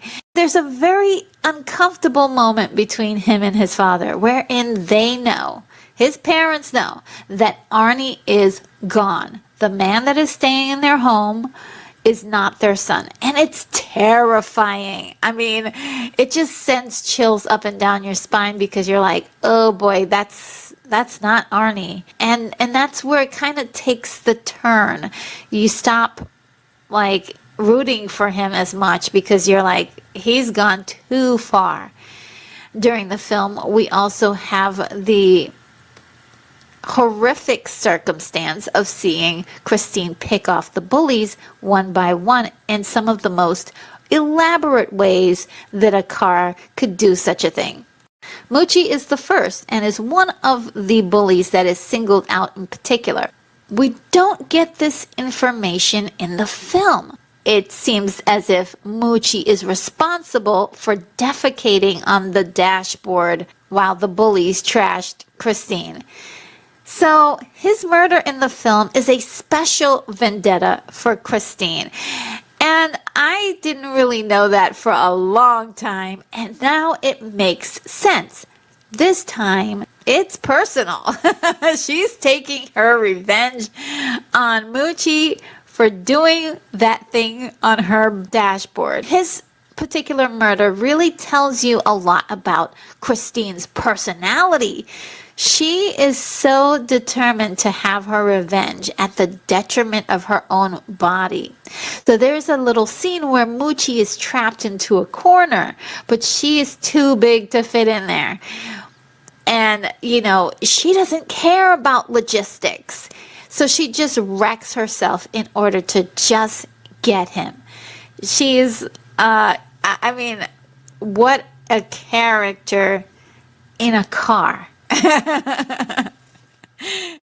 And it's quite shocking due to the fact that these bullies are so rotten. When Arnie hears of their demise, he's totally unfazed, leading the audience to speculate if he was the driver during these murders. And it's only when Christine drives back into her parking spot after one of her rampages that we realize that Arnie is not responsible for those initial deaths. We know that Christine was out for revenge, but there's a sense that she kills without provocation because she kills Darnell and she was ready to kill Lee for slapping her car seat. If you so much as to graze this car or give her a dirty look, she will run you over. It's murder, death, kill time. Christine does not play, okay? Now for the empathy. In another story structure, Arnie would have been the protagonist to overcome Christine's spell, and his feelings for his girlfriend Lee would have saved the day. But no, we're talking about Christine, written by Stephen King. And, she even kills the ones she loves. So Arnie really never had a chance. However, there is a third wheel in the story, no pun intended. Arnie's best friend Dennis is a football jock who has his pick of really any hot girl at school, but he definitely has a thing for Lee. And that's as spicy as he gets. There isn't a whole lot of depth to his character. We barely even get to see his family in the film, and I kind of appreciated that so the film could really concentrate on Arnie and Christine. He's the complete opposite of Arnie, and yet he's Arnie's best friend. At first, we're not sure how deep the friendship goes, but ultimately we know that he really cares about Arnie and really looks out for him a lot in school when it comes to confronting bullies and, kind of getting him to open up a little bit. You could say that Arnie is his kind of charity case, but it goes a lot deeper than that. He actually loves Arnie. In the book, it seems more like Dennis isn't that good of a friend because he secretly has a relationship with Lee. But I'm glad they didn't put that part in the film. And I think they filmed it, but it just didn't make the cut. You can see that there's an attraction between the two characters, but it's more like they get together to try to help Arnie. And the film doesn't lose focus. And it sets up that Dennis really dislikes Christine along with everyone else. In the film, it's just a creepy feeling he has about the car, but it seems odd because the car is actually really beautiful, especially once Arnie fixes her up. I'm along with Arnie. I just can't understand why everyone hates Christine. However, in the book, many people who get in the car think they smell a decaying body, and that would really freak a person out. I would think that would have been a great detail that could have helped explain everyone's aversion to Christine in the film. After all, 3 people already died, maybe 4. Yeah, 4 people have already died inside of Christine. So that would actually make sense.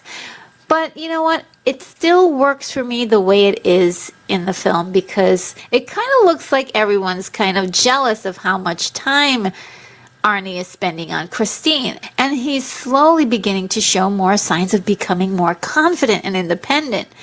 Arnie doesn't need Dennis anymore, or his parents. So it seems like a good kind of reason. But I think we have to give Dennis a lot of credit for really having good instincts. He genuinely is concerned for Arnie, because even with his newfound confidence, there's a hint of cruelty and apathy in his language and demeanor. It's hard for him to see his friend change fundamentally for what seems like overnight. The sweet kid that he used to know is suddenly gone, and that has to be a shock to his experience. It's heartbreaking when that happens. He's really experiencing the loss of his friend. And this is when Dennis starts to connect the dots that something odd is going on, and Christine is behind it all. I enjoyed the way the film uncovers Dennis's suspicions as he learns more and more about Christine's past. Dennis is quite passive with Arnie, but he gets more aggressive by the end when he and Lee concoct a plan to destroy Christine and save Arnie. They succeed in stopping Christine, possibly temporarily, but sadly they fail to save Arnie. Some things can't be helped. Some people can't be helped. And I think that's the moral of the story. The technical aspects. It's no shock that 15% of the budget was spent on procuring cars for the film. Christine is the star of the film after all, and it took 28 cars to achieve all of the stages that she appears in the film. Not all of the cars were Plymouth Furies because of how rare the car was even in the 80s. The Fury was a sub-series of the Plymouth Belvedere from 1956 to 1958. It was mainly sold as a sandstone, two-door hardtop with gold anodized aluminum trim in those days. That's why Christine is the only red car in the factory lineup in the very beginning of the film. For the purpose of the film, many of the cars that appear in the film are actually Belvederes and Savoys. Only 2 of the 28 cars were left intact after the end of filming. There were several cars set up for different duties throughout the film. They had special cars for beauty shots, and boy, was Christine beautiful. They had ones for moments when she was all run down and disheveled, ones for when she needed to be a hot rod kind of car, and stunt cars as well. Darnell's body shop, or junk pile shop, whatever you want to call it, was a pretty cool element to the story. The shop was shot in an old factory with half of the space set up to be Darnell's and the other half to be a real body shop for the production of cars used in the film. I think that's pretty cool. One of the other coolest aspects of Christine's rampages is that her windows are blacked out, making the audience wonder if Arnie was actually driving her, which I mentioned before. It also had a dual purpose, to hide the stunt driver as well. What a very clever workaround. I love that. The only drawback was that the stunt drivers had to memorize their stunts because they weren't able to see through those very dark windows, especially at night.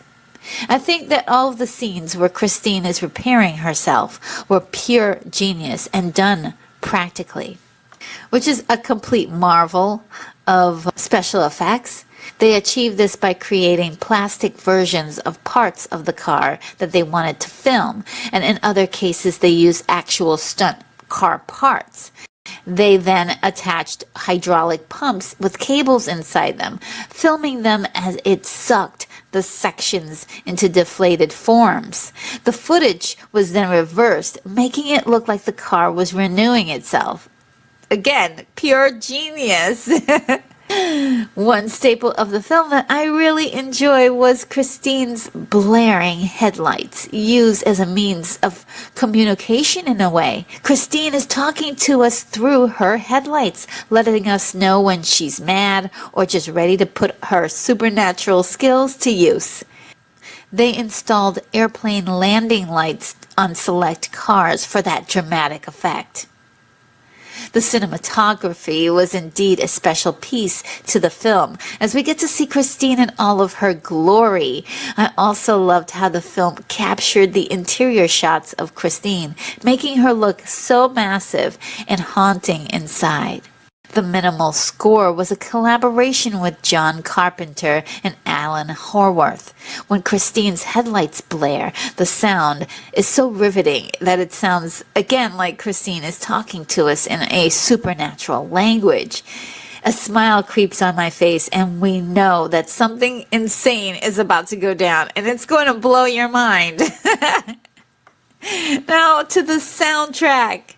The soundtrack is a mix of rock and roll music from the 50s all the way to the 80s, and it was used in a way in the film that it is another chance for the audience to get to know what Christine is thinking.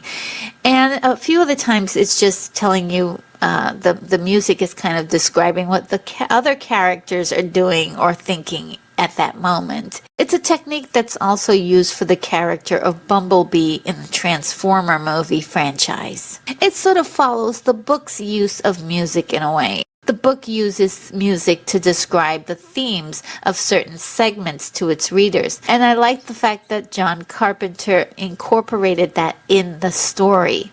Now to the performances. Initially, the idea was to get Scott Baio to play Arnie Cunningham and Brooke Shields for Lee Cabot, since they were ridiculously famous actors that could play teens at the time. The filmmakers thought that casting unknowns would have been more of a better choice. They could spend more of the budget on special effects.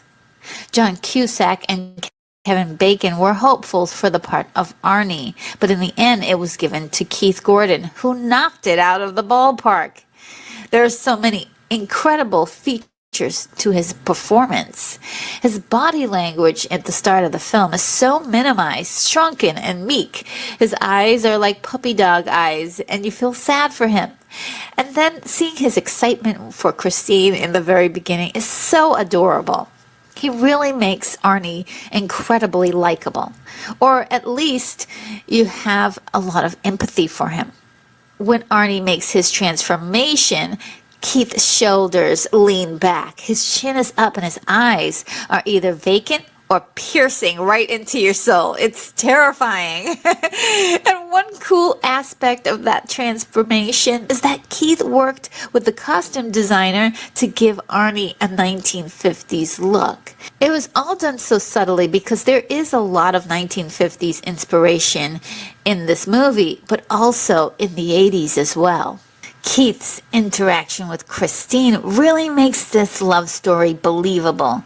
He said that he imagined that Christine was a real woman, and his performance during the scenes where he finds Christine completely totaled is so powerfully breathtaking, and I wished I could have reached into the screen and give him a big hug.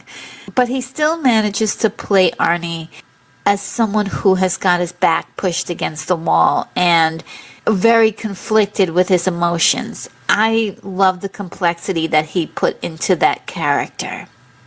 Now, I've heard some critics say that Keith may have been a little bit over the top with his performance, but I really don't think so, because it never betrayed the story. He's being taken over by Christine, and he's being driven crazy in a way, and crazy really doesn't have a top, and that's what I really enjoyed it so much. I think that his animated performance was one of the biggest highlights of the film besides Christine herself, and together as a team they made an awesome couple. Now, newcomer Alexandria Paul plays Lee Cabot, and I think she did well having this be her third on-screen role. What really worked for her character was that she had very expressive eyes, which were used in the poster or in a few of the posters. And she had the right look for posing and looking scared. I mean, it seems like such a shallow thing, but it's very important to have a character that is able to respond to the fear that's happening in the environment. And she was perfect for that. And I loved her in this. She actually has a twin. And there's a hilarious picture of her twin in a bulldozer with John Carpenter looking at her with skepticism. He said it was like the invasion of the body snatchers in 1956, and Alexandria was a pod person. Oh, I'm a big fan of that movie, and so that was such a cool moment. And finding that little detail out about the film.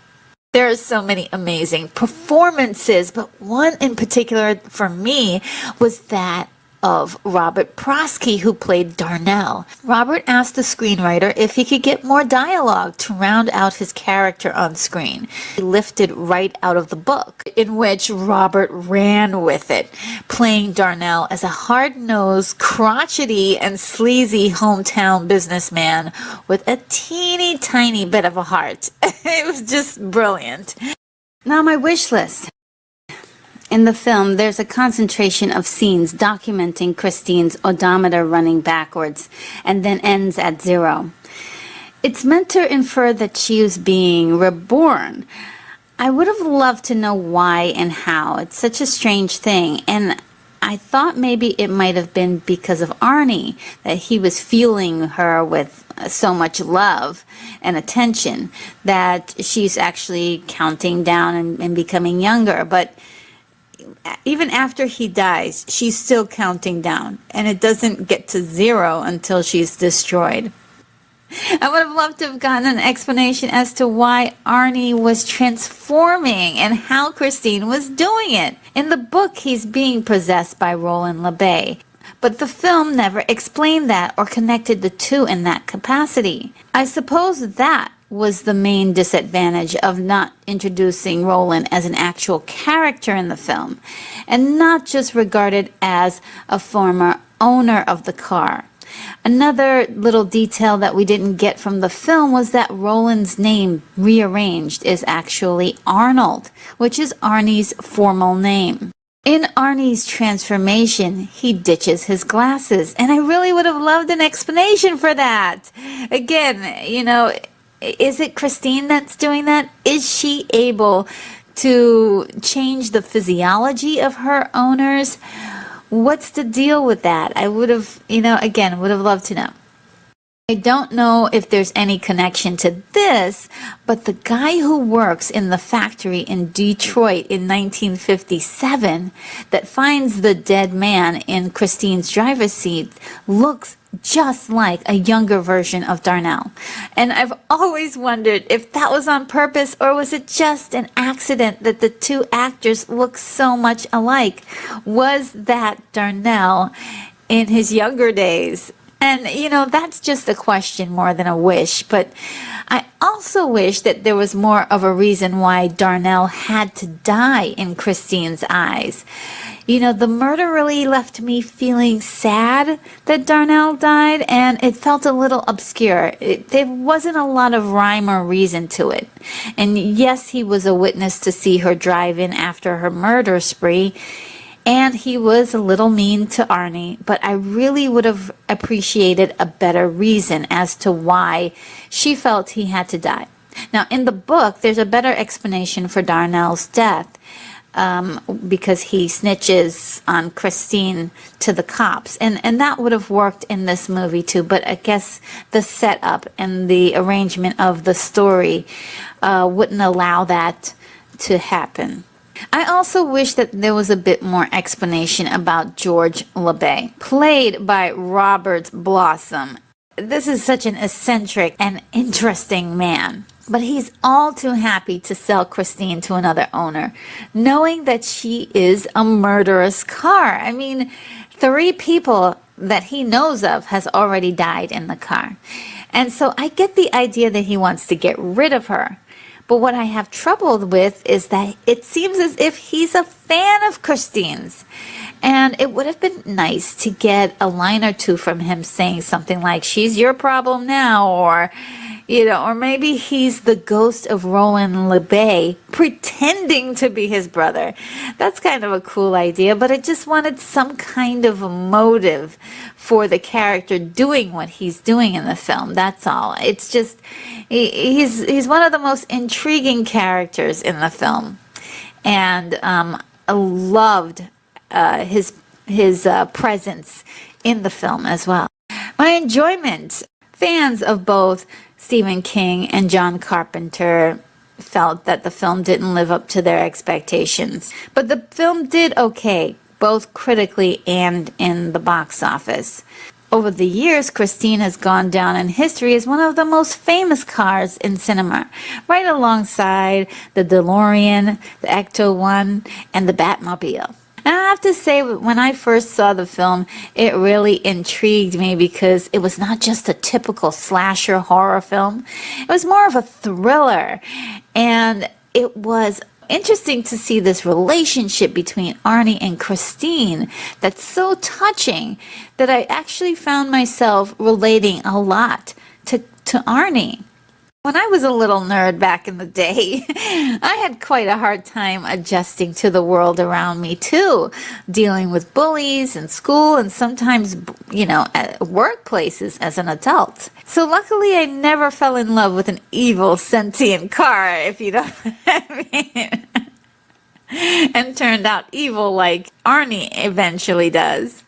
So it's just interesting to see how movies can really take you back to a certain time in your life. And I have to totally admit that I do have my nostalgia goggles on pretty thick. But after seeing the film today and seeing it from an adult point of view, I really had a lot more compassion for the adults and the parents and the horror that they were going through, seeing their son really pretty much vanish right in front of their eyes. I mean, they never had a chance of saving him. And I have even more compassion for Dennis, who ultimately lost his friend. That's, I don't know if you've had this happen, but I've lost a lot of friends either passing away or just growing apart. And that hurts so much. And I also felt compassion for Lee, trying so hard to make sense of a very doomed relationship and it just not working out. I mean, I can really feel her pain in that situation. So yeah, it's interesting. I can watch this film over and over and over and over again, and I still love it. The film is wildly entertaining, filled with so many great actors portraying unique and colorful characters in this tragic love story between a boy and his murderous evil car. My rating is a 9.1. Well, movie lovers, that sums up my review. I hoped you liked it. And if you did, I've got over 100 of these kinds of videos over on my channel, so go browse in there and see more reviews from me like this. Subscribe if you haven't done so already, and hit the bell icon to be the very first to be notified of my next video. This is Retro Nerd Girl signing off. From the far reaches of the Milky Way galaxy, it's Retro Nerd Girl with a film review for you. Today, I'll be reviewing the movie Dracula, released in 1979, starring Frank Langella, Laurence Olivier, and Donald Pleasence. Directed by John Badham. The synopsis is, in 1913, Dracula comes to a Gothic town and sets his sights on the aristocrat Lucy, who is engaged to Jonathan Harker, and so the eternal struggle for Dracula continues. The story. This is an adaptation of Bram Stoker's book, Dracula, released in 1897. The film departs from the book in several ways, but the most common change is the switching of the names of the main female characters, Lucy and Mina. The film follows the 1927 theatrical play, which combined Mina Harker and Lucy Westenra into one single character, named Lucy, and omitted the many suitors that came to ask for Lucy's hand in marriage. The producer of the film, Walter Marish, saw the revived Broadway theatrical production and was so enchanted with what Frank Langella did with the character of Count Dracula, he decided to make the film with Frank in it. The pacing. At an hour and 49 minutes, it really works for me. It's not too long, and it also gives your eyes lots of material to feast on. The challenge. I suppose as always the big bad vampire bat is the villain here, Count Dracula. But I always seem to side with him even in the more scarier versions. Besides being incredibly dangerous, he has a remarkably romantic charm that makes him likable. In fact, even lovable. In this film, he is seeking to expand his reach in the world of high society, seeking the company of people who are witty and daring. The sickly Mina Van Helsing is his first victim, as she is called to him when he arrives in the area, being the lone survivor of a shipwreck. He charms the locals, performing a bit of hypnosis on Mina, with slight movements of his hands, while capturing a glimpse of a more interesting prize, Lucy Seward, who is strong-willed, which excites him. Dracula himself is very lonely, dark, and mysteriously cunning, but he is also very passionate about life and admires the living in this particular version. And I do believe that is why he bites Mina in a very different way than he bites Lucy. When he chooses Mina as his first victim, he is simply carrying out his lust for blood, as being a vampire dictates. She is weak and sickly, and such a very easy prey. And in many ways you can say he's also choosing Mina as his bride when he bites her. But when he bites Lucy, he's actually choosing her as his life partner. She's special to him. He allows her to drink his blood, also sharing a part of himself with her. Now the empathy. The empathy portion is really hard for me when it comes to Dracula films because I always really want Dracula to win. I have to face, that truth. But then I have to also realize that he is a killer and these guys are just trying to get some justice for poor Mina's horrible death and also save the life or try to save the life of someone that they love. The Jonathan Harker in this film is probably the most likable version of the character that I've ever seen because he's got a lot of guts and valor. And to be honest, I usually don't ever like this character very much because he's designed to not really pose a great threat to Dracula but act as sort of a support for Van Helsing. In this film, I actually bought the relationship between Jonathan and Lucy. I really felt like there was a relationship of love there. And he looks visibly angry and jealous of Dracula. And that emotional touch really works to make this character enjoyable. The most important good guy in this is, of course, Professor Abram Van Helsing, which is a marvelous character in any version to me because he's rich with information and gives the audience the most insight about what Dracula is doing and how his bite is affecting his victims. In this version, more than any other, it is through Van Helsing that you feel the devastation of Dracula's actions, as he is not only lending his professional and medical expertise to figure things out, but for Van Helsing, this is deeply personal. Dracula is a monster in his eyes that has taken his precious daughter Mina away from him. The stakes are much higher for Van Helsing in this, and this is an excellent motivation for his character to get a little bit fanatical about destroying him. Lucy is somewhere in between the obvious states of good and evil. She is much stronger than any of the other brides previously on screen for Dracula.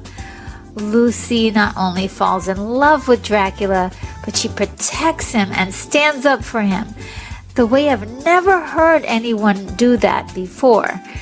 I mean, it's through her words that you really finally get to understand what is so lovable about Dracula. She vehemently believes that he's a good and noble man and not a monster. And in an effort to protect him, she manifests her strength into a physical plane when it takes 3 grown men to subdue her. Wow.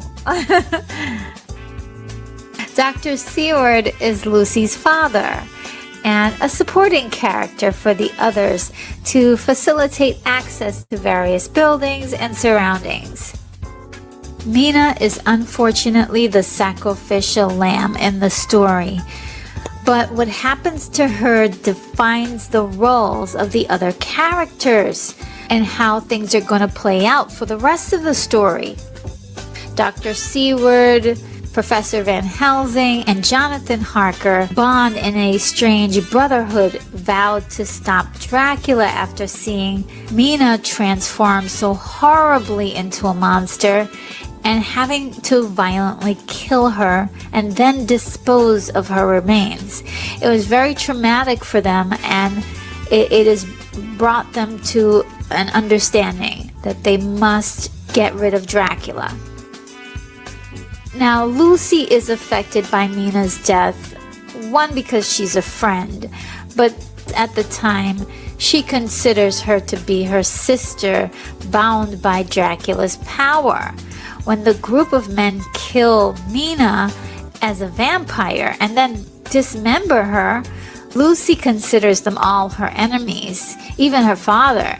If she had any loyalties to her human life, in that instant, it was demolished. Now, the technical aspects. The Gothic style for this film was impeccable. The interior of Dracula's home, Carfax Abbey, was exquisite with many bat statues, glorious spider webs, candles galore, and it had such a wonderful ancient whimsy about it, like an elaborate tomb that you've been covered somewhere. It just was so beautiful. The detail put into the set design was just outrageous. It's also so beautifully done and with so much love for the project. Each scene is really a work of art. Dracula's balcony was another piece to it, which was also very elaborate and just looked like someplace from a secluded fairy tale forest. It's just beautiful work there. The cinematography was incredibly stunning, capturing the natural wonder of the beautiful rolling hills, great estates, gorgeous landscapes, and all of the story elements in a way that pays homage to much older black and white horror films. In fact, director John Badham wanted to shoot the entire film in black and white, but the idea was rejected from Universal Studios. However, he found a workaround with the film's color grading, which was just a brilliant way of making the film look black and white, but not quite. That desaturation of the colors was just wonderfully set that really rich gothic mood throughout. Wonderfully done. I loved it. Absolutely. And the thing is that there was a hint of color. Just that little hint of color to let you know it wasn't quite black and white. And that is the beauty of it. The special effects here are very interesting. There's a lot of detail in the work in the film, but however, the special effects just sometimes felt very dated and then sometimes incredibly remarkable. So it couldn't have been really more obvious in the choices for makeup that was used for the two brides of Dracula. Even though horrifying, Mina's vamped look resembled many of the B-movie makeup effects. It was very interesting because she was only dead for a day, and then as a vampire, she looks as if she's been rotting for weeks. However, Lucy's vamped look was hauntingly beautiful and elegant, so she can entice victims if need be. And I think that was a statement about the way Dracula bites the two women differently, as I had talked about before, but now reflected in the makeup. Mina is basically discarded and made to look hideous because he doesn't really value her, and so she has just the basic vampire abilities. And Lucy was his chosen bride who drank his blood, and probably in the drinking of his blood was given many powers that Mina would never have, like possibly powers of illusion. And I thought that was an interesting thing to note about this movie. Also, one of the most talked about and debated dated effects for the film, and no doubt it is dated, was the love scene between Count Dracula and Lucy. In the middle of it is this kind of strange lights show that appears with the use of laser lights. And laser lights were something that was used commonly in the 70s and 80s for an interesting effect. It was like a new thing that happened around the late 70s and 80s that you could find in many music videos and live shows.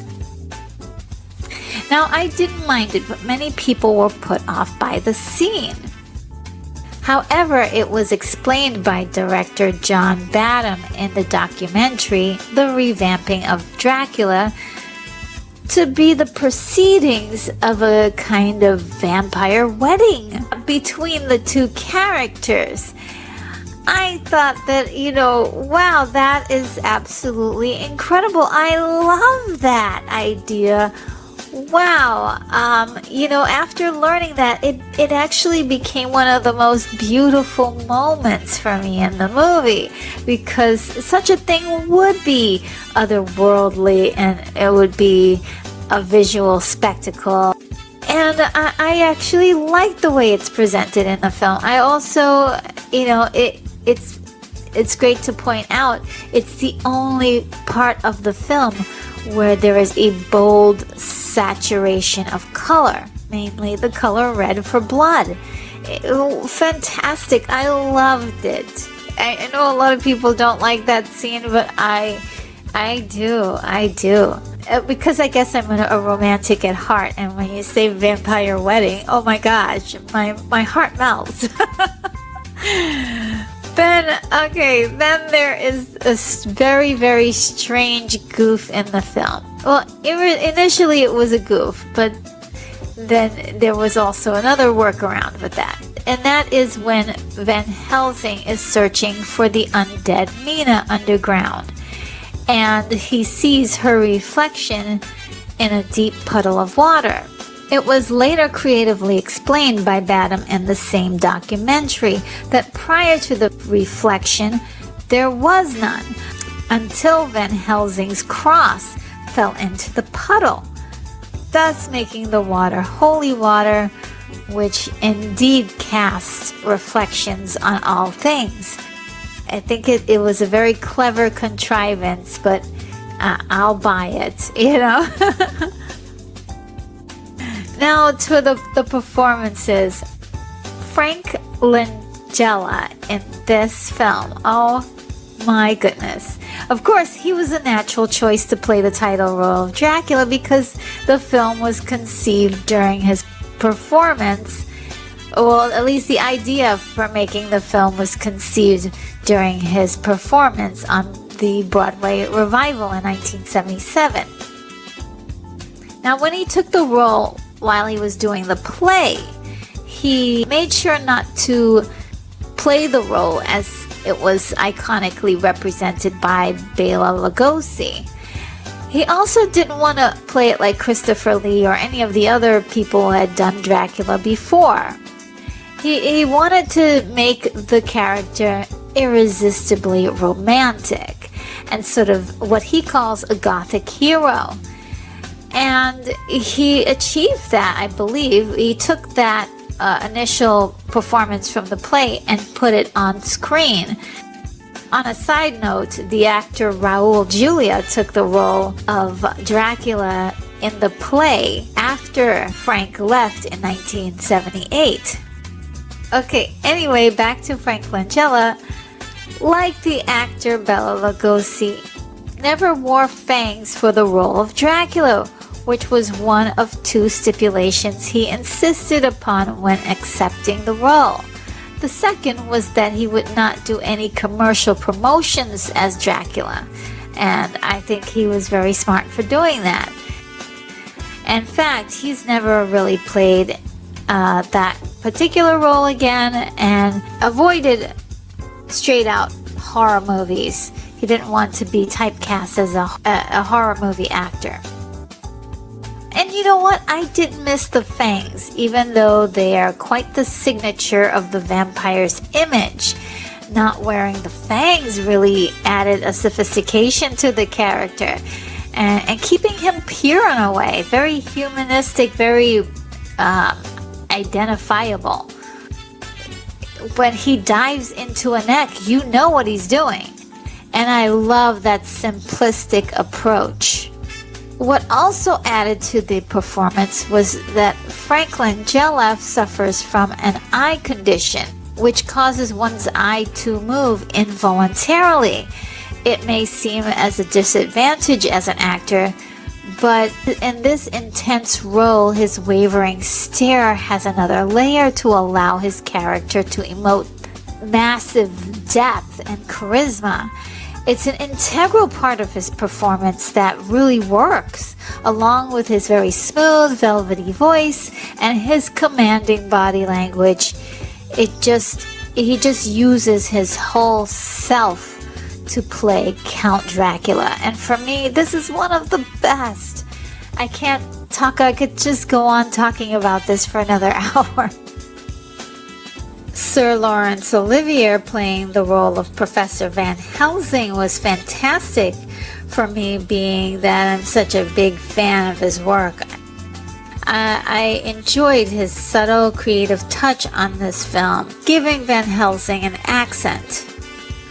Frank Langella said that at the time he was ill with a disease that made him very easy to bleed during the filming. He plays the role with a natural weakness, but it also helped to show how weak Van Helsing was as a human being, in stark contrast to Dracula, who was sort of the super being. It also emphasized that his intellect would be the key to defeating Dracula. Kate Nelligan was quite good as Lucy, bringing a new dimension to Dracula's bride I had not ever seen before in other performances of the character. Her deep voice and timeless beauty also helps to show her sophistication and maturity at so young of age that I understand why Dracula would find her character fascinating and choose her above all others. And she does it so genuinely, and you believe the power of her performance. The best part of the film. Some of the effects, such as Dracula walking up and down the walls of buildings, was so incredible. He takes a moment to just look at the camera for a few seconds, and it just sends these incredible chills down your spine. Having him hang upside down, that was just great. Now the score by John Williams, that was another added element that was amazing to send chills and thrills throughout the fabric of each scene. It's both mysterious, sad, grand when it needs to be. It enhances the moments when his work is presented. I mean, he just knew how to get those violins going at the very right moment to just take your breath away and feel the emotional impact of the scene. And also for me, the romance between Dracula and Lucy is one of the most incredible attributes of the film for me. My wish list. There isn't really anything I could say I would rather see in the film.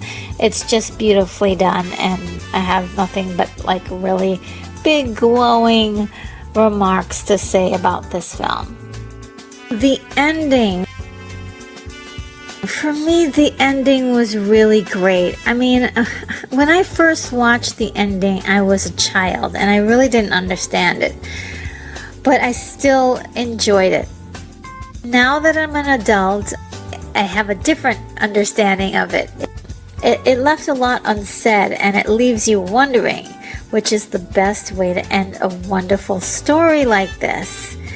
Lucy and Dracula may meet again one day.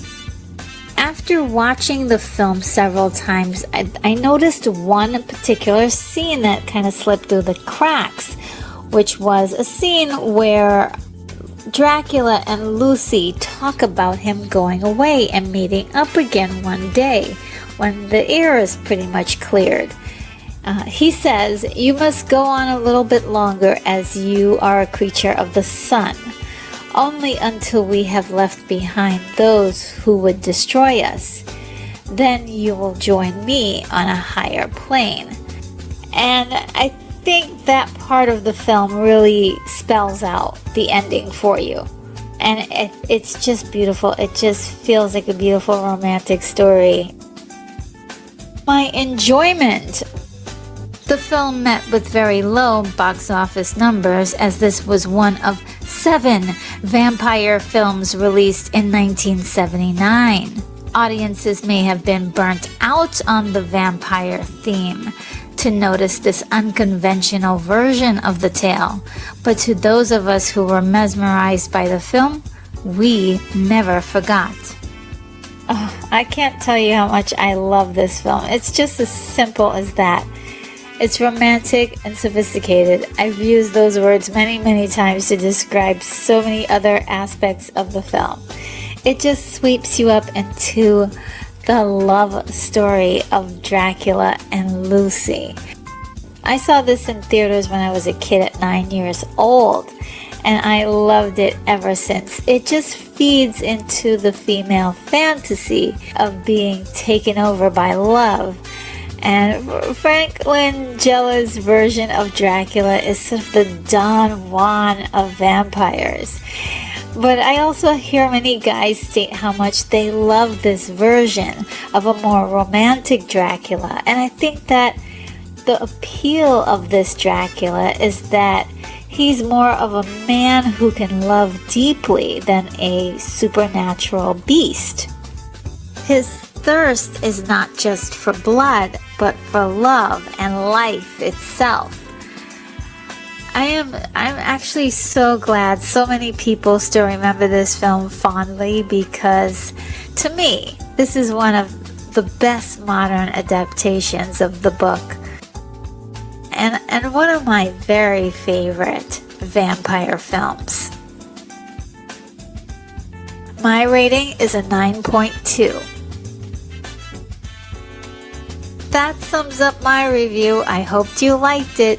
This is Retro Nerd Girl signing off.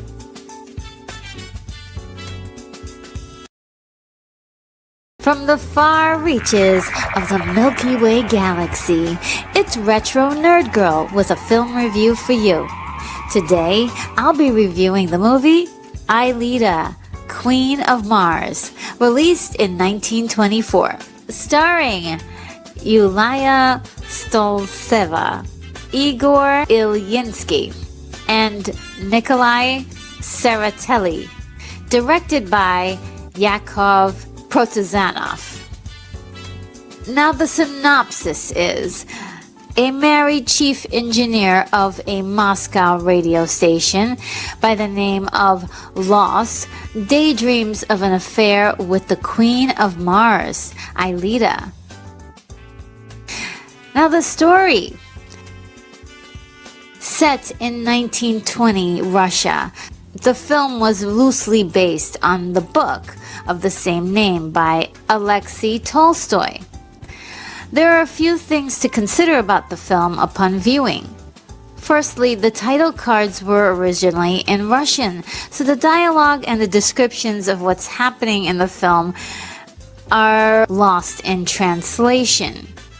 And secondly, the film had been severely edited down, which may leave many viewers with a lot of questions, with a lot of plot pieces and points missing from the final product that we see today. So let me kind of sum up the story for you so you can get an idea of what I mean. The film starts out with a message from Mars that pretty much sends our main character, Loss, and his close friend and colleague, who is an engineer at the radio station, Spiridonov, into the desire to reach the planet in a rocket. Now, meanwhile, there's an evacuation center where Loss's wife, Natasha, is tending to the needy because of the war-torn world that they live in. And there is where we meet other characters. There is Gusev, who is an injured army soldier who falls in love with one of the staff members there. And then added to the mix, we have a swindling couple, Comrade Ehrlich and his wife Yelena, who are immorally trying to get more than their fair share of the rations and pretty much stealing at any chance that they can get. At the same time, Los is having these daydreams and imaginations of what it must be like on planet Mars. And he dreams up of this princess who is in love with him from afar. So she can see Earth and she's fallen in love with him. So there's a lot of different things that are going on in this story. So most people who see this film are in pretty much agreement that the film is extremely busy with several characters that are really excellently developed. They're fully developed. But there are many of them that play very minor roles in the outcome of the film. Each plot point stirs simultaneously just before barely converging together by the end. It's very interesting. It's definitely keeps you on your toes, and you have to watch it a few times to really even understand what the story is, to be quite honest. If you get it the first time, you're I will say you're a genius. I'll lay that on the table. You're a genius. But if you don't get it, don't be upset. Because it's a movie that really requires a lot of your patience. Now the pacing. The pacing at 1 hour and 20 minutes feels like 2 hours. There are only a few key moments of excitement, and you really have to pay attention as not to miss any detail. And I feel like the entire story makes a lot of sense by the end, and I completely understood it. But again, it's something you have to really, really pay attention to everything, and you have to maybe even watch it twice to really catch some nuances you may have missed the first time. Now, the challenge in the film. The challenge in the film is very murky because we have so many characters and so many little plot points that are twirling around. But I'll try to break it down as much as possible. The real struggle in the story, I suppose one of the main real struggles, is surviving the results of a war-ridden world. And that's the main challenge, the first main challenge, which results in many of the actions of the characters in the film. Now, the next challenge is Los's imagination in the film, where he spends a lot of time in his daydreams about Mars. And to be very honest, on Mars, there's a whole nother plot going on there where Aelita is basically doing so many different things to try to get her way on the planet. There is a ruler of Mars who is a king. Well, I guess I'm not sure if she's the queen, a female counterpart, maybe his wife. I'm not sure. Well, they call her the Queen of Mars, and I suppose he's the King of Mars. She's trying to use all sorts of trickery so she can get a glimpse of Earth. And, she instantly falls in love with Los. And she craves the affection and the love that she sees him giving to his wife. Now, Aelita herself as a character is very, at first you think she's a sweet person. As the movie goes along, she reveals herself to be very manipulative and spoiled and power hungry. And she acts sort of as a polar opposite from Los's wife, Natasha, who is always giving to the needy and always being very giving to others. As a villain, I think she doesn't really pose much of a threat, but she is a very corrupt person with power. And she feels very alien within the context of the story, but exhibits many human qualities. The Martians themselves seem to be more corrupt, save for a few individuals. The empathy. Los is our protagonist, but the problem here is that he is not a very likable one. He is dreadfully suspicious of his wife while he's daydreaming of another woman. What the heck is going on here? It's a double standard. But it takes a turn for the worst when Comrade Ehrlich starts really pursuing Natasha. And even though Natasha's not really interested, there's so many little situations that really set Los onto this kind of vengeful path where he's upset at Natasha, who is I really feel is such a victim in this particular film. But she's dedicated and loyal and very forgiving as well. The main thing that really gets to me, which is sort of the thing that pushes the story along a lot, are these weird misunderstandings between Los and his wife. They never really get a chance to communicate with each other without this kind of misunderstanding going on. It's a plot piece I don't really like very much, but even they were doing that since 1924. So it's a common plot in movies. However, it's one of those things that if it wasn't for those misunderstandings, we really wouldn't have a story. Technical aspects. For me, the technical aspects of this film is the most interesting to me. Everything shot in the proposed real world is fine. All good stuff. It's all detailed and like a documentary style almost. But what leaves me in awe is really all of the scenes on Mars. We have all these really amazing costumes and headpieces.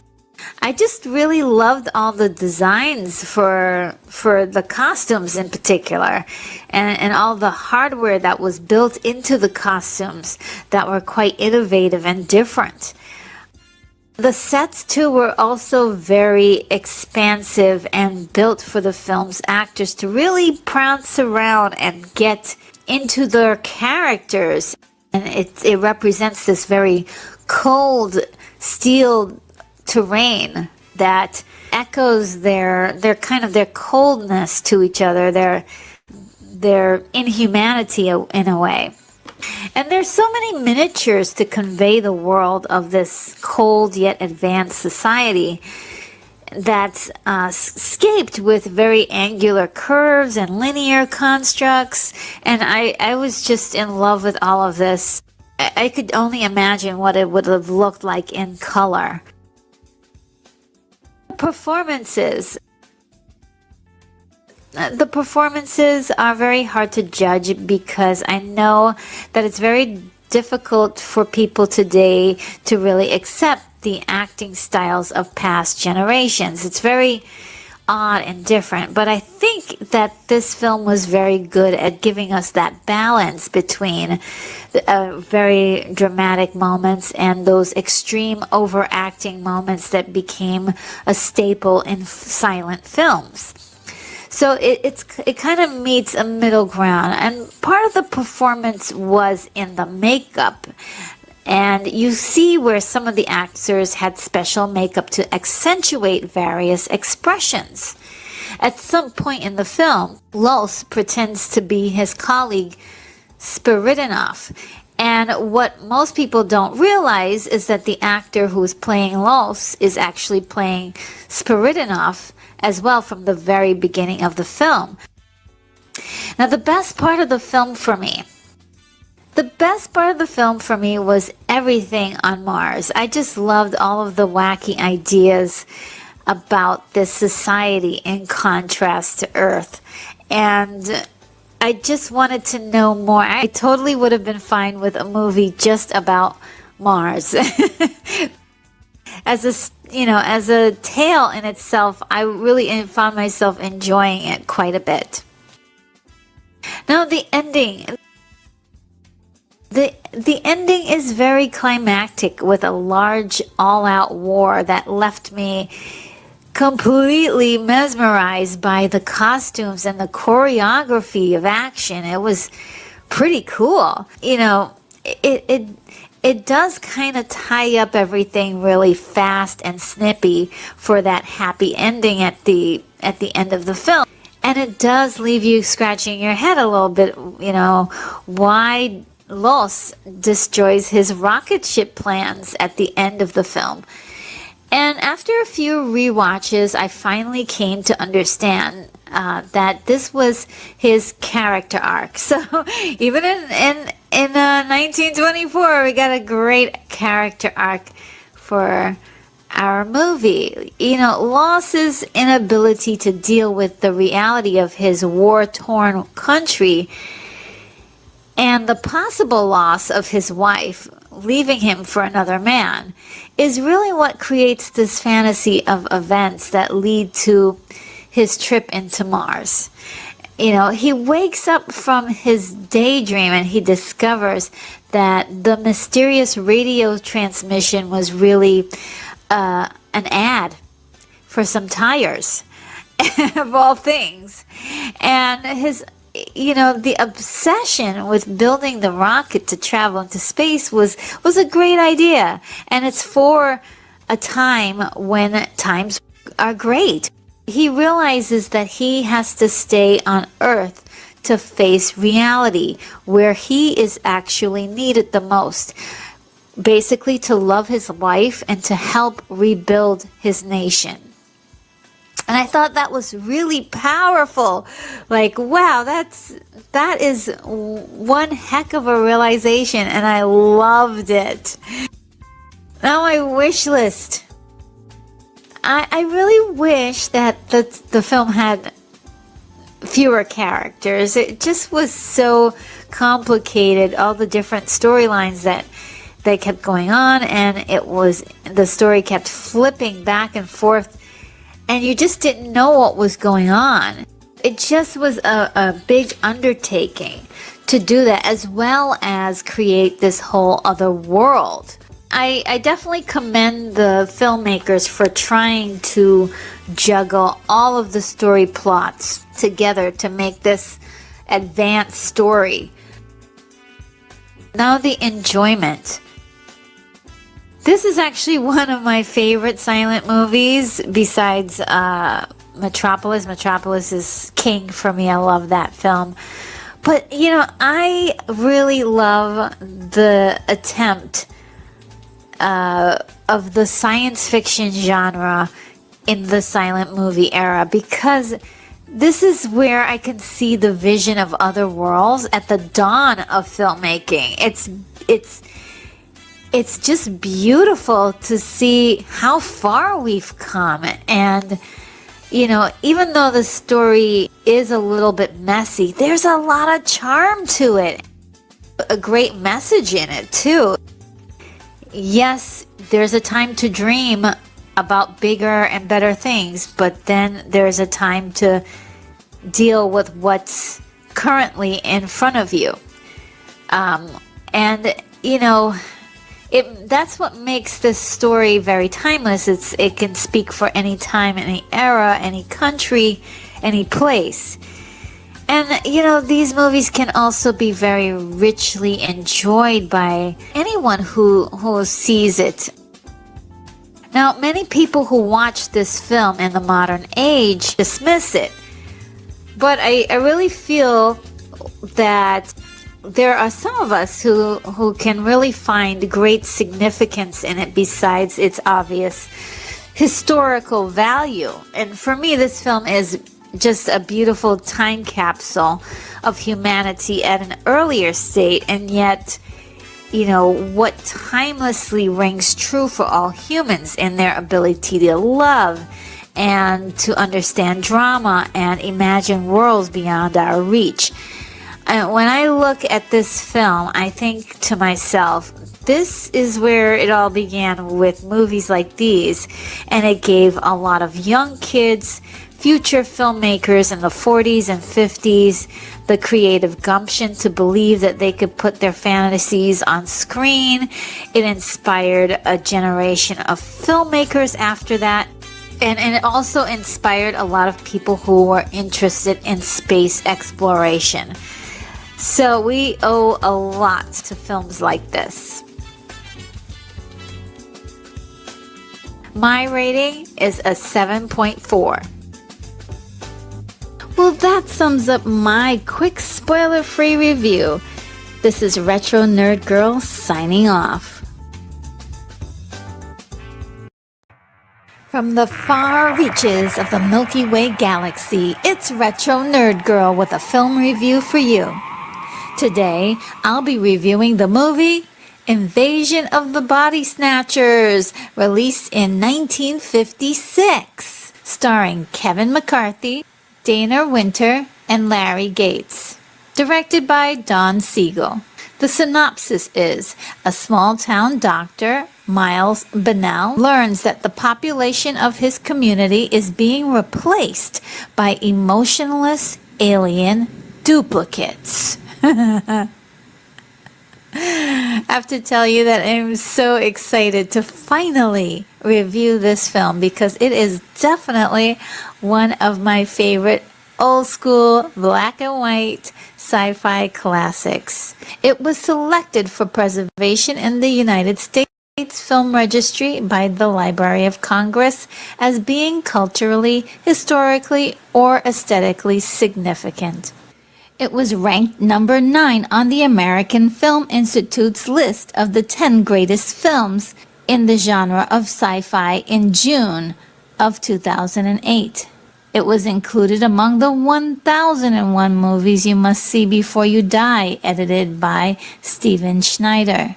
And that gives you an idea of what an impact it had on cinema. The idea for the film began as a science fiction serial in Collier's magazine in 1954, before becoming a novel, The Body Snatchers, published in 1955, written by Jack Finney. The book was greeted with mixed reviews. It was blasted for being unscientific. However, few could deny that it wasn't an excellent horror story.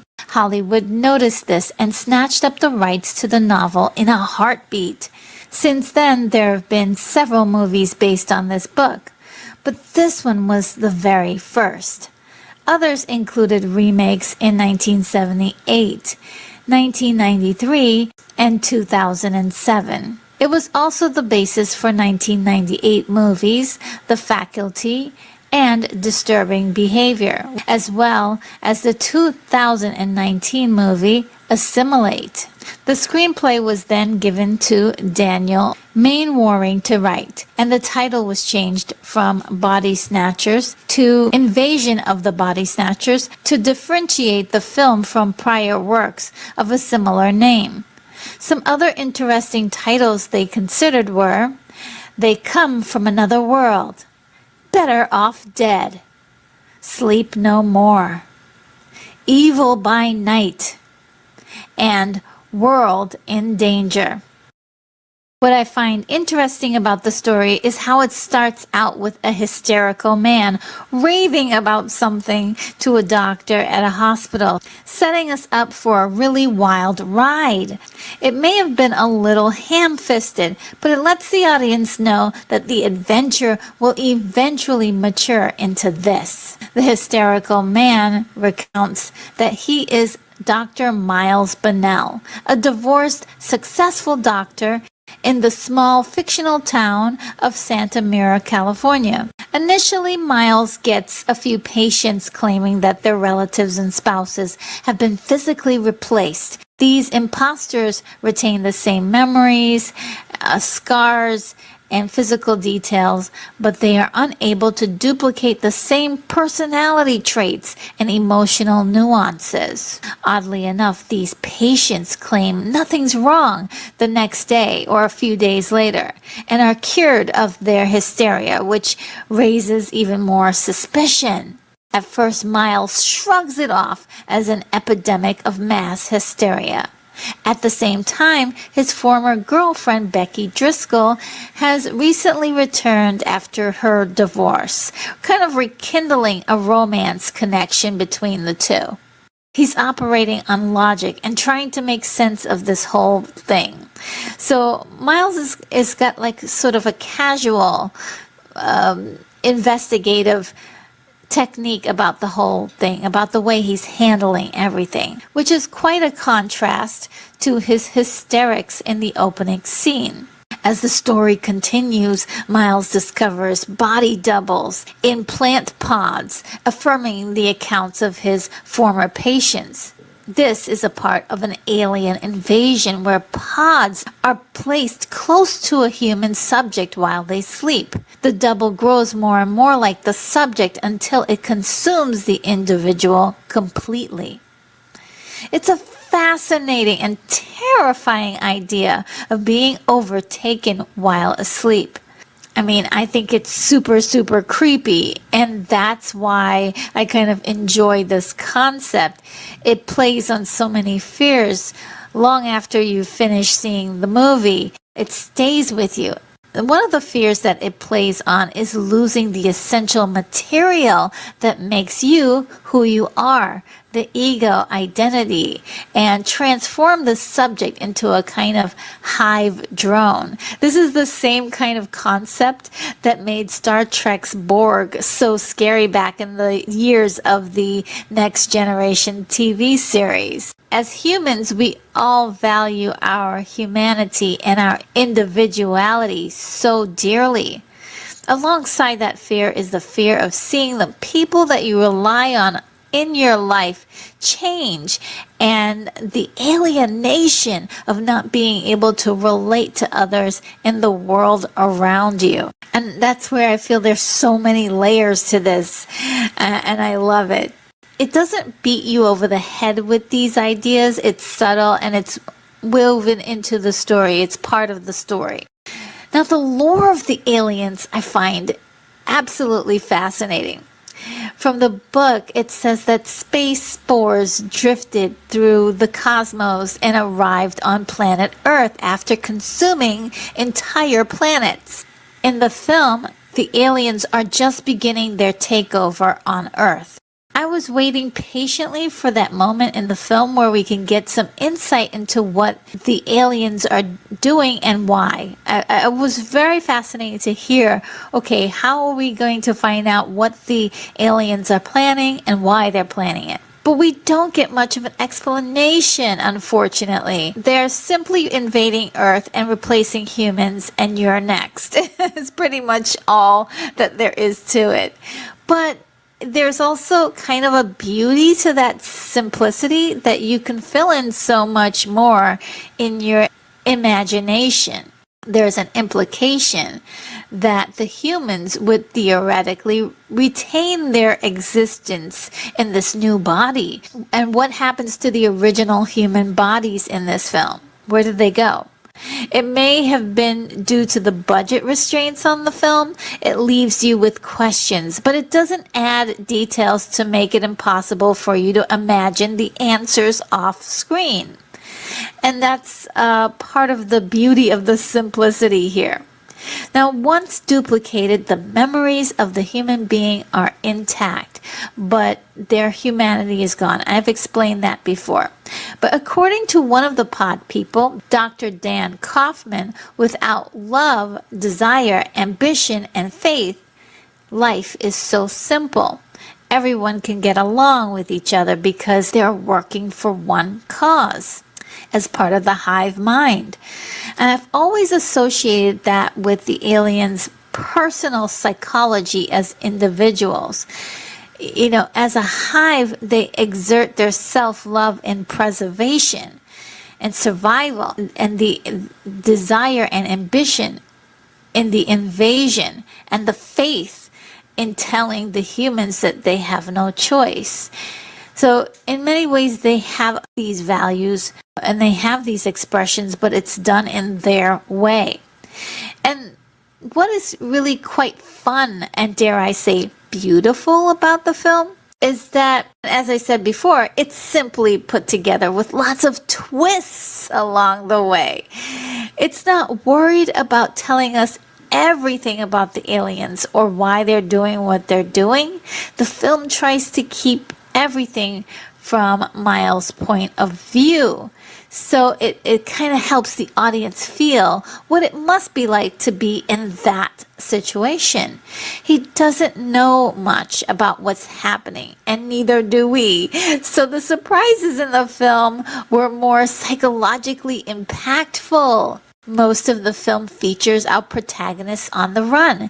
The actor playing Miles was Kevin McCarthy, who said that he got a lot of cramps from running around so much during the 19 days of filming. Kevin was a theater actor from New York who worked with director Don Siegel once before. He was the pulse of the film for me. I enjoyed how he casually portrays Miles in the very beginning of the film, allowing the audience to get to like the character before he slowly matures him into a man broken from his experience of losing the love of his life and seeing his hometown literally dissolve in front of his eyes.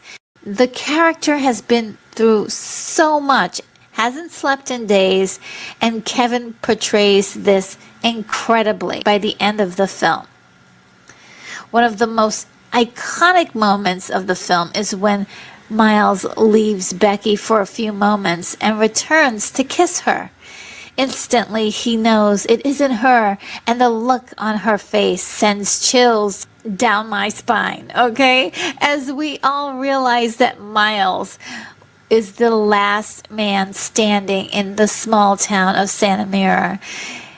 The situation seems utterly hopeless, and I feel like technically the film could have ended there, but the film revs into overdrive with another memorable scene as Miles tries to warn passing cars on a freeway.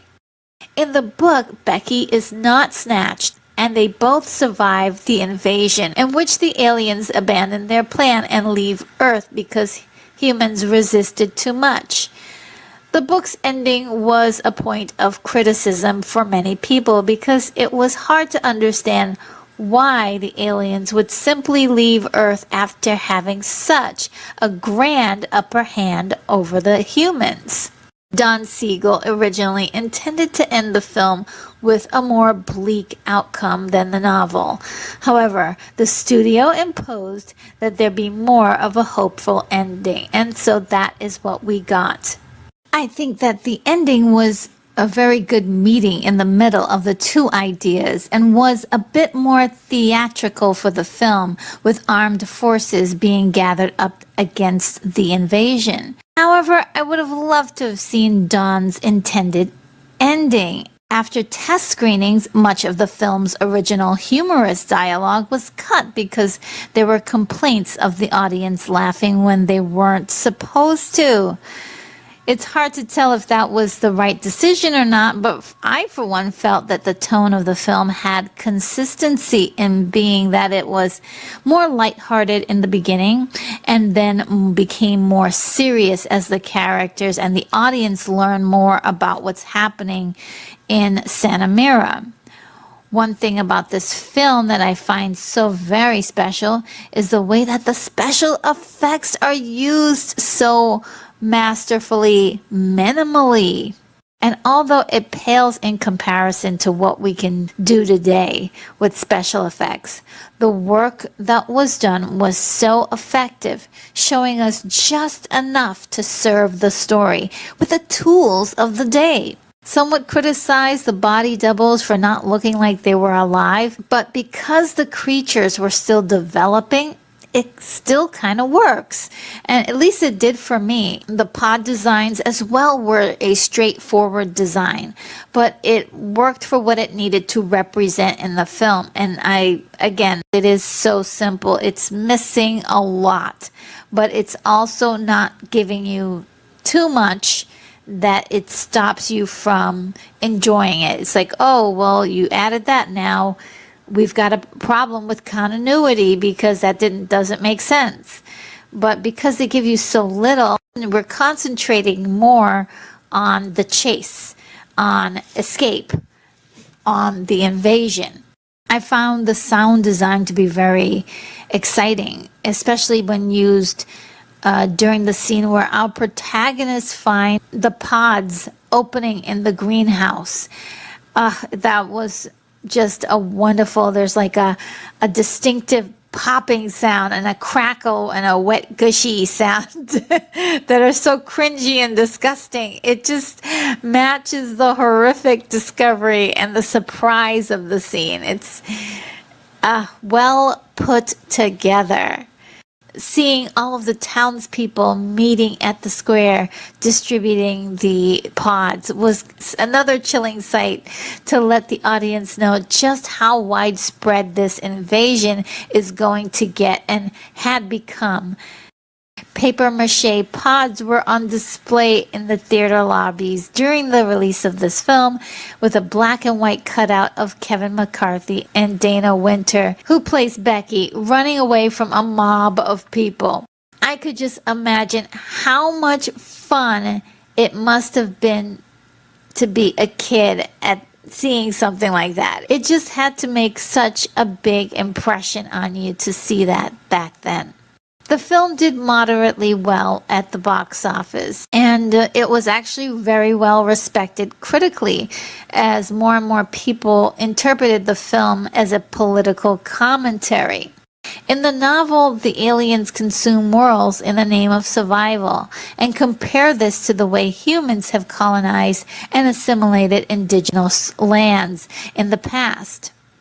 Although this idea brushes upon deeper historical, social, and political commentary, it was always intended to be a light science fiction work from the writer and also the makers of this film. This film also became popular a little after McCarthyism, which is a campaign in American history carried out by Senator Joseph McCarthy in the period of 1950 to 1954. Now, this involved weeding out communists hiding among Americans to appease the fears that they would gradually turn the country into a communist territory. The idea was that your next door neighbor could be a communist and you'd never know. And as much as it had some similarities to the story of the book and the film, it was a complete accident. I suppose you can actually attach many allegories to the subject matter because it deals with the primal fear of loss of humanity and being conquered physically and mentally from the inside out. That just creeps me out. I mean, how about you? I just think it's, it just really freaks me out. Just thinking about it. Rather than being an all-out horror film full of jump scares and music stings to tell you when you should jump out of your seat, this is more of a psychological thriller with horrific implications and lots of room for you to imagine the details. And that's why I love this wonderful classic sci-fi film. My rating is a 9.1. Well, that sums up my review. I hoped you liked it. And if you did, I have over 100 videos a lot like this. So go on ahead and browse the channel to see more reviews from me like this. Subscribe if you haven't done so already and hit the bell icon to be the first to be notified of my next video. This is Retro Nerd Girl signing off. From the far reaches of the Milky Way galaxy, it's Retro Nerd Girl with a film review for you. Today, I'll be reviewing the movie Invasion of the Body Snatchers, released in 1978. And this is brought to you by my Patreon supporters as a special request. The synopsis is: space seeds drift to San Francisco, California, and grow duplicates of nearby sleeping humans from pods as they slowly replace the inhabitants of the city. Four friends fight for their life and their individuality. Now, Peter sent me a request to review this film. In it, he said, "There's been a fair few versions of the legendary Invasion of the Body Snatchers, originally released in 1956 and based on the science fiction novel by Jack Finney. I love the 1956 version, but my favorite is the 1978 one with Donald Sutherland, Brooke Adams, Veronica Cartwright, and Jeff Goldblum. Also, Leonard Nimoy. This film scared the crap out of me when I first saw it, and it unnerves me to this day with its discordant pulsing sound, eerie visuals, and creepy paranoia. Pretty grim movie. It's great though, and one of the best alien invasion stories out there if you ask me. So Peter, this review is for you. The story. The idea for the film began as a science fiction serial in Collier's magazine in 1954 before becoming a novel, The Body Snatchers, published in 1955, written by Jack Finney.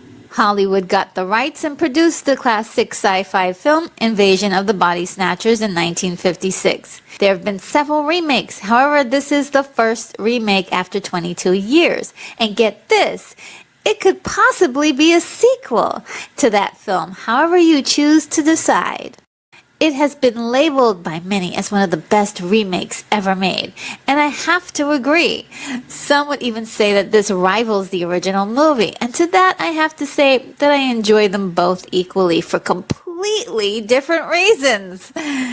During this review, I'll be referring to the book and the original movie for comparisons and explanations. The social climate in the 1970s had its problems, but it had become more inclusive, and there was an importance in individuality and expressing one's uniqueness. It was the heyday of the conspiracy theory as well, wherein there were many intellectual movies made upon the subject as more sophisticated, thought-provoking sci-fi. Director Philip Kaufman was a fan of the 1956 film and intended for it to be a new envisioning that was a variation on a theme. W.D. Richter, who was a writer, director, and script doctor, took the screenplay to adapt the novel. One of the biggest changes in the film was the location from the small towns of Mill Valley in the book and Santa Mira in the original movie to the big city of San Francisco. There's also a change of the main protagonist, which assists the theory that the film is a sequel and not quite a remake. In the original film, he is Dr. Miles J. Bennell, and in this film, he is Health Inspector Matthew Bennell. In fact, all of the names of the main characters are different except for the last names in this story. Bennell's trusted colleague was completely renamed from Dr. Dan Kaufman to Dr. David Kibner. The first film was also interpreted as an allegory for socio-political history, like the assimilation of colonialism and the threat to democracy like America experienced during McCarthyism. This film really focuses more on the biological and psychological horror of this invasion on a more physical level. And it also involves the idea of conspiracy theories and the individual alienation of the loss of relationships. It's more interpersonal, and we get more fleshed out characters too. Interestingly enough, the audience isn't given more juicy information about the aliens or the invasion, and it compares to the simplicity of the original film, especially in dialogue. However, the biggest difference this time around is that the story is packed with so much visual and emotional storytelling, which fills in a lot of the questions moviegoers had about the original film. Now for the pacing. At an hour and 55 minutes, it can seem too long, and on the first viewing, a lot of the slow-moving and long scenes don't really seem to matter. However, on multiple viewings, you can see that every visual on screen is sculpting the details and coloring the tone of the story, filling it out with more realism and believability. As well, it's important to know that the film starts out slow and then ramps up. We don't get the full chase scene until about the 1 hour mark. And truthfully, it feels as if every moment works for me because of the detail involved every time I watch this film. And I seem to learn something new about the characters and the story. Making the film shorter might remove a lot of that texture that I find so wonderful about this film. Now the challenge. The challenge in the film are the invading aliens whose function of life is to survive. They were spores that drifted to planet Earth on solar winds and landed on plants. They matured into attractive, sweet-smelling flowers to attract their victims. While the victim is asleep, the pod grows until it gives birth to a duplicate of the nearest human being. Touch is not needed, but it seems to speed up the process. Every memory and physical attribute is duplicated. However, the human is completely consumed in this matter, and only a hairy, flaky husk remains. However, the biggest detriment to the pod people is that they do not duplicate the human's personality. This is the very reason why so many people find out what's happening and resist the process. There's also a misconception that the pods don't show any emotion, but they do. The emotions are subdued and cold, not warm and loving. They're very good at looking suspiciously at humans, I'll tell you that. And they actually appear to be seriously pissed off and horrified whenever one of their kind is killed and when they discover humans. As in the first movie, there's an implication that the humans are just transferred into the new bodies. One of the pod people, Dr. David Kibner, tells us that subjects would be born again into an untroubled world, free of anxiety, fear, and hate. They use this tactic to subdue humans. I think it actually gives us a window into the aliens' psychology. I think that the aliens don't see themselves as actually killing humans because they think that they're helping humans to evolve. But let's just face it, they're actually just killing humans, and they're really aggressive about eradicating them completely. So what makes the pod people scary is that they get you in your sleep. Okay? This is a very vulnerable time during the sleeping process, and we all have to do it. It reminds me of the thrill of seeing Nightmare on Elm Street released in 1984 for the very first time. I just spent the whole time yelling at the screen, "Don't go to sleep!" I mean, the ultimate boogie monster always gets you in your sleep. Now for the empathy. The empathy for me was actually stronger for me in the first film. I really attached myself to the character of Miles Bonnell and how much he was so traumatized by the end of the film. And he comes from a very small town where he knows everyone, and every single person in the town is basically taken over by the pod people. That means they're all dead. All the people he's grown up with and loved, they're gone. So he is totally flipped out and freaked out by the end. And I feel like I understood that. I still enjoyed the characters in this movie, and there was way more character development, as I mentioned before. The film starts out with Elizabeth Driscoll bringing home a pod flower and then realizing that her boyfriend has transformed the next morning. Her instinct is to tell her colleague and best friend Matthew Bonnell. Matthew acts as the audience for most of the film, trying to apply real-world logic to the occurrences in the film.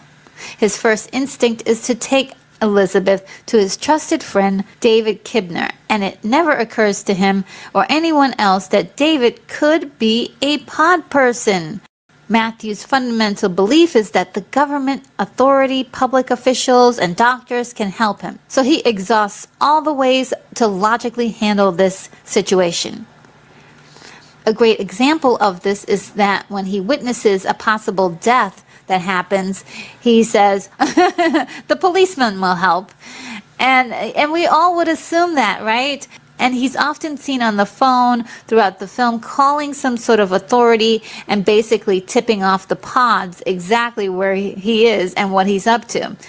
And it's only by the end that he realizes that there is no one he can turn to of authority. The anchor for him in this film is his love for Elizabeth. They're friends, but you see that he's crazy about her, and he's just really just trying to help her figure this out.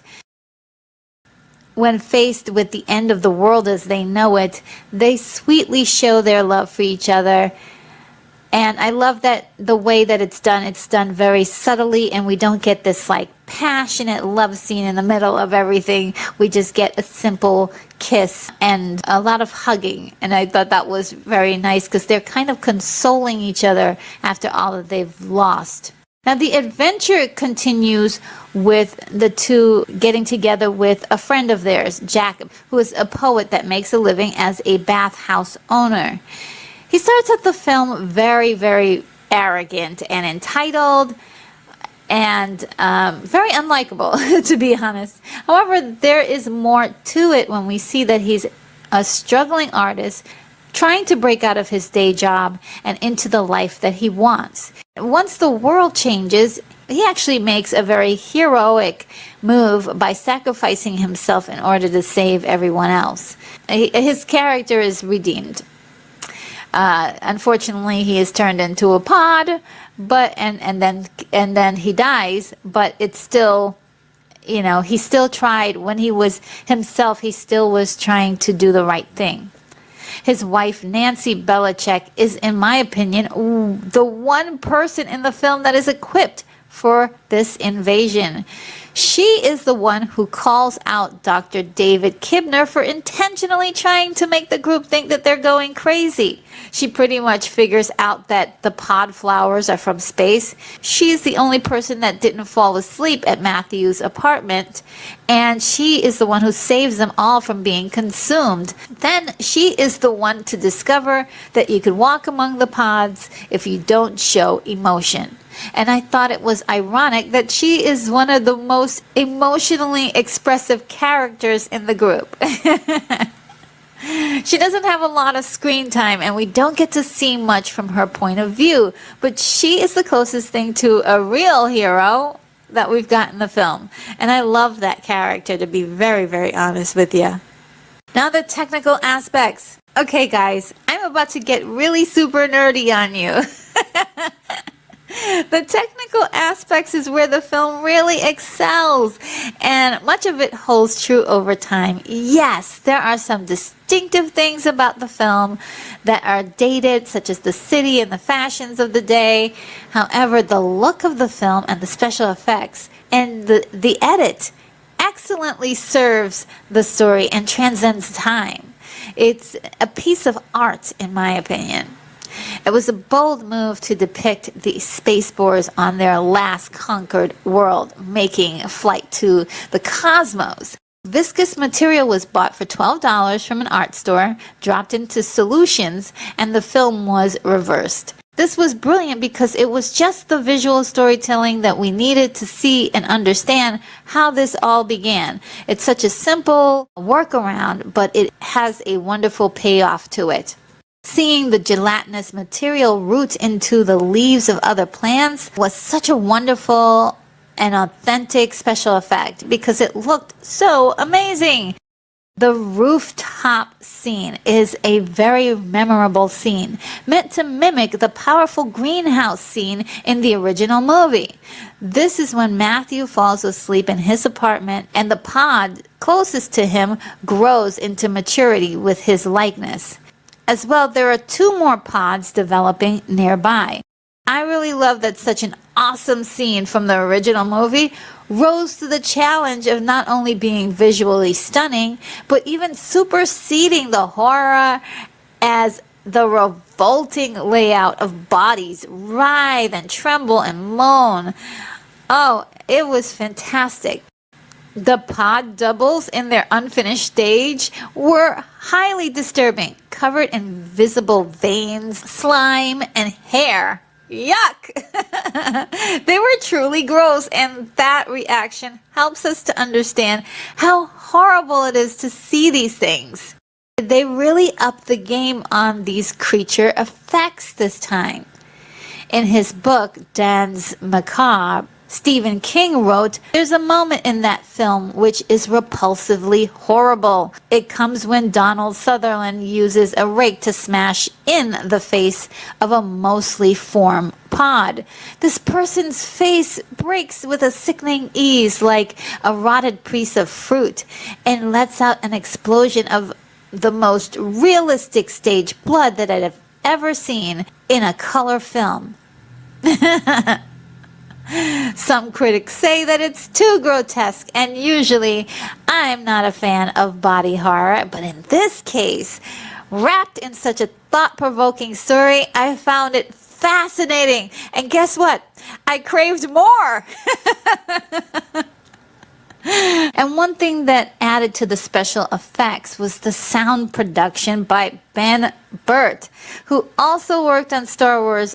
I mean, this guy is the man when it comes to creating unique sounds. He used the heartbeat from his pregnant wife's ultrasound to create an eerie sound effect. The natural atmospheric sounds, or what's called diegetic sounds, that both the audience and the characters can hear in the film really makes the audience feel as if we are actually there. It just fills out every conceivable space for storytelling. One of the most horrific sounds were the screams of pod people. This was a new element added to this version of the film. The screams were actually manipulated pig squeals mixed with other sounds, which were blood-curdling and like nails on a chalkboard. It really helped to ramp up the terror when a pod person uses it to alert their comrades that a human is nearby. The cinematography bears special mention because the camera takes so many unconventional angles and lenses to get a very unique style. Cinematographer Michael Chapman worked with Philip Kaufman to get a very beautiful film noir look using light and shadow to support the mysterious element of the film. Not only that, I have to say that the shots taken of the city of San Francisco were breathtaking, gritty, grungy, and very textured. I loved it. I also think it bears mentioning that Michael played the creepy janitor in the film. We got two incredibly slow-moving scenes that were just the camera moving down the hallway to build the next beat. It gives us the sense that the mundane activities were about to be changed. And I love that play with the camera. You know, again, I'll use the word artistic. It's art. And this movie really feels like art. There are scenes with the camera seeing the world from a cracked car window because our characters can only see fragments of the world that they're in. And then there's another scene where the characters are facing a distorted mirror, telling us that they're not really seeing the truth of their reality. Just little things like that. Now, one scene that was very uniquely shot was when Matthew was trying to get help by calling government officials, and the scene was transformed into a phone calling montage that started off in his office and then moved to a phone booth in the streets of San Francisco. Again, more beautiful art. I adored the details that was put into Matthew's office. This is the kind of staging that really helps the place really feel lived in, and I adored the way it's very intimately shot to show us how small his world is, even though he's in a big city. Denny Zetlin, an American jazz pianist and composer, scored the film, and it was his only venture into film scoring. Listening to the score, there's so many moments that had a very nostalgic, classic orchestral horror feel. Some of the stuff that you would probably have heard in the early 50s. But there's also the use of synthesizers to insert a little oddity that feels very alien and spooky and scary. The opening scene is a great example of that. So many different audible styles of music and sound effects that happened in that sequence. There were even some moments when it felt like the score for Forbidden Planet, released in 1956. But the music is so subtle at times, you hardly recognize that it's actually guiding your emotions. Near the end, Amazing Grace plays as we see the world through the eyes of the pod version of Matthew. Amazing Grace is a song typically played at funerals, and I felt it was signaling the death of Matthew's ego self. Matthew, as all of the other pod people, have been led to see the quote-unquote light, becoming a pod person, and life is theoretically quote-unquote better without those pesky human emotions. Now for the performances. I kid you not. Every single performance was superb. Even the extras in this movie were amazing, immersing you into a very conspiratory world. I have watched this film so many times, looking to find all the little details, and that was one that I found very interesting. Each actor played their role with sincerity and authenticity from their point of view. Philip Kaufman told his actors to use facial expressions between dialogue to add humanity and compassion to the characters. It worked brilliantly. As well, many of the characters talk over each other. It's a little chaotic when that happens, but it works to help plump up the urgency of their motivations. Donald Sutherland plays the part of Matthew Bennell as a practical man with a passionate concern for others. He doesn't try to repeat or imitate the performance of Kevin McCarthy, who played Miles Bennell in the original. Donald puts his own spin on it by being a little bit more practical and even a bit more naive. There's an innocence that he imparts upon the character, and I think that character was meant to be even less like Kevin by having Donald in a curly hairstyle that would have his hair set in pink rollers every day. He had an outstanding dedication to the role, and even at one point performing his own stunts at the pod factory without a harness or nets. Brooke Adams played Elizabeth Driscoll. Her performance was an important piece of the puzzle for making this movie believable. Her eyes emote so much expression, ranging from curiosity, trust, love, and fear. The scene when Elizabeth meets Matthew by the elevator, I just think that her eyes are just filled with fire. They're so animated, and there's so much emotion in there. When her character becomes a pod, the vacancy in her eyes are just chilling. Donald and Brooke had to do a lot of the running, and Brooke did it all in heels, if you can believe that. It's incredible to watch. You look at that movie, and you can see her booking as fast as she can in those high heels, keeping up with Donald the whole time. On the set, the two had a playful race during one of the chase scenes. They continued after the director yelled cut. And can you believe this? Brooke won that race. Dr. Kibner was played by Leonard Nimoy to branch out from his famous role as Spock on the Star Trek TV show. He wanted to make his character stand out, so he opted to wear a strange half glove. I think casting him as Dr. Kibner was a great move because initially it was hard to determine if he was a pod or not. Veronica Cartwright played Nancy Belichick, and wow, I just love her in this. Veronica is very well known for playing characters that get hysterical in films, such as in Alien in 1979 and The Witches of Eastwick in 1987. I can't say how much I loved her in this. She's amazing. Without her over-the-top freak out at the end, the moment would have not have had the same impact or the same lasting effect. And some would say that it was overacted. However, I react the very same way anytime I see a spider, okay? And I'm not kidding. Even seeing a web is enough to freak me out and keep me up all night, okay? So, you know, her character under the circumstances has every right to freak out, and I felt she nailed it. Veronica was not told that Sutherland's character became a pod, so her reaction was improvised and captured on the spot. It was fantastic, and I just wanted to stand up and slow clap during that scene. It was just pure awesomeness. Veronica Cartwright also appeared in the remake made in 2007. Jeff Goldblum plays Jack Belichick, using the very typical rambling energy he puts into all of his characters.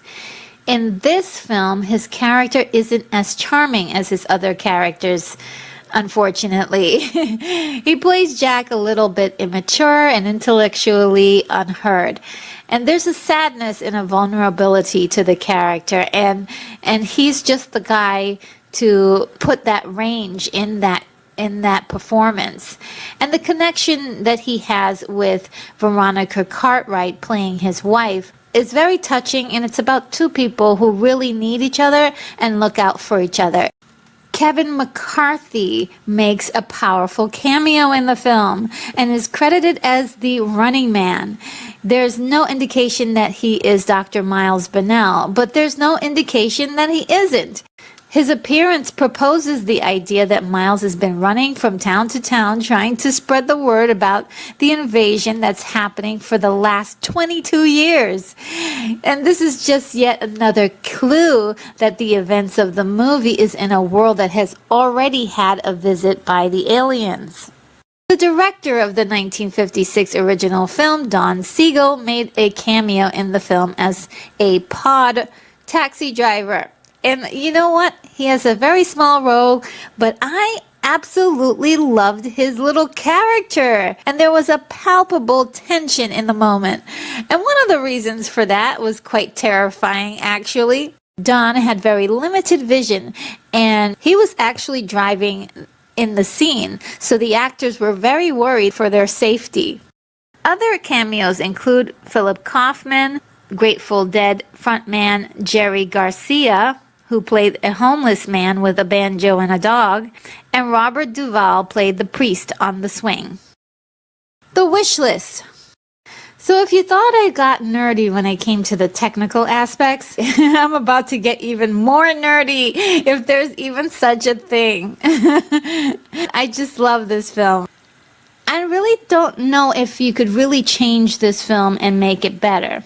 However, I do have some thoughts about what's missing from the film, because there's a lot that's missing. Yeah, because I don't think you can really add more to this film without it being ridiculously long. And it could lose a lot of the impact of the pacing that it already has.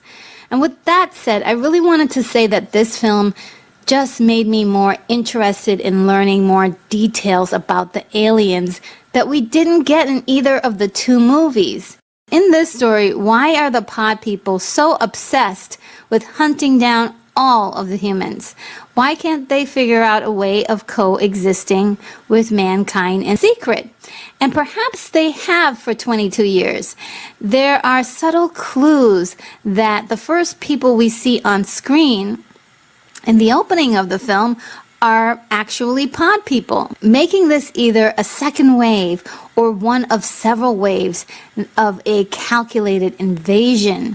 For instance, there's a lady looking out of a window during the arrival, and a school teacher urges her students to take home the alien flower to their parents. The priest on the swing could be a pod person as well. He's on the swing, but he has no emotions while he's doing it. He's not enjoying it at all, but he may just be doing it because he has the memories of the priest that he copied, and he's just doing it because it's something that the priest always does. The invasion itself seems so unsustainable. If the aliens are only interested in surviving, why are they exhausting everything instead of harvesting the planet?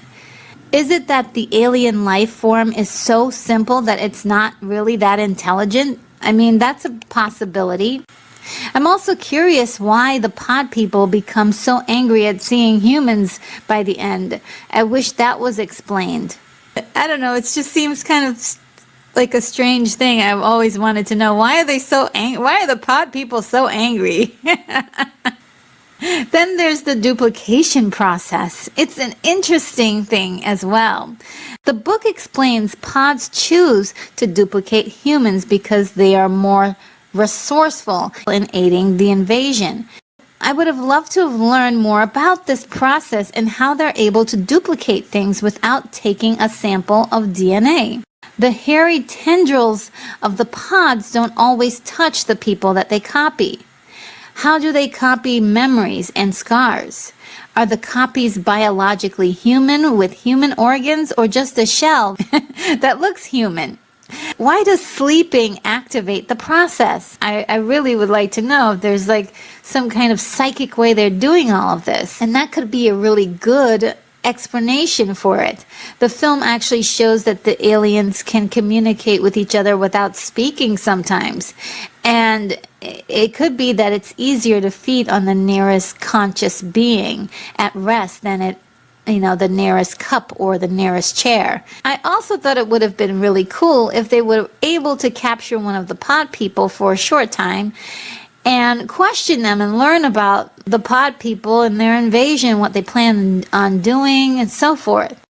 And, I'd also love to know more about how the pod people mobilize each other.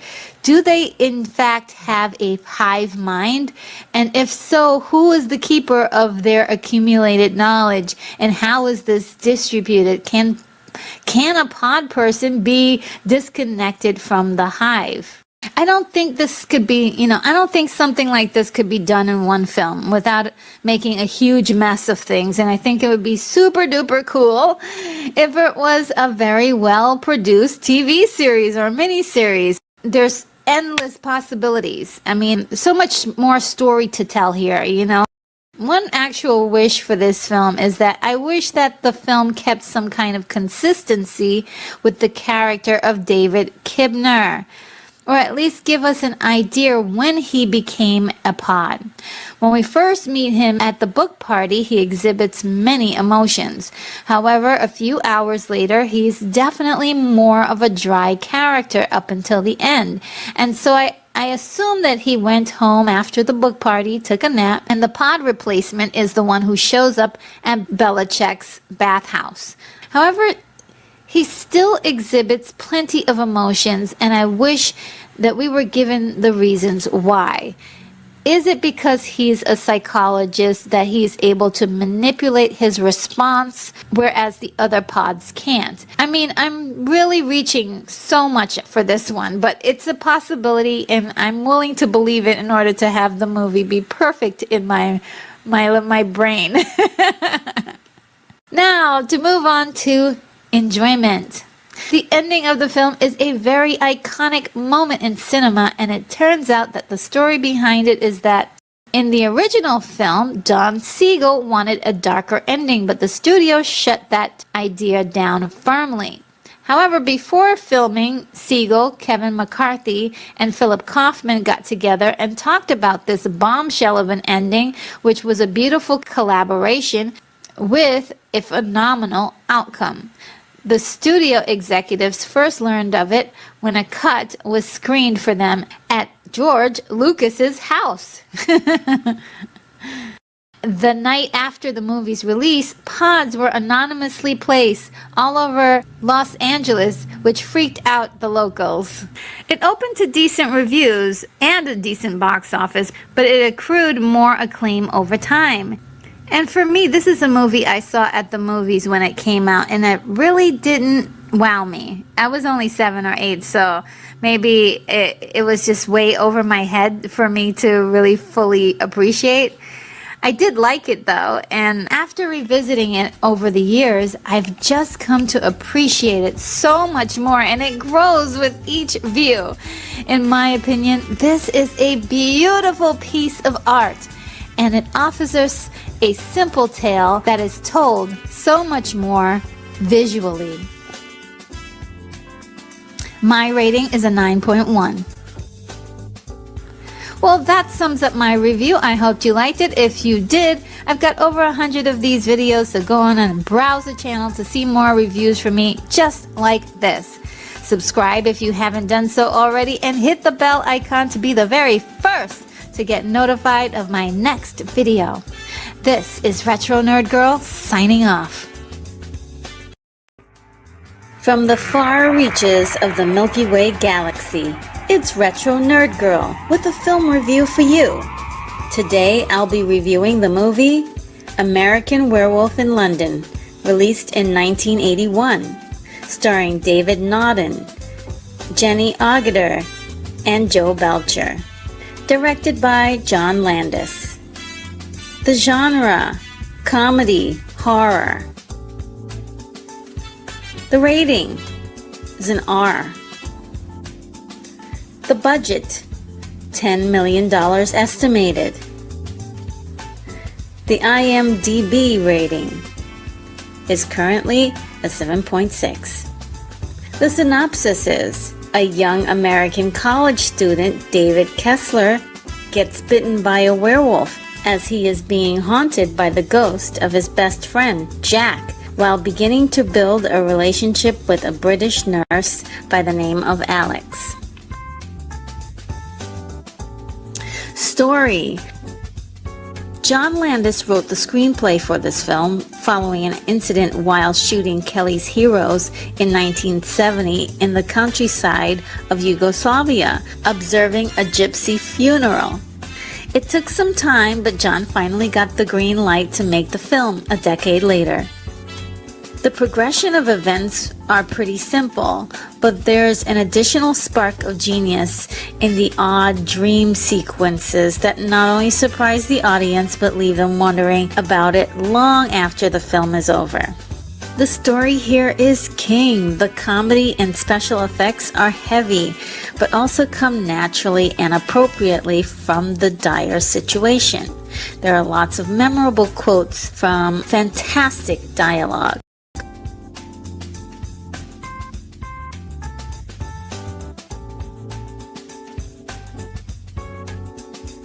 Pacing.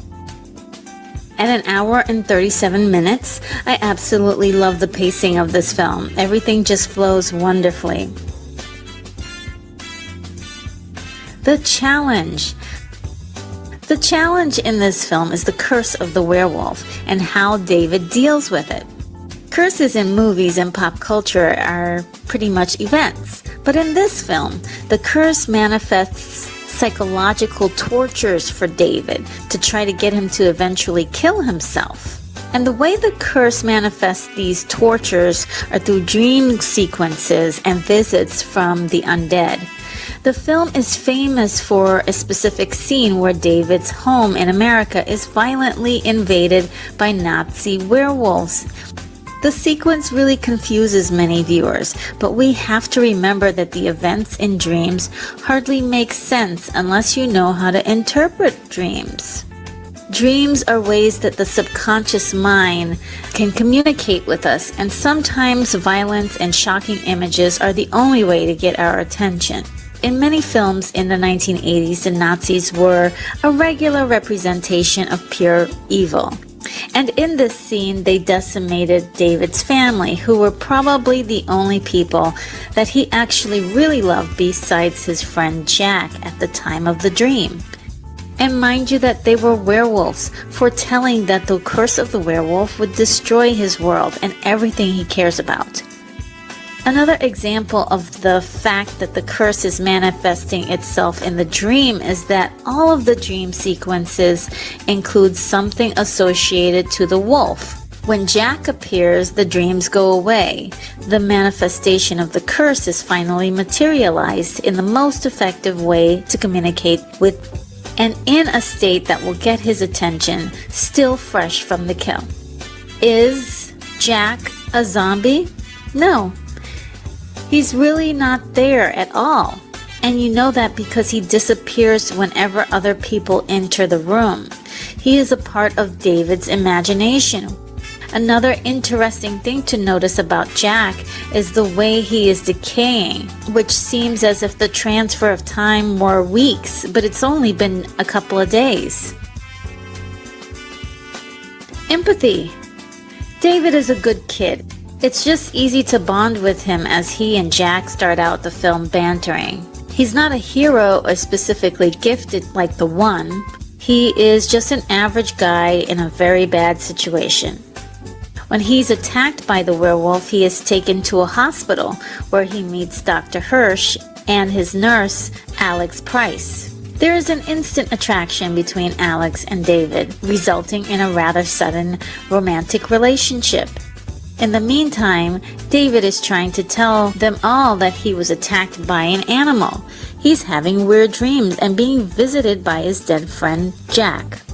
Dr. Hirsch is the only person to really dig any further into David's claims, and I don't really think that he ever believes David is a werewolf, but he believes that something's wrong. And when he checks out the tavern where David and Jack was last seen before the attack, the slaughtered lamb, he really gets sort of the red flag. Something is definitely wrong here. The technical aspects of the film. The technical aspects of the film really shine over time. I remember just being blown away by what I saw when I was just 11, and believe it or not, it didn't scare me then. I loved it. I think that people usually remember David's werewolf transformation scene because it's spectacular, and in my opinion, it's the very best werewolf transformation scene I've ever witnessed. While John Landis was trying to get the film made, he discussed a wolf transformation with Rick Baker, who later won the very first Academy Award for Best Makeup for this film. Rick Baker's dog Bosco was used as a model for the wolf to embody what Landis called a four-legged hound from hell. And boy did he ever. John Landis initially only wanted to show glimpses of the wolf, but he loved Rick Baker's work so much he decided to really show the monster in great detail, which was a sensational idea. I mean, you can't take your eyes off that wolf on screen when you see it. The same excellence was placed into the makeup used for Jack's makeup. I mean, it looks terrible, and I mean that in a good way. And the film seemed to bask in the details of each stage of Jack's deterioration, and I think a lot of films turn away from that because it may be too gross for people to handle. I thought it was fantastic. It's a rare craft very few films have really embraced. The sound design was amazing, fully engulfing you in the moments of tension and fear to it that feels organic to the ears. The best of it were the sounds of the wolf, which was rumored to be a combination of several animals. The score was simply gorgeous, with only about 7 minutes total. The rest of the music in the film were pop songs from various areas, mostly the 50s, and all of the songs in this film have the word moon in their titles. And by the way, there are 3 wonderful renditions of Blue Moon in the film, performed by Bobby Vinton, Sam Cooke, and the Marcells. There's something utterly spooky about some of the slower songs from the 50s, and in the film, it opens with that beautiful slow version of Blue Moon performed by Bobby Vinton, setting the stage for a very creepy start. The performances. All of the performances were really good. If you considered that just before this film, David Naughton was actually most popular for being on a television commercial for Dr. Pepper singing the song I'm a Pepper. He proves to be a good actor in this film, really selling the painful contortions during the transformation scenes as well as the comedic moments. Griffin Dunne was simply brilliant as the hilarious Jack Goodman. It was surprising to learn that he was not as cheerful as his character on set, but it makes sense having seen himself in such a horrific makeup, most likely for the first time. Griffin did double duty as he helped puppeteer the more skeletal version of his character in the adult theater scene while saying his lines at the same time. There is a cameo by Rick Baker as one of the Nazi werewolves in the nightmare sequence. John Landis makes an appearance as one of the people pushed into a window at the end of the film, and Frank Oz makes an appearance in the film, as he does in all of John Landis's films, as sort of a good luck charm. As well, Oz was mostly known for his work on The Muppet Show, which was also cameoed in the film, featuring an episode of the show that was never aired in the US. The best part of the film. I love the camaraderie between Jack and David throughout the whole film. I enjoyed the rich cultural creation of the slaughtered lamb and the people in that small town. I love the physical, visual, and the grit that you see there. But I also enjoyed the secretive and mysterious characters. There actually could have been an entire movie devoted to this story of this little town and the history of the curse. I loved how savage the wolf was in the film. The film didn't hold back on making him insatiably hungry and wild. Not even David's girlfriend could tame him. along with the fantastic special effects, sold it for me. My wish list. Actually, there's not much to wish for in this film because it pretty much gives you a lot more than you expect. The ending. The ending is very tragic and pretty violent. David ends up in an adult movie theater in the middle of Piccadilly Square in London and turns into a werewolf at the moonrise. The wolf puts the whole city square in a frenzy of panic, and we have this wild, insane pileup of cars and accidents in a tornado of brutality.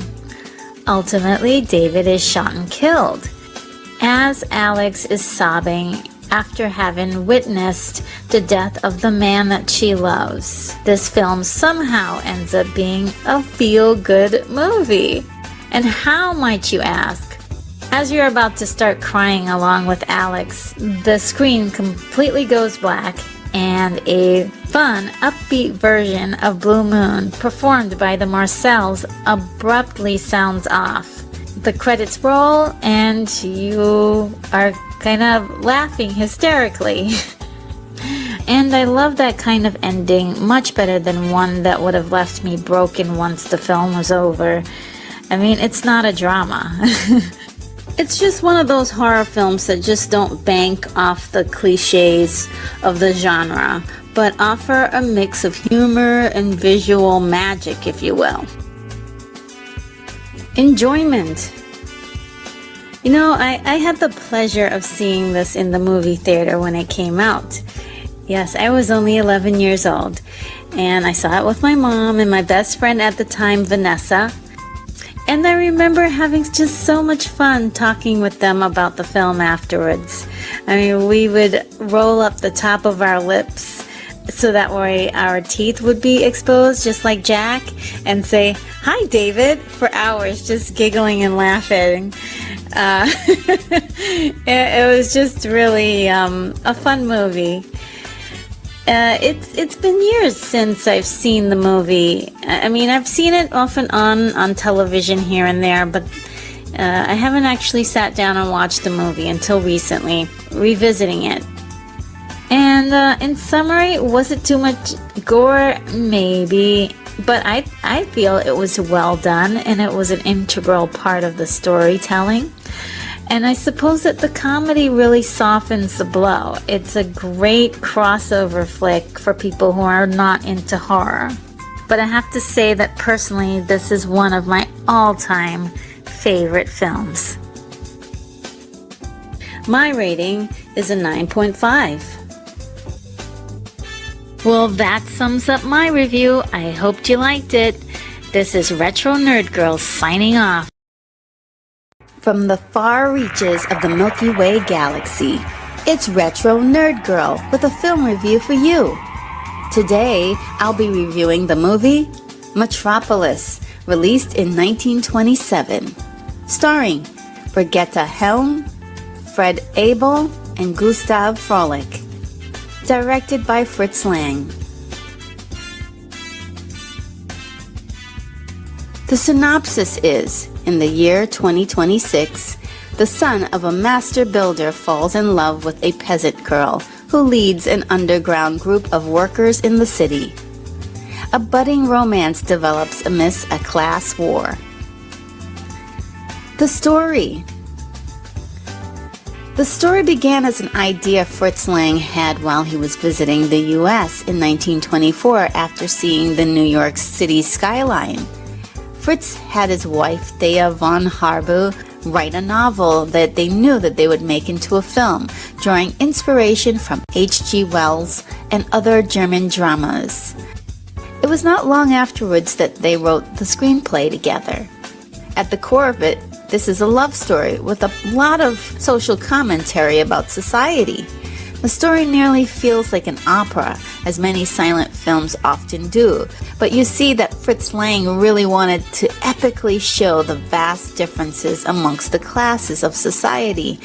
And woven into the story are concepts the film offers and many symbols throughout the film. The head, the hand, and the heart. The pacing. At 2 hours and 33 minutes, this is really tough to get through if you're not really familiar with silent films. It's very engaging because you have to wait for each title card to come up. But if you look away, you might miss something. So you have to pay super attention, and it really takes a long time to get through the film. Challenge.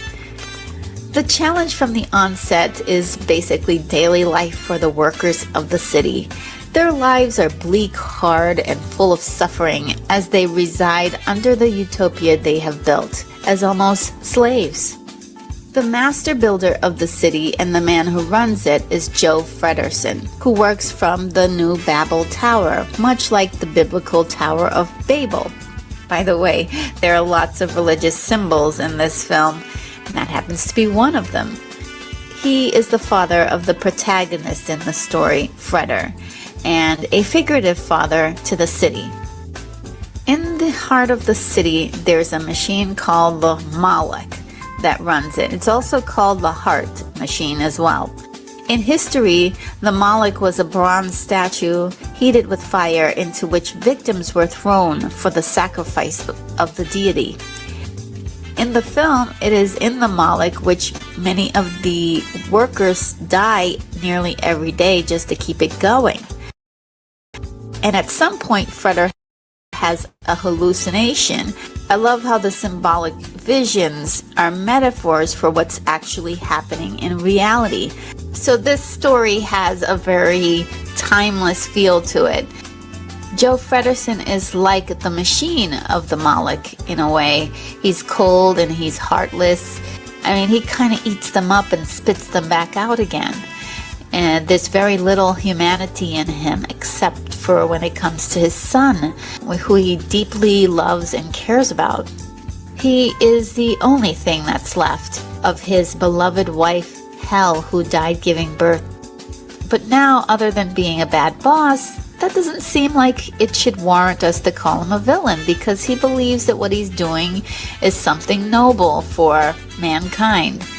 Well, just to prove that he's a villain, in case you weren't sure, Joe mysteriously visits the eccentric inventor Rotwang to get his help to wipe out the underground group of workers who simply want better treatment. Rotwang is a very interesting character, though. Joe and Rotwang are pretty much enemies, because it seems when Hel was alive, Rotwang was in love with her as well. So much that he built a statue to her, and he is building a machine called the New Hel for him to love, or rather for her to stay with him and obey him.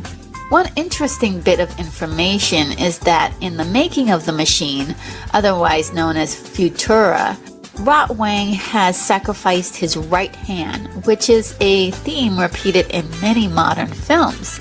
I mean, we've seen it with Luke Skywalker and Darth Vader in the Star Wars franchise. Dr. Strangelove had his right hand replaced with a robotic fake stand-in.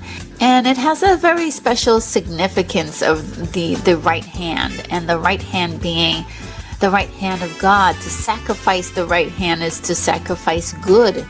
And whether good is in Rotwang or not, before these events, he has lost it now because he's gone too far to turn back. He basks in his sinister vengeance to the point he has lost complete focus of his original plan to have just someone to love. And to drive home that Rotwang is evil, there's a pentagram drawn on the walls behind his wonderful creations, foreshadowing his evil plan. Joe Fredersen gets a brilliantly devious plan to get Rotwang to make the machine into the image of the workers' leader, Maria, just to cause dissension among the workers. And then he will be given permission to be even more tyrannical with his rule, without question. The machine is the ultimate temptation of the female form for the pleasure of man. Her influence over men is ironic since she was designed to be a slave. It's important to note that when the machine awakes, she adopts the personality of a devious female. drawing inspiration from the whore of Babylon, leading her followers into a frenzy to destroy the city. Empathy. The protagonist, Freder, is a very likable character. Basically, Freder starts out in the story as the prince playboy, enjoying all of the spoils of his aristocracy in a fantasy Garden of Eden. All of that changes when he sees Maria surrounded by the children. There's something about her that he's completely intrigued with, and he falls in love with her nearly instantly. She says to the children, looking at the rich people who are playing in this magical garden, "These are your brothers and sisters." And the brother and sister term is used a lot and very often in the film to connect the classes of the city into one humanity. Maria disappears right after Freder sees her for the first time into the workers' underground, and it kind of takes Freder on this incredible search for her.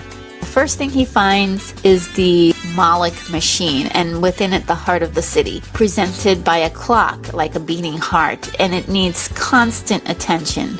There's an iconic scene of Freder filling in for one of the workers tending to the clock.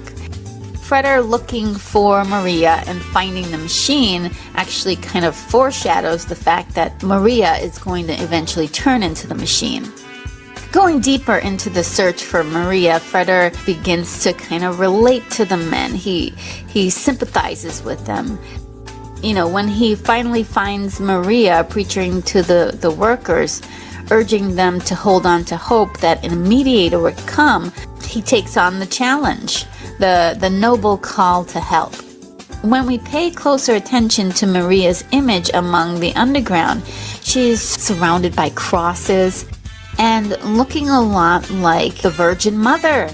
The mediator references Jesus being the mediator between God and humanity. The technical aspects. This film took about a year to shoot, basically, 310 shooting days to be exact. And the film included more than 37,000 extras, including 25,000 men and 11,000 women, 1,001 bald men, 750 children, 100 dark-skinned people, and 25 Asians. The economy was so bad in Germany at the time that producers easily found 500 starving children to film in the flood scene, taking about 3 weeks to shoot.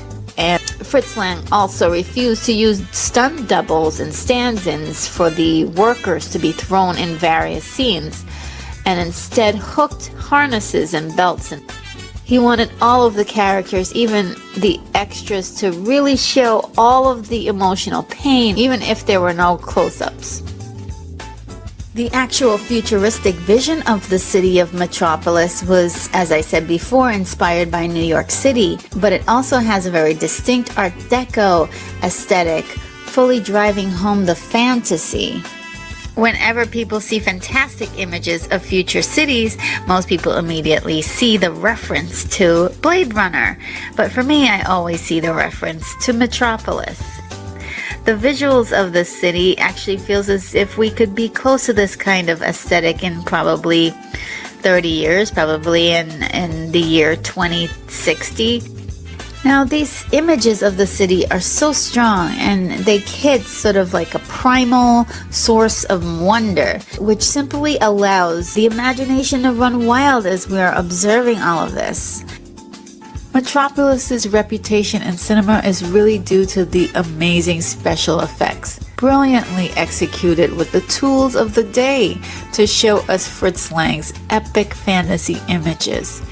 Miniatures of the city of Metropolis was built. The establishing shots of the city was filled with moving miniature vehicles and were shot using stop-motion photography. The optical printing or the color screen chroma keying didn't really exist at this time, so many creative techniques were employed, such as a large mirror was placed at an angle to reflect piece of artwork, while the live footage was being projected through a very small sliver of removed silver from the back of the mirror, strategically placed to create the illusion that it was all one vision. Now, for the overlapping visuals, the film was shot and rewound and shot as many times as it was needed to create the effect. Besides the special effects, the film features the iconic robot Futura, which continues to inspire our culture to this day. The costume was created by sculptor Walter Schultz-Mittendorf out of wood, or rather using a new kind of plastic wood developed at the time. The musical section for the film had been swapped out over the years, but more recently the original music by Gottfried Huppertz was found and is in most of the newer releases. Gottfried actually played piano on the set in order to assist the performances for the actors, and you can see how well his original music flows with the film when you hear it. It's a wonderful composition. The performances are really tricky because the performance in this film was exaggerated to compensate for the silence. These guys were actually inventing acting, and over the progression of time, it changed to the kind of acting we have today. And for me in particular, I really enjoyed the acting of the silent era because it kind of makes me laugh a little. Brigitte Helm's performance was incredible. She played two distinctly different personalities and suffered a lot for this role. She mentioned in her later interviews that she had many cuts and bruises from the robot costume, performing all of her own stunts that you see in the film for the authenticity that Fritz Lang wanted to see on screen. In fact, all of the actors did their own stunts. Another performance of special note is Klein Rogue, who played the deliciously evil mad scientist Rotwang. His performance inspired the archetypical character, repeated, copied, and recycled throughout cinematic history. His enthusiastic performance is magnificent. The best part of the film. This is a long list, but I will narrow it down just to one main scene, which is the transformation scene when the robot gets Maria's appearance. It's an iconic moment in the film, and it was done beautifully in my opinion. There was so much to learn about filmmaking in that one scene. So my wish list. I wish we had the absolute complete copy of this film. I mean, wow, imagine what it was like to see this film in its entirety in 1927. Enjoyment. At the film's premiere in Germany, the audience actually bursted it into applause periodically during many of the different effects. But however, in general, the film got a lot of mixed reviews, and even the legendary H.G. Wells hated this film. With its original length, it was just way too long for audiences, so it had been cut down to about an hour and a half. And that's the version that people mostly saw up until 2008. But that didn't stop the film from being noticed and marveled by movie lovers. This film managed to string a legacy of influence in pop culture, music, and fashion from singers like Beyoncé, Christina Aguilera, Lady Gaga, and so much more. Madonna's Express Yourself video was heavily inspired by the film, including a segment of text that reflects similar segments of Metropolis's final message. Now, there's a version of the film that was released in 1984 by Giorgio Moroder. A version of the film that was released in 1984 by music by Freddie Mercury, Queen, Pat Benatar, Adam Ant, and Billy Squier. And I liked that version when it came out because it kind of introduced me to the idea that you can set your own music to silent films, which I thought was amazing. It was actually a favorite pastime for me for a while, and you can really see how beautiful a film is when you turn off the assigned music.